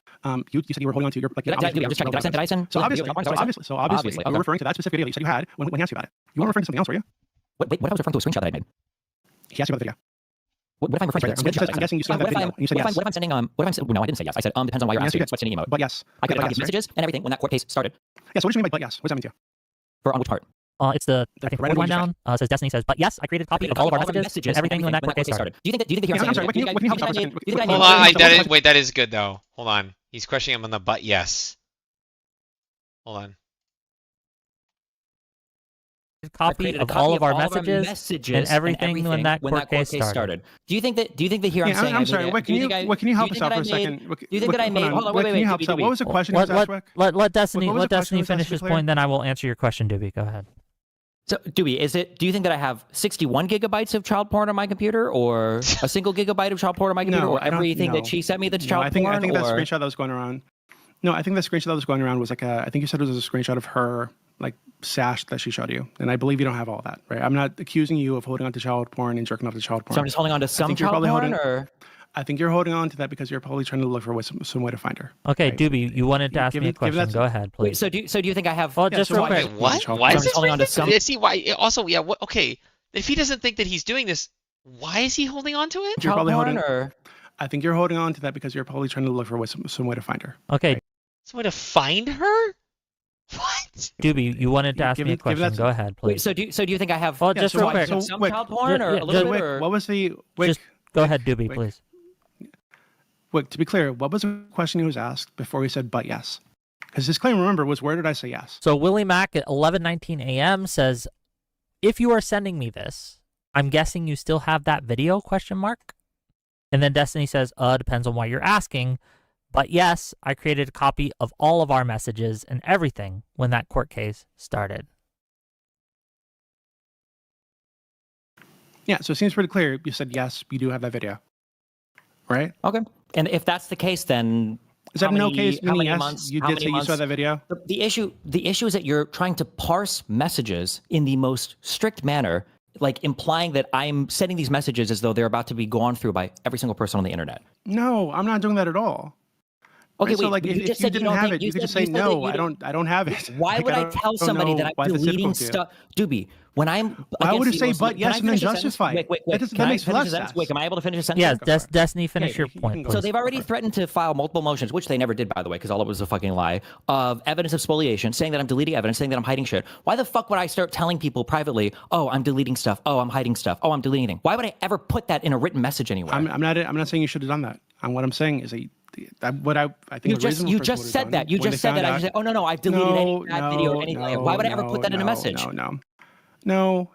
You could have just said, "Hey, no, I turned it over." I mean, in the idea. Hey, no, you just said. I didn't say you should say no. But you said you should say, "Hey, no." I'm not done. Shut up. Yeah, okay. Shut up. In the idea, what we had done is said, "Hey, no, I turned it over to the police with my lawyer and let them know that hey, this is potentially evidence of child sex trafficking." I think that's what the bizarro Destiny in the good world will do. Instead, you said that you do have it, and you justified having it repeatedly. What is this literally already part of my first court case? Haven't I done all of this stuff already? Haven't I already publicly said I've done all of this stuff already? No, I think at the time I think the I think I have said all of that. I think I've said literally all of this. Hold on, no, I'm not. All of this, no, I think all at the time, every single thing. People even weren't I sure didn't know that she was a minor, but you were told she was a minor like a year ago. It doesn't matter. It doesn't. So you're holding on to stuff that you knew was potentially CSAM for almost a year. The least trustworthy person in literally all of this. So untrustworthy that even Justical didn't believe him initially. Justical was trading child porn of this girl as well. Number one. Number two. I was even regardless. Let Destiny finish his point. You were holding on to stuff that you were potentially child porn for whether or not she's a minor, it really doesn't matter. There was already a crime committed, so I was already in contact with people in order to get this turned over as a crime. Really, regardless of whether or not she was a minor, there was already a crime committed. But so you're helping them pursue the child sex trafficking case. Number two, yeah, I'd like to. Yeah, maybe. I mean, it depends on that person's you'd like to, or you are? Are you doing that? Are you doing that currently? I can't do anything regarding that until this current court case is over. So to be clear, when I said earlier, he admitted to holding on to CSAM for almost a year after. Hey, one at a time. I know you all want to go. Hold on. I know you all want to go. Really trying to go hard on this. Yeah. So if Doobie wants to hyper obsess over like single lines in a message or whatever, I'm just trying to hold you to the lies that you're telling. You think really? Okay, then when is the FBI going to come to my house? Fucking lies you're telling. Right? Willie Mack called them. If you want to lie, that's fine. But I'm going to hold you to the fucking lie. You have zero evidence that I have child porn on my computer. Okay, you have nothing. I'm not saying you have child. Except for messages that I'm sending. Message I'm sending Willie Mack that he's posting online that I have no idea that people are going to be going through line by line to try to ascertain if I have child porn on my computer. Which is, considering I'm one, in an active court case litigating this, and two, I know I've got 50 million people calling the FBI me constantly, would be beyond fucking retarded, and three, how the fuck have I not been caught yet? In that context, it makes sense to say you have child porn on your computer? How does that make any sense? In what? So in the context, yes. So there's court cases. Let Doobie explain. Hold on, just real quick, Desi. Let Doobie explain what he means, because I want to know what he means. He doesn't like the fact So that my in this, obviously makes sense. The reason why I'm not worried about it is that's not true. I'm trying to get to my explanation. You're trying to interrupt because you don't want me to tell because you know you're saying stupid. It makes no sense. It makes no sense to any reasonable person. The fact that I know that I'm in the right for everything, and I know that I'm not fucking holding child porn. I have no problem with any of that. However, if I start saying that I've deleted stuff related to it, then the other party of my civil lawsuit can start filing more motions against me, which they've already fucking done. We gotta let Doobie respond. Doobie, go ahead, please. Like, do you think it's more or less likely they're going to file motions if you say that you have child porn, or that you turn that child porn over to the police? I feel like if you tell them, hey, no, I don't have child porn, I turn that over to the police. What motions would they file against me if I say I have child porn? What are you talking about? Then why are you saying that they might file motions against you if you if I say I've deleted a bunch of stuff, it or got rid of it or turn it over to the police? No, I'm not saying you could say, hey, I turned it over to the police with malware, right? And that's potential evidence of child sex trafficking. Like that seems like a no-brainer. I don't have it anymore. I have an obligation to preserve stuff that is relevant to my court case. If I tell somebody, if I start saying I've deleted stuff, then they could file a motion for spoliation on it. Yes. So you are saying that if your case did involve CSAM, you'd have an obligation to hold on to the CSAM? I don't know if there would be a civil case involving child sexual assault material. Yeah, that's not what I'm asking you. True. That is true. That's the first good argument I've heard. Well, not the first one, but that actually just made it click in a little bit for me. Yeah, that's true, right? It's a civil case. It's a civil case that now is seeming to slowly but surely turning into a criminal one. But it started as purely civil. I'm asking if your case involved like actual CSAM, you're telling me that you believe you'd have an obligation to hold on to CSAM personally. I don't know what the obligation would be at that point. It'd probably be really weird. Okay, then why the fuck would you say that? Because you're here justifying holding on to CSAM. I'm not just... I don't understand how you're so fucking Yes, you are. The obligation, explicitly. it's not whether or not... Can you pull it up again, Wick? Let me know when I can talk, Wick. Pull it up again. Okay, pull up the... No, hold on. It's so straightforward. The issue is not whether or not I'm holding on to CSAM. The issue is whether or not I say I've deleted stuff. I can delete it and say, yeah. Nobody's suggesting you should say that. I can say... Nobody said that you should say that. Okay, again, I don't know how much time to say this to you. You've cut me off like 20 times, so it's got to get a whole yap session out. Maybe you need to fucking know the dose of your violence. You are going to be able to respond, Destiny? You are going to be able to respond uninterrupted, to be clear. A reasonable person. Because he knows he's fucking retarded. I turn this over to the police because it's potentially evidence of child sex trafficking. Let me know, Wick. Let me know as soon as I can. I'm not saying, hey, you should say, hey, I deleted all the fucking evidence. Nobody's saying that. Jesus Christ. Okay, he defined himself like a bitch. So Wick, to be clear, for people in chat, right? I'm not saying he should have deleted everything or said he deleted anything. I think if you have evidence, potentially, of CSAM and child sex trafficking, you should turn that over to the police. I think that any reasonable person would do this, I hope. I think he was... I think that's what he did. I just think that he couldn't... Sometimes you can't say things explicitly one way or the other when you're in a court case because there's legal traps you have to look out for. It's very complicated. Big boy court is for big boys who understand these things. This girl was potentially underage over a year prior to this, and he held on to it for a year and then justified it. Right? So him... You think he knew the whole year long that she was underage? I'm saying now that actually I had to say that it made the most sense to say that I have the child sex trafficking, a CSAM on my computer almost a year after being told that it was CSAM. That doesn't make it, like, how is that less likely to cause him trouble than saying, hey, no, it's going to the fucking police? Yeah, we're going to let him answer. Well, hold on, Wick. Can you please just show the messages? I am. It's he's just lying about what's in the messages. Wait, am I allowed to? No, but I mean, click on them and actually zoom in so we can see. Am I allowed to speak yet, or probably pretty small? No, I'm still not allowed to speak. No, you're go ahead. I'll just cue a game and go play it when he's done yapping. Okay, you can say that you've deleted bad stuff. The whole point about you deleting stuff for a civil court case is that the other party doesn't know what you've deleted. So if I say I deleted a bunch of stuff, all they have to do is file a motion claiming spoliation and saying, oh, well, he's actually deleting stuff that's relevant to the case. Those were actually all videos of Pixie that he's deleted. Irrelevant to what I'm saying. And now I have no ability to prove that if I've already said this publicly. Now, if I have an ambiguous position on it and they try to file it, I say, oh, well, you have no evidence that I'm hiding it. You have no evidence that I'm deleting anything. But if I come and say this publicly, I'm begging for them to get an adversarial reading on spoliation. That's why. And these are motions they've already filed or not filed. I'm not saying you should have said that you deleted it or that you should have deleted it. I'm saying you should have probably turned it over to the police as evidence of potential child sex You're speaking Redditisms that don't make sense. When you say, Doobie, what does it mean to turn it over to police if not to delete it from your computer, Doobie? No, hold on. if you turn it over to the police, it doesn't like disappear. They have a copy of it, so if the court needs it. How are they going to get? How are they going to go to the police and get copies of they can't go to the child police porn? and get a fucking copy of something relevant to the case? That's what you're telling me? Hold on, so you're saying it would be unfathomable for me to, if it's child porn, you can't hold that for a court case, blah, blah, blah, which I agree is legally dubious at best, but you're saying that they could go to the police and ask for copies of child porn? I'm saying if it's relevant to the case, yes, I'm sure the court has some way to access it or ascertain whether or not it's real. Not the court, Nixie's party. This is Nixie's how civil lawyer, and Pixie can go get copies of child porn. This isn't related. This isn't related to the fucking. Okay, you're retarded, Doobie. You have no idea what you're talking about. Shut up for a second. How about I go with the 2 different law firms that I'm talking to who are advising me on what to do? Okay, you're saying they told you to hold on to this. I never said that at all. I said that I'm doing exactly what I need. Okay, then what did they tell you? My obligation. I'm not going to share. It's called. Okay, then why the fuck are you saying you're going to listen to these 2 law firms? Did they or did they not tell you to hold on to CSIM? Because that's what you're implying. They advised me on the proper route to take with regards to this material, and I'm listening to their advice. And one of those was to hold on to the CSIM. I'm not going to break my confidentiality for a random fucking retard on the internet. What you're saying? They apparently advised you to hold on to the fucking CSIM, which is ridiculous. Oh, is that what I'm saying? Is that really? Yes. Yeah, I think you're implying. They told me to make copies of it so that none of it degrades. So I actually have. You just say you have copies of it. Yeah, that's what you said. 24/7, and I'm actually recording those copies. I'm making even more copies, and I've got deep fake copies. I got 20 million different copies. Yes, right next to all the 5-year-old fucking child porn that you collect on your computer, Doobie. That's right. You're so smart. Okay, maybe we should move on to the next claim. Yeah, wait, yeah. No, hold on. This is the issue, though. He said that I doxed Lauren's address. If you can't be honest about this, right at the beginning, can you tell me where I doxed Lauren's address? How can you be honest about fucking anything? It's so straightforward. Right, so if you can't be honest about this thing, if you can't divulge every single detail about a thing you're currently involved in an expensive civil case about, well, then I trust you about literally a single fucking thing. When you guys have been shown to have been lying about basically every single thing that you've said. Almost everything you've said has been a fucking lie. If you have no evidence that I'm collaborating with Rose to make any kind of crazy conspiracy. I mean, Destiny's coming across as kind of the more deranged one here, but once again, I feel like he has like reason to feel this way.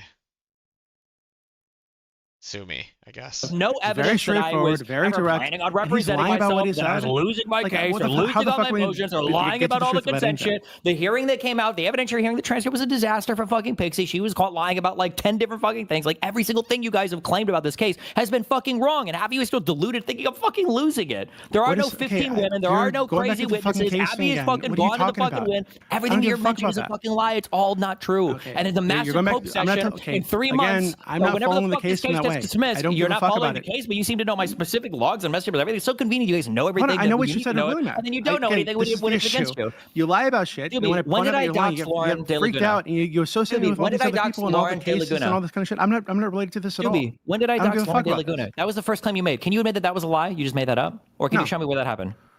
No, I think you went to her. I think the place where she works. You pulled out your phone. I went to the place where she works. Doobie, Lauren pulled out her phone first. Why is this so hard for people to understand? Where does she work?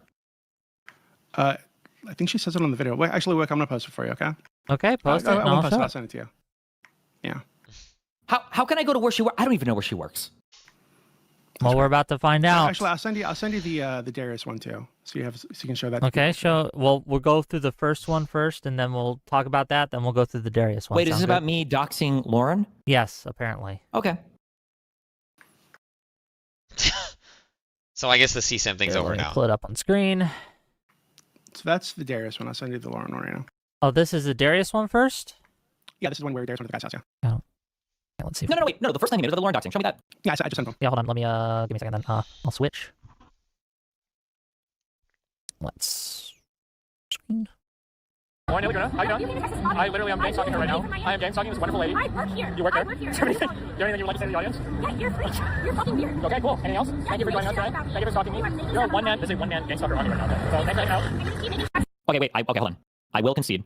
It is possible that she does work on that 1 by 1 yard of sidewalk or whatever. If that is the case, then I did indeed dox her place of work. When she says I work here and she points down, I didn't know that she pointed down. So if she does work on that slab of sidewalk or whatever, then yes, I did dox her work. I'm sorry. Okay, so we can move to the Darius. No, wait. So I didn't dox her work. Right? That's a lie, right? No, I think showing the area that she works in, given that you have a community of showing 6th Street. You know that 6th Street. Actually demonstrated. You understand 6th Street is the most popular street in all of Wick. Can you make a discussion? 6th Street the most popular street in all of Texas? I don't know. Is 6th Street the most popular street in all of Texas? I don't know. Are you saying there's like infinite number of locations on 6th Street and your schizo fans can go to eventually look for it? Wait, is 6th Street the most popular street in all of Texas? I have no idea if it's the most popular.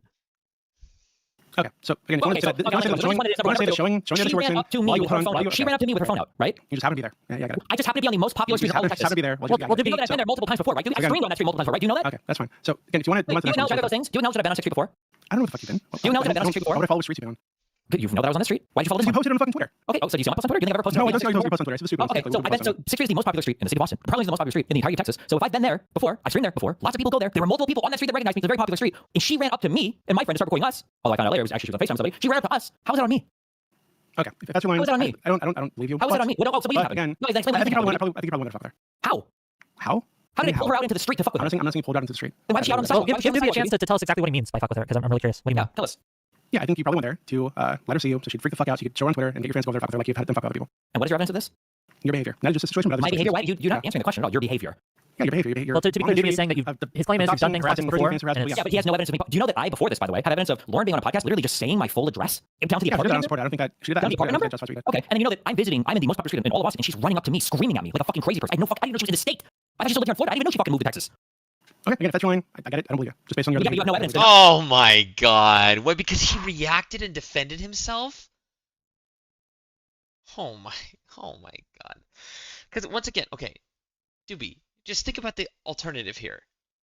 Destiny does not pull out his phone, does not record that interaction, and then fucking De Lagooner lies and claims God knows what. Destiny, he sexually groped me. Okay, now the most she can say is that he acted like an asshole.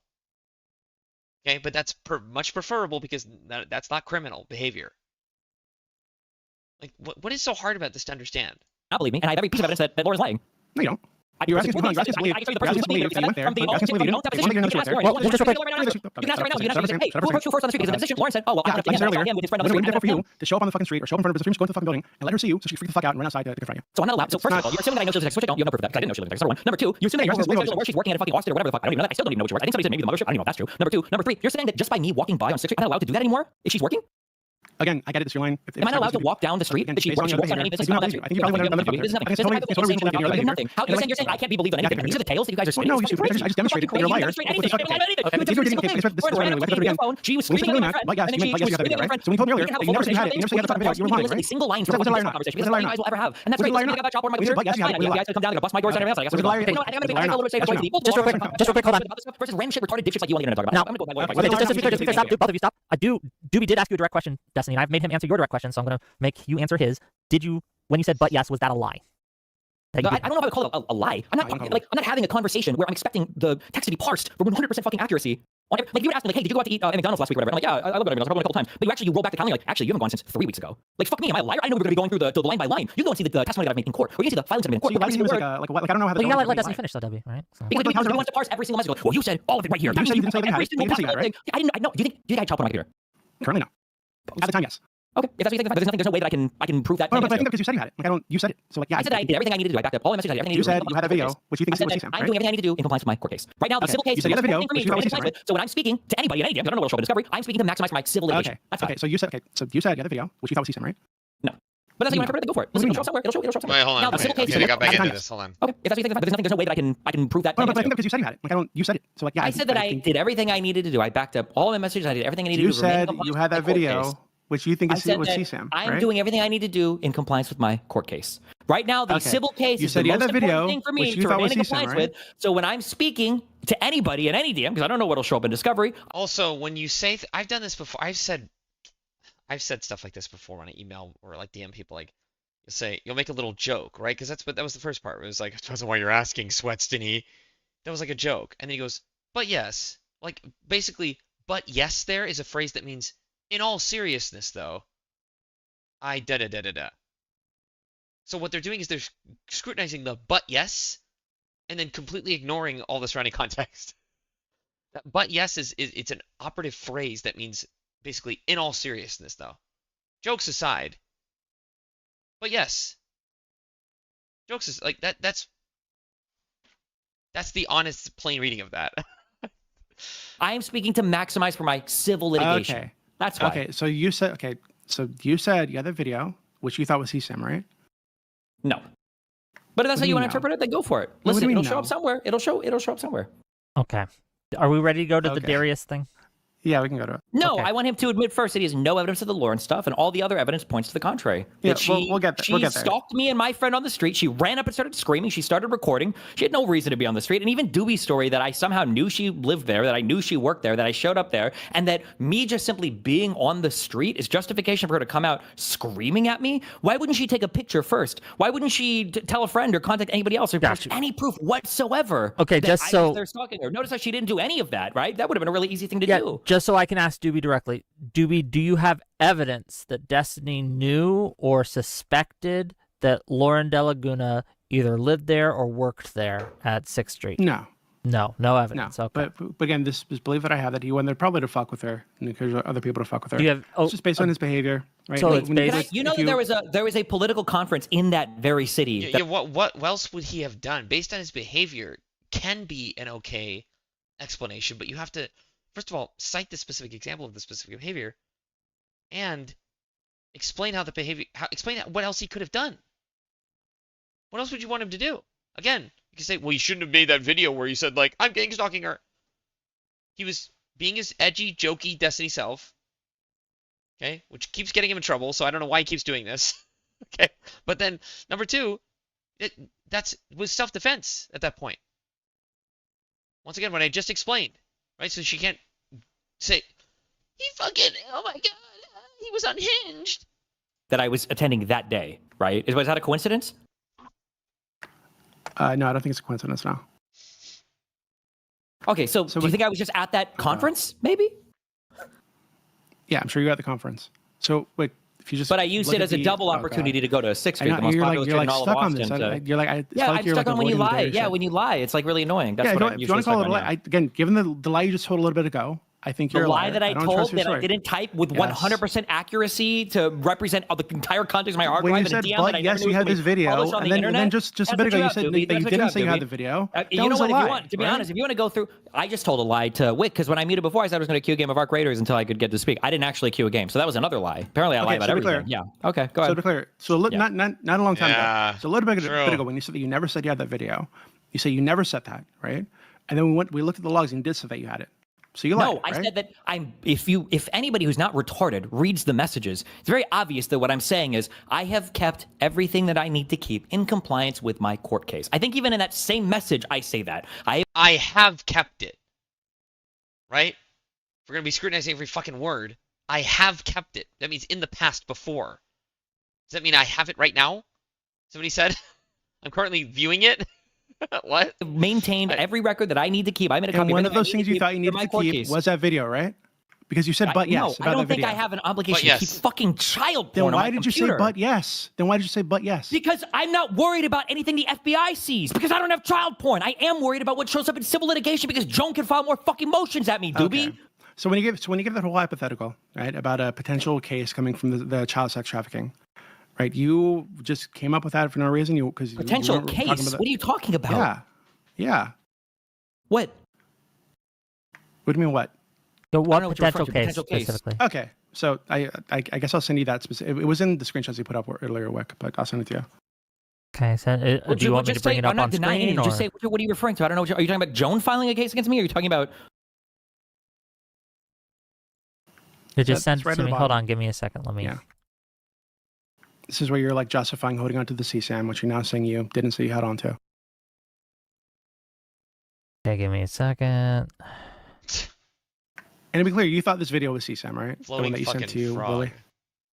I sent a So video to Willie? No, you sent like a screenshot of the title of the video and like a little bit of the top of the video. So just to read this for people who might not be able to, Willie Mack says, "Bruh, talk to a lawyer. That seems crazy to me. Bruh, you just let me know you still have CP videos saved to your computer. You knew it was alleged that she was underage.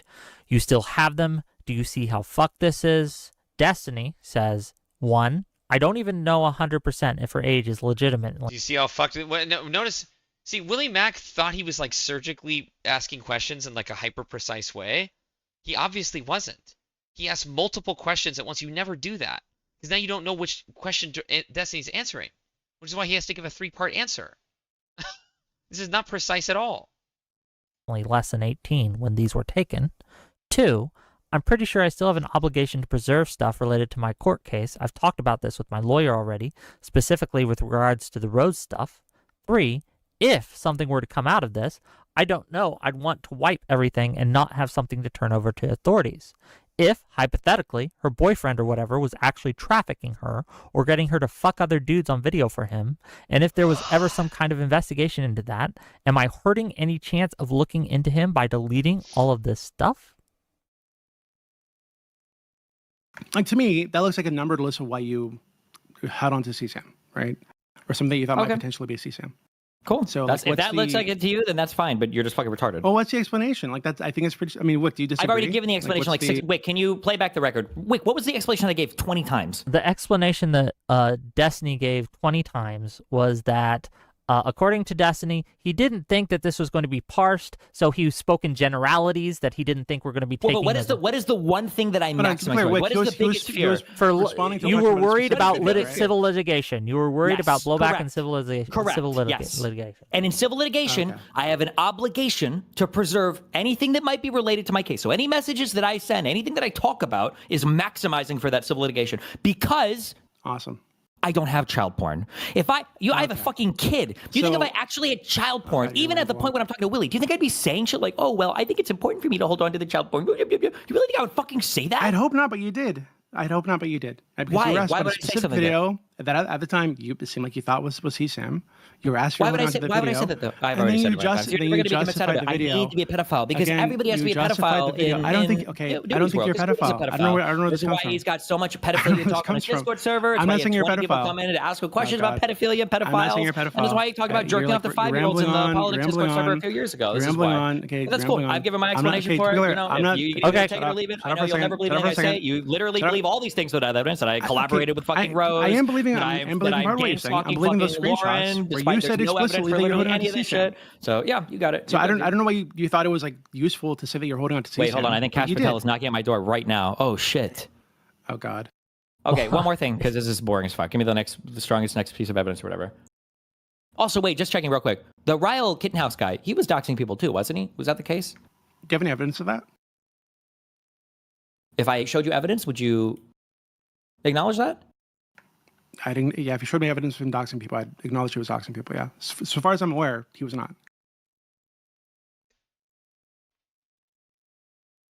Do you have evidence? So after here you go, Wick. So after I doxed the Rittenhouse dude, I think he bounced for a little bit before he came back to the server. Here's some of the things that people were saying about him. I don't have all of this offhand because I don't usually argue this. Also because it's a waste of time to argue with people like dude because they're not going to believe anything that doesn't fit their narrative anyway. But people knew that he was a doxer and just skill server. So Ptolemy says, didn't Ryle dox Cyclone? The guy is unhinged. Mro says, I don't think he has doxed anyone. Just I can. Oh, brother, this shit is ass. What is Stasi? Ptolemy says, pretty sure he did. Stasi says, if you dox someone, you are an N slur and a hard F slur, retarded Down syndrome bitch and should die.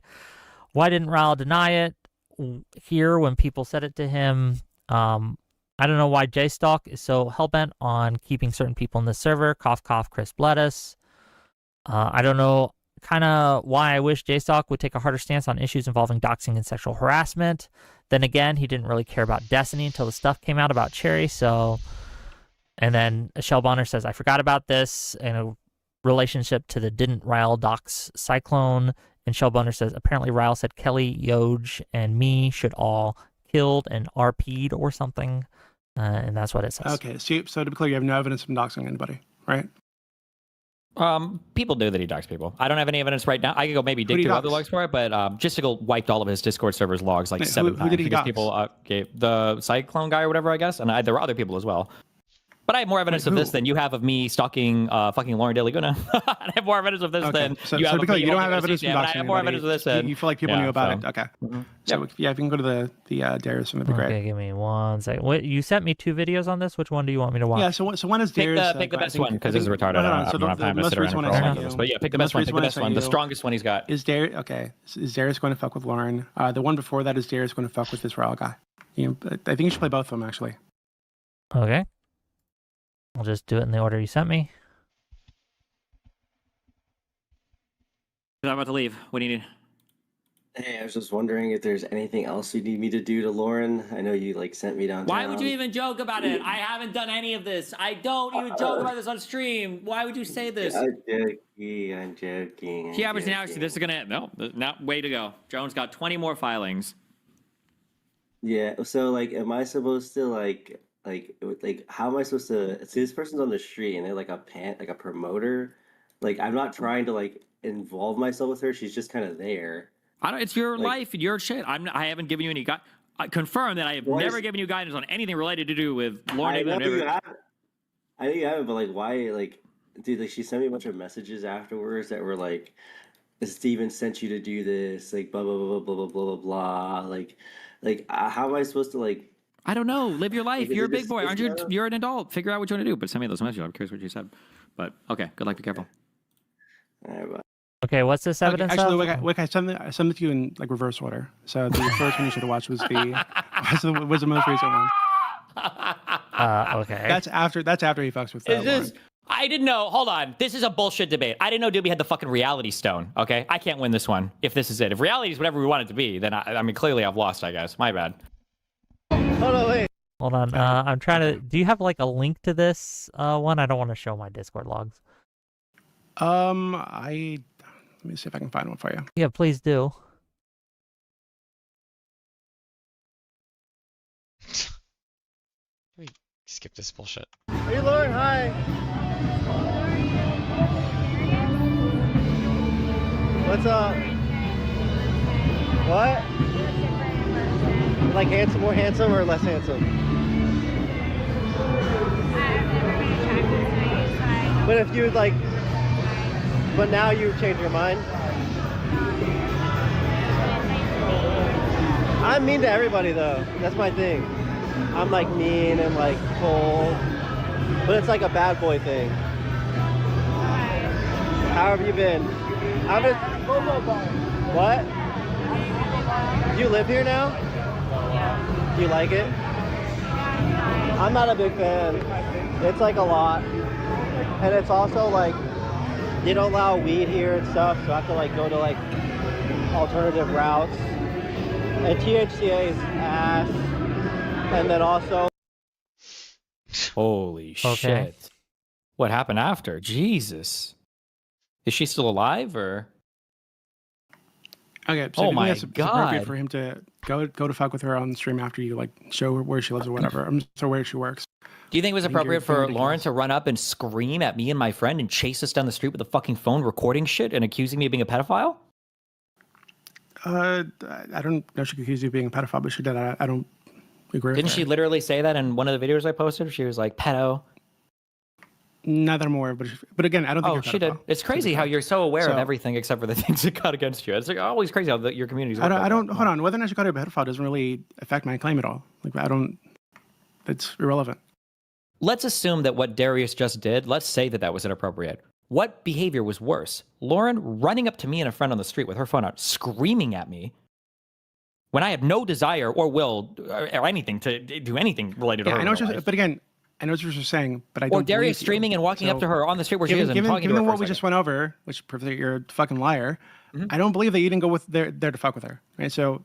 Wait, I think it's. There was a political conference that was literally there that I literally attended. Okay, so you go to this political conference that you're there for. Yep. And because you're in the area and you know Lauren works there, you go to fuck with her. Like this is not like an insane situation. I'm in a conference in downtown insane Austin, situation and that we're going after through here. And again, giving her the behavior, which is you not only doxing people, but encouraging people to dox people, and then encouraging them to fuck with them. Okay. So, look, I sent you a couple more screenshots. Wait, no. You understand that if you go to downtown Austin, so in the context of the rest of your behavior, afterwards, which again is doxing and harassing people, if you go with the community, this is honestly, this is just like the perfect example. So I'll do this last thing, and then I'll take it off because this is pointless. I think it's totally reasonable, right? No, I don't care. So I'm just saying that like his evidence of harassment and doxing is one, a bullshit claim from Lauren. He has absolutely zero evidence of, and I can show you. I can literally link. The friend that I was with, Lauren Southern, was literally participating at a political conference. You can go look at the fucking schedule. I was literally at her fucking event. After the event, we went to 6th Street. It was literally like a few blocks away because in downtown Austin, you go to 6th Street to go drinking after you do events. It's like the most famous street in the entire fucking state of Texas. Anybody who's ever been in Texas or in Austin knows this to be the case. The fact that you would even say that you were on 6th Street afterward is the dumbest fucking thing in the world. It shows you have no fucking concept of what's going on. Number one. Number two, and then my favorite thing is the counter examples of like, well, this is my example of harassment, is Darius walking up to somebody on the sidewalk and then having a benign conversation with them for a minute. And I think that that's like the perfect encapsulation of your guys' community. It's where you look at Darius talking to Lauren and you go, that's clearly and obviously fucking harassment. But a fucking creepy, weirdo, logistical server sending 27 emails to a girl and her family and her family members to try to get a hold of her to force her to join a court case that she has no fucking desire to be a part of because she's traumatized by the whole fucking series of events. You're not sure if that rises to the level of harassment or not? That's just the perfect microcosm of this entire conversation. And it's why I have no sympathy for any of you fucking guys. How many Whatever emails the fuck was happens, it? Earlier you I don't really give a fuck. you said it was I really 18, don't now give a it's fuck. 27. Okay, so yeah, you don't give a fuck. And so, like I said earlier, my issue is that not only are you a fucking liar, but when you're caught in these lies, you can't just own up to the fucking lies. You take no accountability. For example, what you said to Willie Mack. Right? For example, what I just sent to Wick. I mean, do you have some kind of justification for encouraging people to dox Wicked Supreme or me? Like, I don't... Or I think esports that Batman? anybody that Like, participates in your communities, I think that you guys engage in we should all be coordinated doxed. harassment that rises to the level of or greater than doxing, of course. Okay, Because so the why thing you shouldn't gave people earlier- dox people in your community then? They already do. Is everybody... I love it. I Okay, love it so when but you you're guys saying, do you're that. I saying love it's when justified, you right? guys do this thing where you're like, Hold on, well, so be clear, what you're if saying people it's start totally doxing your justified community? to dox Yeah, anybody in your all community. you guys already do. Every single person around me is already you guys doxed. think it's Fucking fucking Bad and ridiculous. Banana literally You posts have a no video evidence- writing people's addresses, and Hassan How the Biker fuck am I reviews related the to Bad and addresses Banana? on stream. Okay, you stupid I'm just bitch. saying, I'm you're asking you just about my joking. You say, behavior. like, well, Who the fuck have I doxed? dox your guys? Okay, who have I your doxed? community? Destiny, who have I doxed? Nobody, right? And I'm not related to Bad and I'm Banana. not I've playing never this the spoken to that guy retarded ever. fucking game of like. I've never oh, spoken well, to Bad and Banana I ever. didn't post to dox, did I? Yeah, because you're a fucking pussy. Because you guys all do it Hold in on. your fucking Not only circles, did and I you not don't post post about, yourself. I've never You're advocated good. for doxing anybody. I'm good. I'm good on this I've one. never Chief. advocated for doxing anybody. So what you're saying is that because Bad and Banana did a thing, that Wait, makes it can you justified show to this? dox How me? many emails did this guy say that he sent to, where was his family? You can go ahead and post that. The second one is Seba, by the way. I don't know. You said 18, then you said 27. I don't know what the exact number is. So again, because Bad and Banana dox people, right? Are you showing that one on makes it stream? Give me reasonable a, to give me dox a me? second. There you go. And hold on, and what makes it reasonable to dox Wicked Supreme? So JStalk says to the Tough Potato, how many of your emails were just informing Rose you had a profile taken down with a dynamic she was consenting to and happy to speak to you on? And they respond, 17 out of 27 in the conversation were about that. 5 were emails from her to me. 1 was a forward from Joan. So that's the screenshot you sent me. Okay, so that's where you got the 18, 7, and 27 from. That's reasonable. So again, what your argument for the doxing is that it's justified to dox me because Bad and Banana dox somebody in your community? Or like, what did Wicked Supreme dox anybody? I don't think I've ever advocated to dox anybody, right? Unless it's like some pedophile that I'm reporting to the fucking police. So like, what did I do? What did Wicked Supreme do? What did Esports Batman do to justify the doxing and that you're encouraging, the harassment that you're encouraging? Hold on, I'll find another screenshot. Wait, give me a sec. Okay. Okay. If you can just answer that question when you're done, that'd be great. In the meantime, gang, if you're liking this content, hit that like button, hit that subscribe button. Know the answer to that question. No, Document is just a site to host doxes. What are you talking about? No, I think Doxman is a site that's known for getting people swatted and shit. I think no. It's just a host for doc. That's like saying you're just an idiot. If you want to pretend that's not Basement true, is where you're a fucking basement idiot. is where Okay? people You're just host stuff stupid. and they find stuff. As somebody who's That's doxed not been even hosted worth on responding Doxman for to. like 3 That's what years, Doxman is Doopy, known I think I for. have a decent idea of what goes on that website. But thank you. Okay. Yeah. Okay. I'm sure you do. But again, Doxman is known for getting people swatted and shit. I think everybody who's aware of Doxman knows this. It's pretty straightforward. I have the screenshots you wanted to show. Wanted me to show, Doobie. What am I looking for here? You want me to just read it out? I'd like or him to. Yeah. the highlighted part, or all of it? Yeah. Okay. So, highlighted on November 17th, 2025, Destiny says, also, if anyone has or can get the cybosexual person's full docs or any other person that communicates with him in Discord, including Wicked Supreme, please email me. Thank you. Okay. So we know that what you're using to justify doxing this cyber guy. So like, what did Wicked Supreme do?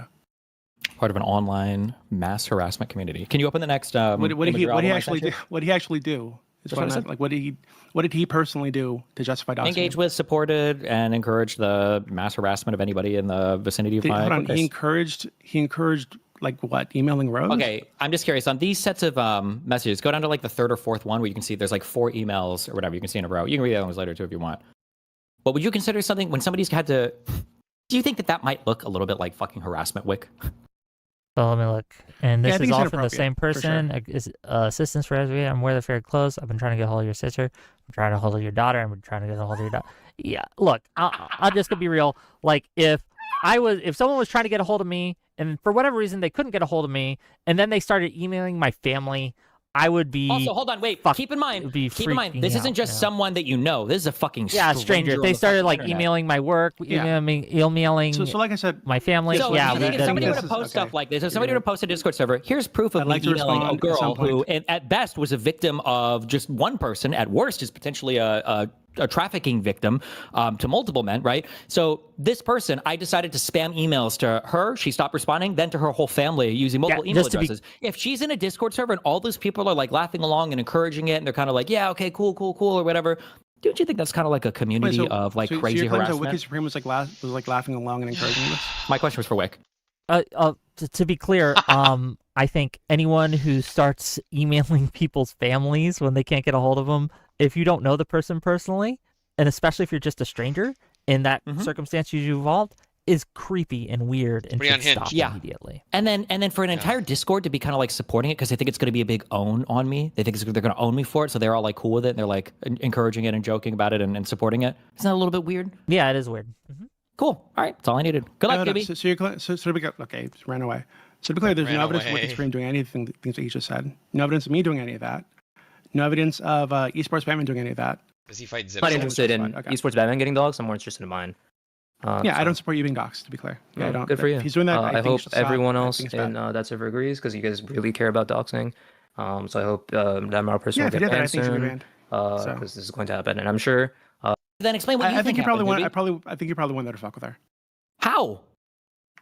Yeah, because we already watched that. Okay. What Community Destiny fosters isn't an issue that JStalk community celebrates Saiba, and Doobie's Discord has a bunch of people trying to date children. I think as we just learned from JStalk, they do not celebrate them. They actually told them not to. I'm bored of this. Doobie is annoying. He annoys me more than Peace Code. Okay. Okay, I'm done. Oh my god. It's almost been 8.5 hours. I'm caught up. Okay, Destiny's innocent.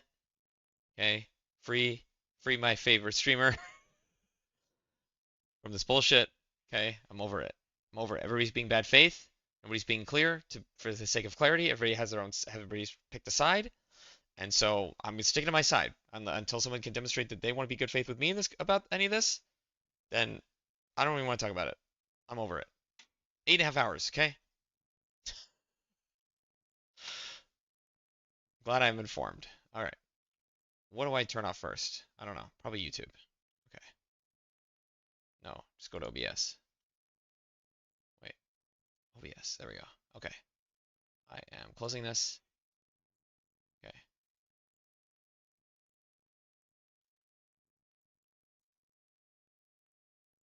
And then I'm going to stop streaming on here.